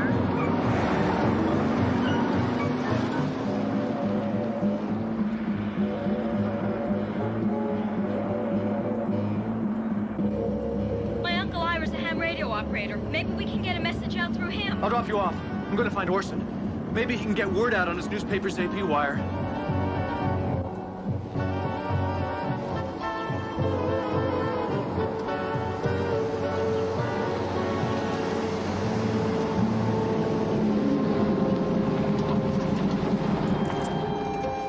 Faith, remember how we feel about each other. They can't take that away from us. No. We won't let them. Okay, I'll meet you at Pop's Diner. Kevin, be careful.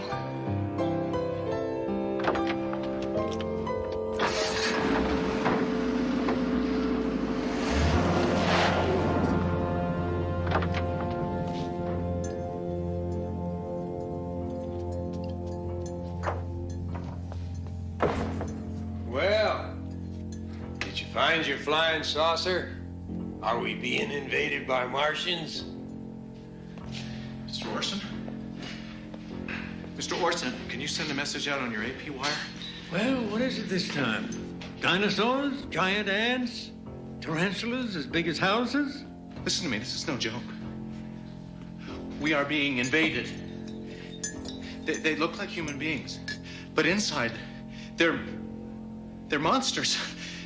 We saw them. They made a mistake. A flash camera shines through the illusion. It must have something to do with the frequency of the light. Son, if I sent that story out on the AP wire, Mr. AP himself would come out here and rip out my teletype with his own bare hands. You've got to believe me. There might still be time to stop them. Call in an airstrike. The armies. Somebody.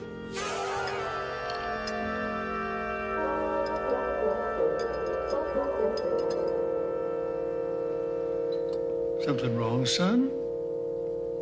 No, nothing's wrong. Nothing at all.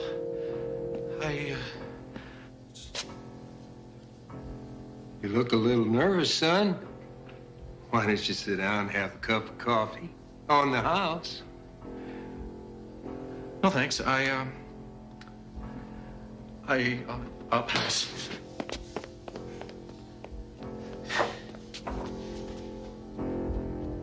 Kevin! What happened? Kevin! Oh, I'm so scared. Couldn't you get through? Oh, I couldn't even ask. Kevin, he's not my Uncle Ira anymore. I saw his hand. He's one of them. Come on.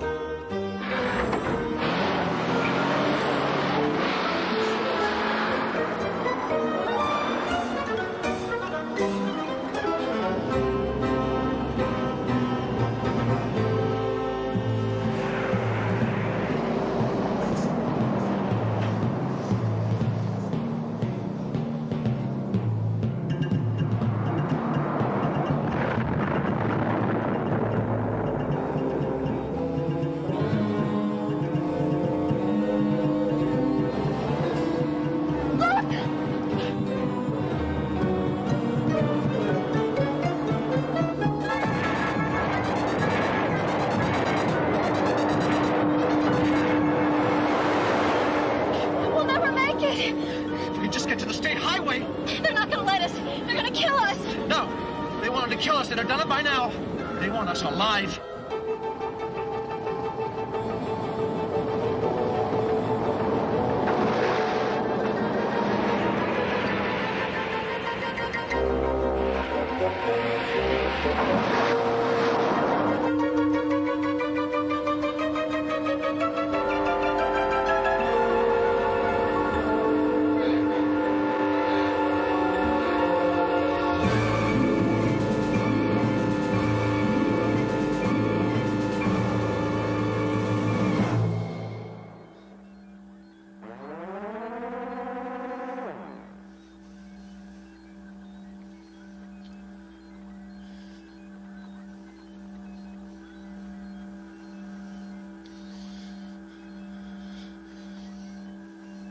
Well, son, you gave us quite a chase. I wanted to warn the world. Kevin, you're acting very, very human. What are we gonna do with you?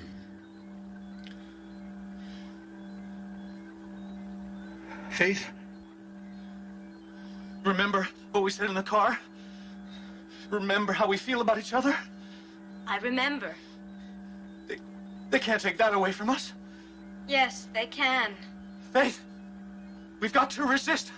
It's too late, Kevin. I've already been reprogrammed. Trust me. Don't resist it. It's easier that way.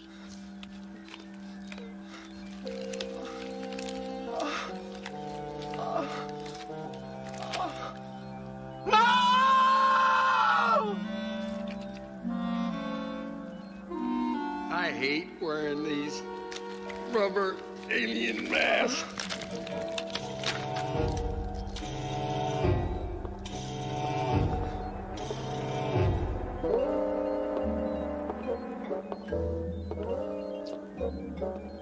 I told you he's too aggressive.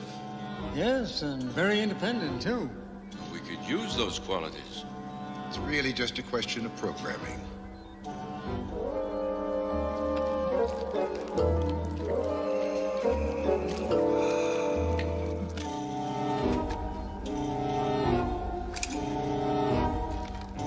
You'll never get away with this. We'll fight you. And we'll defeat you. Maybe not today. Maybe not tomorrow. But we'll do it. You can count on it! We're going to reprogram you now.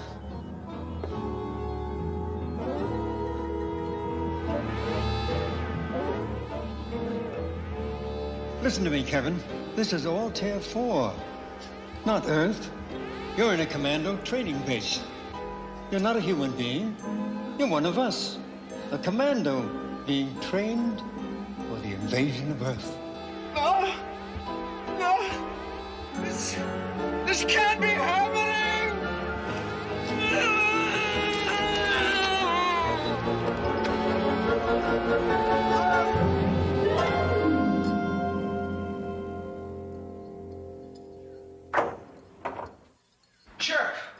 Sure. Big meteor. Came down near Matheson. Only, it wasn't a meteor. Hold on. Slow down, son. A meteor, you say?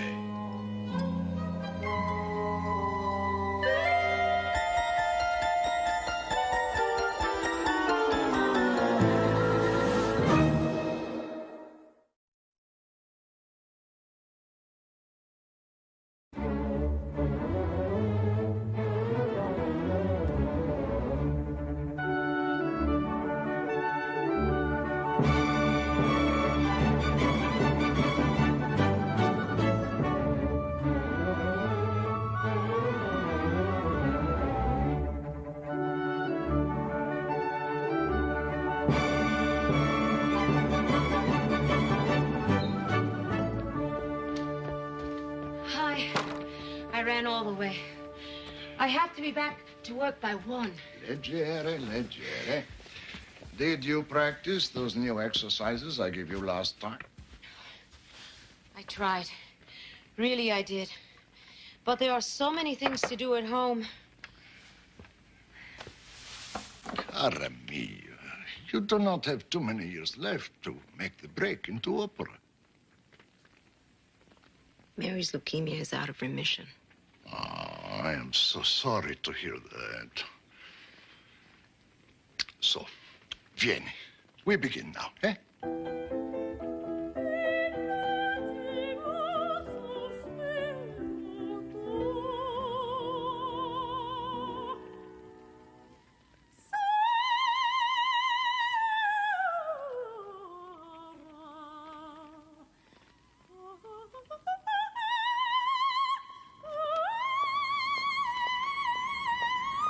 Rosemarie Milletti, oldest of 5 children, always responsible, always dependable. Time and dreams sacrificed to family and duty. Rosemarie, soon to receive a gift of time, offered by one who can least afford it. A first fleeting glimpse into the Twilight Zone. Mama! Papa! We're home! Rosemary! Yes, Mom. I brought Mary's medicine home with me.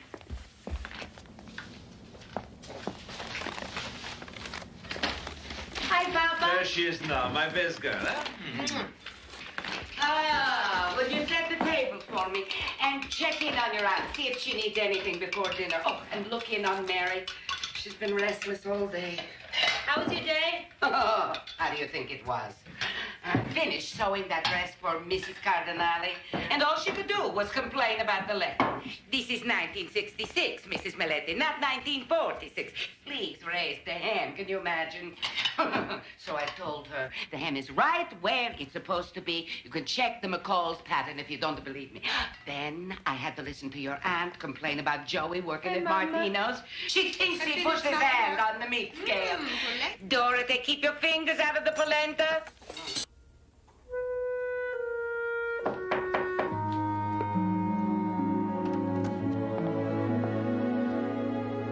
Hi, how are you doing? Much better now that you're here.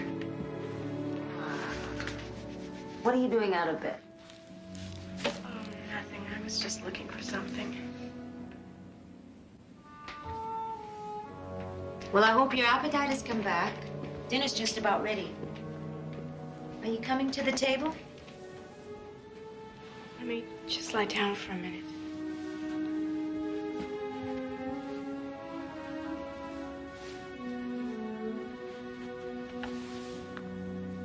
Your birthday's in a few days. You'll never guess what I got you. Special. I saved all year for it. Who says I would want to guess? It's supposed to be a surprise, isn't it?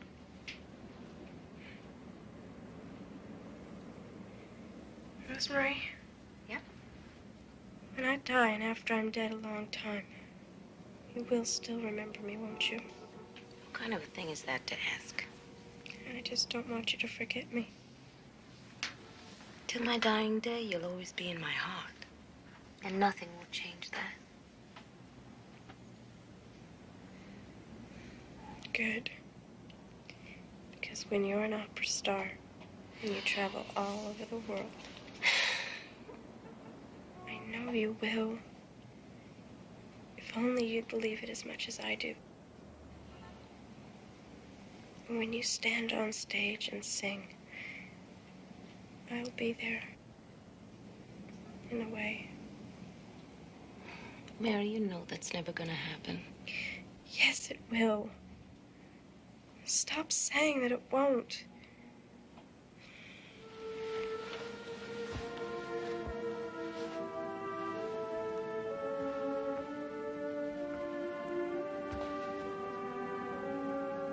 If only you could get out of here. I don't have much time, but you have your whole life ahead of you. Do something before it's too late.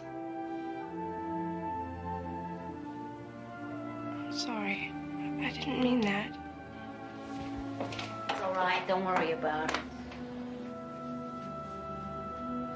Sometimes I still dream about leaving here and singing.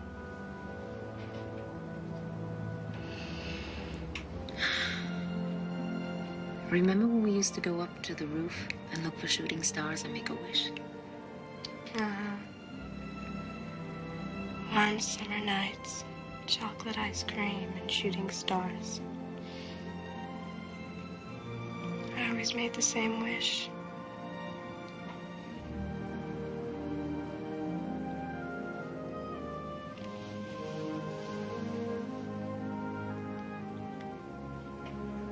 Look, Rosemary, a shooting star. Oh, yeah, sure. How can you see anything from here?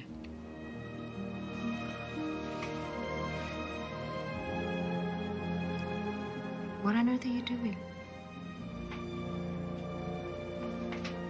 I made a wish for you. What a dreamer. I wish it were that simple. Come on, I'll walk you to the table. I'm sorry I'm late. I lost the ticket to the laundry, and it took the clerk a while to find it. Papa?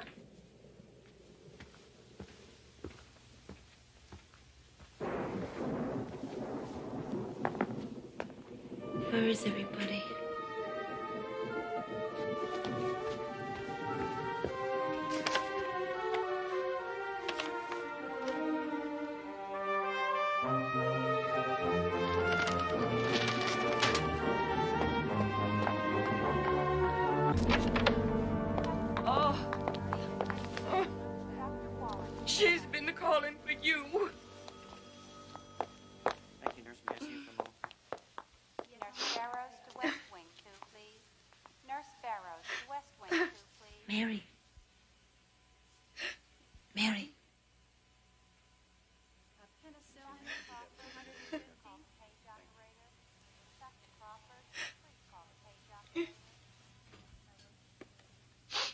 I waited for you.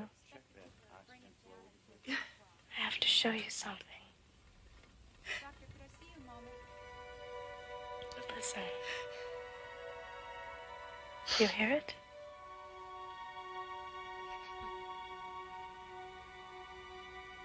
Isn't it wonderful? It's my wish. Follow the music and you'll see. Go ahead. It's wonderful. I saw it. But remember to come back. She keeps talking about the music. What the music?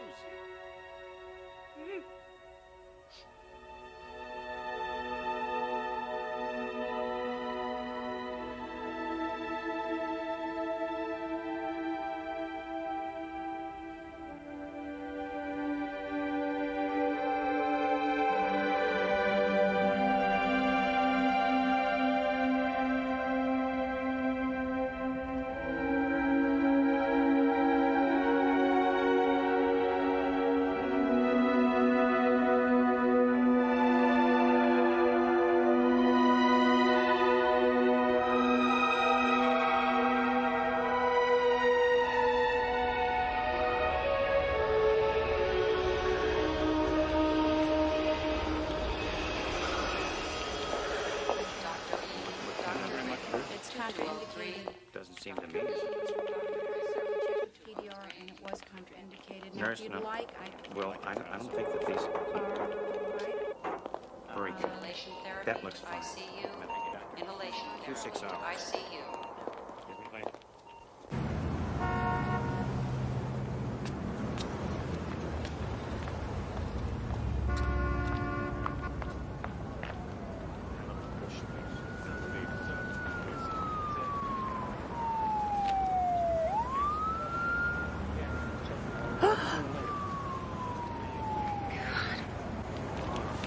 Taxi! Yeah, lady, you need a ride? Yes. Where you want to go? The Metropolitan Opera. Sure. Lincoln Center, coming right up. No, I said the Met. You're from out of town, right? No. Well, yes. Yeah, I could tell. Anyway, the Met, that's over at Lincoln Center.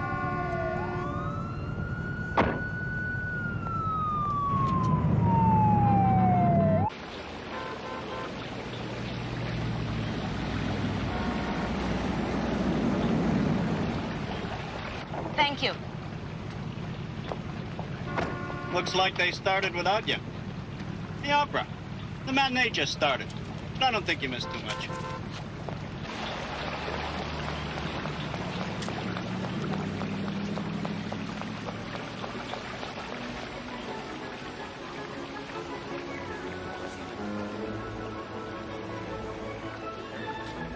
Does anyone have an extra ticket for this performance? Oh, yes, I have. I have two. They're in the balcony. Oh, I only need one. Can I just buy one? Why not? Good. How much? $25. $25 for the balcony? What can I say, dear? After all, it is Maletti. Yes, it is. Nice to see you. Yes, thank you.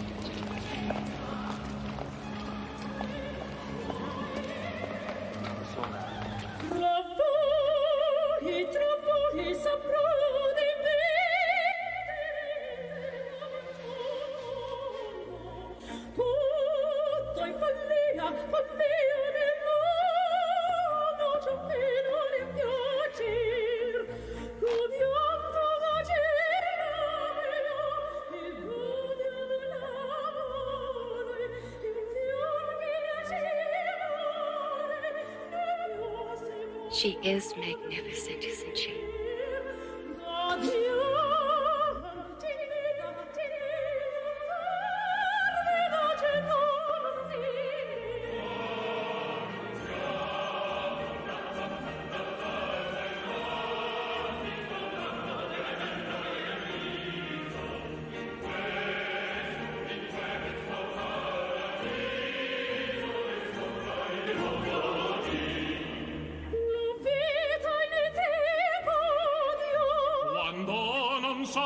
Ancora.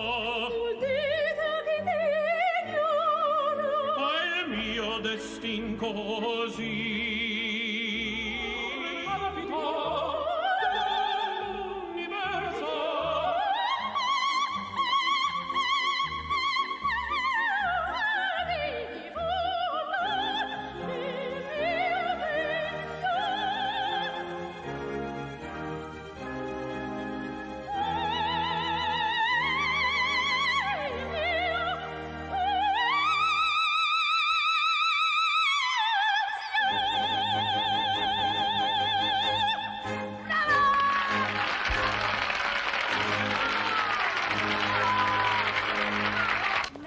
I'm sorry, but you people will just have to wait till the singers come out. No one is allowed backstage for autographs. Excuse me. I'm Dorothy Marinacci, Miss Miletti's sister. My name's on the list. Oh, my God. Oh, Mrs. Marinacci, okay? You can go on in. Thank you. I'm on the list. My name is Mary Miletti. I think I'm on the list. Oh, yeah, here it is. Okay, go on in.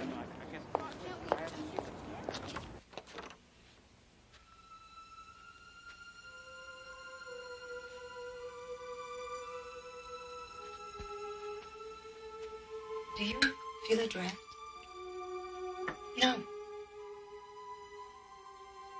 Do you want me to shut the door? No. Don't shut it, not just yet. Okay. Anyway, as I was saying, Teresa ordered your birthday cake at Santini's Bakery in the old neighborhood. And they were so impressed because it was for the great Rosemarie that they gave it to her for free. So then she tried it over at Dominic's, but they weren't so impressed.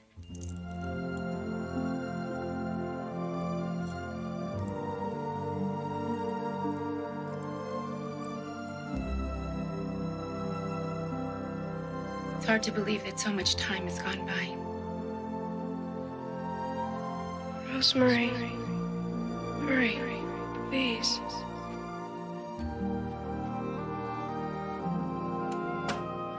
Whew. I did feel it this time.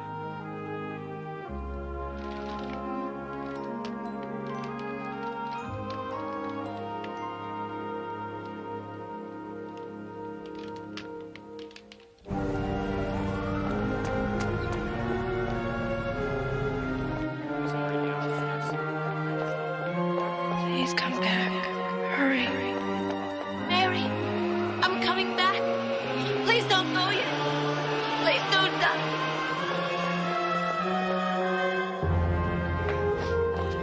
Where have you been? We've been looking all over for you. How could you leave at a time like this? She's been calling for you for the past hour. I can't explain. Mary. Thank you. You saw.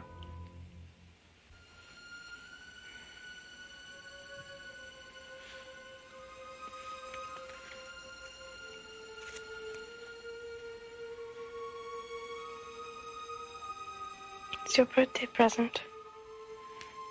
Sorry I couldn't wrap it. Open it, please.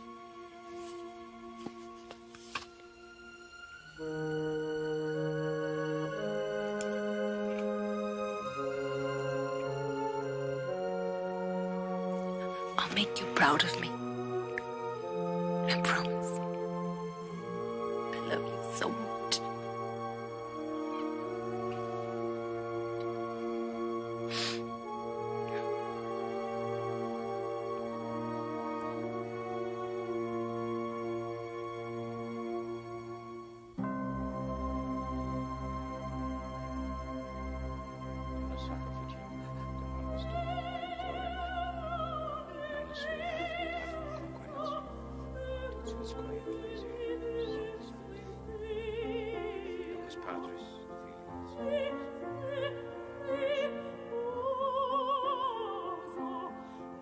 To live life fully, one should hear the melody the world makes.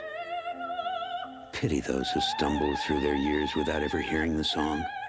The greatest gift we can bestow on those we love is to help them hear it.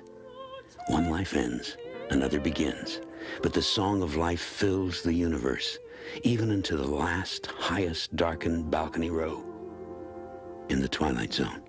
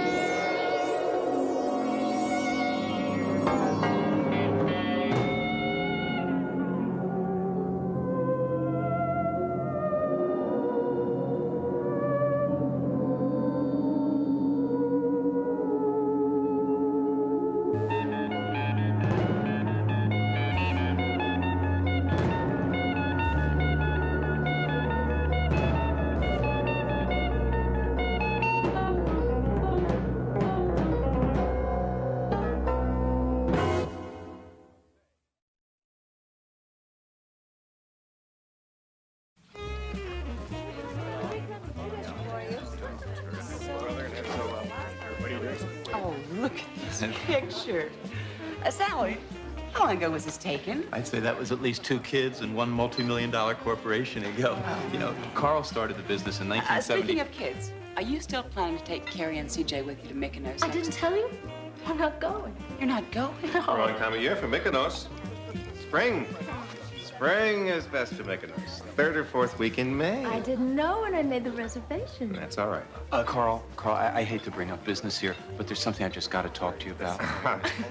All right, then. All right. Go ahead, I'll make another drink. Honey, would you put some orange juice in that this time, please? Excuse me. Yes, sir? Carl, this Jacoby Electronics group, I just can't deal with these guys. I mean, they're so inconsistent. Rather than stupid.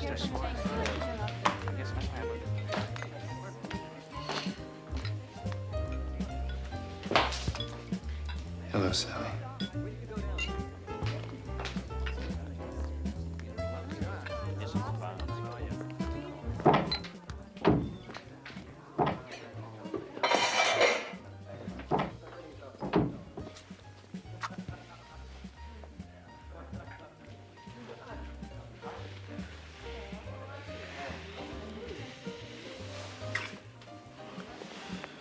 Somebody could walk in. I know.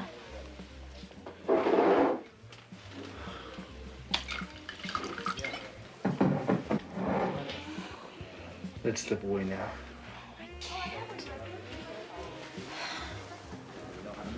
Come on. Maybe you'll keep old Carl busy for at least a half an hour. Mom, let's go out to my car. Can't. I'm gonna make Carlos drink. Rather you make him disappear. I've been thinking about it. I don't know if I could do it. You've gotta do it. We'll never get a better chance. It's gotta be tomorrow, Joe. Opening day, you know what that means. It could open a whole world for us. We wouldn't have to hide anymore.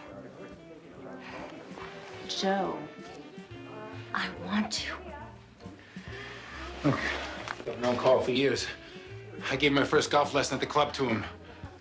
I don't know if I can do it. Kill another human being. Carl isn't a human being, he's a machine. No heart, no passion, no nerves.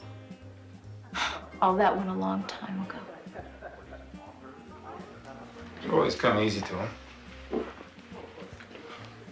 He said the best of everything, especially you.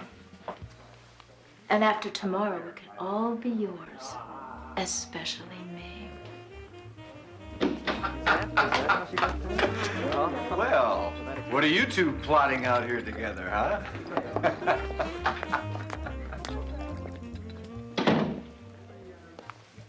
Tomorrow. I gave Gordy a start, you know. I could put a little pressure on it. Oh, that'd be Honey, great. look who I found. Hey, Joe. Oh, he just got here. Just got here. Some friend you are. Where's your drink?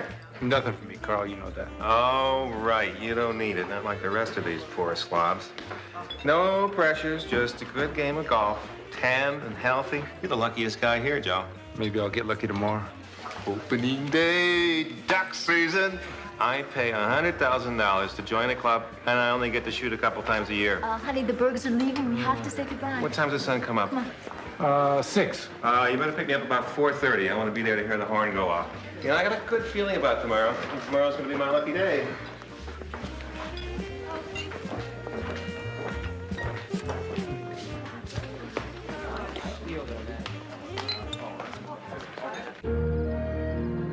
The perfect crime is the one nobody realizes has been committed. Every day we commit a dozen perfect crimes in our mind, and we never get punished. Because those crimes never happen. That's the way it is in the real world. But murder, like a bad meal, has a way of repeating, especially when the bloody stroke is struck in the Twilight Zone. Morning. So, this is morning? Let's do it good, buddy! I got the deeds. Everything's ready.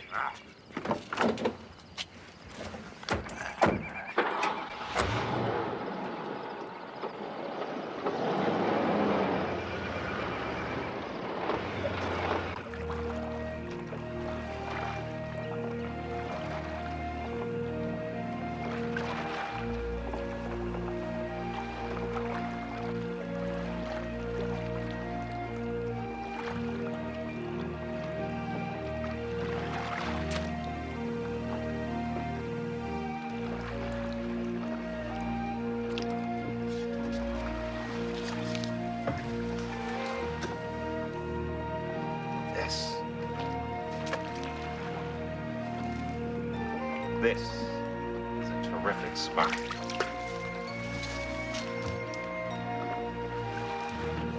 It's so quiet. I got good spread. When they make their turn and lock up, the sun will be in their eyes. That's how you do it, Joe. Keep the sun in their eyes. Love it out here. A moment before dawn, just waiting for him. You know, you're the only one I can do this with. Maybe you're the only friend I've got. People I meet, do business with, they're not friends. Like they'd rather see me done in. But out here, it's just us. No games, no money, no past, no future.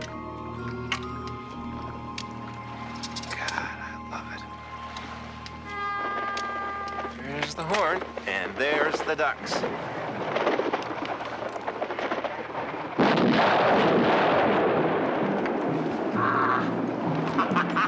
Got one.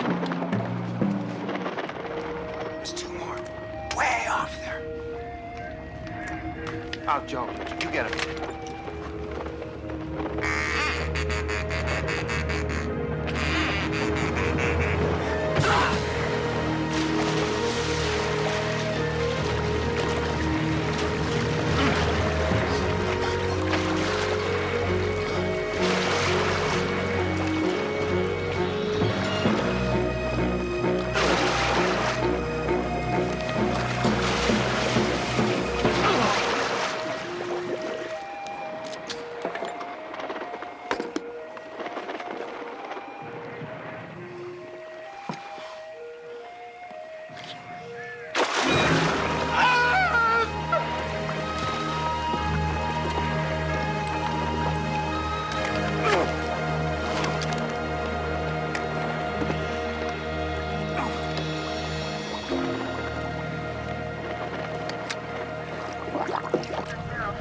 He got up to shoot. He was leaning back, taking a high shot, and the recoil just took him right over. I don't know if he hit his head or not. I stuck my gun right in the water for him to grab, and he pulled me right in two. Like I did everything I could to get myself up. He had so much stuff on him. He always had so much stuff. It took him right under. Is this your gun? No, where's yours? Is that there somewhere?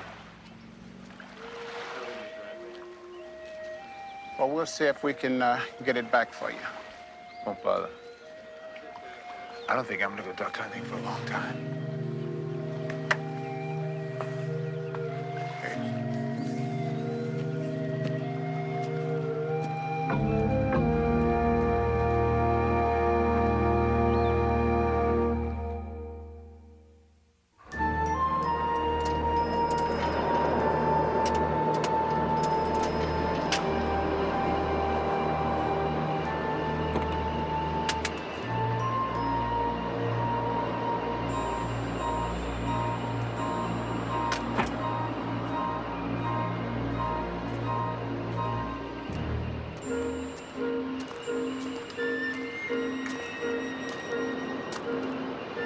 Glad I caught you, Mr. Farrell. You recovered your gun. I sure wouldn't want you to lose it. Thanks. Tragic thing.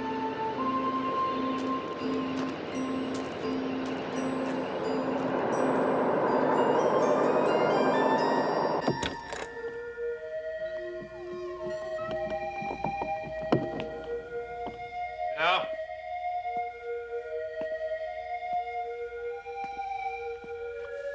Sal, you here?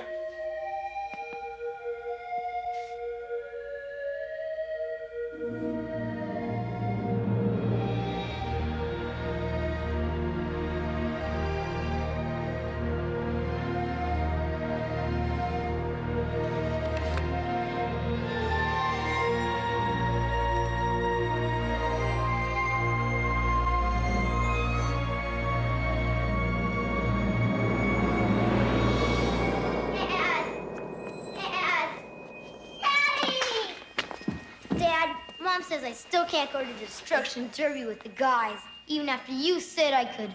Tell her you said I could go. Ew, Daddy, you didn't shave this morning. Stupid cleaners. I told them not to put a crease in my pants, so of course they put a crease in my pants. I swear, I'm so mad I'm gonna sue. Hey, Mom! Mom!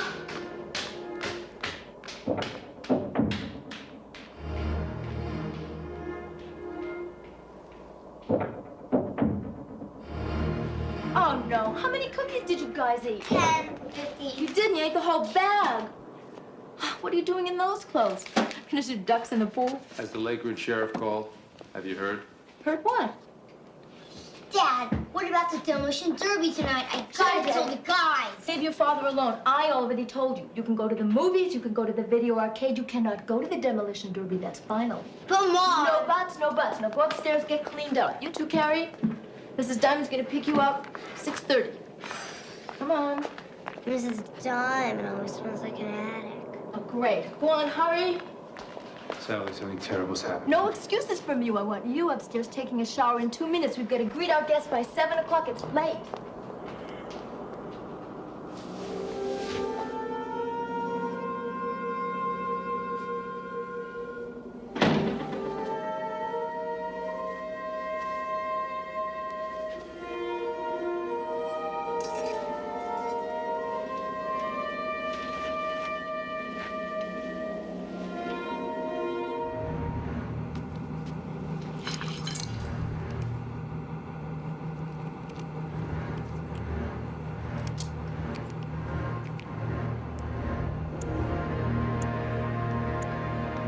Hey, what are you wearing? How about your gray shirt and your silk jacket? Sally, I don't know what's happening here. It's wonderful. Promise to be the best husband, the best father. Don't be silly. You always have been.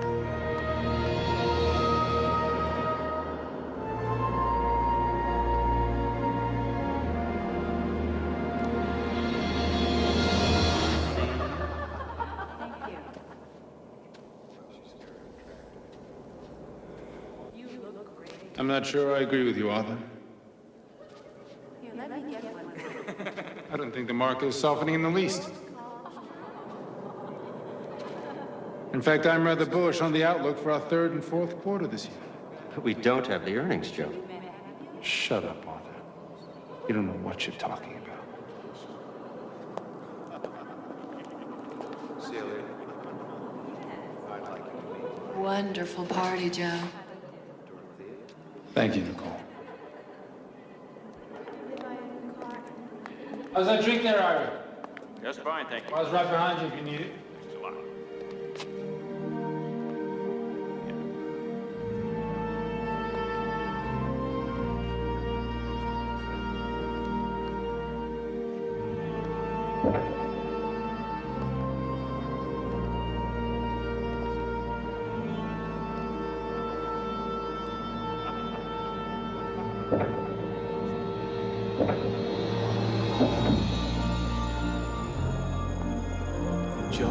Joe, I'm on my wit's end. We're talking about $250,000 in sales each year, and I can't even get him to return my calls. I mean, this is your area of expertise. Could you give me a move, coach?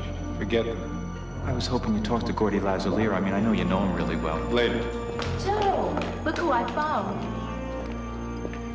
Carl, how you doing, Sir Shot? Oh, Carl was late. He just got here. Just got here. Can I get you a drink? Not for me, Joe. You know that. Carl doesn't have to drink. He doesn't have pressures like the rest of us. Well, look at this guy, so tan and healthy. Just a good golf game. I think he's the luckiest guy here. Don't you think so, Joe? Yeah. Sure. Well, tomorrow you'll be the luckiest guy. I hope so. So, I thought I'd pick you up about 5:30. I know, you'd rather make it 4:30. You like to be there to hear the horn go off. I gotta tell you, Joe, I got a really good feeling about this hunt.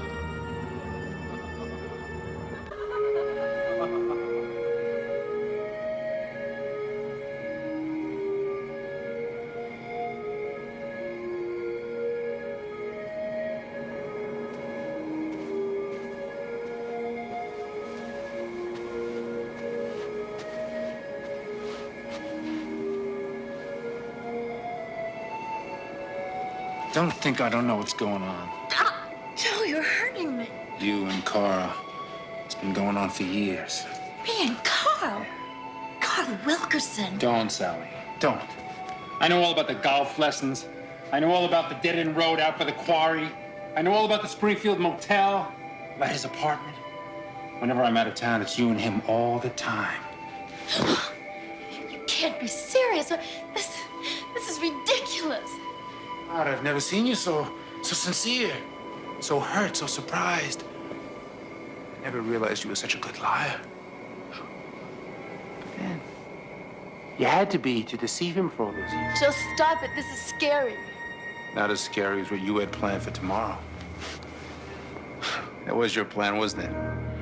And no, Carl, he's gonna go along with it. Poor idiot. But I'm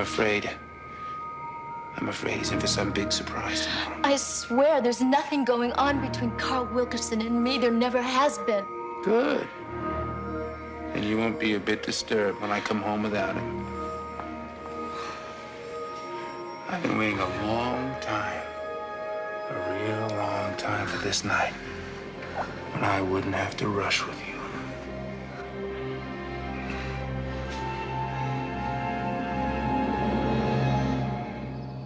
Joe, I don't know where you got this crazy idea about Carl and me. But it's not true.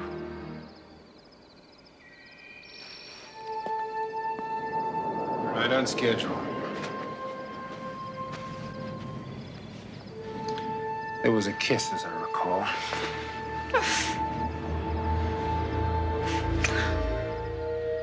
I'll be home in a couple hours. Joe, don't hurt Carl. He's innocent. I swear he's innocent.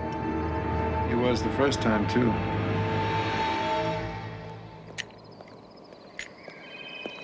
Morning. So this is morning. I paid $100,000 to join this club, didn't I? Yeah. Well, let's get to it, old buddy.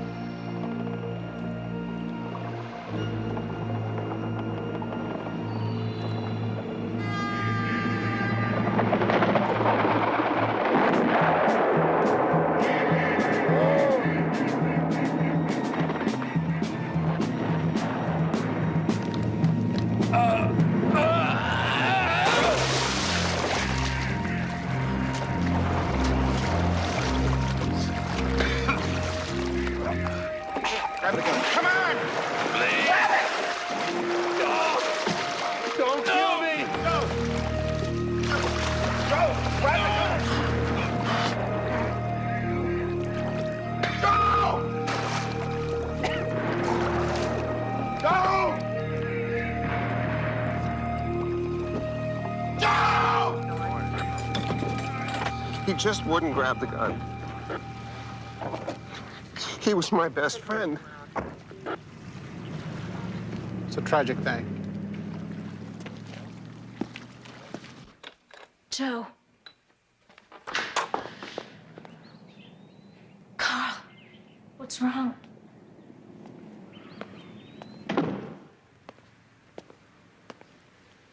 Sally, sit down, please. I'm afraid it's really bad. It's Joe. He's dead. He drowned. He fell overboard, and then his waders filled up, and then I reached out the gun, to try and save him, but he wouldn't grab onto it, and then there's nothing I could do. He's gone. I'm glad it wasn't you.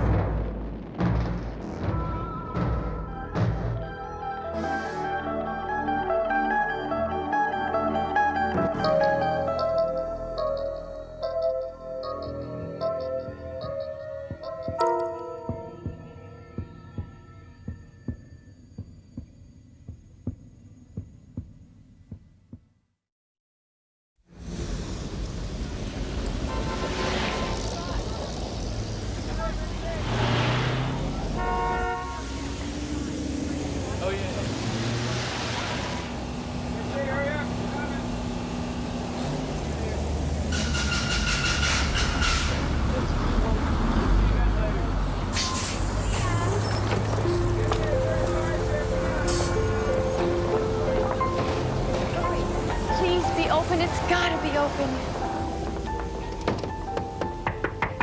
Shoot. Attention shoppers, Sadler's is now closed. Please use the gallery exit. We're closed. It's very important. I'll only be a minute.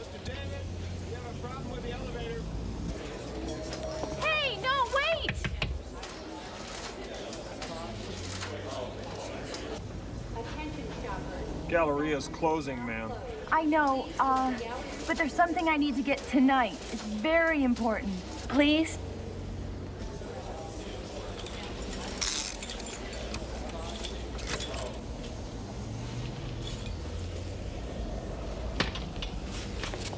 Thank you. I'll only be a minute, I promise. Of course. Attention shoppers, Sadler's is now closed. Please use the gallery exit. Yes, that way.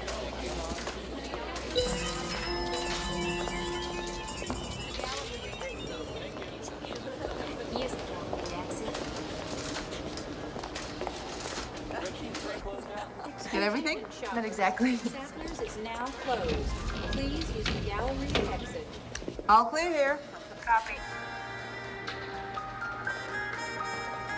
The Galleria is now closing. Please use the street exit.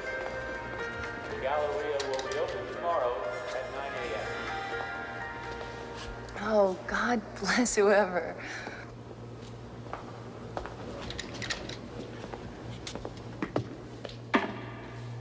Galleria's closed, lady. Oh, I'll just be a minute, okay?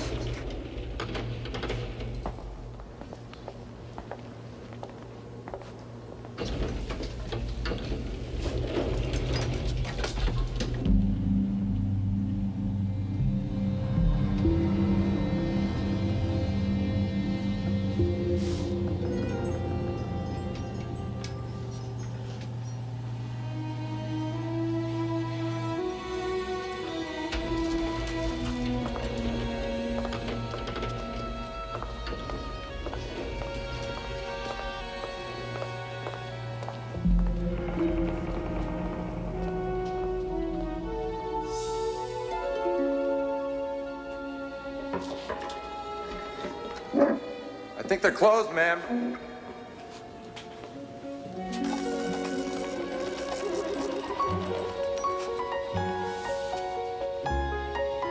Hello?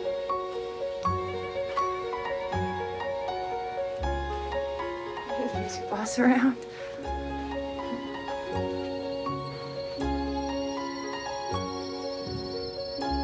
Is anybody home?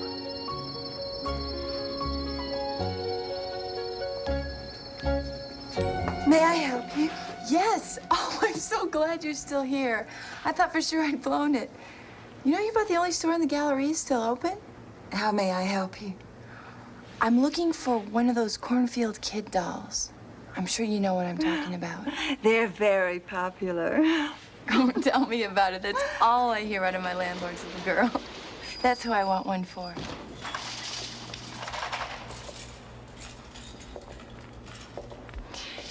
Please tell me you still have one. I do believe that we have a few left in the back for special customers. Well, I don't know what makes somebody a special customer, but I'd really appreciate it if I could. Wait right here. I'll get one for you.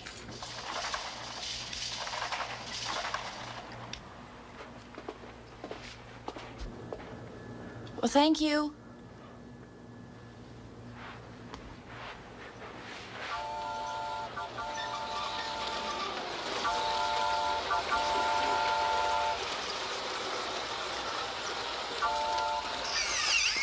Hey, Marcia. Scare the life out of him. Please forgive him. I'm always reminding him not to disturb strangers. Do I know you? But the boy, he knew my name. You must be mistaken. No, just a second ago he said my name, Marcia. Not Marcia. He must have said ma'am. Apologize for disturbing the nice woman and we'll go. Take me with you when you go. Please. I'm ready. Excuse us. Wait, what did he mean? Here you are, miss. Oh, that woman and that boy. Who? Those two. There was a woman and a boy here not 2 seconds ago. They've got to still be in the store. This will be cash, miss. Yeah. Oh, my landlord's kid is gonna do a backflip. You know, it's the least I can do for them. I moved in about a month ago. I didn't have any money for the first month's rent. I didn't even have a job. And he gave me the place anyway. And he gave me a lead on the job I got. And he's been a real doll. So, you've enjoyed this past month? Oh, yeah. New place, new job, new friends.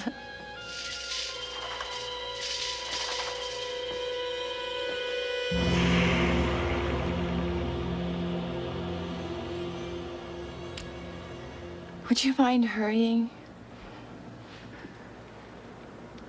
Of course. It was important to you that you pick up the doll tonight, wasn't it? Oh, very. Jennifer's birthday's on Saturday. But this is Wednesday. Why do you suppose it was so important that you come for the doll tonight? Well, I don't know. I was sitting at home reading, and then all of a sudden I felt like I had to come to the mall tonight. I had to get it tonight. But why? I don't know. I suppose your life this past month hasn't been at all like your life before, has it? What do you mean? What was your life like before this past month? For example, where are you from? What? Tell me. Are you from California? Or New York? Or Tennessee? Well, I'm from,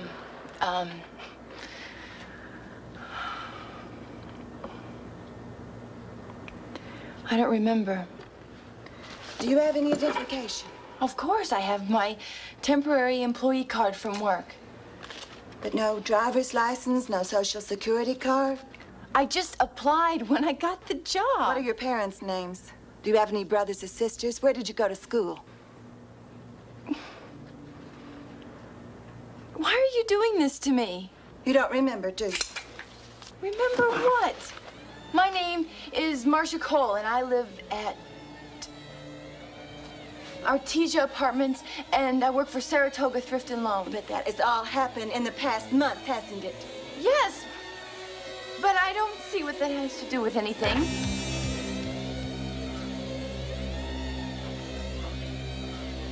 Where were you before this past month, Marcia? Why are you doing this to me? Think, Marcia. Think.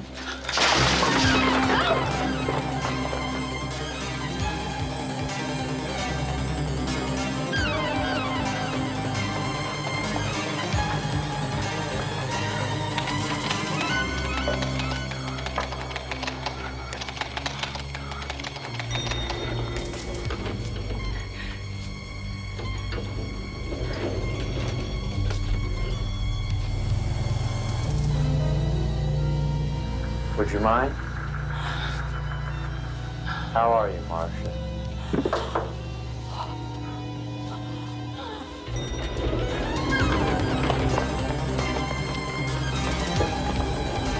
Don't run, Marcia!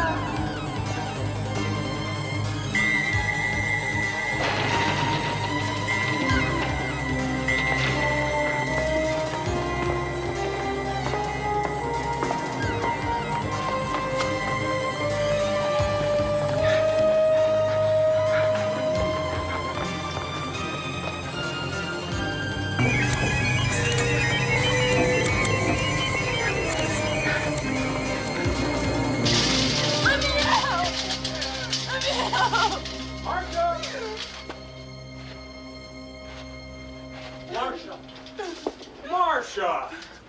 Oh, help me, you've got to help. No! Oh! Marcia.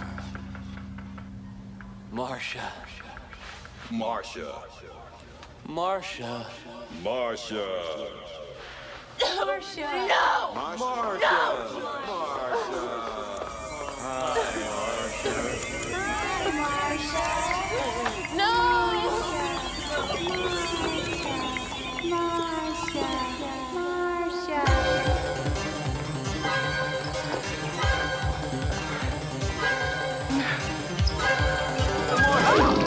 Don't be afraid, Marcia.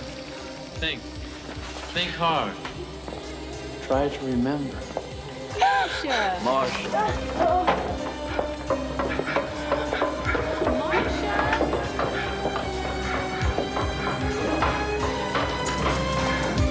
What do you want from me?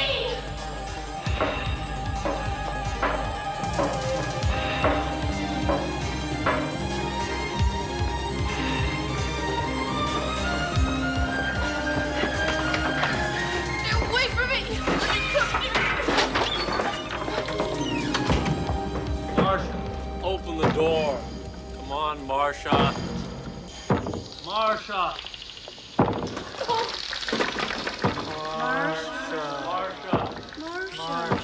Open the door. Marsha.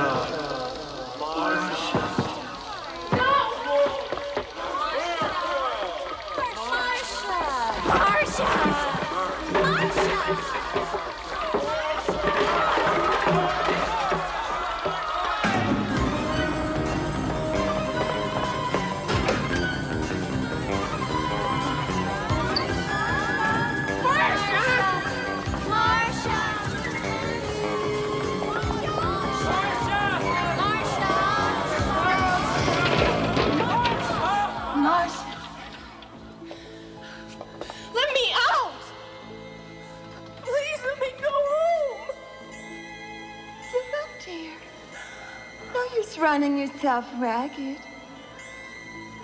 Marcia, you look so tired. Marsha. Marcia. Please, Marsha. Let me out. Please let me out. Let me go home. Marcia. Please, Marsha, stop running.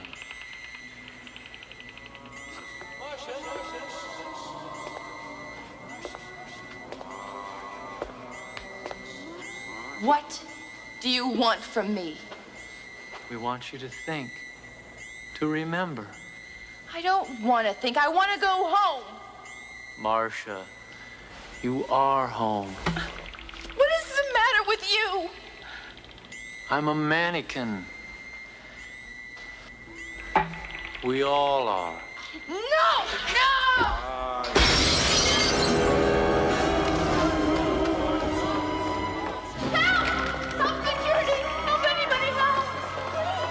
Don't be afraid. Marsha, we're all mannequins. And so are you.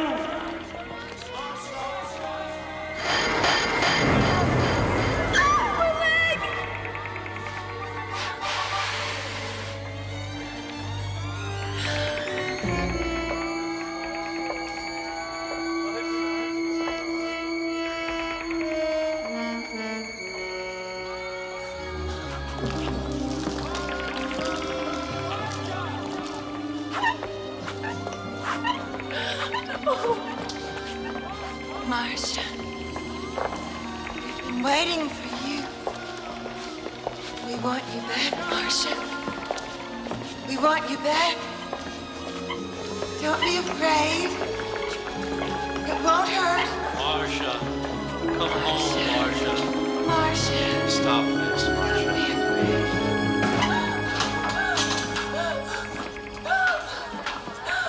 We missed you, Marcia.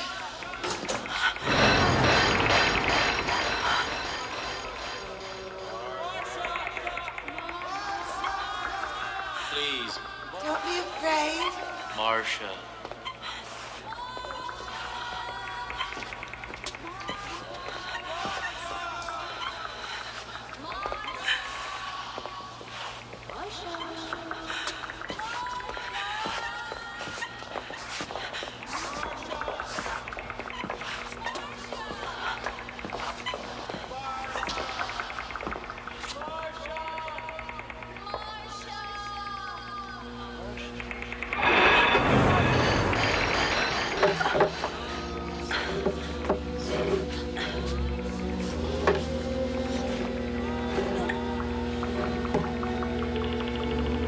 Marsha, welcome back.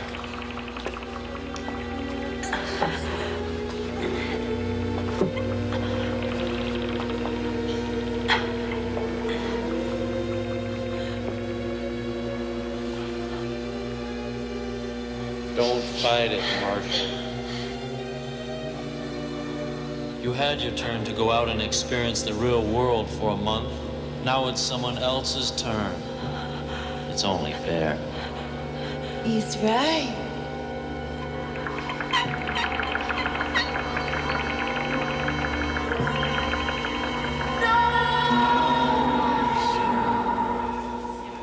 The Galleria. All of our shops are now open for business and will be open until 9 o'clock tonight. We'd like to remind our shoppers that the Galleria offers 3 hours of free parking.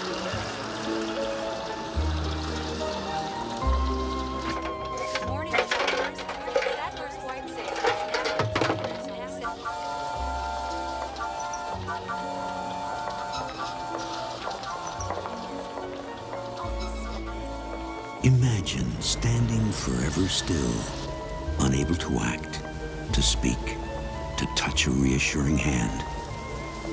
If you were released from such a fate, even for a while, wouldn't you hope to forget that in reality, you're only on a short leave of absence?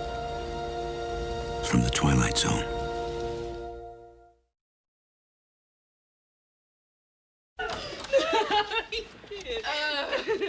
Okay, very cute. I bet he smells like a French fry.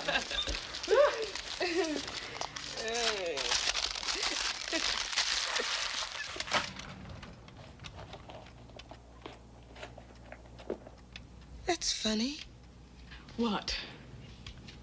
The trash. I could have Okay, never mind. Never mind.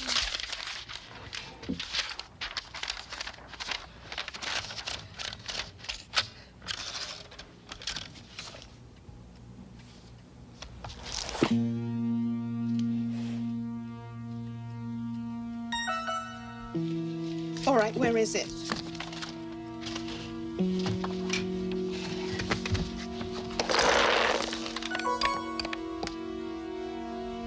My mug. Kathy? What is it now? My mug. The mug I keep my pencils in, it's gone. So is the trash. And what's this doing on my desk? It's your political science book, isn't it? I know what it is. After the last test grade, I wasn't sure.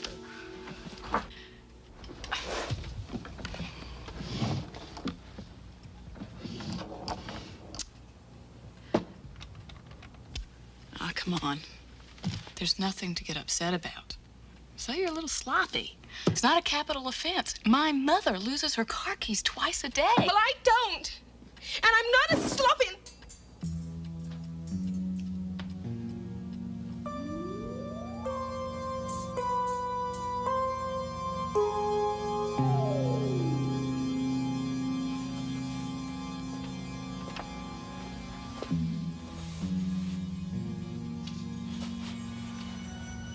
What are you doing?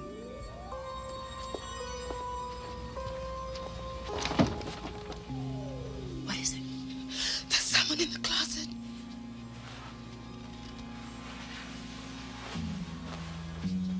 The Whiteout burglar. Come on, Jen, give me a break.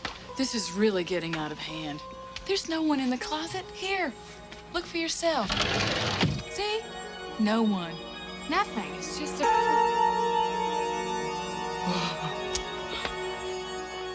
You're not Jennifer Templeton. Not me. Her.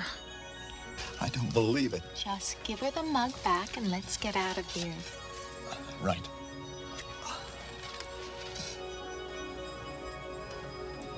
I'm sorry for the intrusion. We didn't mean to disturb you. Not so damn fast. I'm sorry, Madam President, I mean... You shut up and jump now.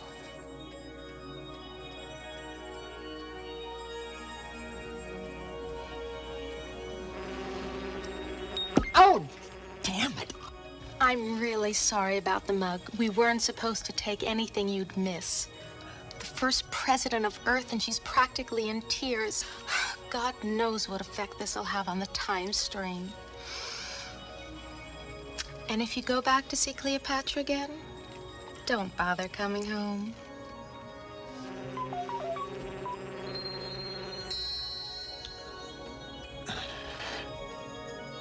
Keep your hands off that. Let him go, Kath.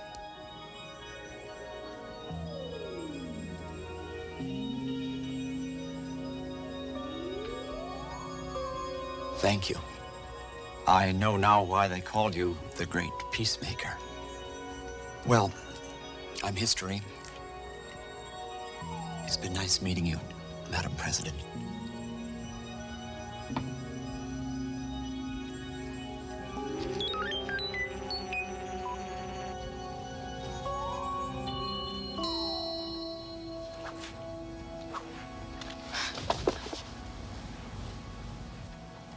Jenny, what's going on here? I'm not sure.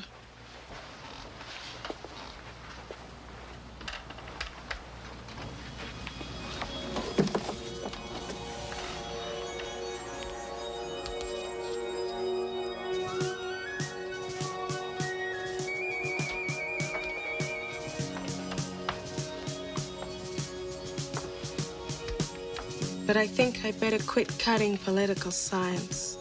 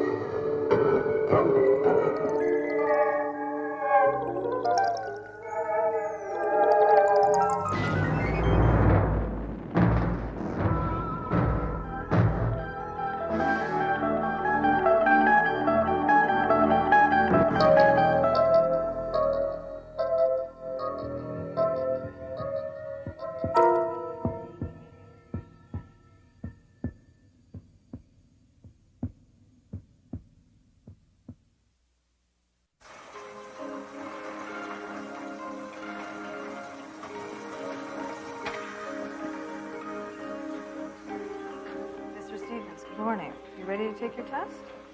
Okay. I'm going to help you. Out.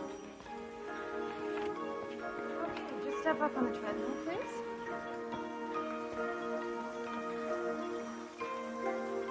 First foot. Good. Now, we're going to start out very slowly. Ready? And start. Good.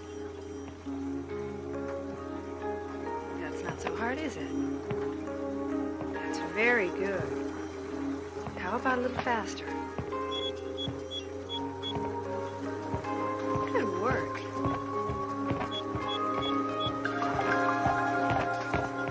Don't be deceived by the youthful appearance of our subject, Darius Stevens. He abused his body for 79 years. Now he's walking on his own bought and paid for 2 feet, down a path he hopes will lead him into a new life. This is sick. The man is 79 years old, for God's sake. And there's no reason why he can't live for another 79. With an artificial brain? You've turned him into a robot. What does that prove? No. He's not a robot by any means. He's human. It's incredible. Back in the 80s and early 90s, this would have been impossible. But now, with ultra-miniaturization, the sky's the limit. Well, it seems to me the limit is good sense, and you've overstepped it by a long shot. Michael, please. No, I mean it. I mean, this experimenting with people's heads, it's outrageous. Go on, admit it, Wilson. You've never done this operation before on a human. I mean, what might work for a monkey won't necessarily work on a man. Even my father. It's true. Your father was the first human to receive a total brain implant. However, if things go as expected with the last neurological tests, he'll be ready to lead a normal life within days. Normal? Essentially, this is Darius Stevens. We reduced all the memories, all the facts, all the powers of reason, even the feelings that comprise what we knew as Darius Stevens into this microdisc. My husband has one of those in his head. No, this was just an interim step. We had to digitalize the data. Then, I'm sorry, I can't explain this without getting technical. He thinks, therefore for he is. Oh, how philosophical of you, Doctor. But let me address another question. As I understand it, my father is just about now 60% machine by weight. Does that sound very human to you? Maybe I'm asking the wrong person. You're a mechanic. You're a man of medicine. I don't think we need to discuss this any further. Thank you for everything, Doctor. We're not out of the woods yet, Anita. Darius was a very active man. It'll be your job to see he doesn't overdo it. I will. See you later. So, when is the Tin Man getting back from physical therapy? Michael, I've had just about enough of your cynical attitude. Sounds to me like you'd rather have him dead. Oh, really? It wouldn't have anything to do with you wanting to take over his company, would it? The fact is, the man is brain dead, and at the very least, he is not competent enough to manage his own affairs. The man is your father. No, he was my father. But this bunch of circuits and tubes and wires and Now you pumps are get this nothing. straight, Michael. As long as I am in control of his medical care, I don't want you or anyone else interfering. You don't say so. Let me tell you something, Anita. He was my father for 50 years. He was your husband for 6. You tell me whether I can interfere or not. The man is dead. I accept it. Why can't you? I look pretty good for a dead man, wouldn't you say? Michael. You look wonderful, darling. Thank you. I feel terrific. What are you staring at? You look like you've seen a ghost. Oh, Michael has his opinions as to whether or not you're actually here. Maybe you're expecting the Frankenstein monster. Hey, Wilson is a Harvard man, but he's not that bad. Hey, come on now. Don't ever forget I'm still your father, right? You're my son. Well, I've got to be going. Stevens Incorporated can't run itself. Don't worry, Michael. I'll be back tomorrow.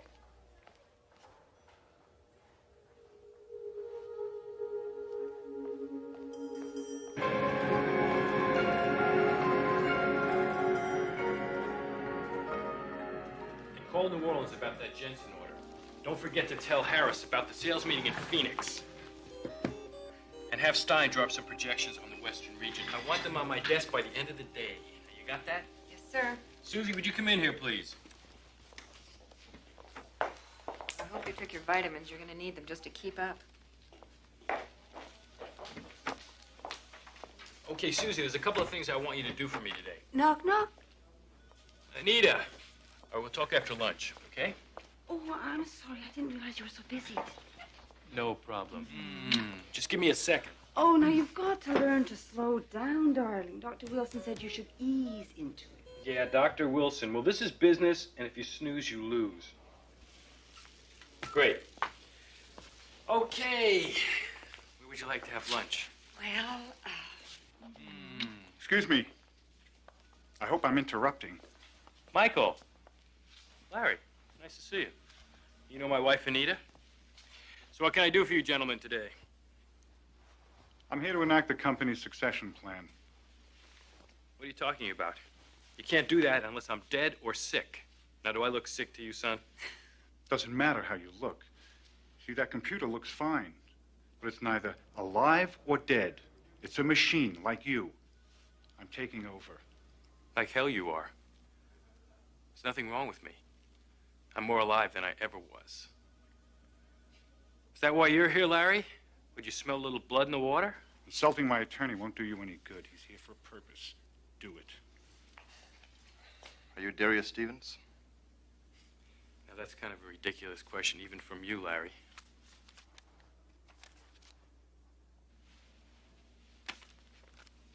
Hey, what's this? It's a summons to appear in court. You left me no choice. What are you trying to prove, Michael? What am I trying to prove? That Darius Stevens is dead.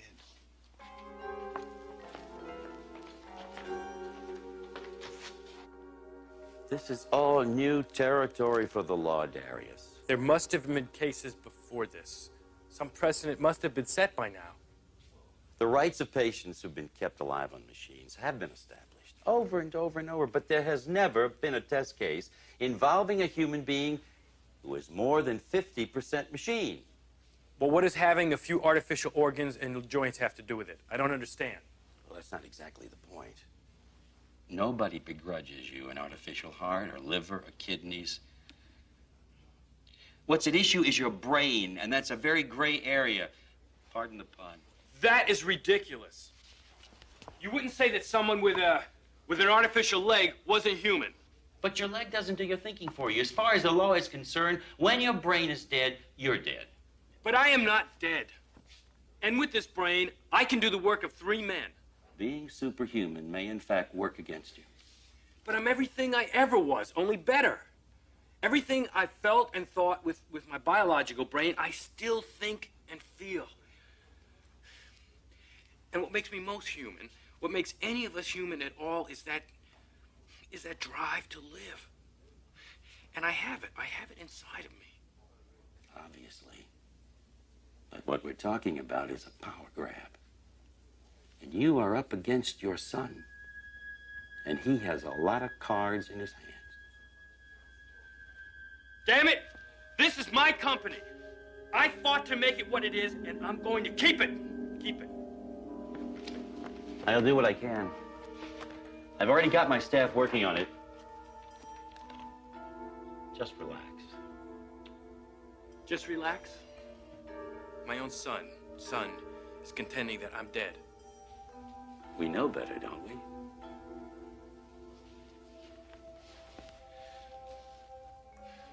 Well, I'm not going to sit on my hands, Dave.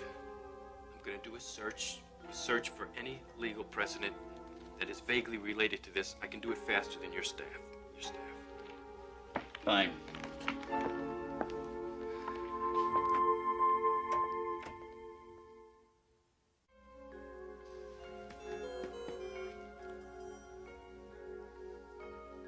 Come on. I can do this 10 times as fast.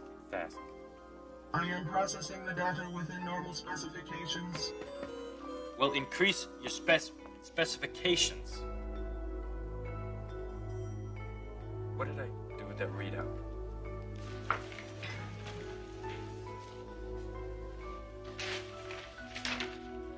I can't believe it. Oh, hi. Don't oh hi me. The doctor said you should take it easy. Well, in addition to my legal problems, I have a business to run and a wife to support. I wouldn't be much good to you if I was broke. Well, you won't be much good to me if you're dead either. Honey, I'm really up against it now. I know. I can't believe Michael would do this. Well, we have to believe it. The hearings start in a week. I'm going to need your help and understanding. I'll be pulling some long hours to get ready for this. Are you okay, darling? Yes, I'm all right. Why? It's the way you're talking. You're repeating words. I'm sorry. I didn't realize it. I'm probably just tired.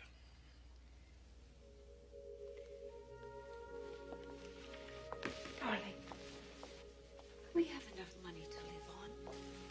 Why don't we just turn our backs and walk away? I can't do it. It's the principle of it.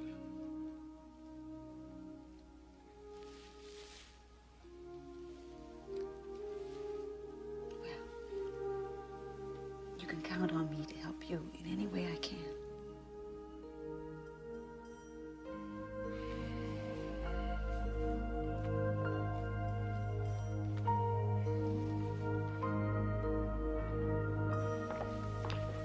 Oh, God, what a day. I'm going to fix myself a drink. How about you, Dave? Oh, thanks. I gotta go home. I've seen so little of my family in the last couple of weeks, my wife thinks I have a woman on the side. Darling, can I fix you anything? No. I was hoping we could go over the Supreme Court opinions. There's one in particular Give that me I a break. We're doing fine. Okay. Where do we go from here? Day after tomorrow, we'll present our concluding arguments, then it's out of our hands. But tonight, I'm gonna go home and get some rest. I think you ought to, too. You sound exhausted. I know I am. Good night.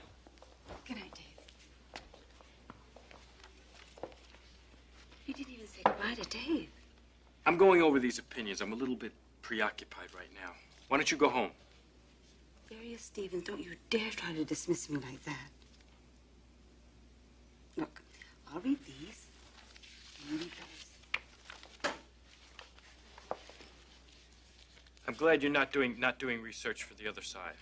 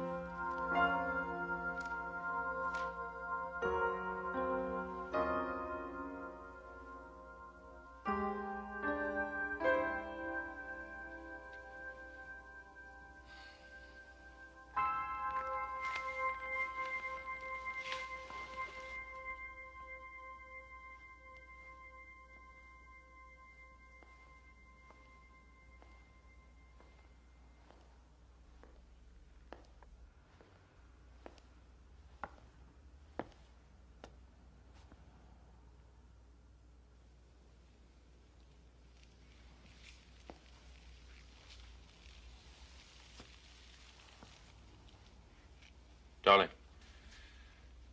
Darling, wake up. It's time to go home and go to bed. Bed. What? I'll come back tomorrow and finish my reading. Don't you ever let up? You know what they say, the early bird catches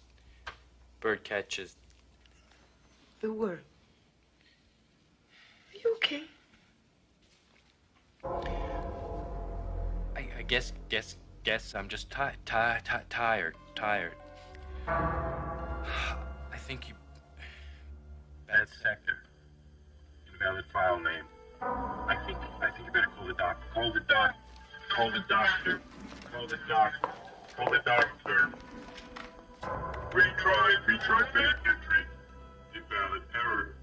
Invalid error. Retry. Bad sector.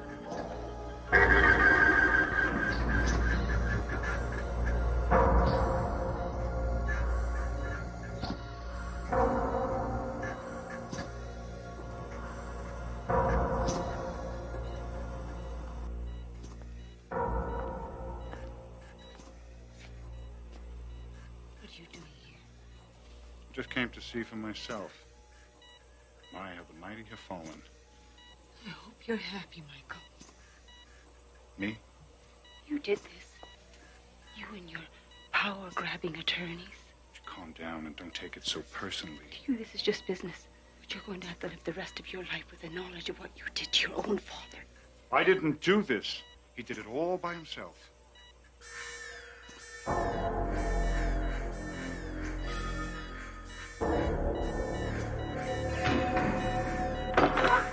What's happening?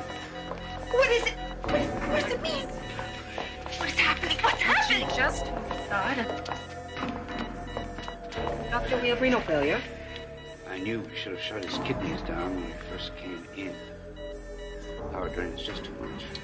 Losing systolic pressure. What does that mean? Anita, Michael, wait outside. Wilson, I think I have a right to be here, and I'd like to... Outside now.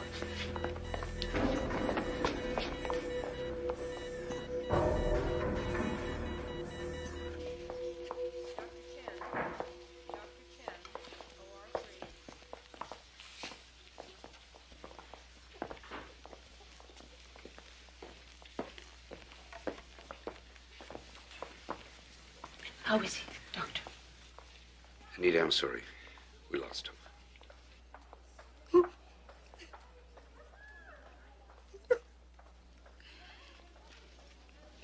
I wanted to be with him. Of course. Go ahead. So what finally killed the Superman? Can't explain it for sure. His CPU shut down completely. What do you suppose caused that? Whether it's overload or fatigue, I don't know for sure. Maybe we'll know more after the post-mortem. Well, Doctor, I have just one more question. Yes, Michael. This time he really is dead. Thank you. I'll make the arrangements.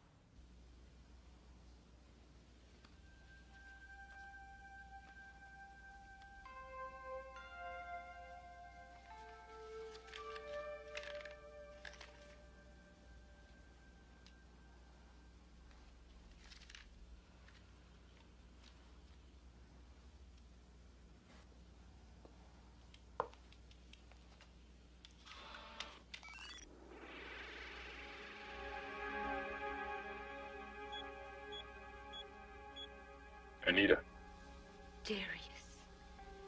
are you alone? Yes. Well, obviously things didn't work out like I planned them. But I thought you were... Dead? Oh, no. There's still some kick left in this old man yet. Damn Wilson and his prototype anyway. I knew a Harvard man couldn't pull it off. Darius, it really is you. You're darn right. But you're going to have to be my arms and legs now. We have a real fight ahead of us, Anita. Fight? Oh, you didn't think I was going to take this lying down, did you? But are you really alive? Well, that's what we're going to have to prove, isn't it? Now, first, I want you to fill me in on everything that's happened the last few days. Then I want you to go down to the Hall of Records and bring all that information to Dave so he can compare that data with the data recorded at the hospital. Then you'll have to bring Wilson into it because he signed my death certificate. We have a good case, Anita. Darius Stevens, the product of a new generation of medical miracles that began with false teeth, expanded into prosthetic limbs, and reached near godhood in plastic surgery and mechanical hearts. As we continue to second-guess and improve upon nature, we are reminded that there is more to being alive than mere flesh and blood. In the Twilight Zone. Helping the next man this happens to.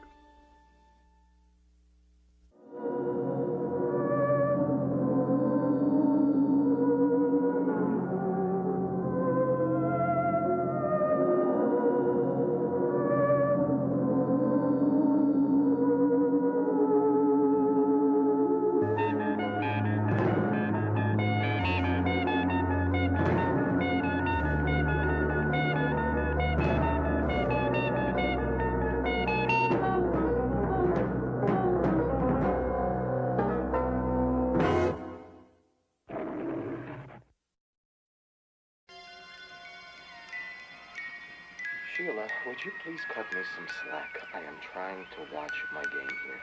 Martin, I am not letting up until you tell me where you were last night. It's none of your business where I was. What do you mean it's none of my business? I'm your wife. Right, you're my wife, not my warden, so get off of my back. Defense! You call that defense, you morons? What the hell do you think you're doing? I'm talking to you, Martin. If you don't want to be a couple of legs dangling from the ceiling, you better plug that TV back in right now. Martin, shut up. Debbie's right in the other room. She's gonna hear you. I don't care who hears me. I want my football game back on now. Then tell me where you were last night. I was out last night. That's all. Out. I stayed out like that lots of times, and you never cared before. Now give me that plug. Ow! You broke my fingernail. Big deal now. It'll match the other 9.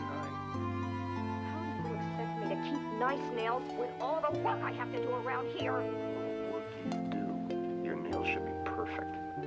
Oh, and what do you think you look like, huh? Have you checked the mirror lately?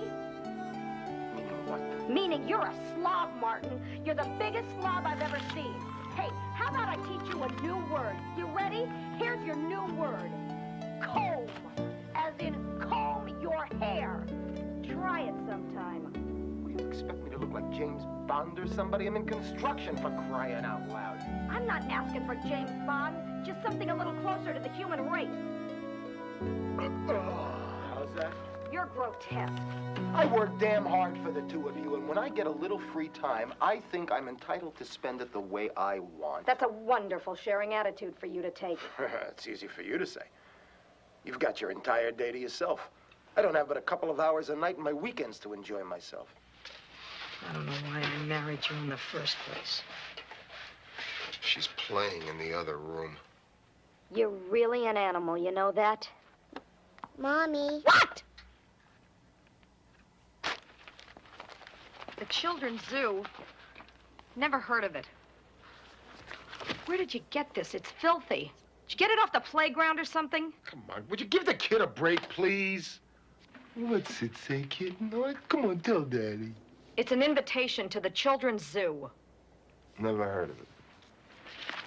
It's off of I-20. There is nothing off of I-20. Well, that's what the map says. Oh.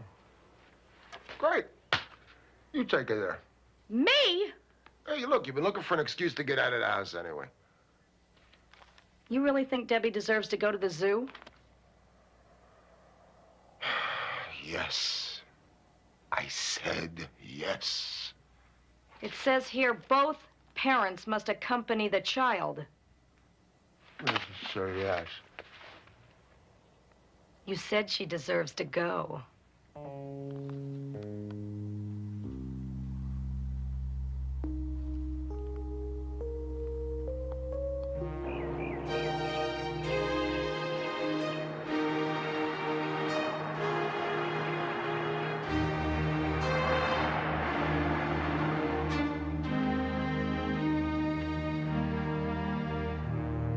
This children's zoo place better not be crowded, that's all I gotta say.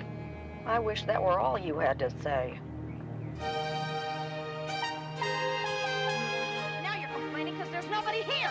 Speaking of cars, whose cigarette butts are those in the station wagon ashtray? You know, the ones with the lipstick.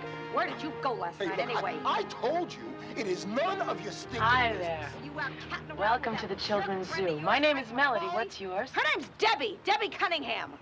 Why are you so all fired up? Do you have an invitation, Debbie? If you must know, Edgar suggests. Edgar? Did you get this from a friend? At school? And he or she told you all about us? Infidelity, my case in court would be that much stronger. Oh, you're talking to Debbie, where do you think you're going? Young lady, where is my daughter wandering off to by herself? It's all right, Mrs. Cunningham. We find that the children benefit most when they visit the zoo on their own. Don't worry. Debbie's going to be just fine. Here, let me show you where the parents' waiting room is. That's where Debbie will see you when she's finished. Great. Good idea about this.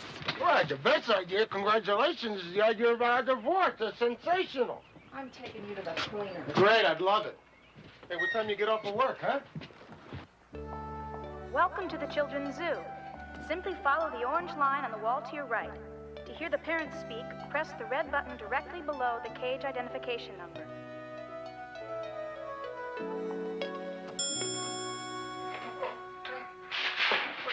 Please, take us. Please take us. We'll be good parents. We really will. Please, dude, please, just punch that little button right there and let us out. Please, please do take us. Please take. Oh, please.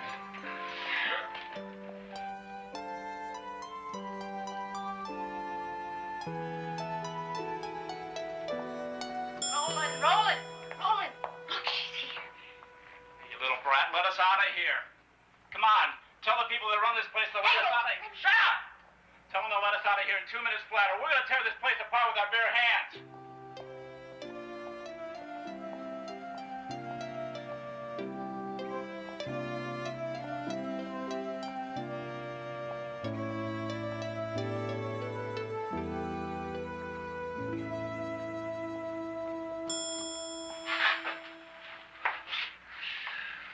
Well, now, aren't you just the cutest little hunk of honeycomb?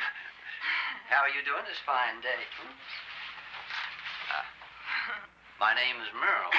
And this is my lovely wife, Jojo. And we're just aching to be your new parents. Aren't we, Jojo? In the very worst way, lamb chop. Do you like cookies? Oh, of course you do. I'll make the very best chocolate chip and pecan cookies. Wait till you try them. You can have them for breakfast, lunch, supper if you want. Why, anytime at all. And cake, ice cream. Just, let us be your parents. Please. Please. How about a pony? If we promise you a pony,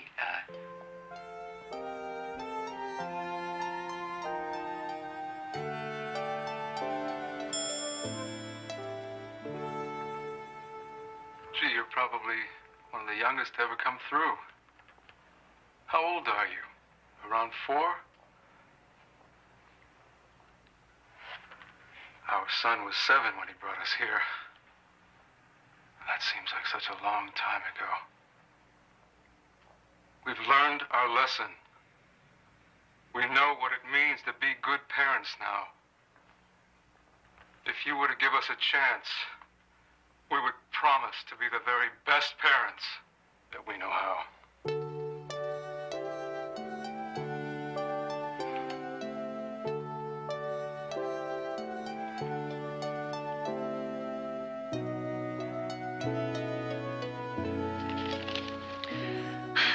A very good choice, I'd say, Debbie. Shall we?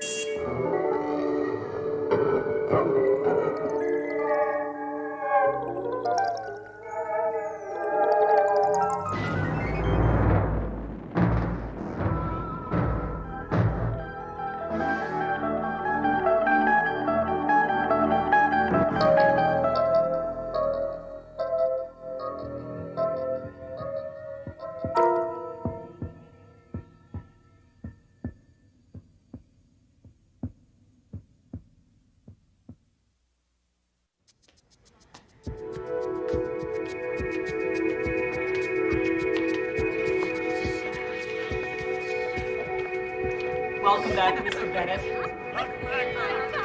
For he's a jolly good fellow, for he's a jolly good fellow, for he's a jolly good Heart transplant right here in our own office. One man, one heart. An obsolete fact of life. Witness Tom Bennett, a man who accepts his new organ as just one more item that money can buy. Okay. All right, everybody. Thanks a lot. That was very nice. Now, let's get back to work.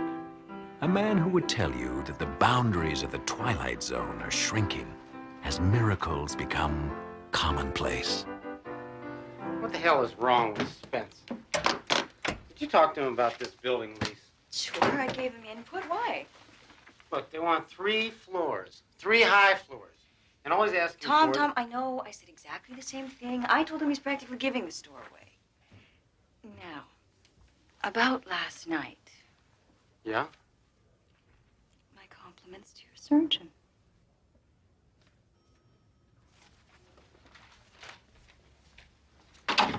Hey. Hey, guy. Welcome back. Place hasn't been the same without our killer shark. Yeah, I noticed that. 60,000 feet at $2 a foot. We can get at least 2.5 for that. Are you okay? Yeah, I'm fine. Well, that's a first. Tom Bennett loosens his tie. Tom, are you sure you're feeling okay? If you can show me where we can hit them up for some more money. It's easy. How is it easy? You just up the price to 2.5 per foot, and then tell them to take it or leave it.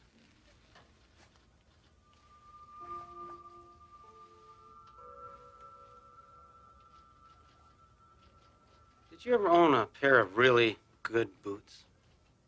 Excuse me?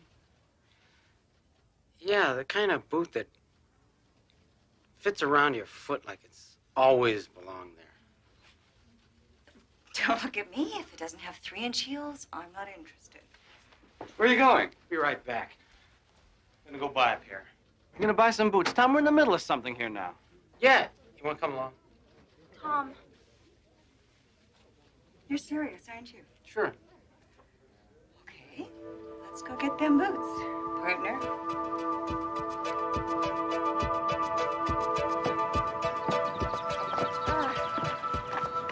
Gourmet lunch? You shouldn't have. Come on, let's go for a walk. Okay, what's that? Hot dogs for lime, strolls on the beach. Tom, this is not like you. But it's great, isn't it? Come on. Wait a minute, Tom. I can't go down there in my heels. Take them off. Sure. Designer hose, $30 a pair. Why not?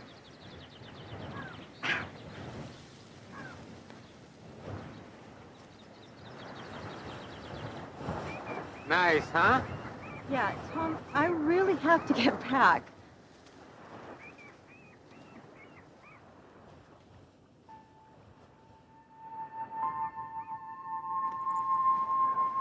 Tom.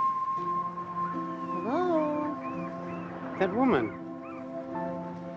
What about her?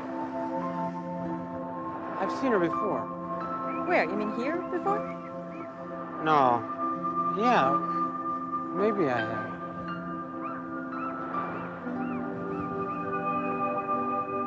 While I can appreciate your firm's situation, I'm certain that you can also appreciate ours. If you wish to continue as a tenant... Excuse me.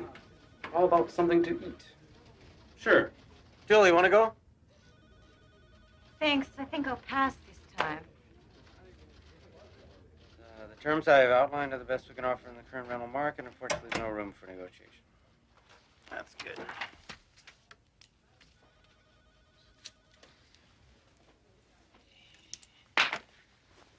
You know, I was thinking this place could use a few plants. Definitely. I'll order some. Let's go. Good night, Mr. Bennett. He used to hate plants.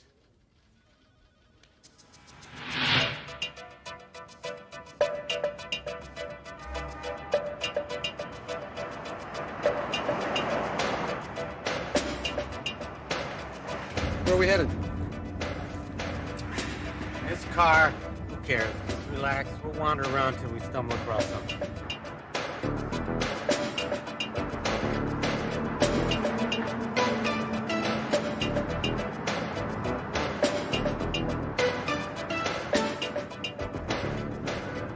Okay, what's going on? Told you, just wandering. For an hour? Look, I know you like driving this car, Tom, but I'm starving. Hey, bear with me. I feel lucky. Jesus. Now, that wasn't wandering. Tom. I don't know. I just felt like going in this direction.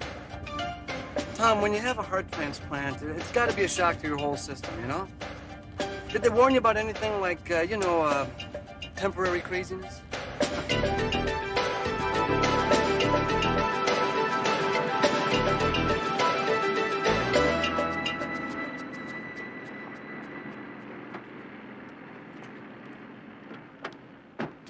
Tom, what is this?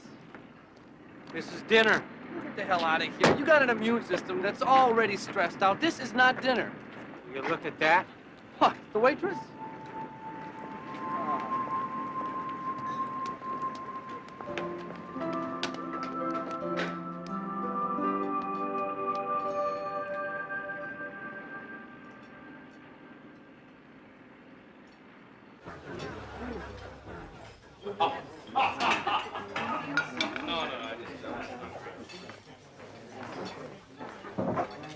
What are we doing here? Come on, it's a nice place. I want to get to know that waitress.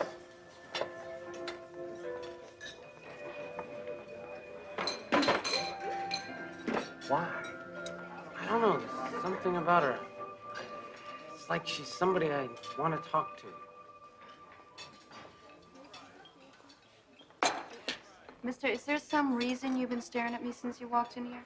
I didn't mean to make you uncomfortable. Look, this is going to come from nowhere, but will you have dinner with me? No. Just dinner. Honest. Sorry, I'm booked up till Christmas. I'm serious. I think we have something in common. Take a chance. Tomorrow night. Or the next night. I know some great restaurants. Thanks, but no thanks.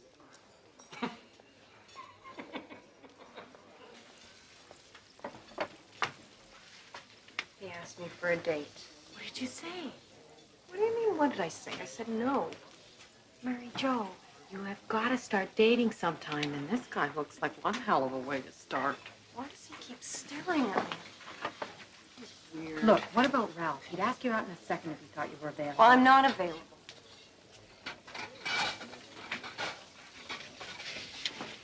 Honey, Jamie's dead. You weren't.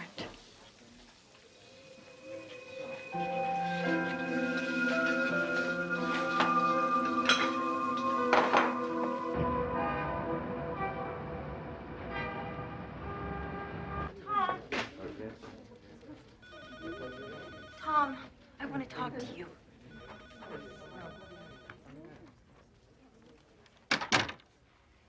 Okay, agreed. We have no claims on each other, fine.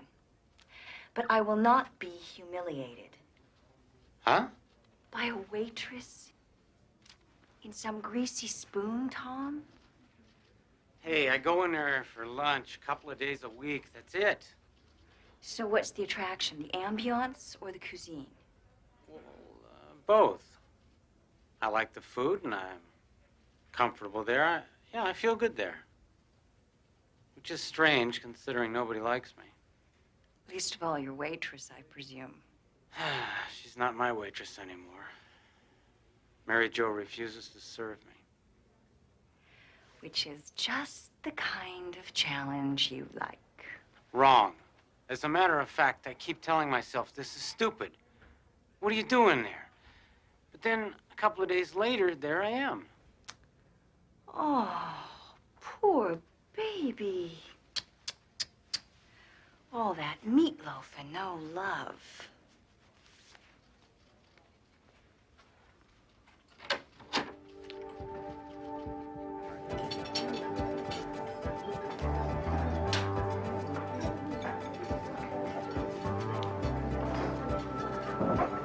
Hi.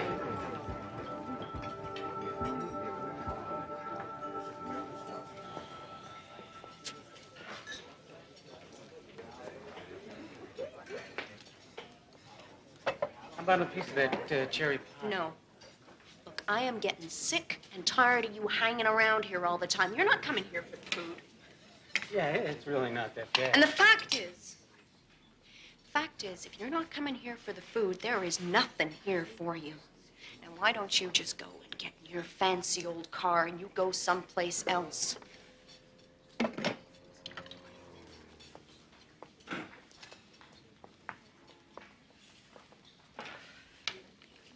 Don't you get the message?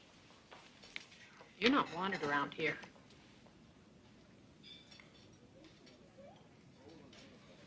Come here. It's not that you're not a nice man, it's just that, well, you gotta understand.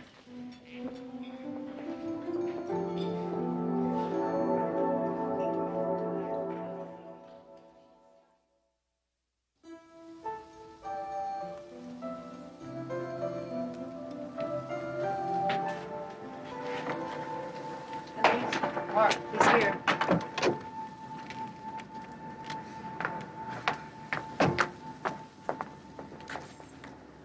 I gotta go. Night. Mary Jo. I want to apologize. I had no idea. Your friend told me. She had no business doing that. Mary Jo. You guys must have been pretty close, huh? Close. We lived next door to each other since we were 5 years old.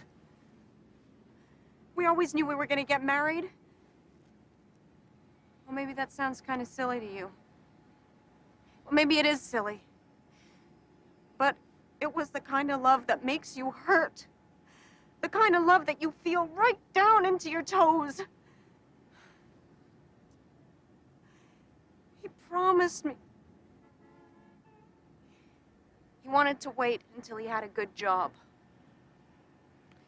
And it didn't matter to me at all, but it was important to him. And he did it. I was so proud of him. And he called me up. We set a date. And he was coming right over and we were gonna celebrate. We were gonna have kids.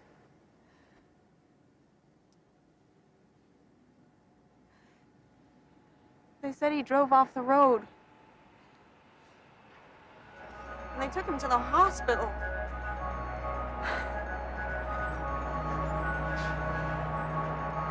Even in death, he did good by somebody else. That's the kind of guy that he was. What do you mean? Nothing. Nothing that would mean anything to you. Now, please go away! Wait, what was his name? I want to know his name.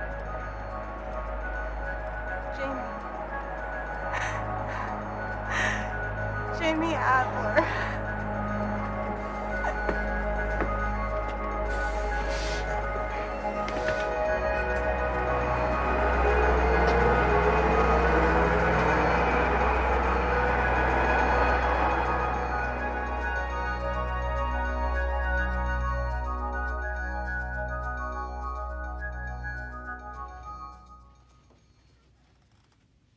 Thank you, Doctor.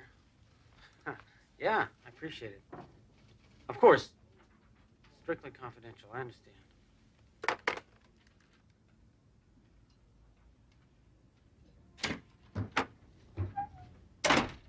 I've just been on the phone. Me too. Did you tell McLaughlin that he could set his own price? This is crazy, Tom. There is no way we can agree to it.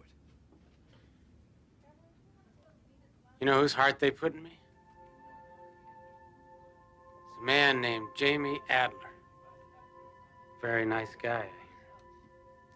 To which of you should I tender my condolences? It's a good question.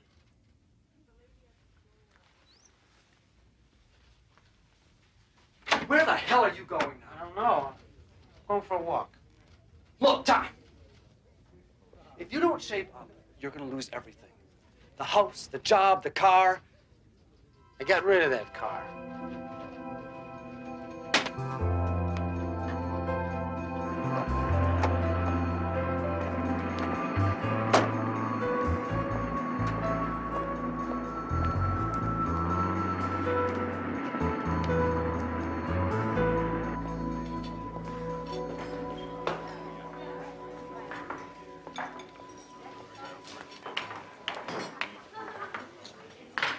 What do you want? Coffee.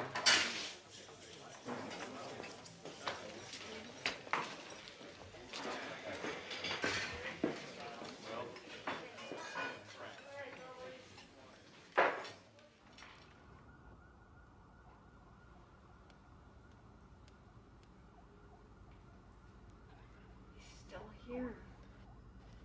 Yep, he is. What does he want?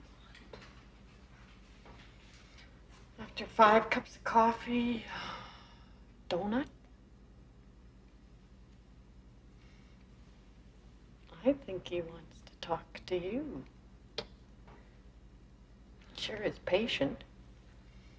I think if we went away for the weekend now, he'd still be here Monday morning waiting. What should I do? Follow your heart.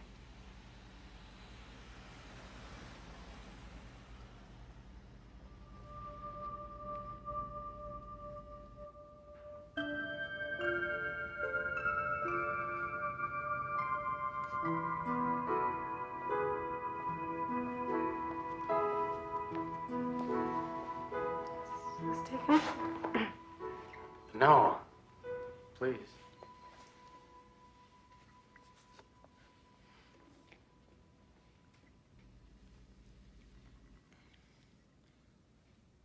Am I really so terrible? It's nothing to do with you. You'd be surprised. I'm sure you're a very nice man. I'm not ready for anyone right now. Can I tell you something? Sure. This morning, I got this news. It's the kind of news that makes you want to go lie down for a while. I was scared. Then I kind of got comfortable with it. You don't have the slightest idea what I'm talking about, do you? Not really. Look, for a long time I was sick. They said it was my heart, but I think maybe it was my life. Half the time I didn't know what I was doing, and the other half I did, but I'm not sure which I'm more ashamed of. And now I've got another chance. What do you want from me? Just a chance, whenever you're ready. I've kicked open a lot of doors in my time, okay? But I'm willing to wait for this one to open by itself. If it does, I'm gonna be there, I promise.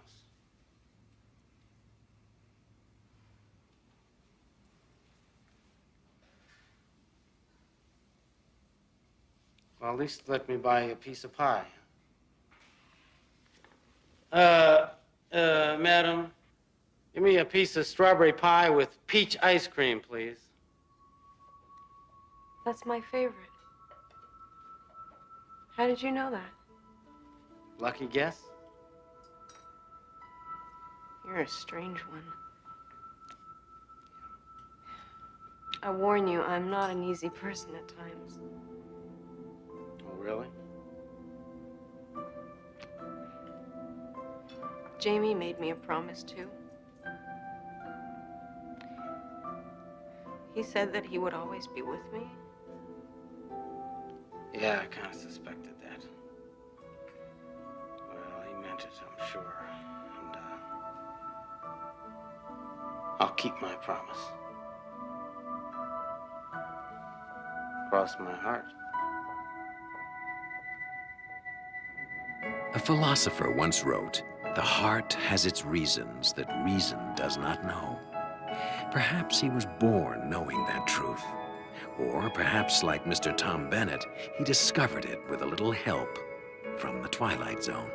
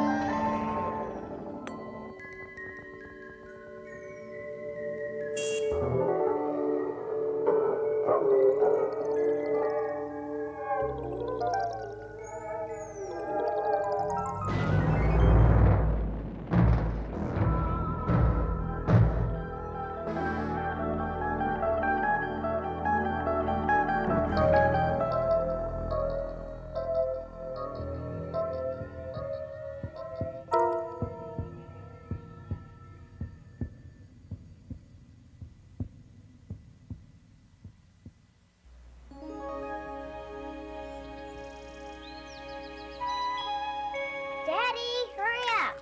Okay, coming.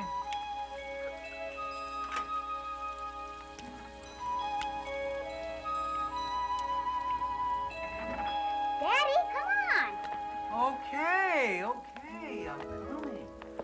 What is the big hurry this morning, huh? I don't want to be late for school. Well, you won't be. Here, come on, do I pass morning inspection? Now, since when are you in such a hurry to get to school, hmm? Your French toad is getting cold. My French toad? Mm-hmm. Ah, yes. What's going on here? Happy birthday, Daddy. I'd forgotten. Right. Let's see what we have here.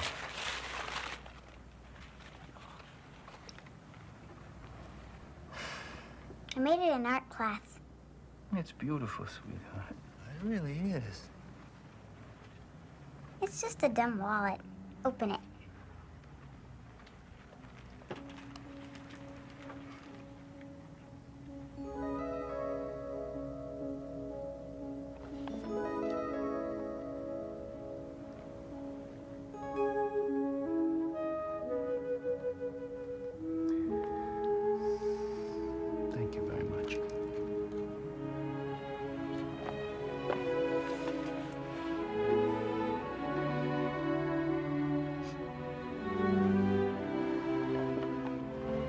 What's the matter?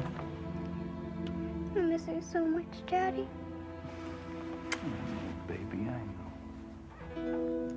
Daddy, I wish I could be small enough to fit in your pocket. Or you didn't have to go to work. Because I'd rather be with you instead of go to school. But I do have to go to work, and you do have to go to school, right? Yeah. So finish your French toast. You Frenchy. Come on. Want to go for a ride on Sunday? Sure. We'll drive up the coast a little. Maybe do a little fishing. If you'll put the worms on for me. Can we camp out? Sure. We'll build a fire. Cook the fish. How does that sound? Well, I like marshmallows a little better.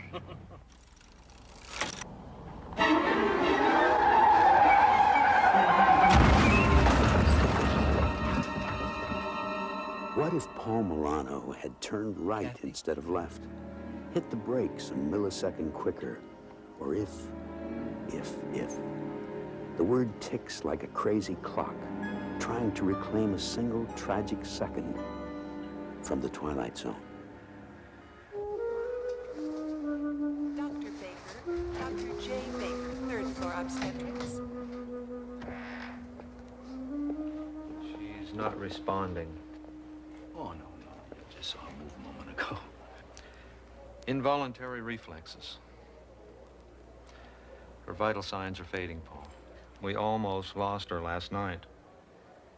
But there's still hope, isn't there? I mean, I can still hope, right?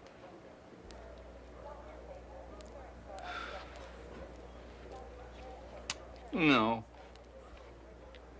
Please. You can't give up. Her mother. I mean, I lost a mother a year ago. I understand that. I mean, she's all I have. And if she dies, I don't... Well, we'll do what we can. I'll give you a prescription to help you sleep. You have to promise me you'll be careful, okay? I keep thinking she's trying to talk to me. Calling me, you know. Maybe in her mind. Go home. We'll call you if there's any change. Get some rest. What makes you think home is someplace I can rest?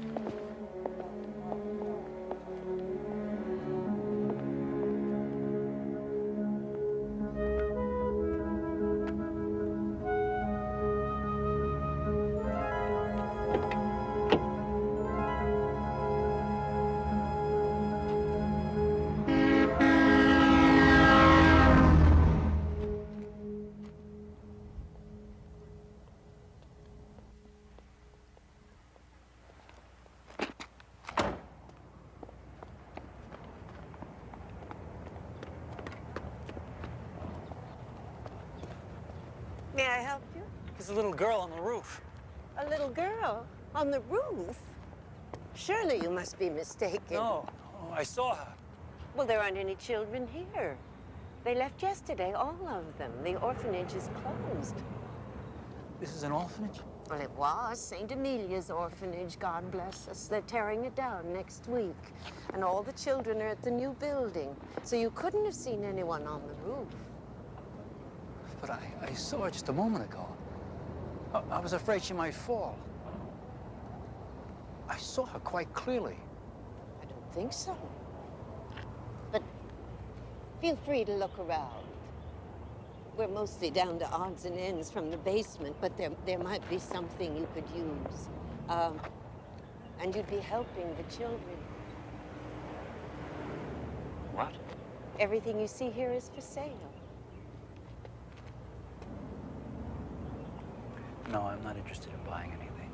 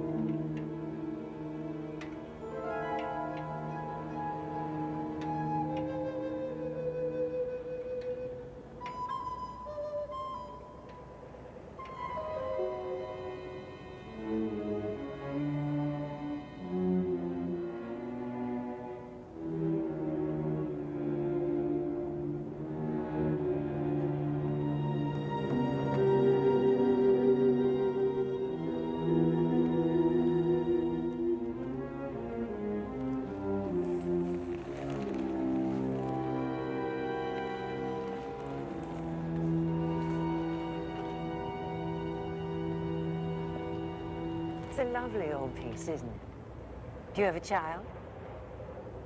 Yes, a daughter. Perhaps she'd like it. I don't think so, sister.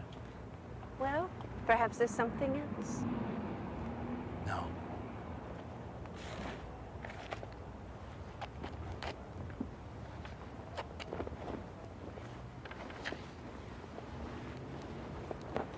How much? For the bed? Yes. Well, I don't know, really. It's an antique. Is this enough? Yes, I'm sure that's more than enough. I'll get my car.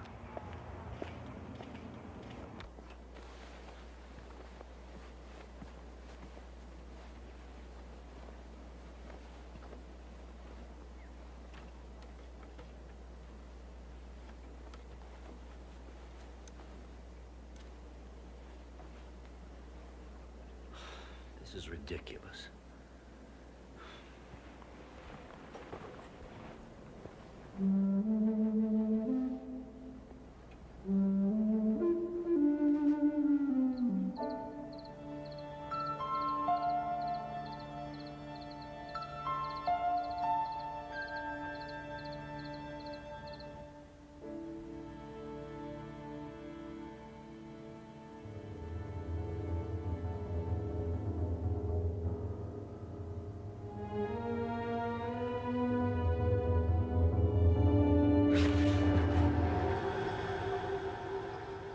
Who are you? What do you want? Toby. What? Toby. I need him. Who? Please help me find him. I don't know what you're looking for.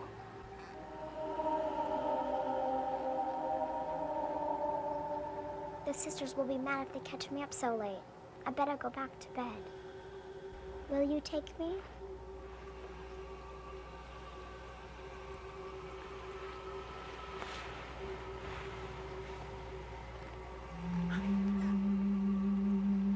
What's wrong? You're so cold. Please.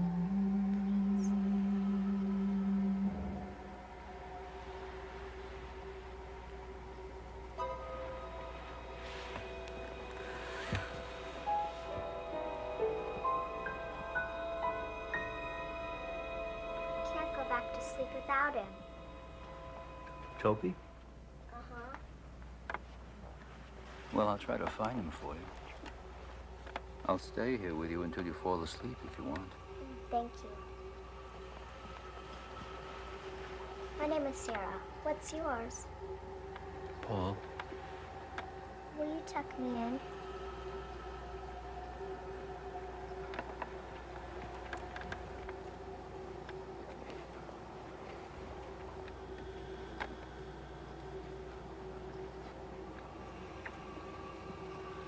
Good night, Sarah. Good night, Paul.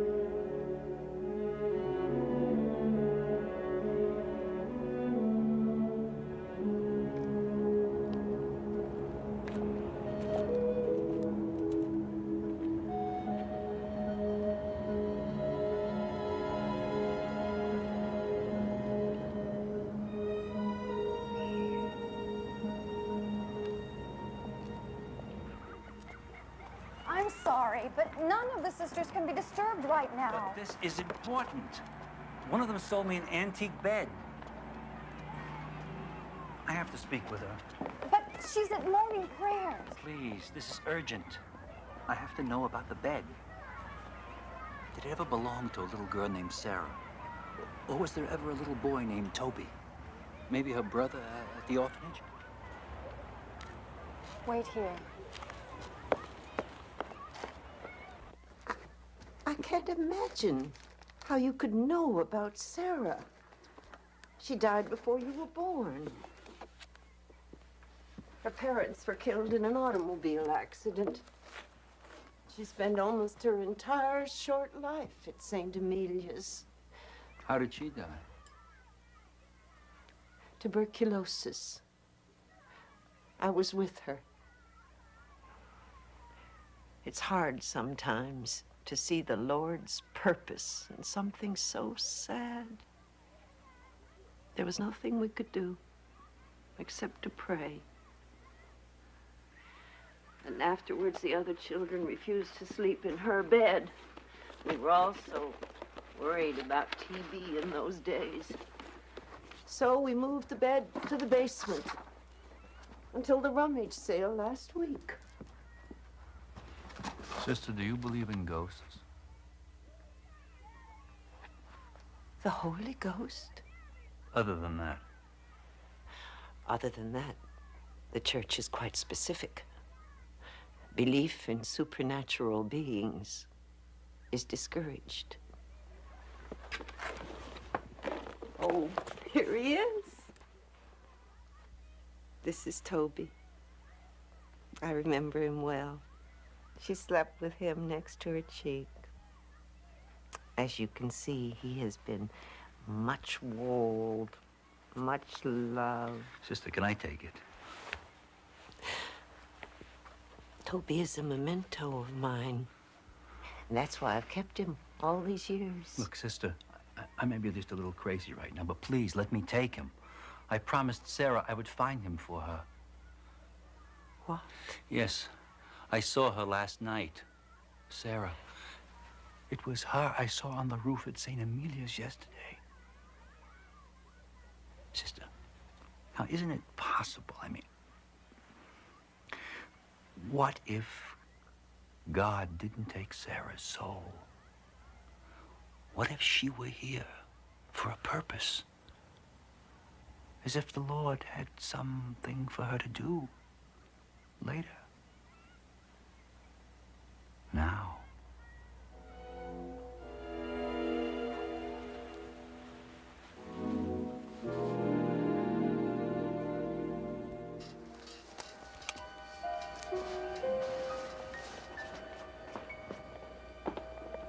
You simply cannot do this. Yes, I can. She's my daughter. But she's Dr. Bryce's responsibility. You can't remove Kathy without his permission. I'm taking her home.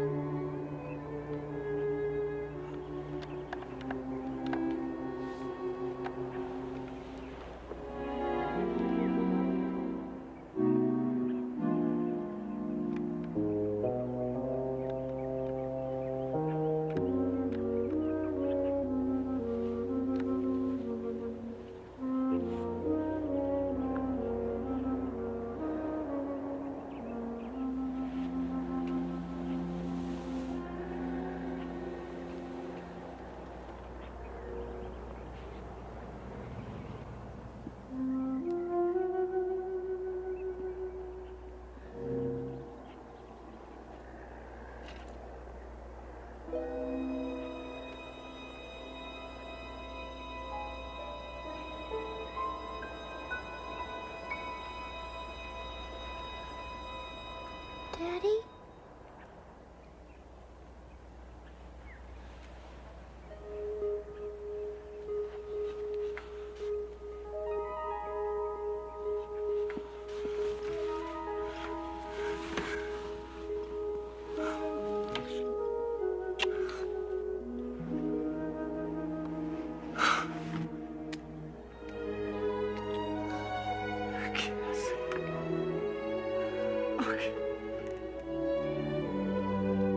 Daddy, can I have Toby?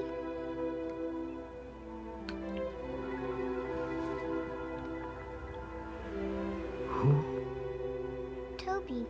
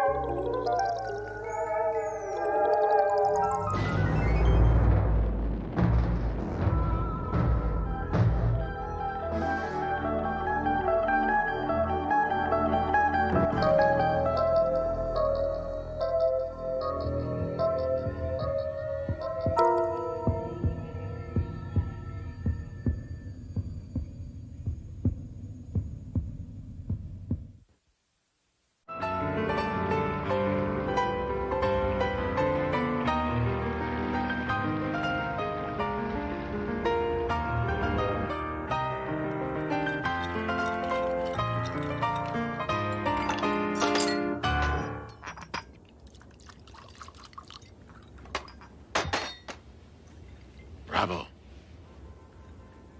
Who the hell are you, and how did you get in here? My friends call me the Prince.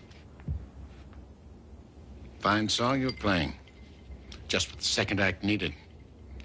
Too bad you're not going to be able to finish it. Oh, yeah? Who says so? In that condition, I doubt it.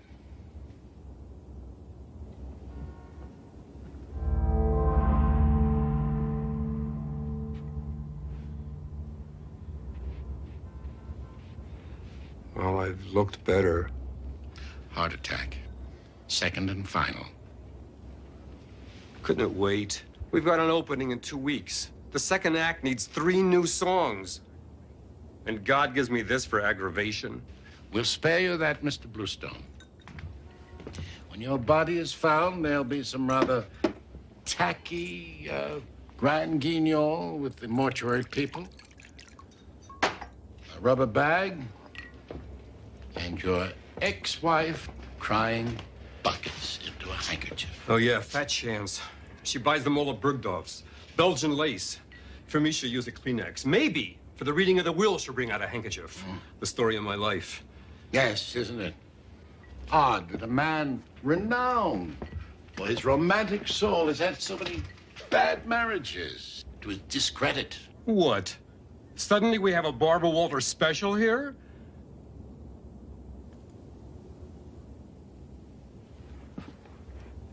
Prince of Darkness? You're not here to schlep me down to... Oh, no, no, no. No, not that. We're known familiarly as topside and below decks, Mr. Bluestone. We adore your music below decks. And so before the final disposition of your case is made, I am here to offer you a small gift in the hopes that you might consider visiting us down below now and then. What kind of gift? Oh, carte blanche, Mr. Bluestone. Carte blanche. The past, present, or the future.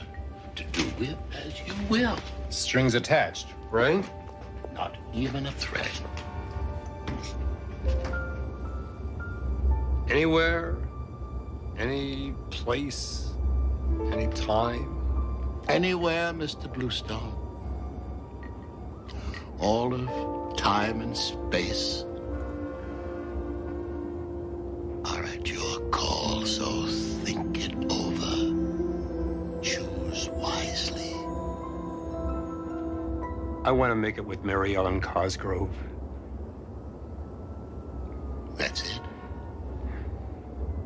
You have the entire universe at your command, and all you wish is to make it with Mary Ellen Cosgrove. I've missed a lot of things in my life, and Mary Ellen was the first. Mary Ellen was... I know. Wheat-colored blonde hair, thick and shining, and a long page boy. Good legs. Sorority pin bobbing provocatively on a tight sweater. Married a jock named Bob Bowling. Currently into Est vodka and vague malaise about what she imperfectly recalls as her golden years. Not Mary Ellen now. But then, October 1948, it was the beginning of our senior year, and there was a party at her house, and I kissed her. For the first and the last time. Mortals. It's always the same, isn't it? Well, Mr. Bluestone, may you and your hormones be very happy together. Cheers.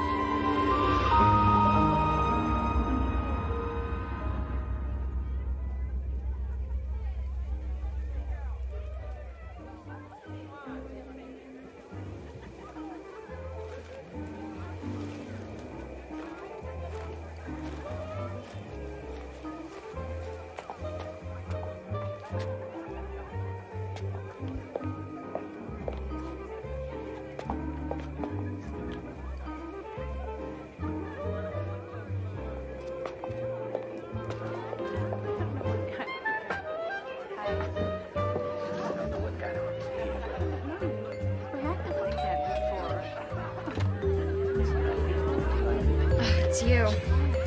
Mary Ellen. Well, now, who else would it be? Honestly, Binky. Well, don't just stand there like a lump. Come in.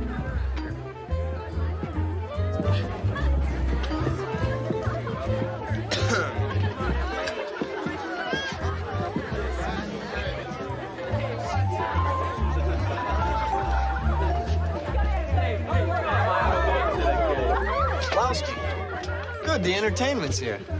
Nelson Backsleeve. Very good, Blaustein. Cognitive association.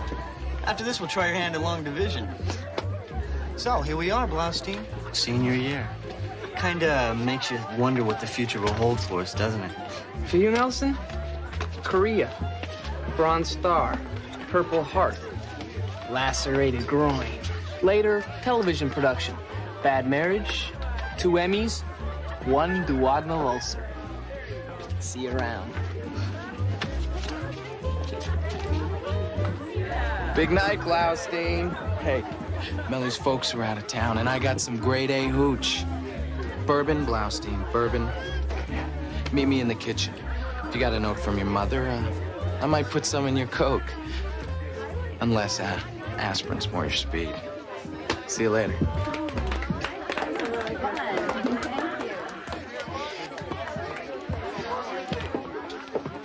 Hey, Binky. Laura. Skip the bourbon, it's grade C. Try the scotch, it's hidden under the sink. Sure, but how did you... Prince? You know, this all seems pretty kinky. Doesn't it bother Laura having you in residence? No. It's all rather split screen. On her side, she's drooling over that varsity jock in the blue sweater. And, how's your Mary Ellen? I don't know. I seem to remember her as being a lot more polished somehow. I mean, even her body, which I seem to recall as being a cross between Betty Grable and Wonder Woman. It seems sort of unformed. She's just a kid. No. Really? No wild, passionate tryst, then? No, I feel like a child molester.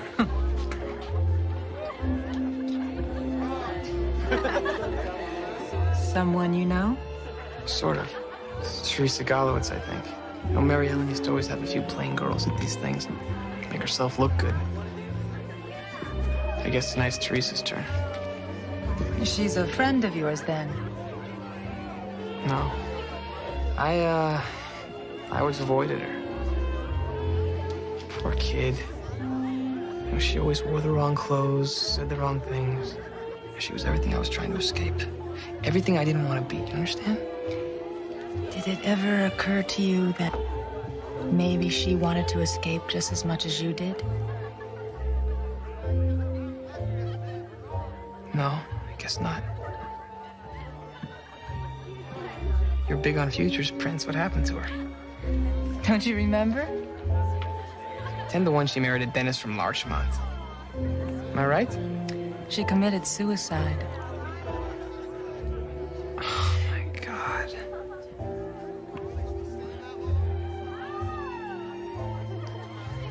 Now I remember. It was a big scandal at school for a day or two. When? Tonight. She took the bus back to town, reflecting on all of the grief and loneliness of her past 16 years. And on the fact that no one here even said hello to her. Not even Blaustein. She got off the bus, multiplying this night by so many others. And so many more to come. And when the next bus came, behind schedule and traveling too fast, she stepped in front of it.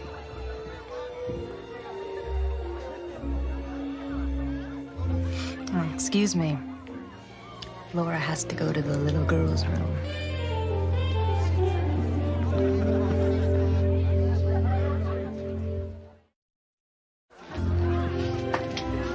Teresa, how's it going? Since when do you care, Blaustein? Since now, you and me, we got a lot in common. You sing in the school choir, don't you? A little. So, who's your... Blaustein! Make yourself useful. Tickle the old keys for us. Not now, Bob. Maybe later. Okay, so you're not the world's greatest pianist, but right now you're all we got. Play, Blaustein. Play. What'll it be? You're a big show tune man, Blaustein. How about something from Broadway?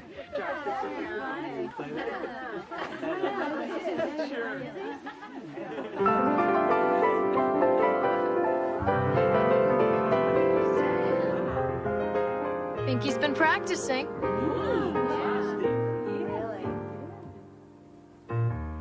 I like New York in June. How about you? I like a Gershwin tune. How about you? I love a fireside when a storm is due. I like potato chips, moonlight and motor trims. How about you? I'm mad about good books. Can't get my fill. And Franklin Roosevelt's looks give me a thrill. in a movie show when all the lights are low. May not be new, but I like it. How about you?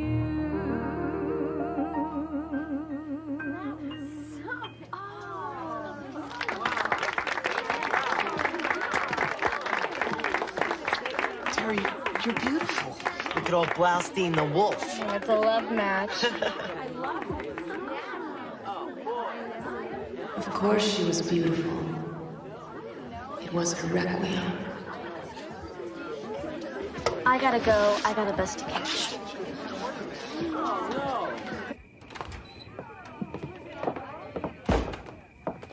I know people in New York. I'll call them about you. New York, who are you kidding, Boston? You don't know from New York. Well, maybe not yet, but I know music, and I know talent. And I know that you've got more to give in 32 bars than most people give in a lifetime. Yeah, sure. One night, one party, a few songs, and suddenly I'm somebody. Just come over here with me. Get in. Slide over.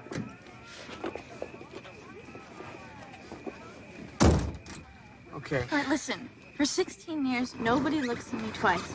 Or nobody even knows I'm there. And now just because I sing, just because somebody thinks maybe I got some talent, suddenly I'm worth noticing. Is that how it works? Yes, that is how it works. I mean, it's like me. Nobody paid any attention to me until they found out that I could play the piano. And that's fair. Yeah, it's fair. I mean, your singing and my music, it is a part of us. And if you keep that part of you hidden, the best part, can you really blame anyone else for not noticing you? Look, let me meet you tomorrow. Let me work with you. Let me make it all real for you. You please. Blossom, don't ask. I want you to promise me. Why?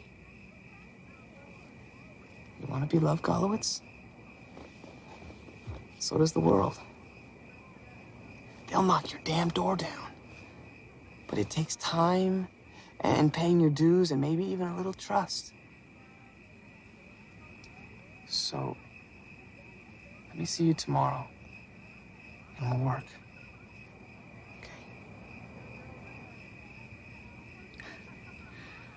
Bastine, you're such an edge.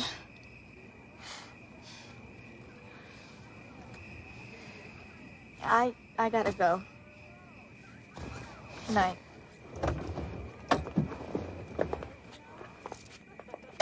Let her go, Mr. Bluestone. You've done all you could. Now, a little trust.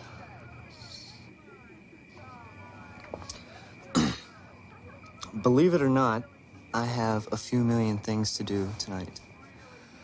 So, have we reached a decision? Do you perform the act with Miss Cosgrove or don't you?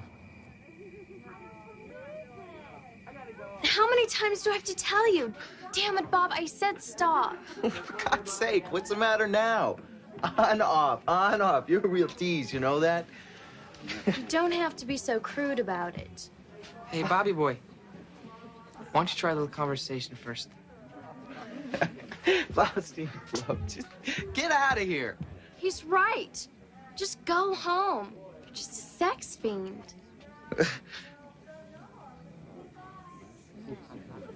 All right, but I won't be back.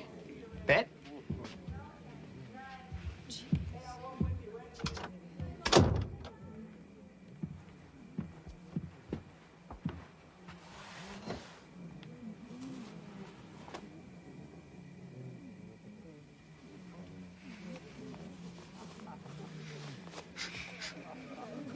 What a jerk.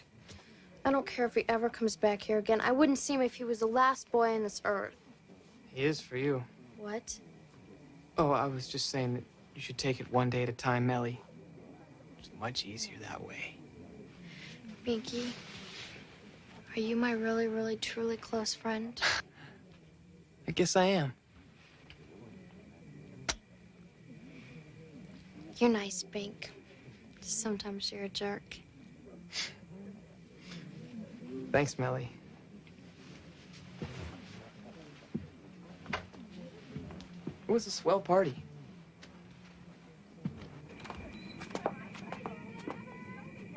Hey, Blousey. Terry, you're still here. Terry, I thought you left. I felt so good I figured one for the road. I missed my bus, but Laura Shoop's gonna give me a lift home. But you didn't go. You... Don't change the subject. The big question is, what time tomorrow? I'll find you. Believe me, I'll find you.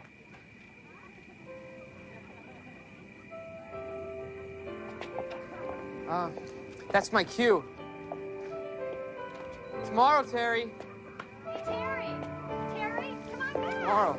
Come on in.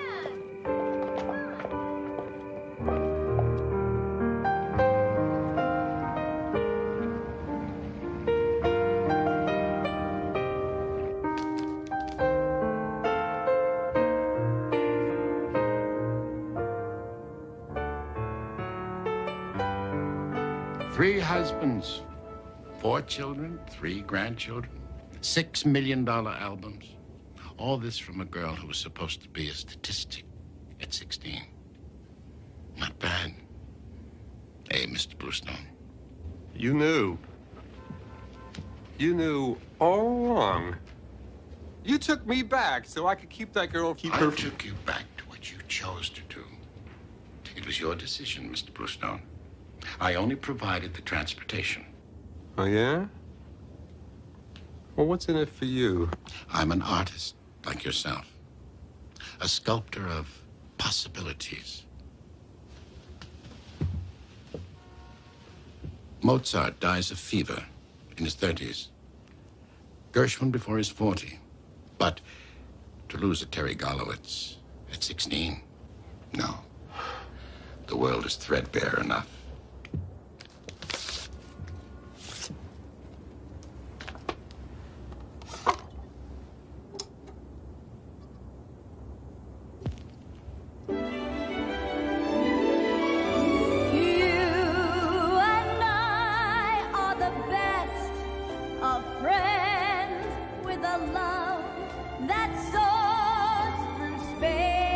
What about me?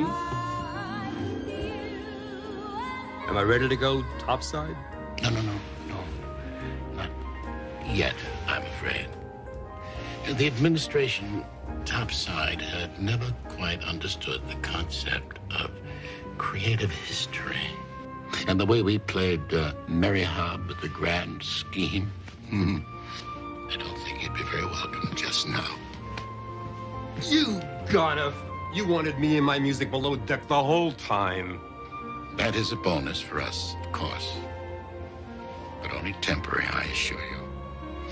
Until my celestial brother cools off, as it were. Dead one day, and already I need a lawyer. We'll hide you out in one of those outer celestials. Some say it's rather like Queens.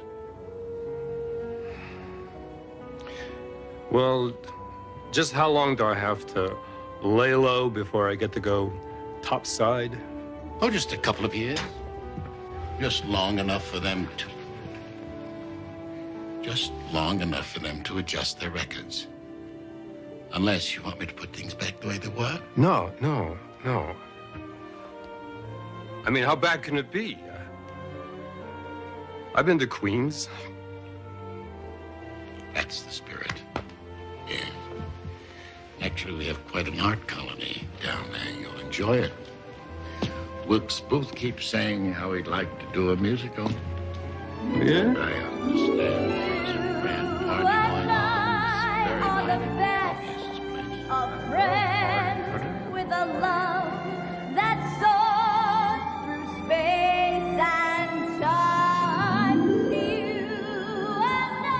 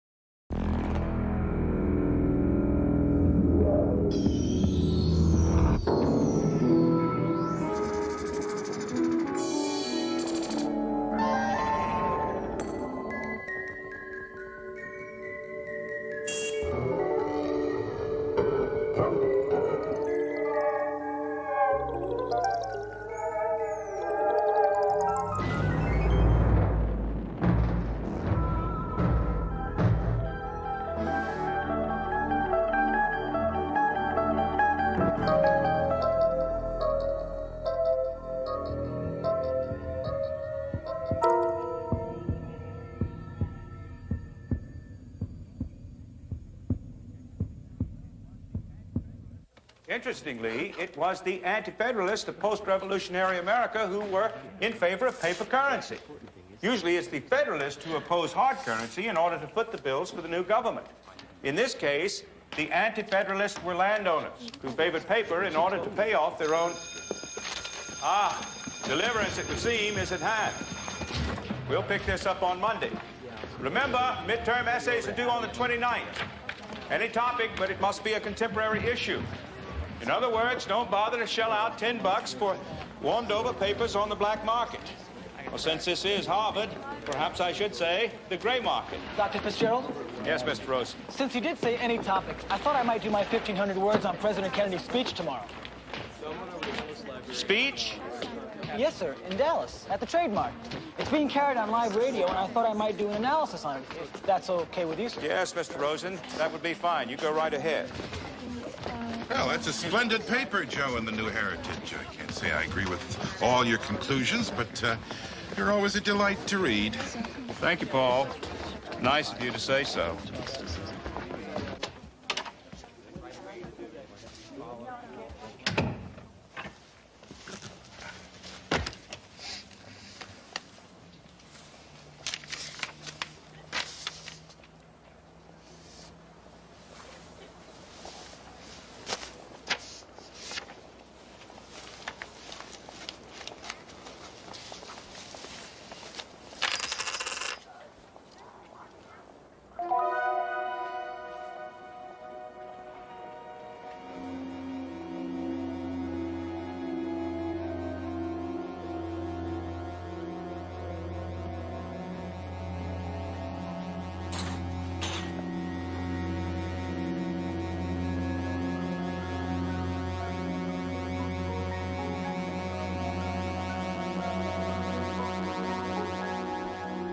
Kate, I wasn't expecting you for another month. Well, this isn't a formal status report. It's just a friendly visit. I wondered how you were doing. After all, it's been almost 2 whole hours since my last visit. Strange. You spend months, sometimes years at a time, back here in the past, separated from your family. But when you get back to them, it's only a few hours. I'll never get used to it. It's equally hard to leave the past behind. It's hard to give up a whole second life that you've created for yourself. You've made friends, probably fell in love. Not me. How can you get close to people when you can't really tell them what you think? When you can't say that your favorite flavor of ice cream, for God's sake, won't be invented for the next 150 years. Sometimes I feel like an eternal observer, doomed always to watch, never to participate, always detached, always remote. Every field historian goes through this sometime or another. I know, but it's just so damn frustrating. I spent 3 years studying John Kennedy and his times. I even met him at a reception for McGeorge Bundy, but I never really got to know him. You have a Chinese view of ancestor worship. Kate, I did not create this project just because this man was an ancestor of mine. These are arguably some of the most turbulent times America ever saw. You don't have to go to Dallas tomorrow. You know that? Kate, this is my project. I got the funding. I'm the one who spent the last 3 years here. I'll see this through to the end. It's just that I never really got to know him. And now I've got to go watch him. What's that? It's family keepsake. It's a good luck charm.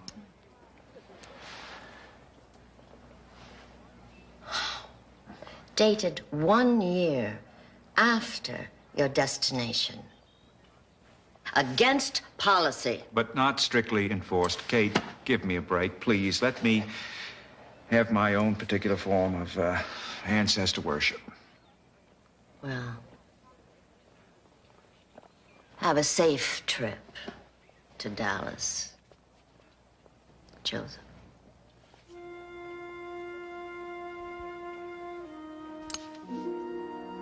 Sai Jen, Lao Pung Yang. Sai Jen. What'd you say? Well, guess I'll ask you about that in 200 years. Might as well get this over with.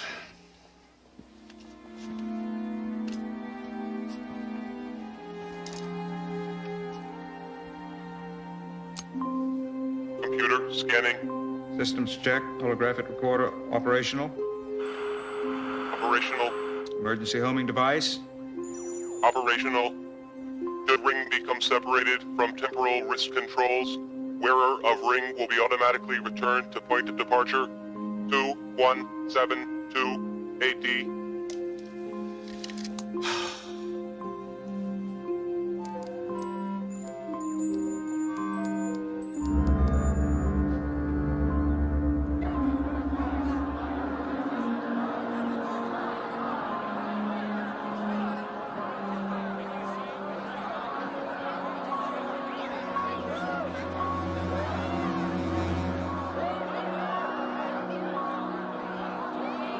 Where does Sam Hill Jew come from?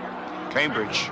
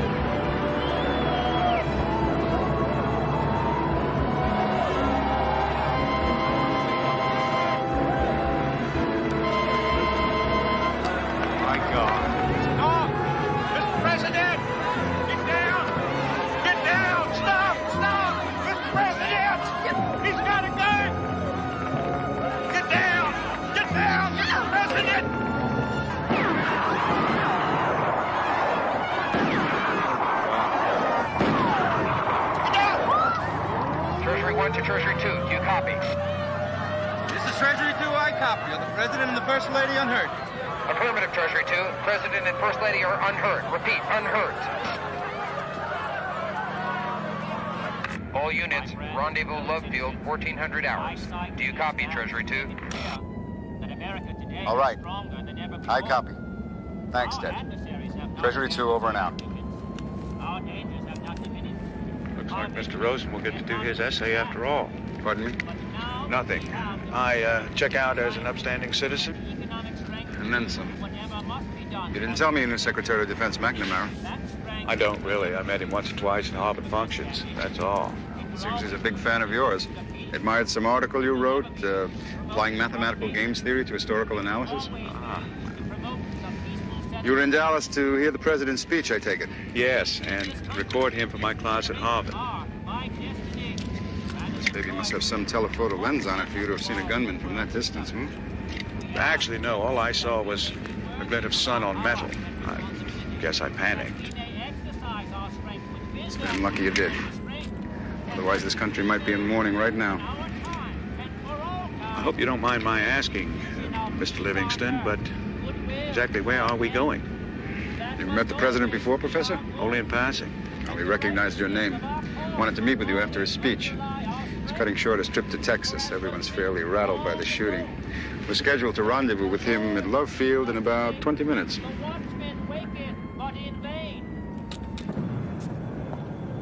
Governor, thank you very much. See you again.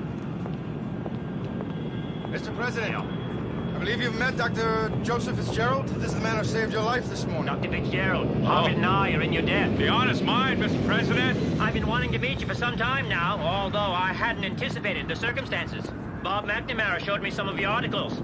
Very good. Mr. President, I'm afraid I won't be heading back just yet. The damnedest thing, a couple of the meanest-looking tornadoes you ever saw just blew into the state. One of them just ripped right through downtown Austin. The other one's headed here. I better better stay and see what I can do. Yeah. Tornadoes? Yes, Yeah. I'll take care of your people, Lyndon. Let me know how I can help. Yes, sir. All right, come along, Professor. Even I can't keep the Air Force waiting all day. Come along? To Washington? We'd be honored to have you as a guest for dinner tonight at the White House. Tomorrow morning, we can have you on a plane back to Cambridge, if you like. I'd love to. Mr. President, thank you. Jack. Men who saved my life call me Jack.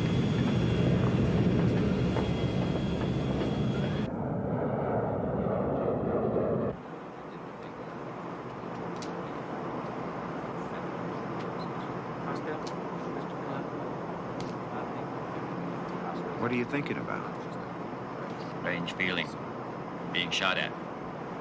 In the war, it was different. Impersonal. They weren't shooting at you, really. Just the uniform. Maybe whoever shot at you wasn't shooting at you, but the office you represent. That may be. But nobody ever shot at Eisenhower. You sure you're no relation to old Honey Fitz, my grandfather? No, I don't think so. It's too bad. According to the press, if you had been a relative, there might have been a place for you in my cabinet.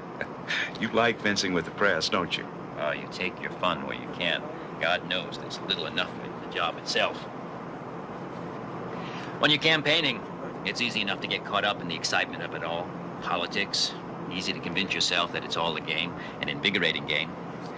At days like today, you know damn well it's not a game. Days like today, days like April 17th, 1961. Bay of Pigs. Damn stupid idea. I should never have gone along with it, never. Suddenly, I wasn't just politicking.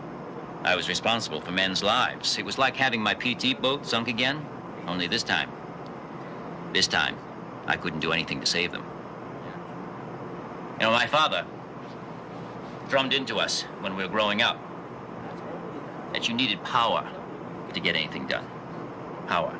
But after Berlin and the missile crisis, I don't know. No one man should have that much power. No one man should have to have it. You are way ahead of your time. It will probably take another century before people see it that way. If people see it 100 years from now, it will have been worth the wait. Excuse me, Mr. President. There's a radio phone call for you from Defense Secretary McNamara. Excuse me. Oh, and Dallas police called. They've captured a man named Lee Oswald. They're charging him with attempted murder. They believe he's the one who fired him.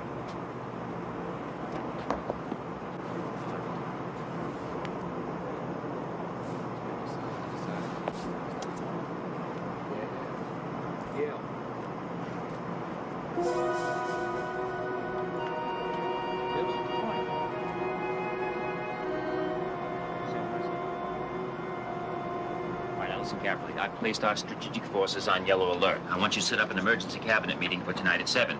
Rusk is on a plane to Japan. See if you can get him back. I want Taylor, Bundy, and Sorensen. Yeah, and Bobby. Is it anything you can tell me about?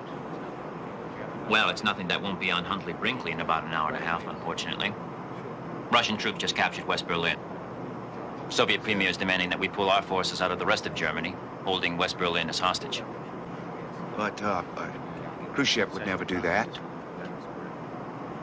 Premier Khrushchev was assassinated today.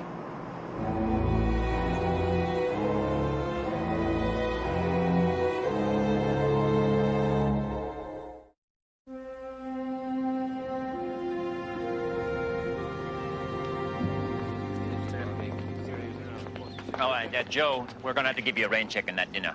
Feel free to stay the night. In fact, I'm afraid I'm going to have to insist on it. Security precaution. Oh, yes, Mr. President, I understand. So there'll be a full staff meeting in Oh, my camera. Where's my camera? Not in the car? Make sure all the men are assigned to that. I must have left it on Air Force One.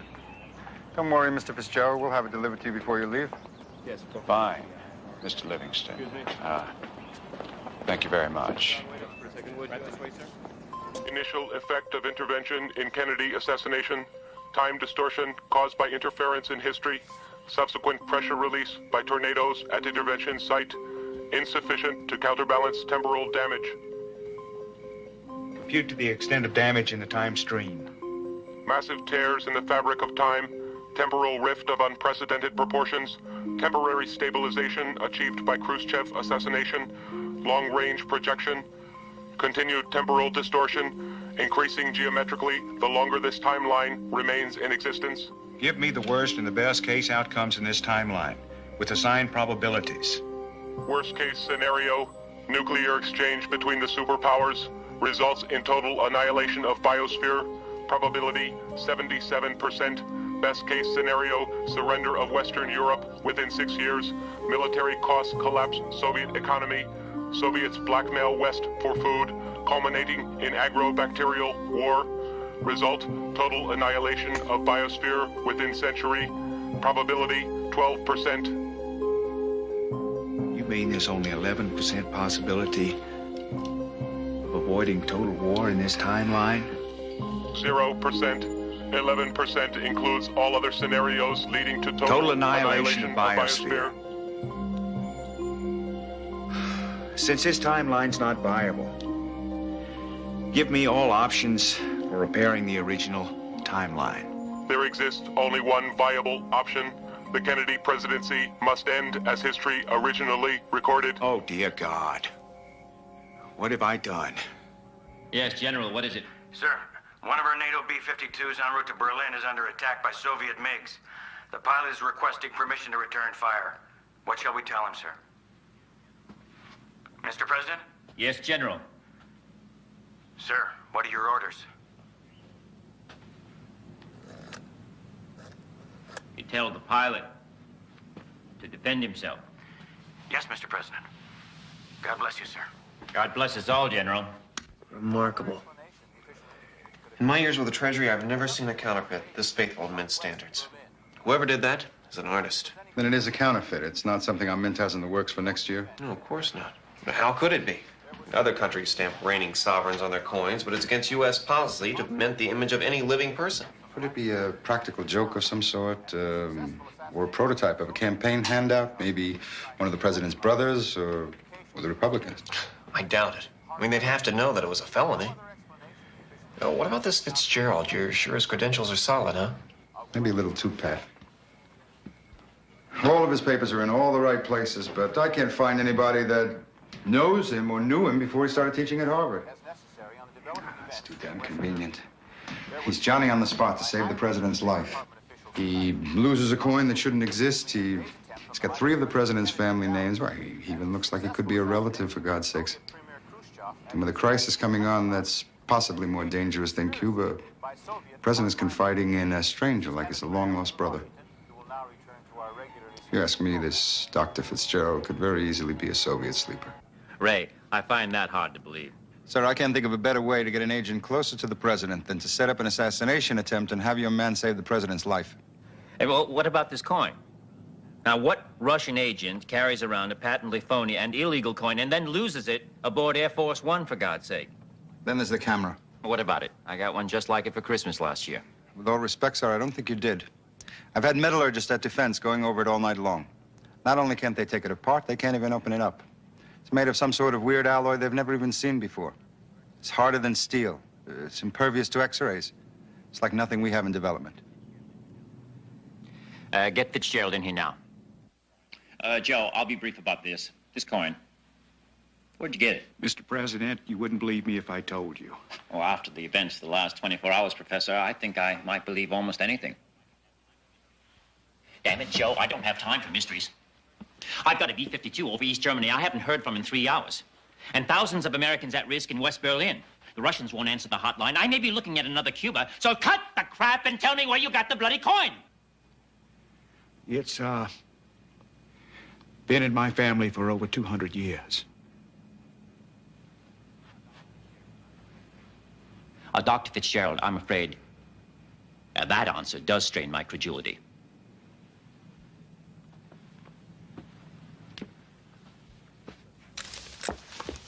Easy, Professor. This is not a weapon, I assure you.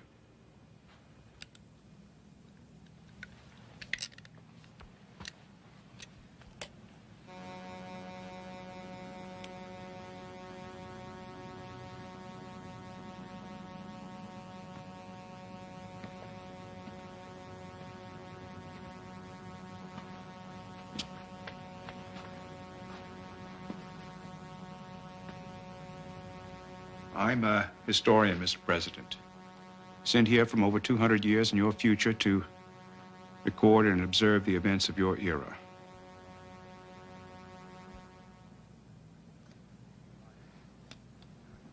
If you like, I can show you some holographic tapes of other eras, other time periods. I don't think that'll be necessary. Oh, God help me, I think I believe him. Mr. President, I believe Secret Service rules prohibit an agent from drinking while on duty. Permission granted to go off duty. For all of us, Ray.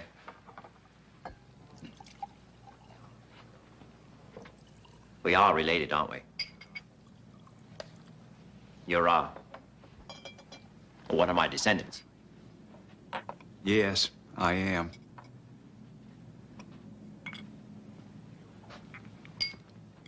To your health.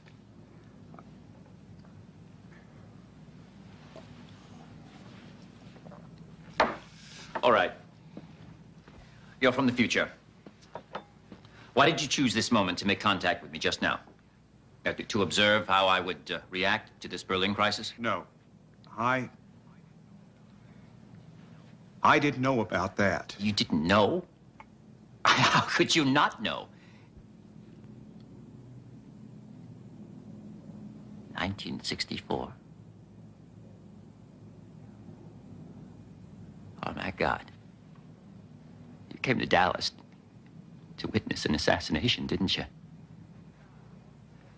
Dear God in heaven. Khrushchev, Soviet invasion, none of this was supposed to happen, was it? The fabric of time has been bent, distorted beyond its normal shape. And this Berlin crisis would be the end of the world, wouldn't it? Is there any way to undo the damage? Yes. Now, I have to go back, don't I? Mr. President, you can't. Joe, you'll do this for me. We Kennedys always solve our problems within the family. Joe, if the family goes on. Oh, yes. And more than that. In my future, we have seen the realization of your greatest dreams. We have eliminated tyranny, war, poverty, and we've moved out among the stars. Due in large part to that first step you made back in 1961. Thank you for telling me that, Joe.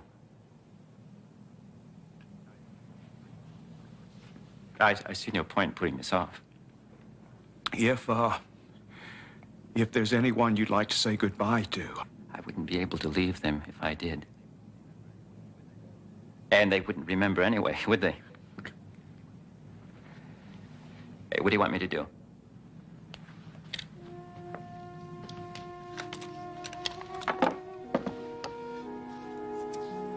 Put this.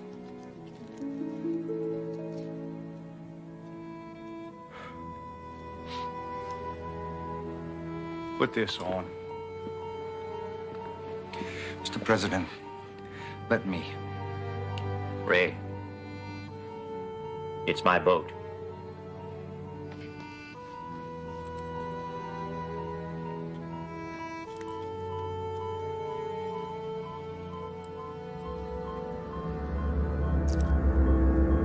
Warning, homing device activated and return to point of origin 217. What's going on?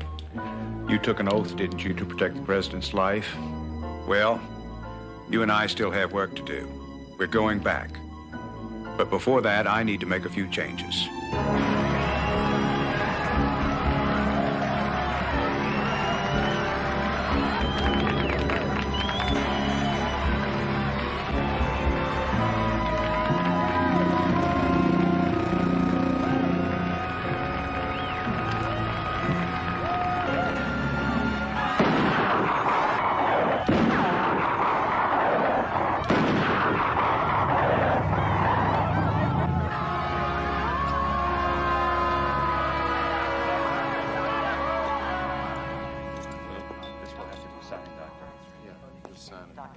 Something wrong, Doctor? Wrong? No, nothing wrong at all.